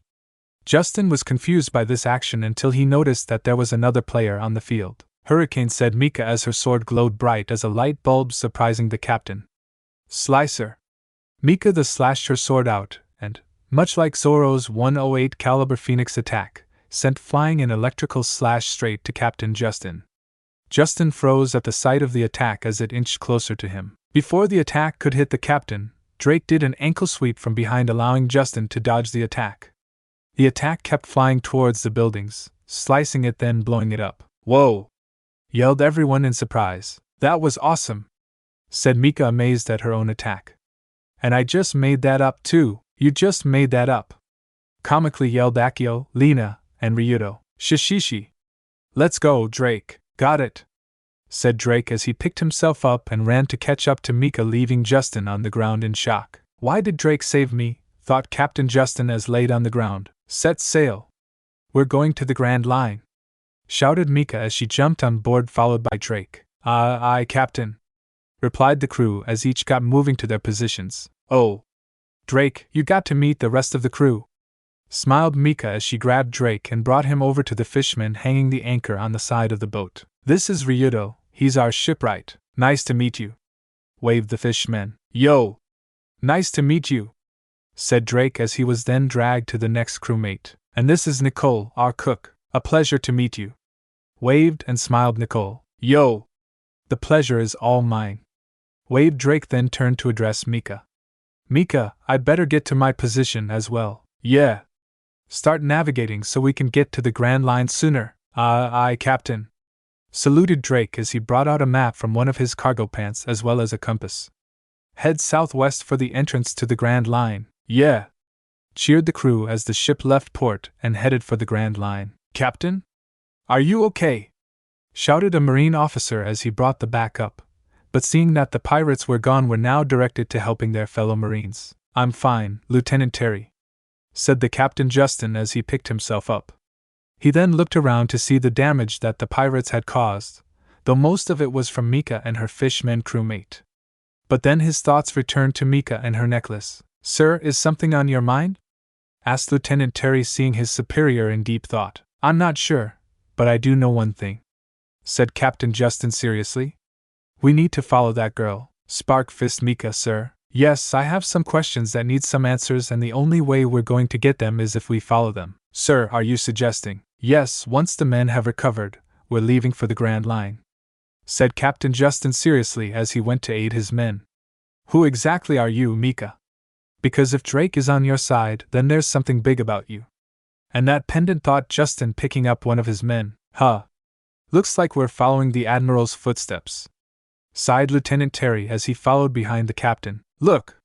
There's the lighthouse, shouted Mika, pointing to the lighthouse from her on top of the Draco's head. Awesome, said Drake calmly while looking away from the map to view the entrance to the Grand Line. So we finally get to see the gravity-defying reverse mountain, said Akio, looking towards the exit. Gravity-defying? Questioned Ryudo. Yeah, Reverse Mountain is a unique mountain that has 4 currents coming from all 4 blues and converge at the top to make a single current into the Grand Line, explained Drake, drawing a diagram of the mountain. How is that even possible?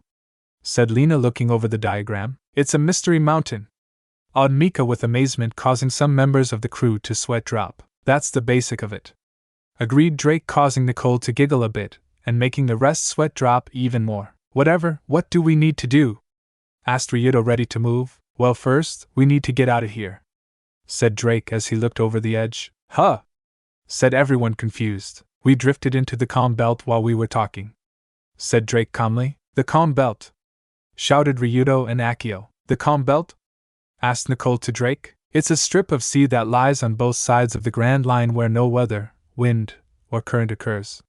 It makes it rather difficult to either leave or enter the Grand Line. It's also the nesting ground for sea kings, exclaimed Ryudo in fright. Ah, I'm glad you're familiar with it because you're gonna have to push us out of it, smiled Drake. What? Come on, Ryudo, you can do it, cheered Mika as she grabbed Ryudo's arm and threw him into the calm belt. Mika!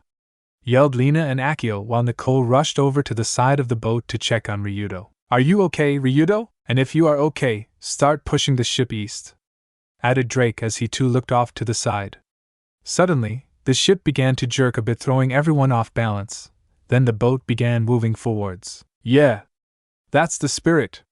Shouted Mika, cheering Ryudo on. I bet we can get to the Grand Line this way. I wouldn't count on it, stated Drake, regaining his balance and looking into the sea. Then the boat suddenly stopped once again, throwing everyone's balance again. Ryudo! Either get us into the East Blue or the Grand Line! Shouted Lena into the water. Then the ship jerked again as the ship began moving backwards faster than when they moving forward. What the? Shouted Lena as she held the railing. Why is Ryudo going faster? Gaha! Screamed Ryudo from underwater while holding onto the boat. Behind were many big sea kings, all after the fishmen and possibly his boat and crew. Eventually, he dragged all the back to the East Blue. Don't huff, make me huff, do that, huff, again.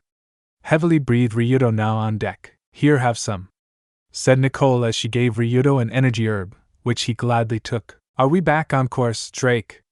Shouted Mika now that everything had calmed down. Aye, Captain, said Drake, pointing towards a mountain.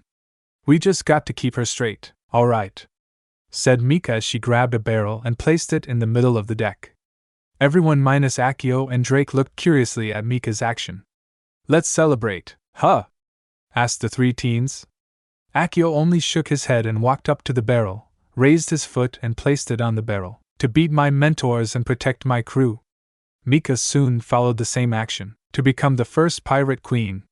Drake wasn't too far behind, to find the dragon's nest, and obtain the title of dragon. Soon enough the rest of the group caught on to what they were doing and quickly joined in, to become a famous world-class chef, to build the greatest ship, to become the world's greatest sniper. All with smiles on their faces, they each raised their foots, and had them crash onto the barrel. Get ready, Grand Line! Here comes the Hurricane Pirates! Shouted Mika with excitement. Hurricane Pirates? Questioned Lena. Sounds cool, said Ryudo. Ah, not Dragon Pirates? That's lame, said Mika with a smile. Hurricane Pirates? I like it, smiled Akio. So do I, agreed Nicole. Fine, grunted Drake in frustration. Then what are we waiting for? Asked Mika to the crew. Let's go. Aye, Captain, yelled the crew and went back to their positions. Keep the helm straight, Akio, commanded Drake. There are rough currents ahead. If we veer too much off our current path, we'll end up with the other half that didn't get captured at Loguetown. Got it, said Akio as he kept a firm grip on the helm. I can see the entrance, shouted Lena from the crow's nest. Then she took a double check of the mountain. I don't believe it. Whoa, the current really does go up the mountain, said Nicole in amazement, seeing the rushing water go up the mountain. Akio, we're veering off, shouted Ryudo, keeping check of the ship's positions. Got it. Akio immediately turned the helm, getting them back on course. Here it comes, shouted Mika, seeing the first gate.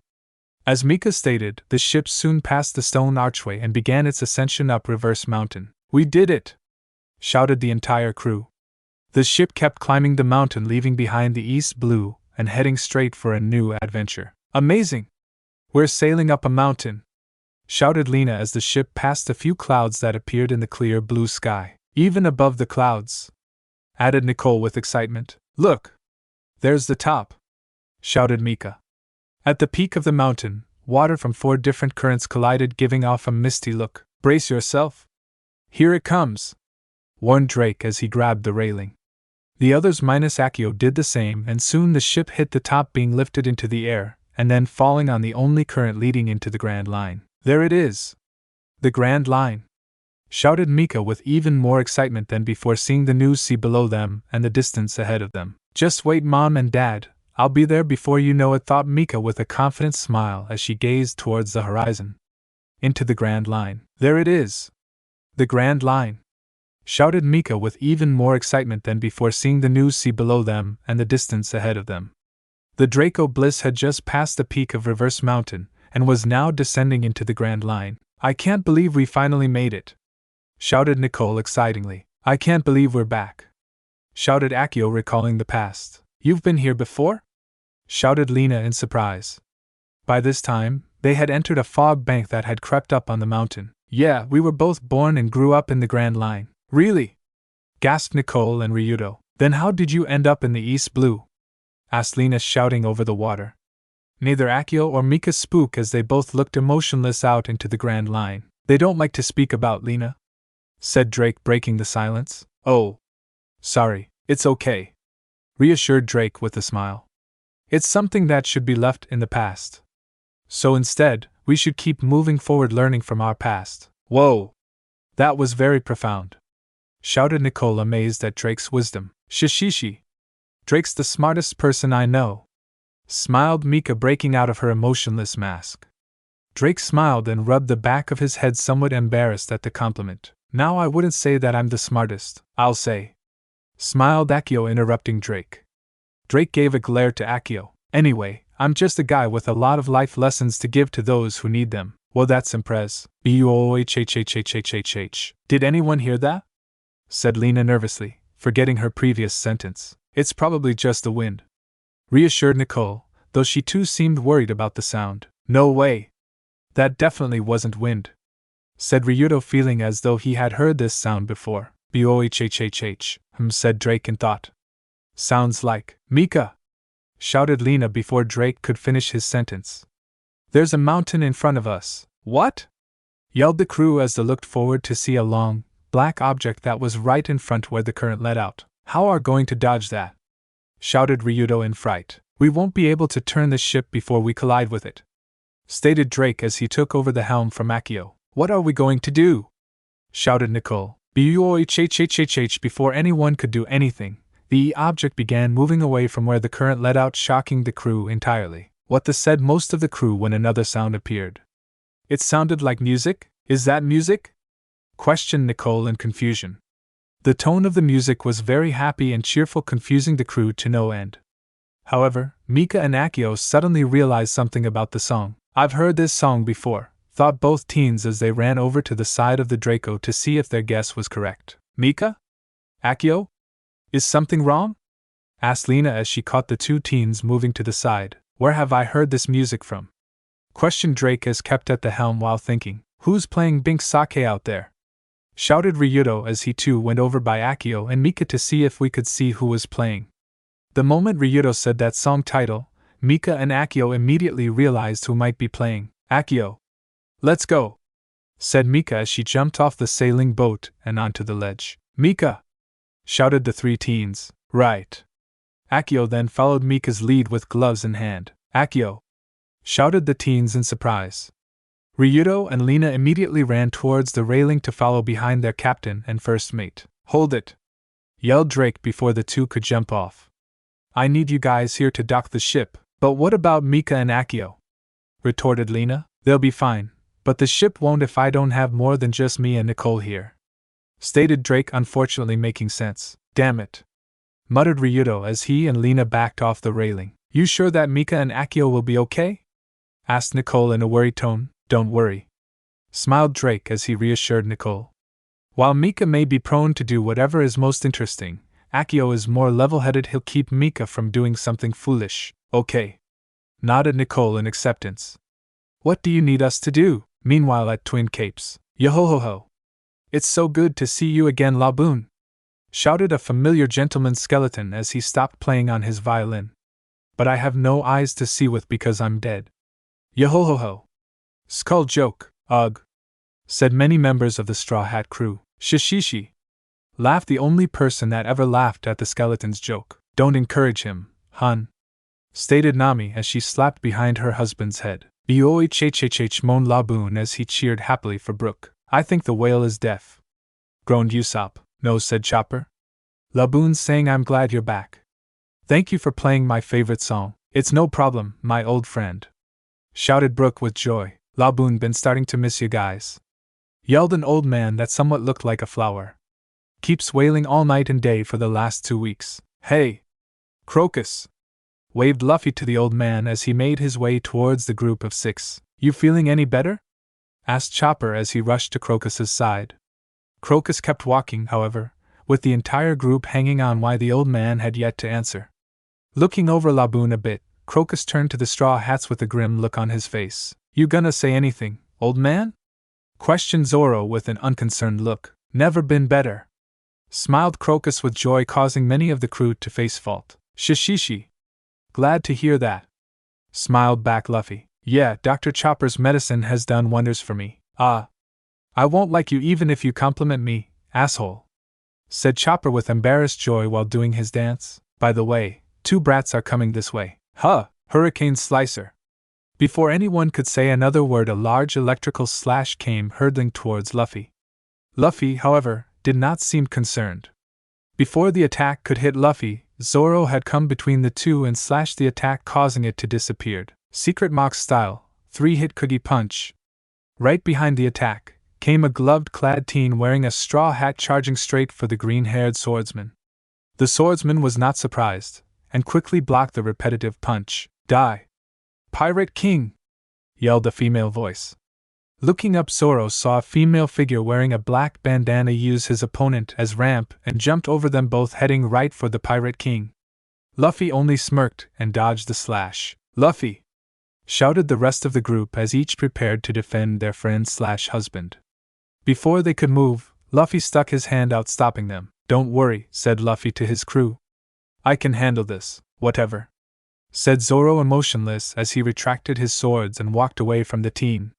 That kid seemed familiar. Just remember to go easy on them, hun, said Nami with an unconcerned look as she looked at the 2 teens after putting away her climate act.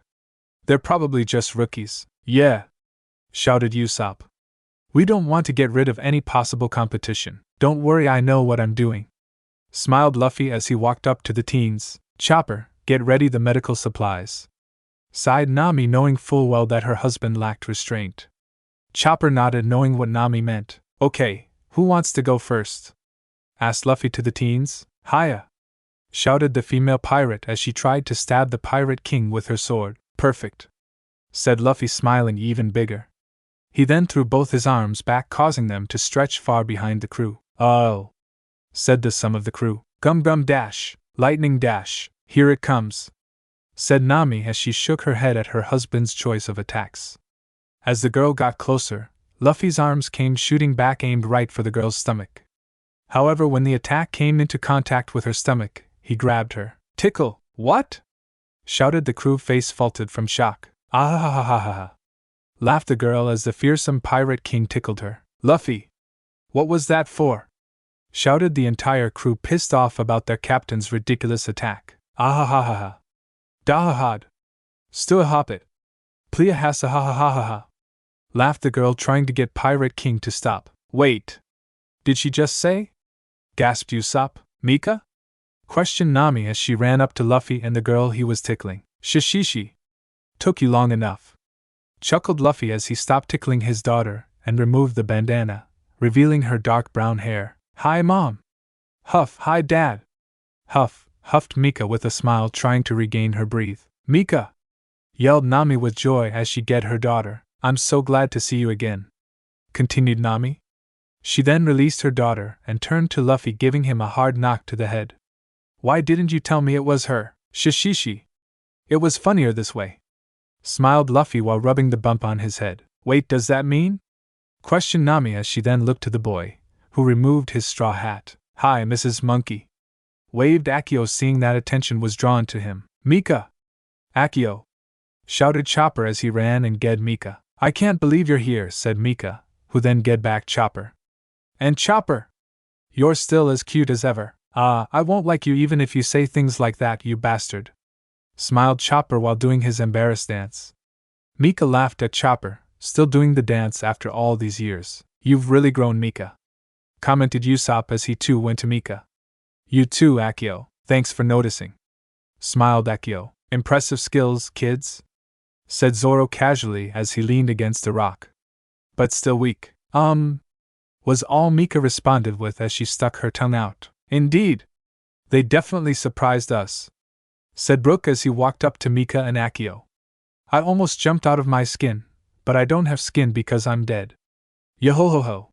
Skull joke, ugh, said most of the group along with Akio. Shishishi, laughed both father and daughter, with Mika adding, I'm so glad I could hear another one of your skull jokes. Thank you, Mika, bowed Brook. Oh. Also, Mika, can I see your panties? Don't ask our daughter that, shouted both Luffy and Nami, with the latter kicking Brook. Sure, agreed Mika as she smiled innocently. Don't agree to it, shouted everyone minus an injured Brook. Bohhhh mon laboon. It that laboon, said Mika, having heard stories from both Usopp and Brook about the whale. Yes, this is laboon, said Brook, recovering from Nami's kick. He's so big. I always thought Usopp was lying about how big this whale was, stated Akio, knowing of Usopp's constant lies. That's some kid you got there, brat, said Crocus, entering the conversation. Who's the old man Flower? Asked Mika, just now recognizing Crocus. This is Crocus, explained Nami. He is the lighthouse keeper of Twin Capes as well as a doctor. Yeah. He also sailed with the first pirate king, added Luffy with excitement. Whoa, said both Mika and Akio. Nami and other shitheads. There's a small ship that just came from Reverse Mountain, yelled the voice of Sanji. The group looked towards the opening to see a small boat with a green dragon's head at the front heading right for the Thousand Sunny. It's okay, Sanji. They're my crew, yelled Mika to the Sunny. Hearing the voice, Sanji immediately turned to the coast to see Mika waving at Sanji. Mika SWWWANNN, yelled Sanji in love mode as he ran towards Mika. Hi Sanji, smiled Mika. Oh Mika, your beauty truly is gift to the world, outmatching even the brightest star in the night sky and bringing hope to these lowly shitheads, cooed Sanji as he circled Mika. Pedo cook, muttered Zoro. What was that, Marimo? Said Sanji as he broke out of love mode and glared at Zoro. What? Hard of hearing too, number 7. Wanna, hey. Both men looked over to Mika, who gave them an angry glare. What did you promise? Sorry, muttered both men as they shook hands and parted a bit. Good, smiled Mika, while the rest of the crew snickered at the two men listening to a teenager. Yo! Ahoy! Yelled the voice of Drake from the Draco, catching the attention of the Straw Hats, Mika, and Akio. Mind if we dock next to the Sunny? Is that Drake? Asked Nami to her daughter, who replied with a happy nod. Yeah. Just tell Frankie that you're here, shouted Nami. Got it, said Drake as he turned the wheel. Meanwhile, the other 3 crewmates were in total shock. No way, said both Lena and Ryudo, seeing with their own eyes the Straw Hat Pirates. I never imagined we would get to see the Pirate King and his crew so soon, said Nicole with a bit surprise. Well, I figured we might see them as we enter the Grand Line. Looks like we got lucky, stated Drake as he began pulling the ship next to Sunny. Wait. How would you know that we could see the Straw Hats? Questioned Lena, becoming suspicious of Drake. In due time, but first hoist the sails and lower the anchor. We've got family to meet, smiled Drake. Aye, said the crew as they did as asked. Yo! Frankie! You up there? Yelled Drake to the deck of the Sunny. Sudden the sounds of a door opening came and appeared a giant bald man. Huh! Who's out there? Yelled Frankie, not recognizing the voice. He then spotted the Draco that docked right next to the Sunny. Hey Frankie! How you been? Waved Drake to the cyborg. Upon seeing the man, Frankie immediately recognized him. Oh! Drake! You're here, and that must mean that Mika and Akio are here too, shouted Frankie with excitement. Yeah! They're here! Shouted Drake. Mind if we dock here? No problem, bro. It would SUUPPPA, exclaimed Frankie while doing his pose. However, he then rechecked the ship. Wait. Where are Mika and Akio? Just turn around, Frankie. We have visitors, said a mature female voice that appeared behind Frankie. Huh, said Frankie, but they turned towards the rest of the crew to see Mika waving towards Frankie and Robin. Thanks, Robin. No problem, smiled Robin as Frankie ran towards the group on shore. You coming, kids? Just finished, shouted the 3 crewmates as they jumped onto land, immediately grabbing Mika's attention. Robin soon accompanied them and began leading them to the rest. Great, you guys are here, shouted Mika happily as she ran towards her crew. Come on. You got met my family, can't wait, smiled Nicole as she followed Mika's lead. This is so cool, exclaimed Lena with joy. This is definitely a unique opportunity, commented Ryudo, though inwardly was excited. All right, everyone, shouted Mika to her family as she had her crew lined up in front of them. This is my awesome crew that will so beat you guys. Hello, I'm Nicole, the chef, smiled and waved Nicole. And what a beautiful chef you are, Nicole Chuan, shouted Sanji once again in love mode. Nicole couldn't help but blush at her idol's comment. Settle down, dartboard, insulted Zoro. You wanna, ahem, said Mika, looking a bit peeved at Sanji and Zoro. Sorry, good. And this is Ryudo, our shipwright. It's an honor to meet you, bowed the fishmen to the crew. And this is Lena, our sniper. Hello? Said Lena, trying to act cool. Greetings. I am the great Sogeking, Usopp, said Usopp pridefully. I'm Chopper, shouted the little reindeer, jumping up and down while waving. Suppa Frankie, shouted the cyborg, posing again. Hello, I'm Robin, Zoro, said the green-haired man with little concern. Hello, I'm Brook, said the skeleton, who then moved towards the two ladies. And mind if I see your panties? WW what? Blushed Lena in surprise, as well as Nicole, who also was blushing. Don't ask them that, shitty skeleton, shouted Sanji angrily as he kicked Brook away. Hello, Melorines. I'm Sanji, shouted Sanji back in love mode as he began to swoon over the two girls in the hurricane crew. It's nice to meet you all. I'm Mika's mother, Nami, smiled Nami. I'm Luffy, Mika's pops, smiled Luffy next to Nami. Bohhhh. That's Laboon, and I'm Crocus, keeper of the lighthouse here at Twin Capes. Welcome to the Grand Line, shouted the entire Straw Hat crew to the rookie crew. Thanks, replied back the hurricane crew. It's nice to see you guys again, shouted Drake from behind the three introduced crewmates. Yo! And nice to meet you too, Crocus and Laboon. Hey Drake, waved Luffy. Wait, you know the Straw Hat crew? Asked Lena as she realized that Drake had been calm through the whole experience. I knew Mika and Akio since they were kids. I met them when they visited a while back, stated Drake. No kidding? Hello Drake, how are the maps I gave you? Said Nami as Navigator met Navigator. They were a big help, thanks, smiled Drake as he talked with Nami. It's such an honor to meet you, Mr. Sanji, said Nicole as she personally talked to Sanji. Just call me Sanji, sweet flower of the sea, cooed Sanji. Be careful, Nicole, said Zoro to the girl.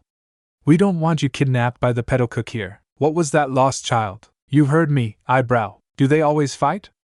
Asked Nicole to Akio, watching the two Straw Hats argue. Only when Mika doesn't notice. And then I single-handedly held back an entire avalanche with only my pop greens as I fought back several killer rabbits with my Usopp hammer. No way, shouted Chopper, Mika, and Lena as they listened on to Usopp's lie. Like now, sighed Akio, while Nicole just giggled. So you built this ship, said Frankie as he examined the Draco Bliss. Yes, though originally it was meant just for Nicole to stay on while traveling in the East Blue. I plan on making a better ship by the time we get to Water 7, said Ryudo, trying his best to impress the legendary shipwright of the Straw Hats. This little thing reminds me a lot about the Straw Hats' first ship, the Going Merry, commented Frankie with a smile. Really? Yeah, she's in good condition, bro. And if she is anything like the Mary, she'll get you there. Thank you, that means very much from you, smiled Ryudo. Hey, what are you guys doing here anyways? Stated Akio. Everyone's attention was then diverged from their previous conversations. We're actually on our way to the South Blue. That's last place I need to map before my world map is done, said Nami. Really? You're almost done, Mom, exclaimed Mika as she ran up to her mother. Yep, once we're done there I'll need to put all the maps I've made together, and it's finished, smiled Nami. That's so cool. Nami just softly chuckled at her daughter's reaction. She was a lot like her father. Can't wait to see it, said Drake. Hey, shouted Luffy, gaining everyone's attention. We need to celebrate. Why? Asked many of the crew as well as from the other crew. To celebrate Mika's and her crew's success. Yeah, shouted Mika with her father. Huh. Can't be helped, sighed Nami, though she was happy about it. Yeah. Mika got her first bounty. We got to celebrate that, shouted Usopp with excitement. And her crew made to the Grand Line, added Chopper also with excitement. A welcome party perhaps, said Robin intelligently. Yeah, said the four. Sounds fine with me, smiled Zoro. Yes. To be able to dance with so many Melorines, it will be a dream come true, said Sanji again in love mode. It sounds SUPPPAA, posed Frankie. It would most excellent. Yo-ho-ho-ho, shouted Brook as he brought out his violin. Just be sure not to make too much of a mess, yelled Crocus, not wanting to partake in the party. Come guys, shouted Mika to her crew. Let's celebrate. Yash, Uoichhhh, moaned Laboon cheerfully. And so the Straw Hat crew and the Hurricane crew partied with the excitement of seeing each other after so long and for meeting for the first time. Much of Mika's crew could not believe how laid back the King's crew were. They were supposed to be the strongest crew in the whole world, yet here they are partying with a rookie crew. Despite that fact, the Hurricane pirates celebrated nonetheless. Brook played a joyful tune that seemed to give everyone more energy to party. Nicole helped Sanji in cooking the food while learning from him as well. Luffy and Usopp hosted many games that they would normally play on the ship while at sea. Even as adults they still were so childlike. Lena challenged Usopp to a sniper-off, though ended up losing, but learned much from the king of snipers. Luffy and Mika got into an eating contest, which Nami decided to take advantage of and placed bets with the rookie crew and some of the more gullible members of her own crew. Unfortunately for her, Mika told her crew not to take bets seeing her mother's scheme. It was a good call because Luffy won. Eventually, a drinking contest was called as night began setting in. The contestants Zoro, Nami, Usopp, Luffy, Frankie, Mika, Akio, Drake, and Ryudo. And the prize about 1,000 bellies. Usopp was the first to go, followed by Ryudo, Akio, Frankie, and, after many drinks, Zoro. Luffy was surprisingly keeping his alcohol down while Nami seemed to be getting stoned. Drake was pretty much drunk though could still continue. Mika was strangely still not even near drunkenness. In the end, Mika won. Soon sleep was coming upon the party, with Robin and Drake, somewhat sober, being the last ones to fall asleep. Drake seemed to be appreciating the silence as he looked up into the starry sky night. However, soon sleep caught up with him. Before she too let sleep overcome her, she gazed at a sight that she hadn't seen in many years. Mika sleeping in between her parents with a smile on all their faces as the parents' arms crossed her body in a protecting/loving manner. It's good to see a family together, even if it's still incomplete. And with that last thought Robin herself fell asleep. The next morning, Shiroi Henkachi, Mitsukuruna Yatsu and I, Nijiro, Shiroi Henkachi, Tsukumuruna, Teiko and I, Soar Sumi de Ikmo Kitazo, Mata Sumi de, Shiroi Henkachi, Sumi Daraki Shiowa's no Kurwa Henkachi, sang Brook as he yelled at both crews to wake up. Shut up, Brook! Yelled most of the males in the Straw Hat crew. Hurricane crew just woke up slightly fazed by the loudness of the song. Now that everyone was up, Nicole and Sanji prepared breakfast for the crews. Hurricane crew soon found where Mika got her eating habits from as they tried to protect their food from a stretchy-armed bandit and from their own captain. What? We're leaving already? Whined Mika. Sorry, Mika, but I think it might be best if we leave now before the Marines come by, stated Drake. The Marines are coming? Questioned Frankie. But we lost them in that storm before we got here, said Usopp, recalling a few days ago. Just trust me, smiled Drake with confidence. Okay, said Mika in defeat. You sure, Drake? Said Nami, also not wanting to part with her daughter. Yes, but nothing is set, not even in the stars, assured Drake while waving towards the sky at the word stars. But I'd rather be safe than sorry. Alright, we'll leave after you guys then. Do we have to? Complained Luffy. Sorry, Luffy, shrugged Drake. Mika! Shouted Akio from the Draco. We're ready to go. Okay, shouted Mika. Here, Drake, said Nami as she handed him a clear, circular orb with a diamond-like needle. Take this log pose, it'll take you to your first island. Thanks, Nami-sensei. Bowed Drake, then went off to the ship. Looks like I have to go, said Mika with a tint of sadness. Don't worry, my little princess, we'll see each other again soon, smiled Luffy, trying to reassure his daughter. Don't call me princess, Dad, you are daughter to the Pirate King, sweetie, said Nami. Said Mika as she stuck her tongue at her parents, making them laugh. Baiori! Shouted what sounded like a bird, catching the family's attention. Turning to the sky, Mika was surprised to see a giant yellow bird that looked like a cross between a duck and a peacock. It had the head and beak of a duck, but the rest of his body was that of a peacock. It had giant wings, unlike the creatures that he resembles. Hey! It's Baiori! Shouted Luffy with excitement. Baiori? The bird soon landed in front of the family, carrying a barrel around its neck. He also seemed to have a runny nose. The bird looked happy to see the two Straw Hat members, but was confused to see Mika. Baiori, this is our daughter Mika, said Nami as she waved to Mika. Whoa! You're so cool! Shouted Mika, approaching the bird, which got freaked out. Mika, wait! Too late the moment Mika touched the bird. BBBIRRI. A giant flash of electricity light up the cape as Luffy protected his wife from the electrical blast. Mika, shouted the Hurricane crew. Luffy, Nami, shouted the Straw Hat crew. The blast soon subsided as each crew's first mate came rushing to their respective captains and navigator. But when they got there, Shishishi! That was awesome! Exclaimed Mika, who seemed completely unaffected by the electrical surge from the bird, amazing everyone including the bird. Bairi? Said Bairi, confused as Mika get him. Shishishi! That's our daughter, laughed Luffy as he got off his wife. That was close. Sighed Nami in relief. So what is this bird? Said Akio, now seeing the bird. This Bairi, he can produce electricity and delivers personal messages to our allies. Said Nami as she petted the bird once Mika let go of the bird. Allies? Questioned both teens. We've got loads of friends helping us out. Shouted Luffy with a smile. Cool. I can't wait to meet them. Exclaimed Mika. While the teens talked to Luffy and Nami, Zoro took this chance to look into Bairi's barrel. Retrieving the paper, Zoro read the message. Captain? Shouted Zoro. Luffy looked at Zoro as he held up the papers. Luffy walked over to Zoro and read it. Tell Frankie, said Luffy, a bit serious. Zoro nodded and walked towards the ship. What was that, Dad?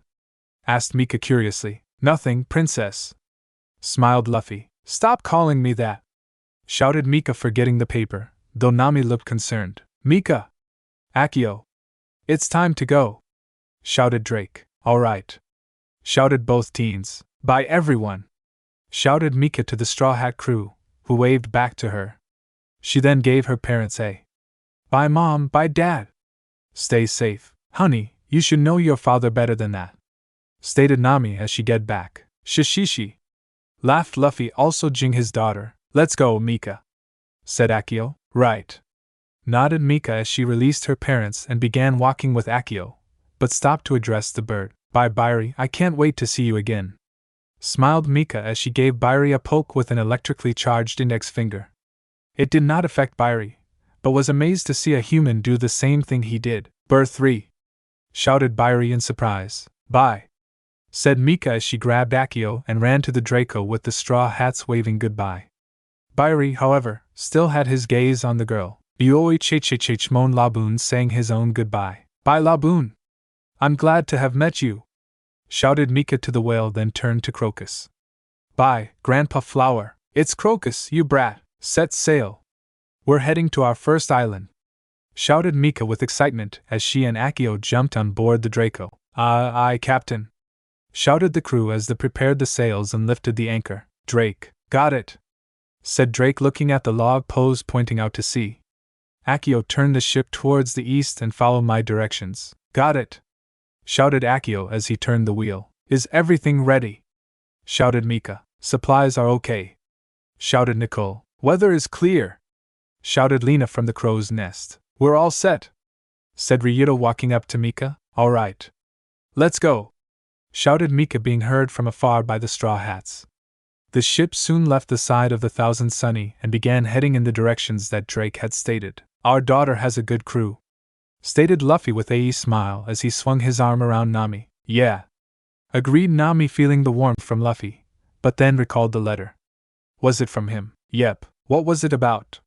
Both then turned away from the sea as they headed back to the Thousand Sunny to discuss the current situation. We found Frankie's blueprints. I miss Mom and Dad, sadly moaned Mika as she hung over the side of the Draco Bliss, looking back at the direction of Twin Cape. Though they had met her family an hour ago, the young captain was already missing her family. How come you're the child when I'm the youngest here? Mocked Lena, hearing her captain's moans. She was leaning against the mast as she examined one of her pistols. Mean it, pouted Mika, childishly not liking the crack at her. Lena just sweat dropped at her attitude. Cut her some slack, she hadn't seen them for some years, said Akio from the helm, sticking up for the captain. Indeed, I know just how she feels, smiled Nicole sadly as she stopped from her gardening to join in the conversation. I'm pretty sure we all know how it feels to leave family behind, said Ryuto, specifically at Lena, looking away from some blueprints. PSH. I could care less about those people, said Lena nonchalantly as she left the conversation and attended to her weapons.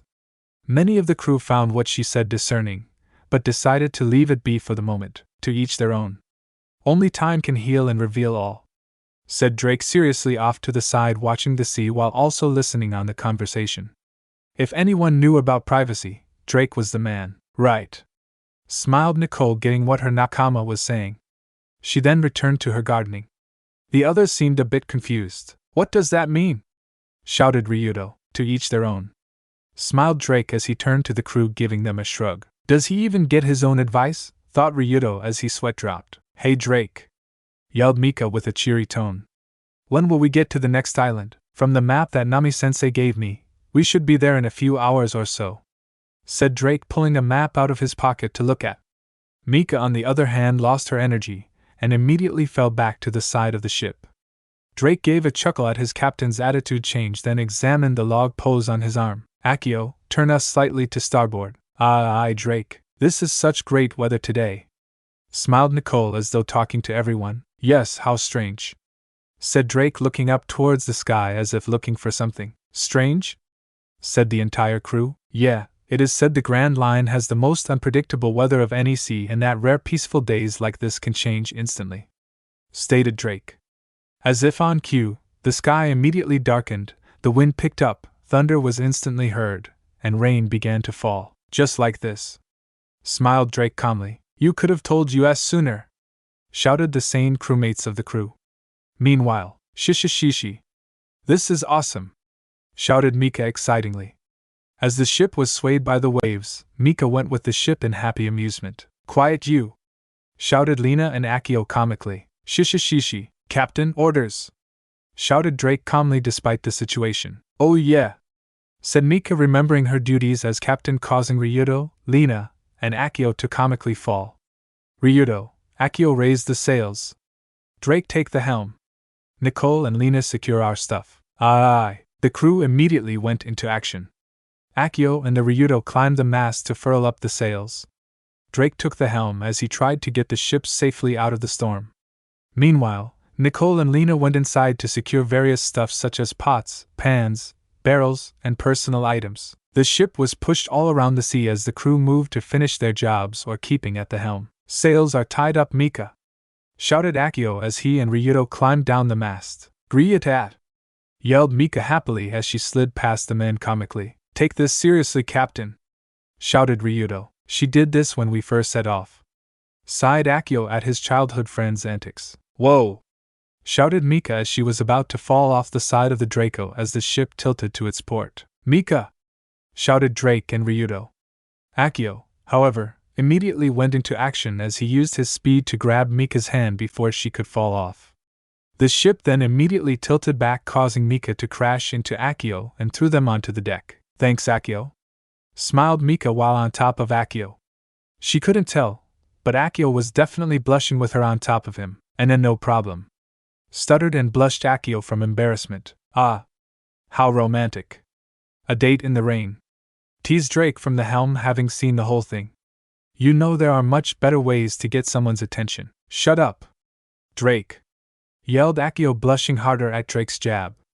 Drake only chuckled. Didn't seem that way to me, stated Ryudo next to Drake. Drake heard this and only shook his head. You have a lot to learn, my fishy friend. Suddenly, the storm stopped, and it began to snow. Snow? Said Ryudo, ignoring Drake's jab at his denseness. Like I said, unpredictable. Hey! Are we out of the storm? Said Lena as she and Nicole stepped out of the cabin. Both were surprised to suddenly see snow, and already a foot high. It's snowing, said Nicole happily as she stuck her hand out to catch a snowflake. Better check on the plants. Hey Lena! Wanna build a snowman? Shouted Mike excitedly. Yeah, said Lena, dropping the seriousness, and immediately ran to Mika. What was that about not acting like a child? Teased Akio as he watched Lena and Mika build the lower half of the snowman. Shut up, shouted Lena comically, then returning to the project at hand. I can't believe it changed so fast, said Ryudo as he too examined the snow falling. Unpredictable, repeated Drake with a smug smile. Ryudo just sweat dropped at the comment. How long will this last, Drake? Shouted Nicole, worried for the plants. Well, probably until we reach the island or the weather decides to change. Change to what? Asked Mika as she and Lena finished up their disfigured snowman. The crew just stared at the snowman confusedly, until suddenly a wave of heat passed through the ship, melting the snow into a heat wave. Sweated Drake, as did much of the crew. "Ah! Our snowman!" shouted Lena, seeing their snowman as a puddle. He was a great comrade. Saluted Mika, with Lena following in suit, mourning over their creation. "Oh, I get serious," said Akio, trying to direct their attention at the situation at hand. "What do you have against snowmen?" pouted Mika as she gave Akio a glare. "Racist," added Lena as she too glared and pouted at Akio. "Whatever," said Akio, frustrated with the girl's attitude. He then turned to the last of the sane crewmates. "Thank goodness for the heat wave," sighed Nicole in relief that the plants won't be harmed. She then caught the first mate. He left the younger pouting females and chuckled. "Be easy on them, Akio, they're just playing around. Shouldn't you be used to it by now?" questioned Ryudo.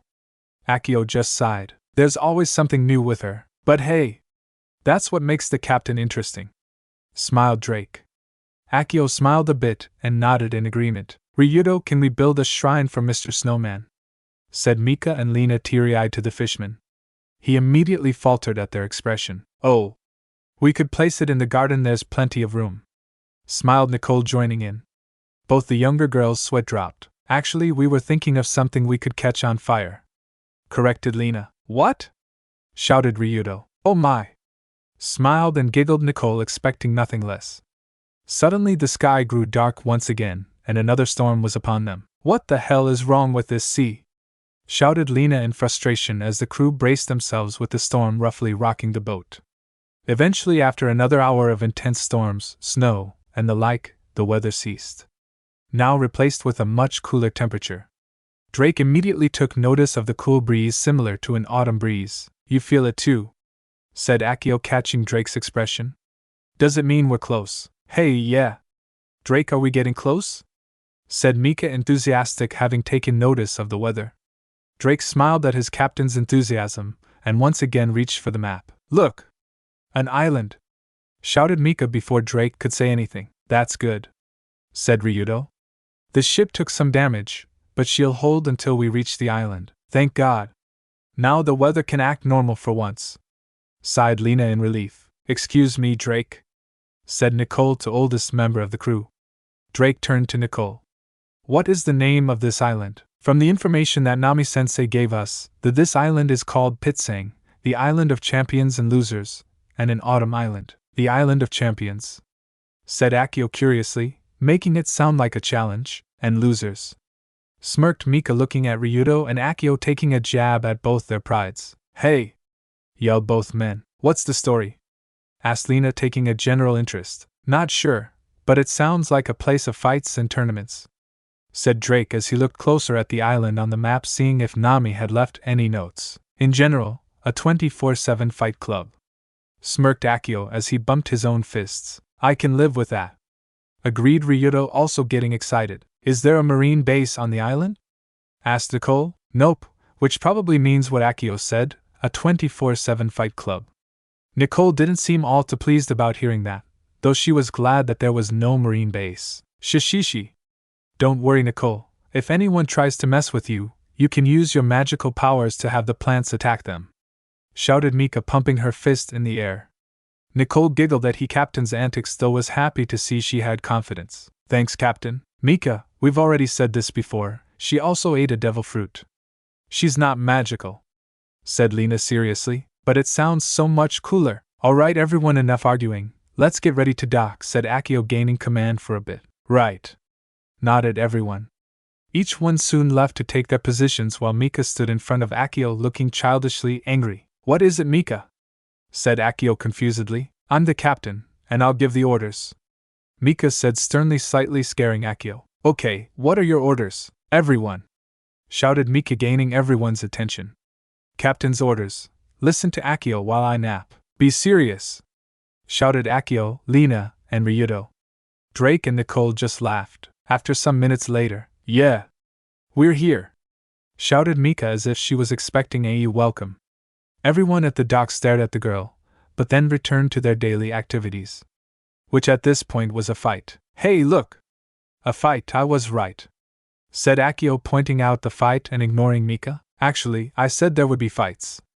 You just gave it a name," stated Drake in an unamused manner. Details? Should we break it up? Grinned Ryudo as he cracked his knuckles. Akio was about to agree when suddenly the two couldn't move. Hold it there, idiots, said Lena holding her blow dart. We just got here, let's make a good impression. I agree with Lena, smiled Nicole. Drake then jumped off the ship to secure it to the docks. So ladies, what's the plan? We'll go into town and look around for supplies for a bit, and have some fun, while these two watch the ship. Laughed Mika as she too dropped onto the docks. Sounds good. I'll just look for someone who knows how long the log pose will change. Bye boys. Waved Lena as she and Nicole left the ship as well. By the way, those sting darts will last about 10 minutes. Try not to provoke anyone. Bye.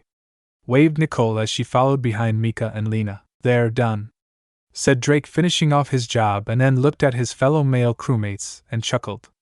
Behave, I'll try not to take too many of the fights away. Ruhahaha, he's just as bad as us, thought both frozen crewmates with a sweat drop as the older man kept laughing as he walked away. Whoa, it really is like a fight club, observed Lena. The girls were walking down one of the streets of the town known as Tournament City. Apparently, this was the only town on the whole island, but it was definitely big. The town was composed of wooden, single-story buildings except for one building that towered above everything. With only being in the town 15 minutes, the two girls were already annoyed and displeased with it, while the other found it interesting. I can't even tell where a shop is, said Nicole in distress, not liking the violence being seen. You're telling me almost everything is in ruins except the buildings themselves, and only barely. Meanwhile, a guy got thrown out of a random building only a few feet behind the girls. Good thing we're on the move. Sweat dropped Lena. Nicole agreed, but then realized that they were missing someone. Where did Mika go? Lena soon realized it as well, and panicked a bit. Damn it! Why can't she just stay with the group? Wah!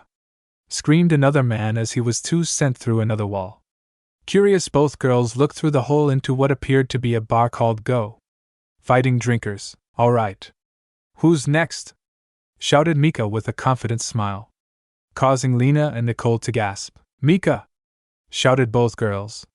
Mika turned to her crew and waved. Hey guys, the little princess has some friends, said a random guy as he approached the girls. Oh, you shouldn't have said that, smirked Lena.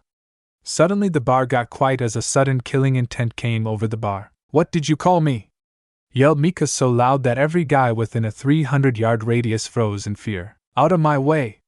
Yelled the man, followed by many others in the bar scattering across the city, leaving only the females and the bartender. You sure know how to clear a room, said the bartender, though scared as well, as he cleaned cups. He wore a typical bartender clothes, but was well-toned.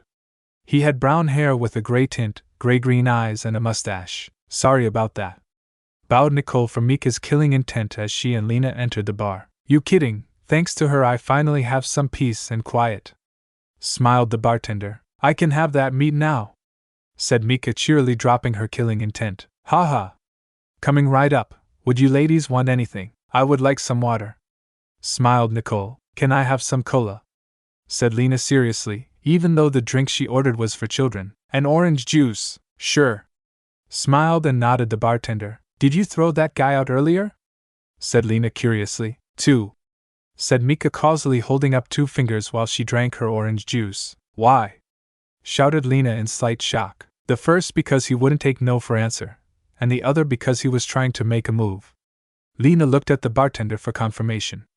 The man nodded, and Lena let the situation slide. Here are your drinks and here is your meal on the house, smiled the man, handing each to their respective customers. Thank you, but we couldn't, said Nicole politely. We could, said Mika and Lena in unison, causing Nicole to sweat drop. It's the least I could do. Your friend just saved me an entire month's pay and then some. And call me Jeremy. Thanks, Jeremy, said Nicole and Lena. Thanks, old mustache man, smiled Mika, causing the three to sweat drop. Heh, like I said, no problem, smiled Jeremy and returned to cleaning glass. Scale breaker. Immediately the crew and bartender turned towards outside to see a man flying down the dirt road. He was quickly followed by some panicking men, ending with one man walking calmly into view. Drake, shouted Mika. Hey girls, smiled and waved Drake as he entered the bar. Another friend? Asked Jeremy the bartender. Yep. He's our navigator, smiled Mika. Yo! Nice to meet you, said Drake, extending the hand of friendship to Jeremy. Jeremy the bartender. Smiled Jeremy, accepting the hand. What are you doing here? Asked Nicole, trying to get some information out these idiots. But all they do is say, wanna fight. Sighed Drake, then looked at Jeremy. Can I get some beer? Sure, and I understand what you mean. What information do you need? Said Jeremy as he got his order. How long until the log post picks up the next island? Said Drake depressingly as he slouched onto the bar. 5 days. Said Jeremy, handing Drake his drink. Now how hard was it to say that? Shouted Drake in frustration, then taking a drink. Most folks don't know it themselves. Do they also not have any supplies? Asked Lena, remembering the difficulty of finding supplies earlier. Yeah, that's in a separate district. Just take the left road and you'll find the Calm District. Calm District? Questioned Nicole. Must be for the people who don't want to fight all day long and have things broken. Assumed Drake. Correct. Then we'll head that way then. Said Nicole to Lena, who nodded in agreement. Sounds good. Then both girls stood up from their chairs and prepared to leave. What about you, Mika? Asked Drake. Ma'am. I'm eating, mumbled Mika as she ate her food. Drake nodded, then finished his drink. Be careful with this one, she'll eat you out of house and home. Advised Drake to Jeremy, pointing to his captain. I'll keep it in mind. Chuckled the man, thinking it was a joke. Drake only shook his head. The poor sap, thought Drake as he also began to leave. Thank for the service. Said the three, leaving the bar. No problem, you're welcome here any time. Waved Jeremy along with Mika as she finished up. More please. Smiled the girl. Jeremy only laughed and prepared her order. Meanwhile, back at the Draco. Can't believe I got stuck here watching the ship, complained Akio as he did a few push-ups while a barrel of water, half full, was on his back. You just wanted to fight, commented Ryudo as he watched the sea. Like you were any better, said Akio, unamused. Ryudo only smirked. Akio just shrugged it off. Whatever. Hey, anyone up there?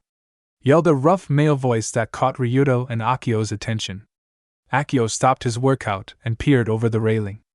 In front of the Draco stood a crowd of men with wild-looking hair, with a sumo-like man leading them with equally wild, but long black hair. He wore a white undersuit with black biker pants with a keshomawashi, that silk belt that sumo wrestlers wear, that was blue. Who wants to know? Questioned Akio, not liking the situation. Ah, good. We of the Coyote Gang crew would like it if you and your crew were to offer us any sum of money for a charitable reason involving our captain. Smiled the E-man along with the rest of his men. Ah, no, flat out, said Akio. Hearing the man, Ryudo ignored the man's plea and turned to the sea, only to be shocked to see a small dinghy sailing towards port. It wasn't an option, said the man as his and his crew's smiles turned cruel. Soon all the men were beginning to approach the ship armed with swords. Ryudo, wanna join in? Smirked Akio, looking away from the approaching gang. He noticed that Ryudo was drawn to something out at sea. Ryudo? Huh? Oh yeah, sure, said Ryudo, directing his attention to the gang. Just give me a moment. Fine, don't hate me if they're all gone. Smirked Akio while Ryudo rolled his eyes as he went for his anchor. Akio grabbed his newly repaired gloves and jumped off the ship, gloved-clad, ready to fight. Get him! Yelled the fat man. The men then roared as they rushed the first mate. Mock serpent, run! With that, Akio rushed towards the gang but sidestepped to the other side of the group, then moved into the group, punching many of them out at a time, weaving through the group. He ended his weaving as he exited the crowd. He then looked back with an unamused look. Unimpressive. What the hell? Shouted one of the crew. He moves so fast. I couldn't even keep track. Shouted another. Current push. Suddenly, an anchor, sifted with its face up, came crashing through the group, launching many men into buildings far behind the leader. About time. Smirked Akio, seeing Ryudo recall the anchor. You're one to talk. I half expected the whole gang to be out. Unimpressive. Mocked Ryudo with his own smirk. Whatever, let's make this a competition then. The goal. Most men defeated buys drinks. Sounds good. Soon both smirked at the group of men beginning to falter under their strength. Mock punch! Shouted Akio, knocking out the closest man. Wave crasher! Shouted Ryudo at the same time, launching his anchor sideways, hitting an individual member. These guys are inhuman! Shouted one of the crew as they backed away from the fighters. Don't falter, men! Shouted the fat man, gaining the attention of his men. Remember what Captain says, our enemies may be faster or stronger than us, but as long as he grouped together we'll never fail, shouted the men, gaining confidence again. They then rushed the two fighters with little to no fear at all. I got it, shouted both Ryudo and Akio, but with no time to argue that went forward with their attacks. Around the blue/mock Gatling gun, shouted both fighters. Akio was the first to hit as Ryudo started to swing the anchor. After quickly taking out many of the other crew, Akio caught the incoming anchor and ceased his attack only to jump the anchor and chain as it smashed through the crowd. Akio landed on his feet, but found that he had no time to attack as the other crew entered within the swing zone. Akio planned to jump again, but suddenly the big leader stepped in front of the anchor. Boulder catch! Yelled the man as he caught the incoming anchor and stopped it cold. What the said both members of the hurricane crew. Hee hee, sometimes it's good to be fluffy, smirked the fat man as he tossed the anchor back, intending to do damage. Is that what he calls himself? Sweat dropped both fighters while Ryudo caught the anchor. But I must say, you two are impressive. You already took out half my crew. That's no small feat, complimented the fat man. That's not the only thing that's not small around here, said both Ryudo and Akio nonchalantly. Are you calling me fat? Said the man, temper obviously boiling. We didn't say anything, said the guys, once again nonchalantly. That's it, said the man in rage. He then began charging towards the fighters, both ready to attack. Wave crasher/mock punch, shouted both crewmates, launching their attacks at the charging fat man. The man suddenly stopped as the attacks came right to him. He then scrunched down, then launched his gut out. Belly bounce! Once the attacks hit, the anchor was launched back at Ryudo and striking him in the shoulder, while Akio recoiled back, experiencing pain in his arm. The hell! Shouted both fighters in pain. Ahaha! You can't handle my fluffiness, laughed the fat man. He's still going on about that, thought both crewmates. I can't handle your loud mouth, shouted Ryudo as he grabbed his anchor by the handle and charged at the man preparing to swing. Ship crash, iron stomach.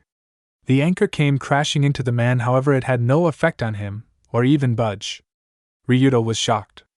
The man then grabbed Ryudo's anchor. Sumo mallet toss.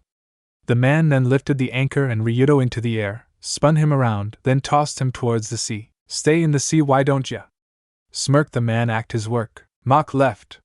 With the man distracted, Akio took his chance and caught the man off guard, punching his face and sending him flying back. Ah! You brat! Shouted the man in pain. Immediately, some of the men went to assist the large man while the rest went on the attack. Akio was about to attack until he caught a glimpse of something in the sea and smirked. Ocean's pull! Suddenly the same anchor that Ryudo had was launched out of the sea, and passing Akio and passing the men, now stopped in confusion, but before it could land it immediately jerked backwards, catching the men off guard. Akio quickly jumped to the side as the men were dragged into the sea. You sure you wanted to leave him in the sea? Smirked Akio and the big man, now frustrated. You're still here, shouted the man angrily as once again charged at Akio. Like you have a chance, smirked Akio. The man continued his charge as he suddenly jumped into the and extended his stomach, heading straight for Akio. Akio began countering with his own move. Sumo slam/mock uppercut, shouted both opponents as their respective attacks were launched. However, before either one of the attacks could hit each other, a man with black ruffled hair that covered his eyes grabbed Akio's arm in an upward position and redirected the uppercut to the side, while at the same time he pushed the sumo-like man to the opposite side, causing both attacks to miss their targets. What the? Shouted both opponents as their attacks continued. Akio was fortunate enough that he just swung his arm around, ending the attack. The other man wasn't so lucky as he crashed into the dirt. Hey! What was that for? Shouted Akio at the newcomer. At this point, Ryudo left the sea, leaving many unconscious men face up on the water, to check on Akio's fight, only to see a muscular man with sunken knuckles between Akio and the fallen sumo-like man. The man was wearing a white tie fisherman trousers, wearing no shirt, but wore a towel around his shoulders and stood barefoot. Ryudo looked curiously at the man when he suddenly noticed a small dinghy off the side. He immediately recognized it and jumped onto land to see what was happening. Yeah man! I was about to win! Shouted the recovering sumo man at the newcomer. The man only looked at each fighter with an emotionless face as a sudden wind blew through his mangled hair, exposing piercing placid gray eyes of a dark calm. In a fight, there are 3 elements one must have: if one wishes for a chance to come out victorious," said the man while the fighters looked at him curiously. "Strength, wisdom, and spirit, I have all three, do you?" "What the hell does that mean?" shouted the sumo man. The man only remained calm and quiet as he started walking away, making the sumo man angry. "Hey! Listen to me," said the sumo man as he threw a punch, out of view from the newcomer. The newcomer was about to react when suddenly Akio appeared in between them and caught the catch with his own fist. "Huh! Secret mock style, 3-hit cookie punch." With that, the sumo man was pushed back as the high-speed repetitive punches hit his fist, attacking someone from behind. "How low?" said Akio seriously. "I don't care. We're pirates. We play by our own rules," retorted the sumo man. He was about to attack again, this time with his opposite fist, when suddenly he was wrapped in a chain. Looking back, he saw the half-fishman back on land grinning at him victoriously. "Time for you to go. Water spout toss." With that, Ryudo began swinging the sumo man, with all of his strength, then released the other end of the chain, releasing the sumo into town. "Ah, Choza!" shouted many of his men as they picked up their fallen comrades and ran in the direction of their fallen leader. "I think that's my win, Akio," smirked Ryudo seeing the men run. But no answer came. Ryudo looked towards Akio and the newcomer as both looked at each other. They both gave each other an intense stare, like trying to figure each other out. In that instant, a link was formed between the two, the one where two experienced fighters make without even throwing a single punch. In that instant, both men nodded as a sign of respect for each other. The man then turned and continued walking. "What was that about?" asked Ryudo as he gathered his weapon and walked to Akio. He didn't answer, he just turned around and walked back to the ship as he removed his gloves. Ryudo just gave him a curious look, but decided to leave it be. However, one thought came across both their minds. Who was that guy, back at the bar? "Thanks for the meal, old mustache guy," waved Mika as she left the bar, having eaten most of his supplies. No problem," sighed Jeremy as he realized what the young man said earlier was true. "Come again soon." "Sure will," smiled Mika as she walked down the road. She wasn't sure what to do next, with Lena and Nicole getting supplies and Drake doing whatever, she hadn't a clue. "Maybe I can join in a fight?" questioned Mika as she rubbed her chin in thought. But unfortunately, her little tirade from earlier scared most fighters away from the bar. She was stumped, until some men came running past her. "Hurry, we gotta sign up before it's too late," said one of the men. As they passed Mika, one of the men accidentally pushed her to the side, causing her to bump into another, much more muscle-bound man, causing her to fall down hard on her ass. "Whoops! I'm so sorry," said Mika as she apologetically bowed to the man. Not hearing a thing, she looked up to see a muscular man with black, ruffled hair that covered his eyes. The man only smiled. Mika looked curiously at the man, then the man suddenly put his hand on her shoulders, which definitely surprised her. Okay?" said Mika, confused, but feeling no threat from the man, she let it slide for the moment. The man then proceeded to move her and himself under the roof of a nearby building. "Hey! What are you dash?" Before she could finish, a sudden downpour came through the town, soaking anybody still out. It lasted for a few minutes, until it stopped. The whole time, Mika kept thinking of how the man knew of the incoming rain. She was about to address him, when she found herself alone. She looked around to see if she could find him, but she had no luck. So she had an idea. "Thanks, shirtless guy," happily shouted Mika with a smile. Many people coming out gave the girl a confused look, but Mika paid no mind as she continued forward with a new goal in mind. "Hey! Let's check out that tall building." Mika then ran towards a 3-story building on the other end of town without a moment's notice.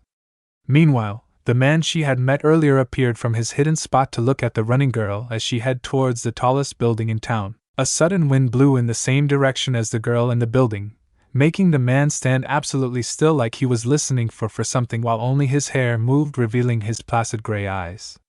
He then gave a warm smile, and he soon took for the same direction that the wind was blowing. "The wind speaks highly of you, Miss Namika." Meanwhile, in a smoky bar. "Ahahaha!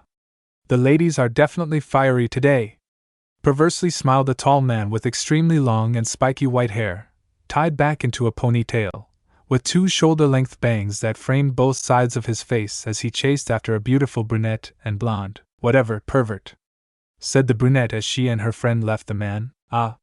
Come on. Don't be like that, shouted the white-haired man as he chased after the women. The bar wasn't very packed, but it was still as lively as ever. However, in a dark corner of the bar by a window sat two men discussing something important. So do you understand your job? Said a jet black-haired male figure wearing a fancy suit and hat to a man of average size, but very muscular with very pale skin.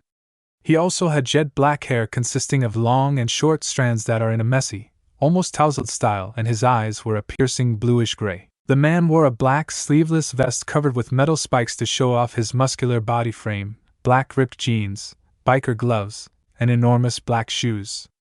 He also had a large diamond-cut earring in on his left ear. Completely Jack. This job is as good as done with my crew, smirked the black-haired man. Just remember to pay up when the time comes. My name is Kadrid, and you'll be paid handsomely when you completely finish the job, said Kadrid seriously. Yeah, don't get your fancy suit in a bunch. It'll be done, laughed the black-haired as he took a drink. Kadrid only sighed at the man's attitude. Just remember to bring the items to docks at night during the celebration. Got it. Okayed the man.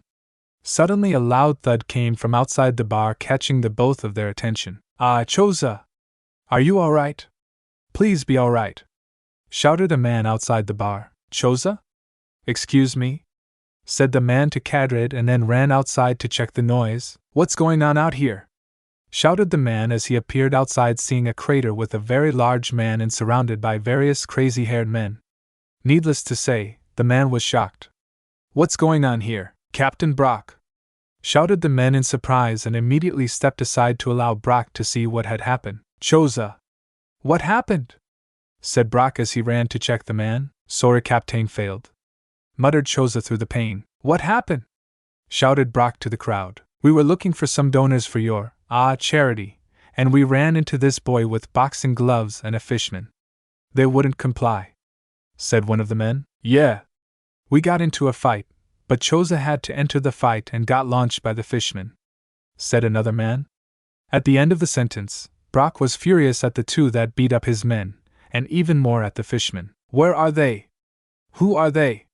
Shouted Brock angrily at his crew. Well, the fishman sounds like Ryudo, but the gloved boy kinda reminds me of Akio, said a female voice. Everyone turned around to see Mika having stopped when the fat man crashed. They're your crew? Said Brock angrily. Yeah. I'm Mika, captain of the Hurricane Pirates. Who are you? Smiled Mika innocently. The man about to kill you, yelled Brock furiously. So do you think we will have enough for dinner? Asked Nicole, carrying a bag of various produce as the two girls were walking down a street leading towards the docks. Yeah, and if not, we'll send Mika to Jeremy to feed her, said Lena seriously while she carried the meat. Nicole only shook her head. That's not nice. All of us should eat together like a crew should. Nice thought, but I'd rather be able to eat my food in peace than in a rush, said Lena with a sigh. All of the crew, minus Akio and Drake, had soon learned that Mika, like her father, stole food with amazing speed. Mika just needs the extra energy to fight, said Nicole, though hoping her reason was actually be true. Sure, she needs it, said Lena, rolling her eyes. Nicole only sighed. By this point they had finally reached the docks and avoided the fighting zone. Right where they left it, except that there were more people on the ground, unconscious. Oh my! Gasped Nicole. Oh dear Oda, what did those idiots do?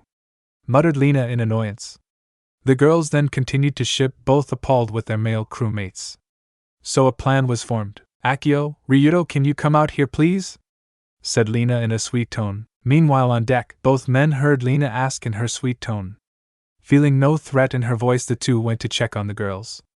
However, as they looked over the rail, they both were hit with green darts. Again both men were paralyzed. However, they then fell off the edge of the boat, landing hard on the ground with Lena and Nicole looking at both of them with anger. What? Again!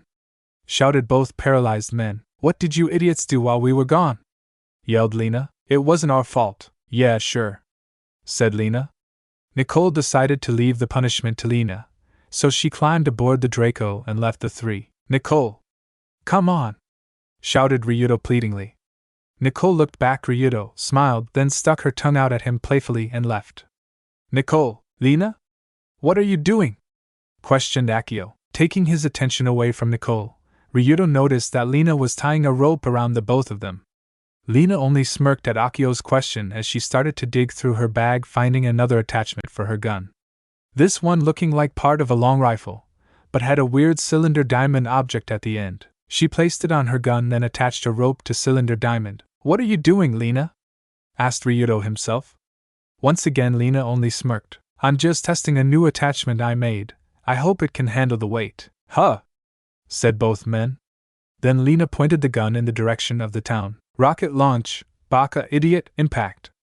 She then fired the missile-like bullet with a rope being drawn with it leading all the way to the tied-up Ryudo and Lena. "Wait!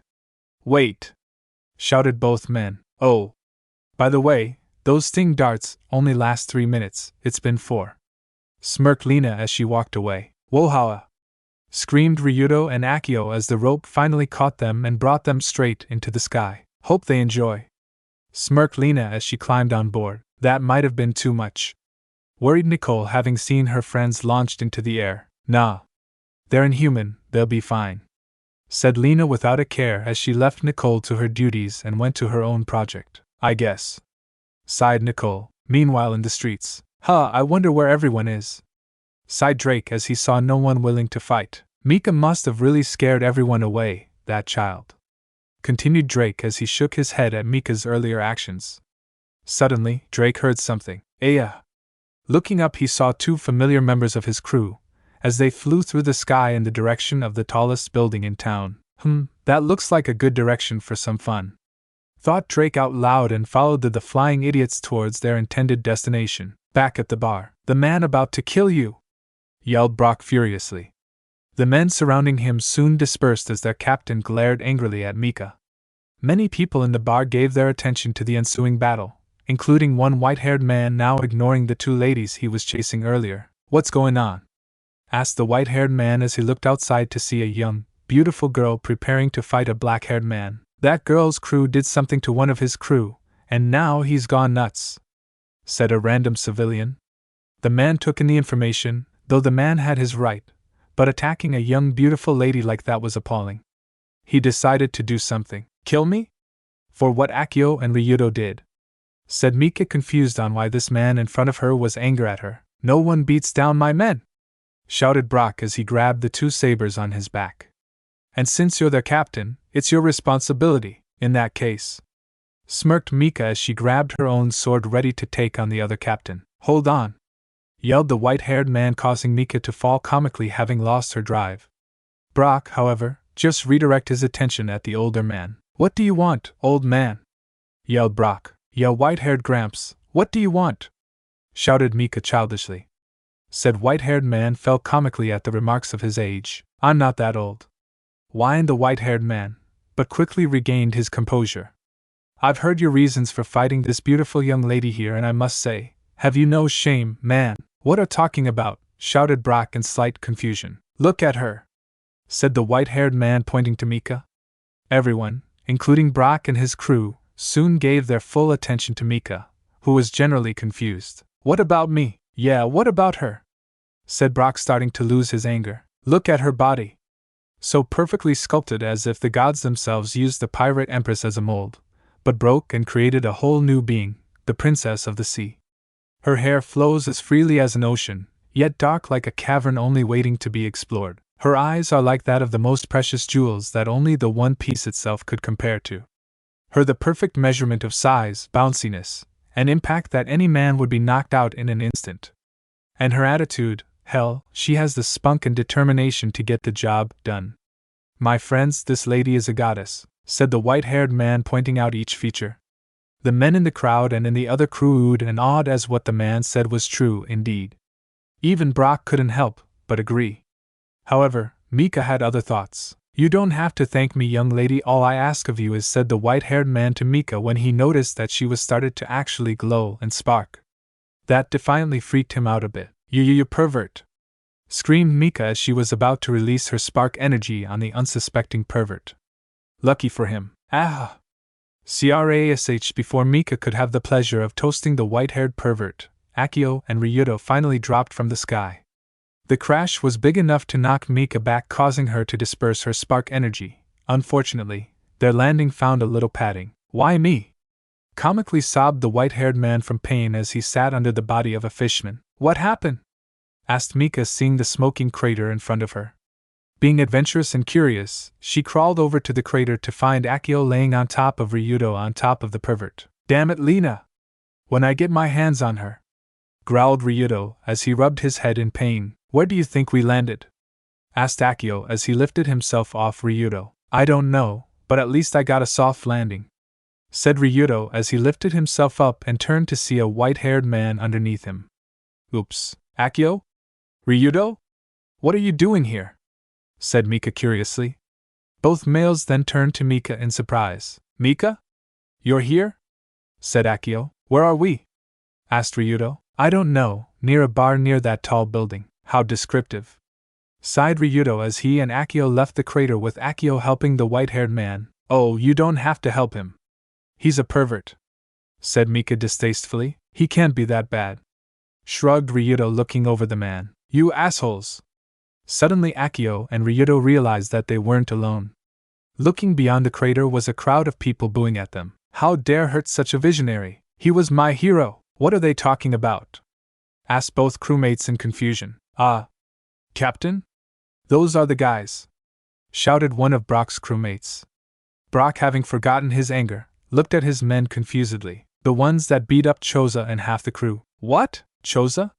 Said Akio, trying to think where he heard that name before. Akio, I think he's talking about Tubby over there, said Ryudo, pointing to the other crater as Brock's crewmates tried to get Choza out of it. Oh yeah, you're going to pay, assholes, shouted Brock in fury as he brought his sabers up ready to fight. Crap! I don't have my anchor, grunted Ryudo, seeing the sabers. And I didn't bring my gloves. Don't worry, it's 3-on-1. That's already overkill, smiled Mika. Akio and Ryudo just nodded in confident agreement. Ugh, what happened? Groaned the white-haired man, recovering from the impact. Hey, he's awake! Maybe he'll, Chia! Shouted Mika as she launched her sword at the white-haired man. Whoa! Yelled the man and swiftly jumped away from the incoming sword. What was that about? Mika! Shouted her crewmates. Why are you attacking him? He's a pervert! Shouted back Mika with anger. Her crewmates just looked at her confused. Hey! I am not a pervert! Shouted the white-haired man. Then Mika suddenly thrust her sword at the man again, but was blocked by a saber. Sorry, Missy, but your fight is with me, said the voice of Brock, but when Mika looked at him he was nothing like the man from before. In his place as a large beast man with dark brown fur well over the height of Mika. The beast man grinned deviously at Mika while Mika just frowned at him. Immediately they retracted their blades and separated. You ate a devil fruit, said the white-haired man to Brock. That's right, I ate the Inu fruit model. Coyote, dog fruit model. Coyote. Now I can transform into Coyote and have improved senses and skills. Wolfishly grinned Brock. He then turned to Mika. You ready to fight? Gaha! Shouted Mika, still trying to attack the white-haired man. Hey! Pay attention! Why me? Shouted the white-haired man as he dodged Mika's sword. I'm sorry, but if you did something perverted and it was directed to her, you're officially screwed, sighed Akio. The man's sweat dropped at the younger man's explanation. What? Said Ryudo, also being confused. That's it, Coyote slash. Having been fed up with everyone ignoring him, the Coyote man went to slash Mika while she kept trying to stab the pervert. Oh no you don't! Tail grab! Shouted the white-haired man. Before Brock could even strike at the girl, a long, white tail grabbed Brock's arm and tossed him to the side. What the hell? Shouted Brock angrily. Looking back at the white-haired man, he saw that the man now looked more primal and covered in white fur. Huh! What happened to you? Said Mika, forgetting her anger for a bit. Ah! I see you're curious. Well, I also eat a devil fruit. The Saru fruit, monkey fruit, to be exact. And just like you, Coyote Brock, my senses and skills have also improved. Smirked the monkey man. Whatever, arrow monkey guy. But you need to die, shouted Mika as she tried to strike the monkey man again. Hey! I'm trying to help you, shouted the white-haired man. And my name is Jiro. Wait! Shouted Brock in surprise. You're Jiro, the Sage of the Sea, Captain of the Sara Pirates. Glad someone recognizes me. Don't care, shouted Mika, trying to slice Jiro, who skillfully dodged. Come on! Not even that will stop you. My bounty is 56 million, doesn't that impress you, or even frighten you?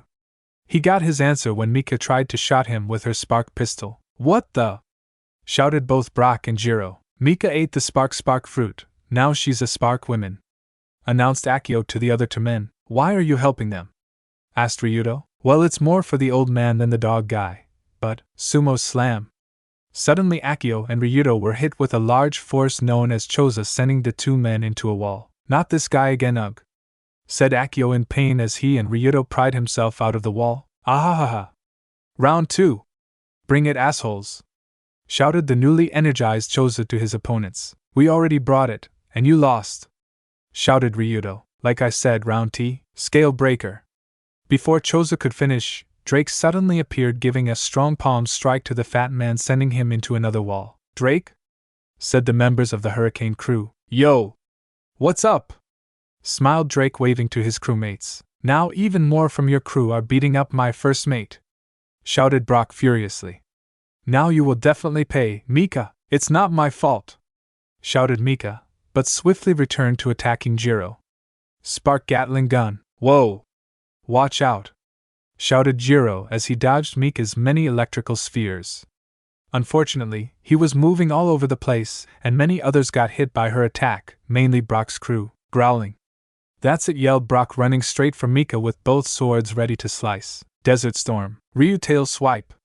As Brock readied both his sword for his attack, Drake immediately intervened with a strong kick at Brock's unguarded forearm, stopping his attack and halting his movement towards Mika. Grr. Get out of my way. Yo!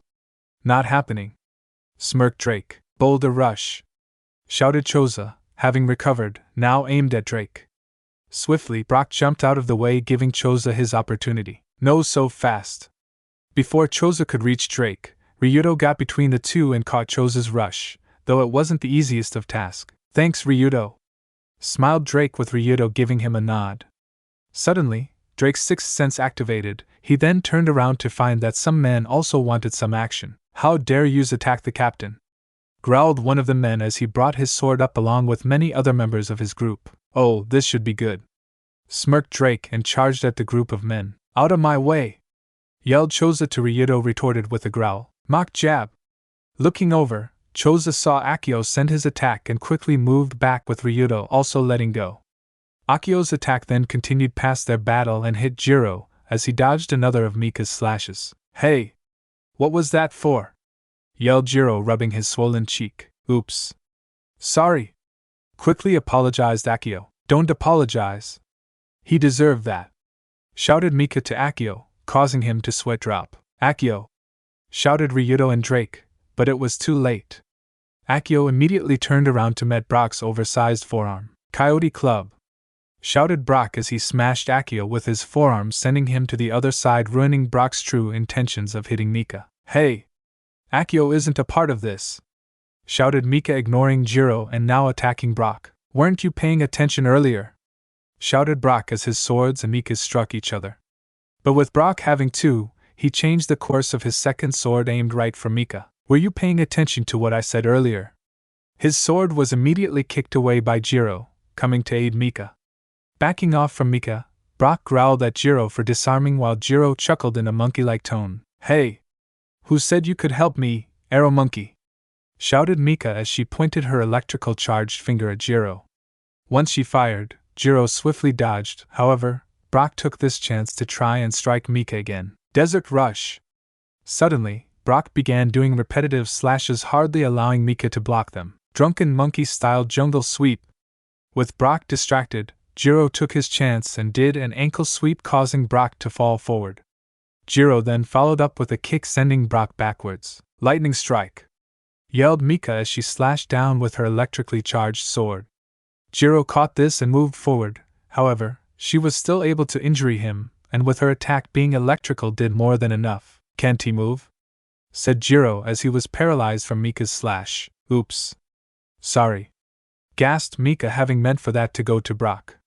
Seeing the man paralyzed, Brock immediately grabbed his dagger and prepared to strike Jiro and Mika. Everyone stop! Shouted Kadrid, stopping all fighters. At this time Ryudo was holding Choza in a full Nelson waiting for Akio to strike. Drake had beat up half the group that wanted revenge for their captain. Brock stopped his attack in mid-swipe with the dagger aimed at Jiro and the sword at Mika. Jiro was thanking his lucky stars that the dagger stopped right before it reached his side. Mika was preparing to defend Jiro from Brock's attack. "What is it?" shouted Ryudo, annoyed with the man stopping the fight. "Oh, nothing. I just wanted to say I'm impressed with the show of skill I've seen here," smiled Kadred as he gave the fighters some applause. The civilians and other fighters soon joined in, causing the tension to diffuse. Everyone soon relaxed, as they looked at the people all applauding them. Most were confused, but Mika seemed to be hamming it up. "Thank you? Thank you? Yeah, I'm awesome," grinned Mika, causing everyone to sweat drop while Drake chuckled. "I guess they like it?" questioned Akio, not understanding to City even more. "If you show them skill, they will cheer for you like a conquering hero," said Drake, summing up the situation. "Exactly, my friend," smiled Kadred as he walked over to the group. "Kadred's my name, and I would like to offer you all a special offer." "What kind of offer?" questioned Brock as he transformed back into a human. He was suspicious of his employer. He didn't fully trust the man, only knew that he was paying his crew for a big job. "I would like to enter all of you to the closed fist tournament being held later today at the Grand Pitsang Stadium," announced the man. The crowd immediately gasped hearing what the man said. The group of fighters was confused, minus Brock and Choza. "A tournament?" repeated Ryudo. "Sounds fun," said Drake, though suspicious of the man. "Yeah. Let's join," shouted Mika excitedly. "Actually, you can't join," said Kadred. "What?" shouted Mika, no anger. "But you said?" "Yes, I know. But the closed fist tournament only allows basic Zoan class Devil Fruit users in the tournament. Everyone else needs to be a fighter of some kind." "Ah," complained Mika in a depressed tone. "Sorry, Mika," said Akio, patting Mika's back. "Hey, unfreeze me," muttered Jiro, still paralyzed. "Ms. Mika, could you unparally the poor man?" smiled Kadred, pointing to Jiro. "I'm not sure what to do. That was the first time I used that attack," said Mika, confused about her own attack. Then she had a sudden idea. "But I have an idea," smirked Mika. She then took her sword and turned it around so the blunt side was now facing Jiro. "Wait," said Jiro, becoming frantic. No, blunt bolt." Mika then slammed her sword onto Jiro's head, though causing tons of pain for Jiro, but surprisingly curing him of his paralysis. "Well, that works," sighed Akio. "What's so special about this closed fist tournament, anyways?" said Jiro, recovering from Mika's cure. "The closed fist tournament only happens once every 7 years, with the main prize being beyond what anyone could dream of, a devil fruit," said Kadred. The crowd gasped in awe. "A devil fruit?" said many of the fighters. "Wow! Cool, what devil fruit is it?" said Mika with excitement. "We are not sure what it is, but you don't have to eat it. Devil fruits can be sold at high prices." "Sold!" exclaimed Mika with her eyes turned to Belly. Akio and Ryudo immediately sweat dropped. "You guys are definitely entering the tournament," stated Mika, seriously pointing to the 3 of her male crewmates. "Do we even have a choice?" sighed Ryudo and Akio. "Sounds fun, Captain," smiled Drake. "And what about you 3? asked Kadred. I could use some extra money, so I guess I'm in," said Jiro cautiously. This situation seemed odd to the white-haired man, and this man, Kadred, seemed suspicious.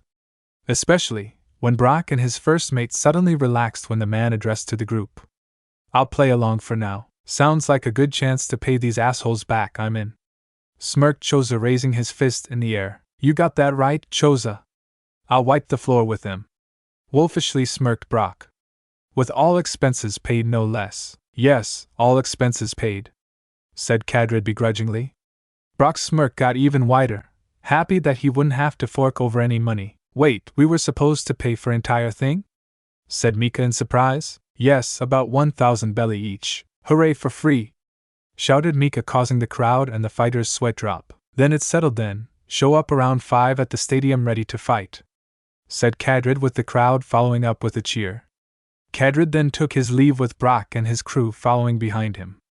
Jiro took note of how chummy they were, but as he said before, he would play along. "Will, that worked out great," smirked Brock. Kadred only sighed. "Can't believe I said that. Now I'll have hell to pay with the boss." That reminds me, who is your boss? I'm your boss, so the boss doesn't need to bother with you. Spat Cadrid. Alright, fine, said Brock, blowing off that part of the conversation and switched topics. Are we still in business? Yes, but I need you to do some things for me before we go through with our business. Brock nodded, and then they soon disappeared from public view. I have to say, you four are quite the fighters, said Jiro, addressing the Hurricane crew. Of course we're great, smiled Mika. The crew of the next pirate queen has to be great fighters. Your goal is to become the next pirate king? Queen, corrected the other three males. Whatever, said Jiro. That's quite a goal. A young woman with electrical powers taking on the Rubber King. Sounds like an idea for a story. Story? Ah, yes. You see, not only am I an incredibly handsome pirate captain, but Drake's sweat dropped at his self-comment, but I'm also a widely acclaimed author. Author? What do you write? Asked Ryudo. Hee, ever heard of a series called Secret Love? Said Jiro with a proud smile. No, said the three younger members. Realizing there was one voice missing, the three turned to Drake. Have you? Questioned Akio. I actually own the whole series, said Drake calmly. What are they about? Asked Mika curiously. Drake took a quick glance at Jiro, remembering his perverse Drake couldn't tell them the whole truth. Drake just sighed. It's just a love story, semi-lied Drake. The crew seemed to accept the answer, however, Jiro seemed appalled. Just a love story, shouted Jiro, surprising the group. It's a story of love in its purest form, more like in its most perverted form, sighed Drake. He actually liked the series for its story, drama and comedy, but it didn't look good in front of most people he knew, mainly his crew. Whoa! Sounds cool. Drake, can I read it? Said Mika excitingly. Sorry. I'm reading them, sweated Drake, trying to throw Mika off. I see that you're a fan of my work, tell me.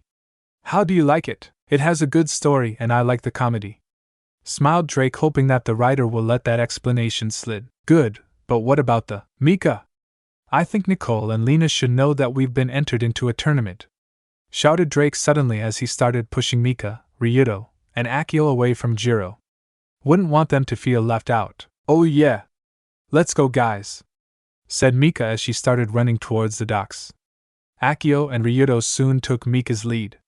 Drake sighed a happy relief, but took a quick turn back to Jiro. Do you mind signing these? Whispered Drake as he nonchalantly handed Jiro the aforementioned books. You really are a fan, smiled Jiro as he took the books and signed. Only from what I said earlier, stated Drake. But what about the sex scenes? Grinned Jiro, handing Drake the books. Thank you, see you in tournament, said Drake with a bow and a slight blush. He then hid the books and turned to catch up with the rest of the crew. He liked it, assumed Jiro with a confident smile. Captain Jiro, shouted a blonde-haired man with closed eyes. Think Brock from Pokemon or Ling from FMA. Wearing a puffy shirt with black pants and red sash. Behind him were other men, all part of the Sara Pirates. NATO, what took you guys so long? Chuckled Jiro, seeing his crew. We heard that you got another young girl to attack you, and rushed all the way here to assist. Breathed NATO tiredly along with many of the other men. Captain, are you okay? Shouted a concerned crew member. Please tell us. We aren't too late, said another. Boys, it's all fine. Everything is fine now, smiled Jiro, while his crew's sweat dropped at his flamboyant manner. And it seems I've been invited into the local tournament, too. What? Shouted the crew. But Captain, we need to be at the archipelago in a few days, stated NATO. Jiro only shrugged. A few days off won't do any harm. Plus we can get some money out of this tournament if I win, smiled Jiro as he started walking. And what about Alpha Monkey? Asked NATO quietly to Jiro so not to be heard by civilians. Don't worry, we'll get him his information, but first there's something we have to do here. Like what? Jiro then moved in closer as for only to allow NATO to know. Find out more about Coyote Gang crew, and the one sponsoring this tournament, Cadrid. NATO nodded and the Sara Pirates left the battlefield. Many hours later. Welcome, everyone, to the closed fist tournament, shouted the announcer, with the crowd following up with a loud cheer. The Grand Pitsang Stadium, the single tallest building in all of Pitsang, was filled to the brim with civilians and low-class fighters excited about this year's competition. News of the 7 that fought earlier that day had captivated everyone in Pitsang, It even upped the competition when experienced fighters took interest in these 7 fighters.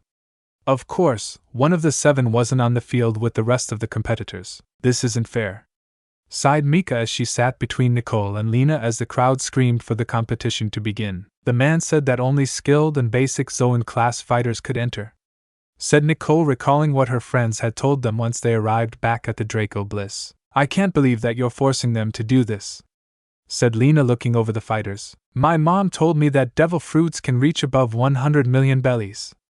We're going to be rich, smiled Mika as her eyes transformed into belly signs. How does she do that? Questioned Lena, seeing the transformed eyes. Nicole only giggled. Mika, could you point out the people you meet? Asked Nicole, curious to see the fighter her crew fought. Sure, nodded Mika excitingly. She then began to scan the fighters as they stood in the middle of the circular stadium. She then immediately pointed to a white-haired man eyeing some hot girls cheering for him. Ah, there's one.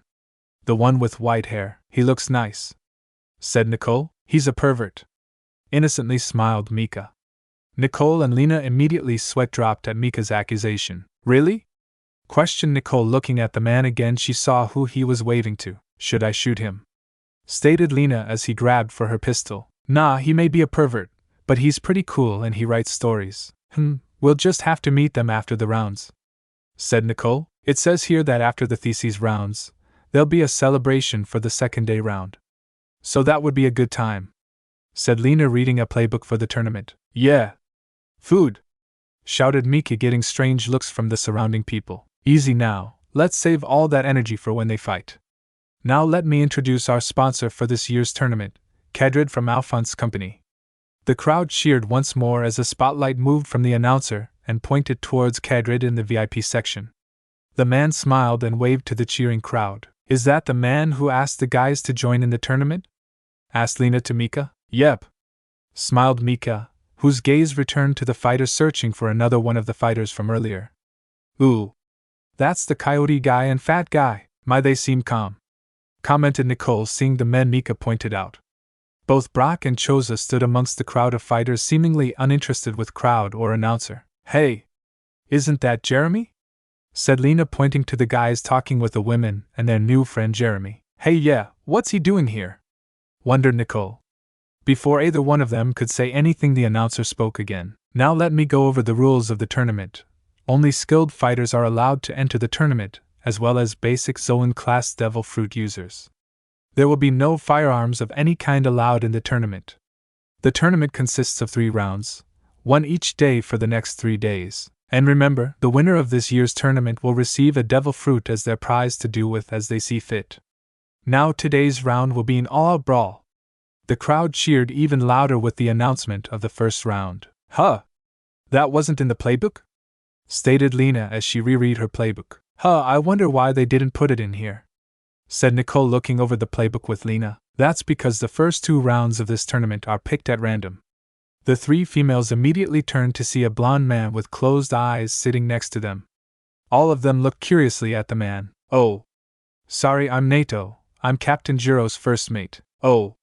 You're Arrow Monkey Guy's first mate, stated Mika out loud. Unfortunately, yes, smiled Nato, though sweat dropped at Mika's nickname.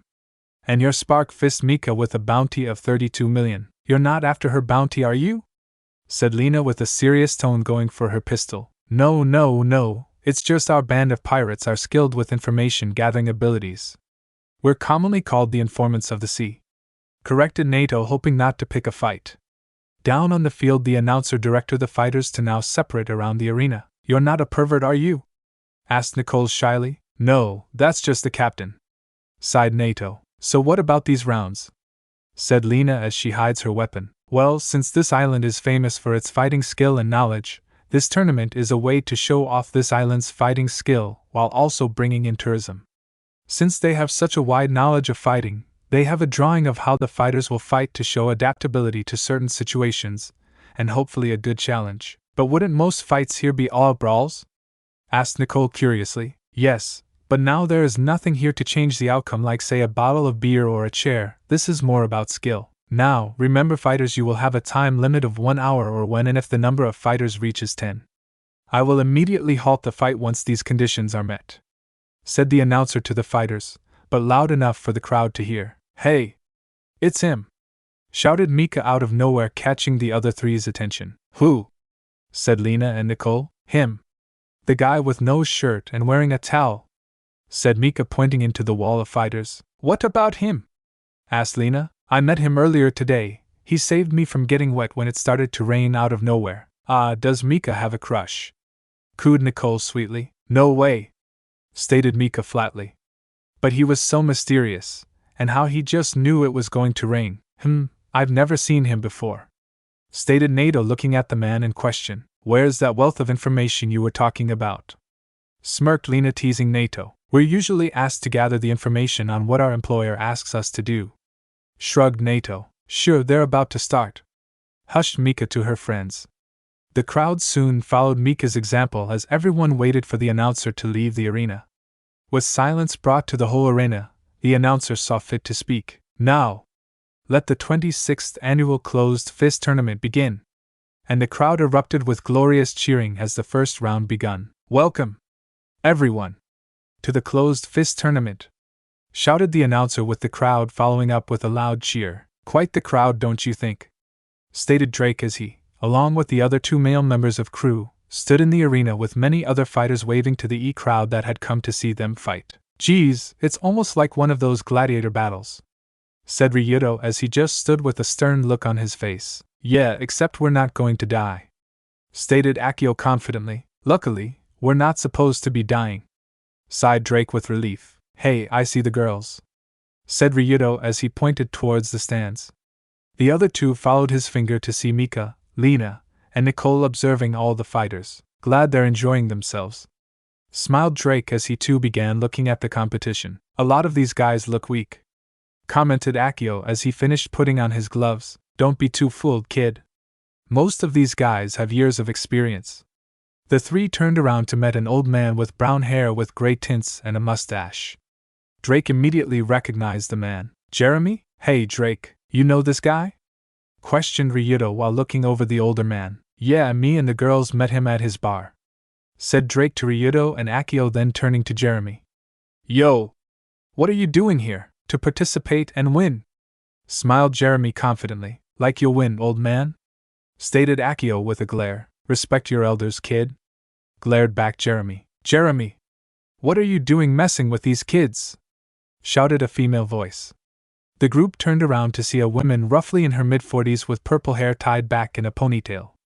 She wore what looked like a tan robe. Underneath she wore a black, kimono-style blouse with no sleeves, held closed by a broad, dark bluish-gray obi that matches her pants, along with an open-toed sandals with high heels. Oh, hey my! Smiled Jeremy and waved to the oncoming female. Despite the nice gesture, Mai did not look happy. Don't oh hey my me! This year I'm going to beat you and rip that smug smile on your face, shouted Mai as she glared at Jeremy, ignoring the younger fighters around them. Easy Mai, the tournament hasn't even started yet, said Jeremy as he tried to climb down Mai. Whatever, said Mai with a pout and shrug. She then realized that she was being watched and turned to the younger men next to Jeremy. Who exactly are these three? Yo! I'm Drake. I met Jeremy at his bar, smiled Drake despite the air of tension that Mai was giving off. We haven't met him, so I'm Akio. And I'm Ryuto. Ha, fishmen. That's a first, said Mai, looking over Ryuto and his anchor. Actually, half fishman, corrected Ryuto. Doesn't matter, you won't even make the first 10 seconds, stated Mai flatly. Actually, none of you could even make it to the second round. Oh yeah! Shouted Akio and Ryuto in anger. Drake calmly observed the lady. Now Mai, said Jeremy, trying to help the younger fighters. My attention quickly turned upon the man, causing him to shrink back. Remember our deal, Mai said calmly. Jeremy taken back a bit. Jeremy just nodded in acknowledgement. Good. With that she quickly left the group and headed probably for some other poor sap. That was kinda scary, stated Drake. No kidding, agreed Jeremy. Who was she exactly? Asked Akio. Well, Mai is a local carpenter, the best on the island exact. We were childhood friends that always got into fights and competitions, stated Jeremy with a smile. A carpenter? That's interesting, said Ryuto, looking back at the women, now picking on some other fighter. Actually, I'm more interested in why a bartender and a carpenter are even in a fighting tournament, stated Akio. On this island, fighting is second nature. It's not uncommon for regular individuals to be here. Easy now, let's save all that energy for when they fight. Now let me introduce our sponsor for this year's tournament, Kedrid from Alphonse Company. The crowd cheered once more as a spotlight moved from the announcer and pointed towards Kedrid in the VIP section. The man smiled and waved to the cheering crowd. The fighters then glanced at Kedrid as many of them also cheered for the man. Whoa, even the fighters love him, said Ryuto, seeing how most of the fighters were clapping. There was a rumor that there might not have been a tournament this year, which has never been heard of. Then one day this man showed up saying that he and his company would gladly support this year's tournament, so the man is worshipped as a hero, stated Jeremy, who was also giving the man a clap. Why was there not going to be a tournament this year? Asked Akio. The money saved up by all of us local sponsors was stolen by some pirates, though we're still not sure if that was true. How come? Asked Drake. There was no ship docked the night it was stolen, said Jeremy seriously. That seems odd, said Ryuto. And when did this man come? About a week after. Why? It seems suspicious, said Ryuto as he stared at the smiling man before him. Finally the spotlight left Kedrid and was put on the announcer. Now let me go over the rules of the tournament. Only skilled fighters are allowed to enter the tournament, as well as basic Zoan-class Devil Fruit users. There will be no firearms of any kind allowed in the tournament. The tournament consists of 3 rounds, one each day for the next 3 days. And remember, the winner of this year's tournament will receive a Devil Fruit as their prize to do with as they see fit. Now today's round will be an all-out brawl. The crowd cheered even louder with the announcement of the first round. All-out brawl? Said the 3 crew members one after the other. This should be fun. Now there can be any number of fighters left for tomorrow, smiled Jeremy. Or there just be one, stated Akio like it was his goal. Nah, they would stop it before that would happen. Alright. Can we have the fighters go to the edge of the arena and wait for me to announce the beginning of the first round? Announced the announcer as he now spoke directly to the fighters. Alright, here is where we part, said Jeremy to the younger men as the fighters separated themselves.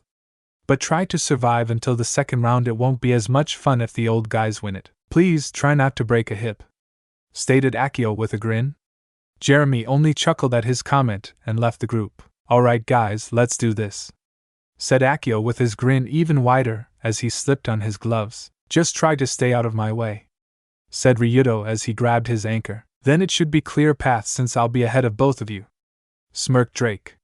All 3 of them then gave a nod to each other and separated.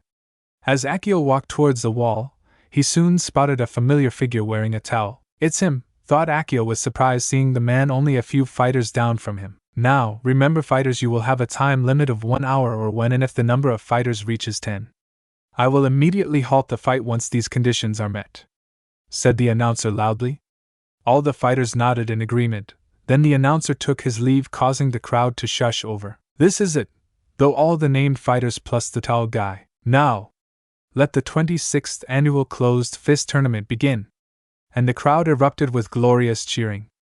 Immediately all fighters rushed towards the middle, while some chose to sidetrack to meet with familiar rivals, but certain people stood out amongst all fighters as everyone met in the middle. Mock Jab, Wave Crasher, Scale Breaker, Coyote Paw Palm, Boulder Rush, Drunken Monkey Style Jungle Craze. These and many more attacks collided into the center of the arena, causing a dust cloud to cover them all, blinding the fighters to their opponents. Yeah! Go Hurricane Pirates! Shouted Nicole and Mika, waving pom-poms while Lena and Nato gazed upon the dust cloud searching for their respective nakama. Damn it, where is everybody? Shouted Akio, stuck in the middle of the dust cloud. He could clearly hear fighting going on, but he had yet to find an opponent. Got you, brat! Shouted some guy with a scar across his right eye and a sword coming to slash at Akio from behind. Before the man could hit Mock Step, Akio swiftly disappeared from his view. What the? Where you go? Mock Right! Before the man could react, Akio punched him from his right and sending him flying outside the ring. There we have it, the first loser of the tournament flying straight out to sea, announced the announcer, causing the crowd to cheer once again. I wonder who got the first win, questioned Nicole, feeling sorry for the first guy out. It was obviously Akio, smiled Mika. What makes you say that? Asked Lena. He's too impatient. Chuckled Mika, causing Lena to shook her head from Mika's blind faith. Hey look! It's Ryudo! Shouted Nicole, pointing to two big figures appearing from the dust. Hey! It's the fat guy who was with Fuzzy! Shouted Mika, pointing to Ryudo's opponent. Are they in a sumo match or something? Said Lena, confused at the two men. Iron Sumo Choza. Bounty, 35 million. First mate to Coyote boss Brock and the Coyote Gang Pirates. Very well known in the South Blue. He has a similar style to traditional sumo wrestlers, but is able to move with great speed and has a defense of iron. Stated Nato like a human encyclopedia. Whoa! How did you know that? Said Mika in surprise. We have members everywhere, so we get our info straight from the horse's mouth. Smiled Nato. Mika accepted the answer and immediately turned to watch the fight. Why would they need to have such a wide branch of networks? Silently questioned Lena, looking on Nato with suspicion. Why don't you just go down already? Shouted Choza at Ryudo as both were locked in arms with Ryudo's anchor lying only a few feet away from him. Sorry, I'm just stubborn. Smirked Ryudo, pushing back on Choza. Oh no you don't! Belly bounce! Choza then suddenly launched his stomach out, sending Ryudo back. Thanks for push. Grinned Ryudo as he grabbed his anchor. Now Blue Sea Slicer. Gah! Sumo catch! Shouted Choza in shock as the half-fishman slammed his anchor down on him. Luckily, Choza caught it, but the force was intense that it caused him to actually wince in pain. Now ship toss! Then Choza found himself being lifted, then tossed into the dust cloud and onto the other side. Unfortunately, some fighters were in the way and came with the fat man as the anchor stopped and sent him and the rest into a wall. Ugh, good thing that I'm so fluffy. Weakly smirked Choza. You call that fluffy? Inwardly shouted the unlucky men that got caught by Choza, then immediately slipped into unconsciousness. This is truly amazing fight. The newcomer known as Ryudo has just took out 5 men with one insanely big man also known as Choza. And he still wants another go. Meanwhile, many of the fighters are still in the dust cloud. Who knows what kind of battles are taking place? Shouted the announcer, causing the crowd to once again go into a frenzy over what is going on in the dust cloud. Ryu Wing! After the announcement, 2 men came flying out of the dust cloud and landing on the ground unconscious. Quickly behind them Drake appeared, looking no worse than when he entered. And we have another hot fighter appearing from the cloud of mystery. Shouted the announcer again. The crowd immediately cheered Drake on, who slowly noticed the crowd and waved back. What a ham! Said Lena dryly at Drake's actions. That's 2 of our Nakama, but where is Akio? Asked Nicole as she looked around at their limited view. Don't worry, Akio won't lose. Grinned Mika. He's my first mate, there's no way he could lose to any of these guys. Let's hope so, Ms. Mika. Stated Nato, catching the girl's attention. Going against Captain might be tough, even Brock with a bounty of 45 million is quite a challenge. He'll make it, stated Mika with a firm smile. I'm sure of it, indeed. Smiled Nato, impressed at her confidence in her crew. He then turned to watch more fights, looking for his captain, still in the dust cloud. What's this sudden interest in me? Mocked the transformed Brock at the transformed Jiro. Both had been in lock with each other, only sidetracking when a foolish opponent thought he could sneak up behind them. I want to know what is your relation with Kadrid? Replied back Jiro as he launched himself at Brock. Brock immediately blocked the muty kicks, then tried to swipe at the monkey man. Why does it matter to you? You're just a perverted rider. Mockingly smirked Brock as he continued trying to swipe at the monkey. Jiro did not reply, but dodged each swing as he recalled what his first mate told him. Flashback. Captain Jiro. Bowed Nato as he and Jiro stood in a secluded area of the stadium. What did you find? Replied Jiro. Nato immediately stood up and handed 3 folders. Well, we first tried looking up the man directly, but no Kadrids appeared from our database. But it turns out the Alphonse Company is a real company located on an island 2 or so islands away from here. So he is a complete mystery, said Jiro as he looked over the little data his men had collected. Yes, sir. But we then turned to Brock and his crew and did some digging.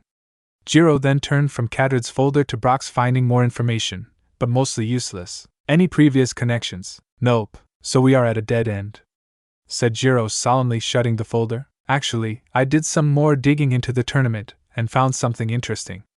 Smiled Nato, pointing to the folder marked Tournament. Jiro immediately opened up the folder to find some surprising evidence. This tournament was going to be cancelled? Questioned Jiro. Yes, the town lost all its money, roughly 300 million, about 2 weeks ago. Then a week later, Kedrid offered that his company would support the tournament. Seems too convenient. Thought Jiro out loud. That's what I thought. When I looked around the place where they hid the town's savings, I asked the guard if he was on watch that night. He said no, but gave me a list of those who were going to be on guard duty that week. I then questioned the guard of that night to find him saying that it wasn't his turn to guard. That's a little odd, said Jiro while scratching his chin in contemplation. I know. I then talked to the previous guard of that night, and he said that he saw the other man relieve him. What? I know, I found it strange as well, said Nato, nodding his head. Not only that, but when the night guard had shown me his schedule, it was completely different from the one I had. So someone changed the guard sheets and took his place, thus stealing the money. Correct, Captain? But how does this fit with Brock and Kedrid? Actually, there was one thing we could find, though it was just a rumor. What is it? Asked Jiro. Remember the ladies you were chasing? Jiro immediately smiled perversely at the memory of those two girls. Nato just sweat dropped at his reaction, but continued. Well, they saw the two together before that little scuffle you guys had occurred. What? Gasped Jiro, mentally kicking himself for not being more observant. What did they tell you? Not much, except Kedrid offered Brock some money to do a job. Flashin'. Did Kedrid have the money stolen to pay for Brock's services? Or is there more to it? Thought Jiro, dodging another swipe by Brock. Why so quiet, old man? Giving up already? Smirked Brock, halting his attack. I'll have to make him slip. Oh no, I was just wondering if your employer was being fair with you and the money. Smirked Jiro, hoping for the coyote to take the bait. Of course he is.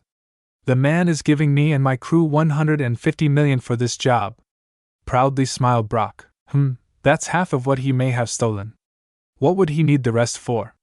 Really, 150 million seems a bit short.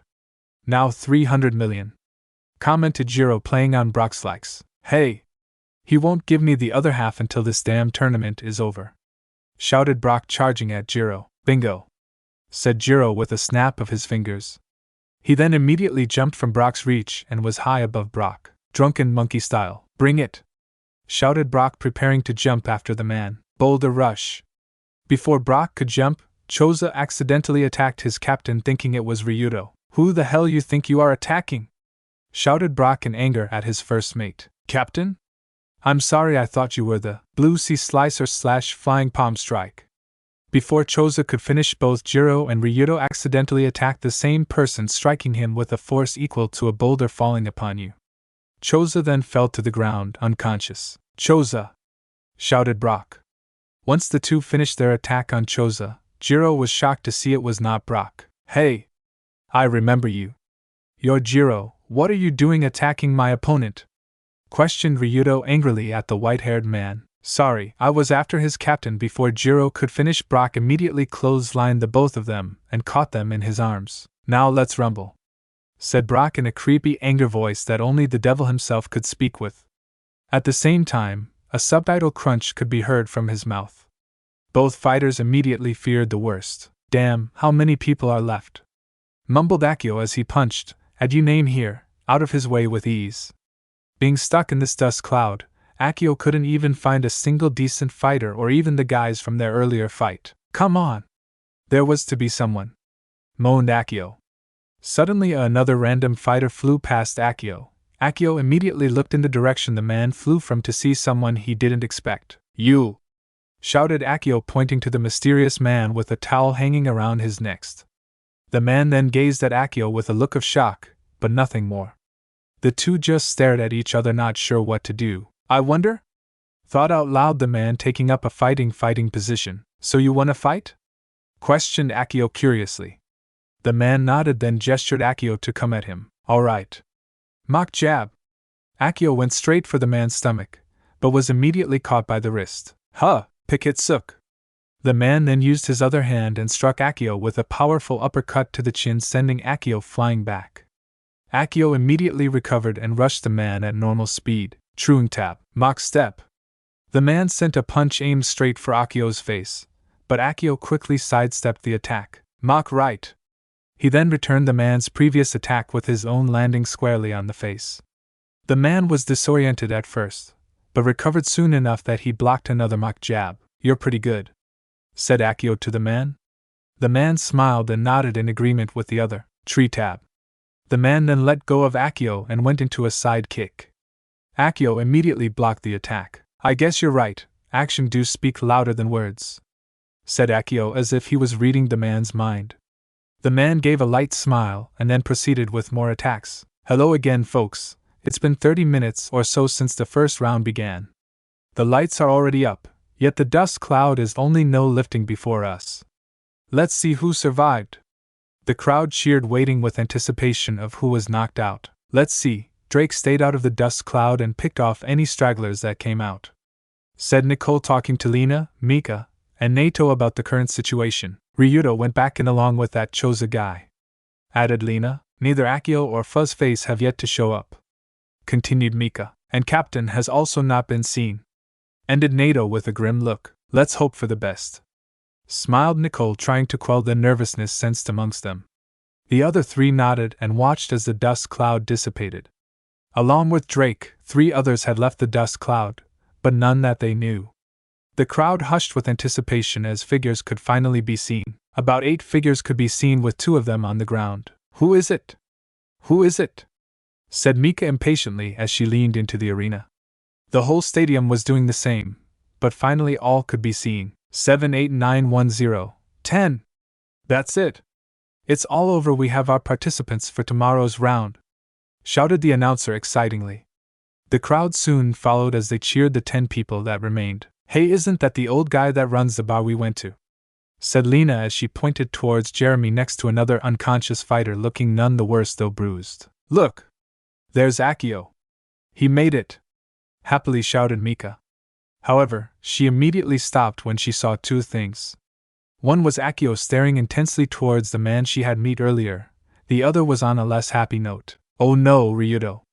gasped Nicole, tearing up a bit. In the arena, Ryudo laid on the floor unconscious with a deformed Jiro standing next to him checking to see if he was okay. Ryudo had seen worse, but this just topped the whole thing. His clothes were torn to shreds and he had large gashes across his body and bruises where there were no gashes. Jiro was slightly better, though he too had some nasty gashes of his own. However, towering before both of them was a deformed Brock, smiling with satisfaction. "Ryudo!" shouted Drake as he saw Jiro and his friend some distance away. Akio heard the shout as well and broke his stare to check on Ryudo. "Ryudo!" shouted Akio as rushed to his side along with Drake. As he ran, Drake took a quick look at the man that Akio was facing before. Both of their eyes made contact, both sending signals to the other much like what Akio did earlier. However, Drake had no time to give to the man as he continued on to his injured friend. The man was a bit confused, but smiled nonetheless. "What happened to him?" shouted Akio, looking other Ryudo's bloody body. Jiro did not answer, he was too focused on Brock. At this point, Drake caught up and winced at the bloodied body, bringing back some painful memories. Quick flashback. "No! Please, I don't want to!" cried a young girl with shoulder-length blonde hair and a side ponytail. She was currently standing in front of a bloodied-up fighter, who had unfortunately lost his battle. "Please! She don't make her do this!" "Pleack," said a younger Drake before being pulled by the collar. "Do as I say, girl, or your little boyfriend here will lose his head," threatened a man with snidely voice wearing white. The girl looked at Drake with tears falling, then she shadowed her eyes. "No, Lucy, all right, no, flash in." "That manho was like a wild beast," answered Jiro as he stared intensely at Brock. "He was too slow and I couldn't block any of his attacks in time. He ate something and we were helpless to stop him." "Yo! Asshole!" angrily yelled Drake, causing the whole stadium to become quiet. The whole Hurricane crew immediately gasped at what Drake said, and even more shocked to hear that kind of voice from the usually calm Drake. Jiro and Nato didn't know what to make from this, but one thing for sure, they knew that this man meant business. Upon hearing the call, Brock lost his smirk and replaced it with clenched teeth. "What did you see?" "Shut the fuck up!" interrupted Drake before Brock could even finish. Brock immediately winced at what the older man said. "Drake?" said Akio fearfully. No longer was there the face of the always calm and carefree that Drake usually had, now replaced with an anger to match dragons themselves. "You're going to pay, you bastard!" shouted Drake with fury as he rushed to attack Brock. Wait! Hold on! The round is over, everyone please. Ryu Claw! Before the announcer could finish, Drake slammed his claw-shaped like hand into a human Brock and slamming him into the wall. Gah! Captain Brock! Shouted one of Brock's crewmates from the stands as the whole crew moved to stop the man. Drake! Shouted Akio, leaving Ryudo with Jiro and rushing to stop his friend. What's going on? Shouted Lena as the crowd began to panic and leave. However, Mika was already on the move as she rushed past the group and headed towards the arena. Mika! Shouted the three as they followed her towards the arena. You think it's great to almost take the life of someone that you don't even know? Do you even think of all the people that would be sad to see this person leave their life forever? And yet you stand there like an accomplished asshole, like he had defeated the Pirate King himself. If he dies, or if you ever do something like this to another of my friends again, shouted Drake with a ferocity that only a few other people could match. Brock was generally scared for his life, seeing how this man was threatening to kill him where he stands. Drake! Shouted Akio. Drake! Shouted the girls that had run onto the arena to stop him. Dr. Drake! Said a voice that immediately calmed down Drake's fury. He released Brock from his claw-like attack and turned to see Ryudo slowly trying to sit up. Ryudo! Shouted the Hurricane Pirates as all of them rushed to Ryudo's side. Biota! Was all Brock could say as he slowly slid down to the ground from exhaustion. Ryudo! You shouldn't try to move, you'll get more injured. Pleaded Nicole. My fine. Weakly smiled Ryudo. He then looked at Drake, now losing his anger and replaced with happiness and relief. Thank God you're okay, fish face. Joked Drake. I've had worse. Liar. Stated the other crewmates. Then they all laughed at the playful banter they did, though Ryudo could only laugh so much before feeling pain. Don't worry. Suddenly the group turned around to meet a paramedic and a team of men with a stretcher. We'll have him healed up in no time, thank you so much.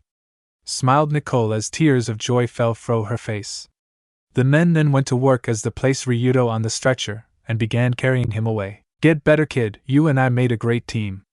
Smiled Jiro to Ryudo, who gave a friendly smile back before being rushed off. Mika? Jiro's attention immediately turned to see that the young captain walked towards Brock as his crew surrounded him. We won't let you hurt the captain, shouted the men, putting on a brave face. Move, said Mika, no longer sounding childish, but like that of an adult of high standard. The men, frightened shitless, immediately moved, revealing their injured captain stare calmly at Mika as she walked forward. You got off lucky today, said Mika in a serious tone as she kneeled down to meet Brock's eyes. But what Drake says also applies to me as well. Hurt my nakama like that again and I'll personally put you down like the dog you are. Got it? Why yeah, said Brock weakly, having finally running out of energy. Good, then maybe with enough begging Ryudo or the rest of my crew won't hate you as much, said Mika with a small smile.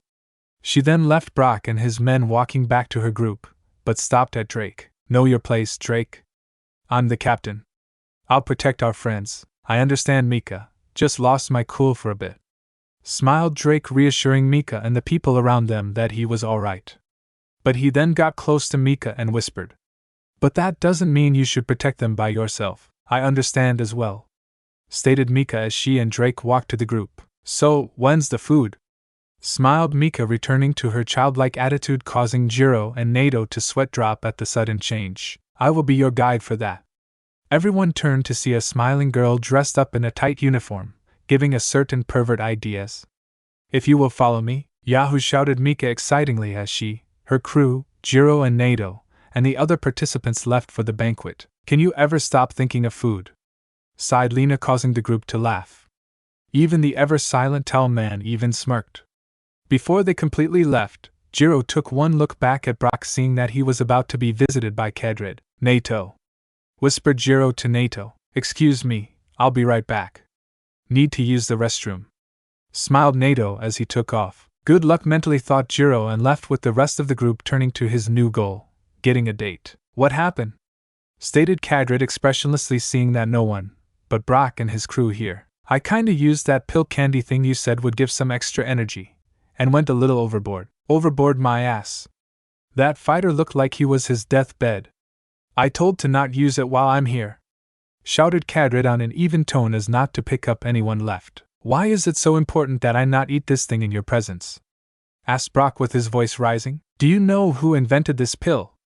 If anyone saw you transform, they would have recognized the handiwork of that doctor, then they could have traced it to my boss. Fine, geez. Don't get so touchy, said Brock indifferently. Whatever, just remember your men have a job to do, said Kadrid as he began to leave. And what of Choza? He'll be out just in time to help with loading. And with that the man left the injured captain and his crew. Well, what are you standing around for? Help me up. Yes, Captain, said the men as they helped up their injured captain and walked with him to the celebration hall. Meanwhile, from behind the stands, Nato appeared, having caught most of the conversation. What was that pill he was talking about? And what's going down tonight? Asked Nato to himself. Wouldn't you like to know?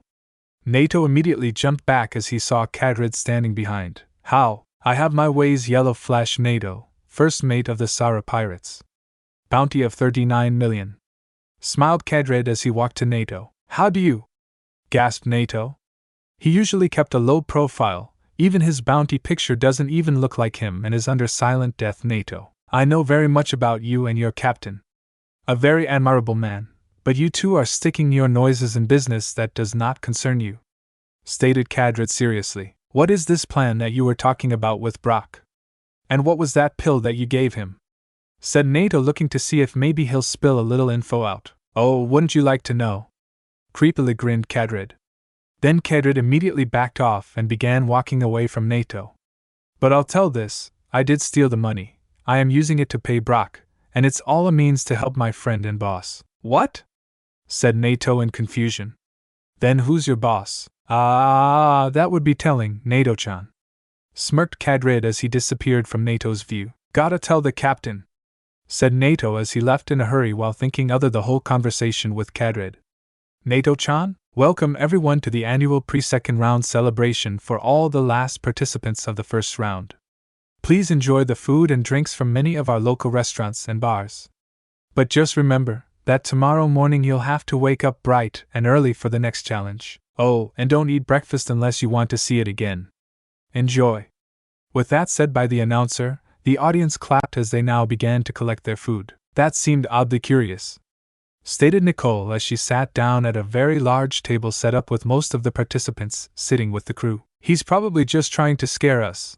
Only an idiot would weaken himself before even knowing his challenge, said Akio as he began eating. Well said, chuckled Drake as he chomped into some chicken leg. You're both pretty confident, even though you have no idea what the next round would be, stated Jeremy as he drank. We're both pretty strong, we can handle it, said Akio confidently. Oh, what does that taste like?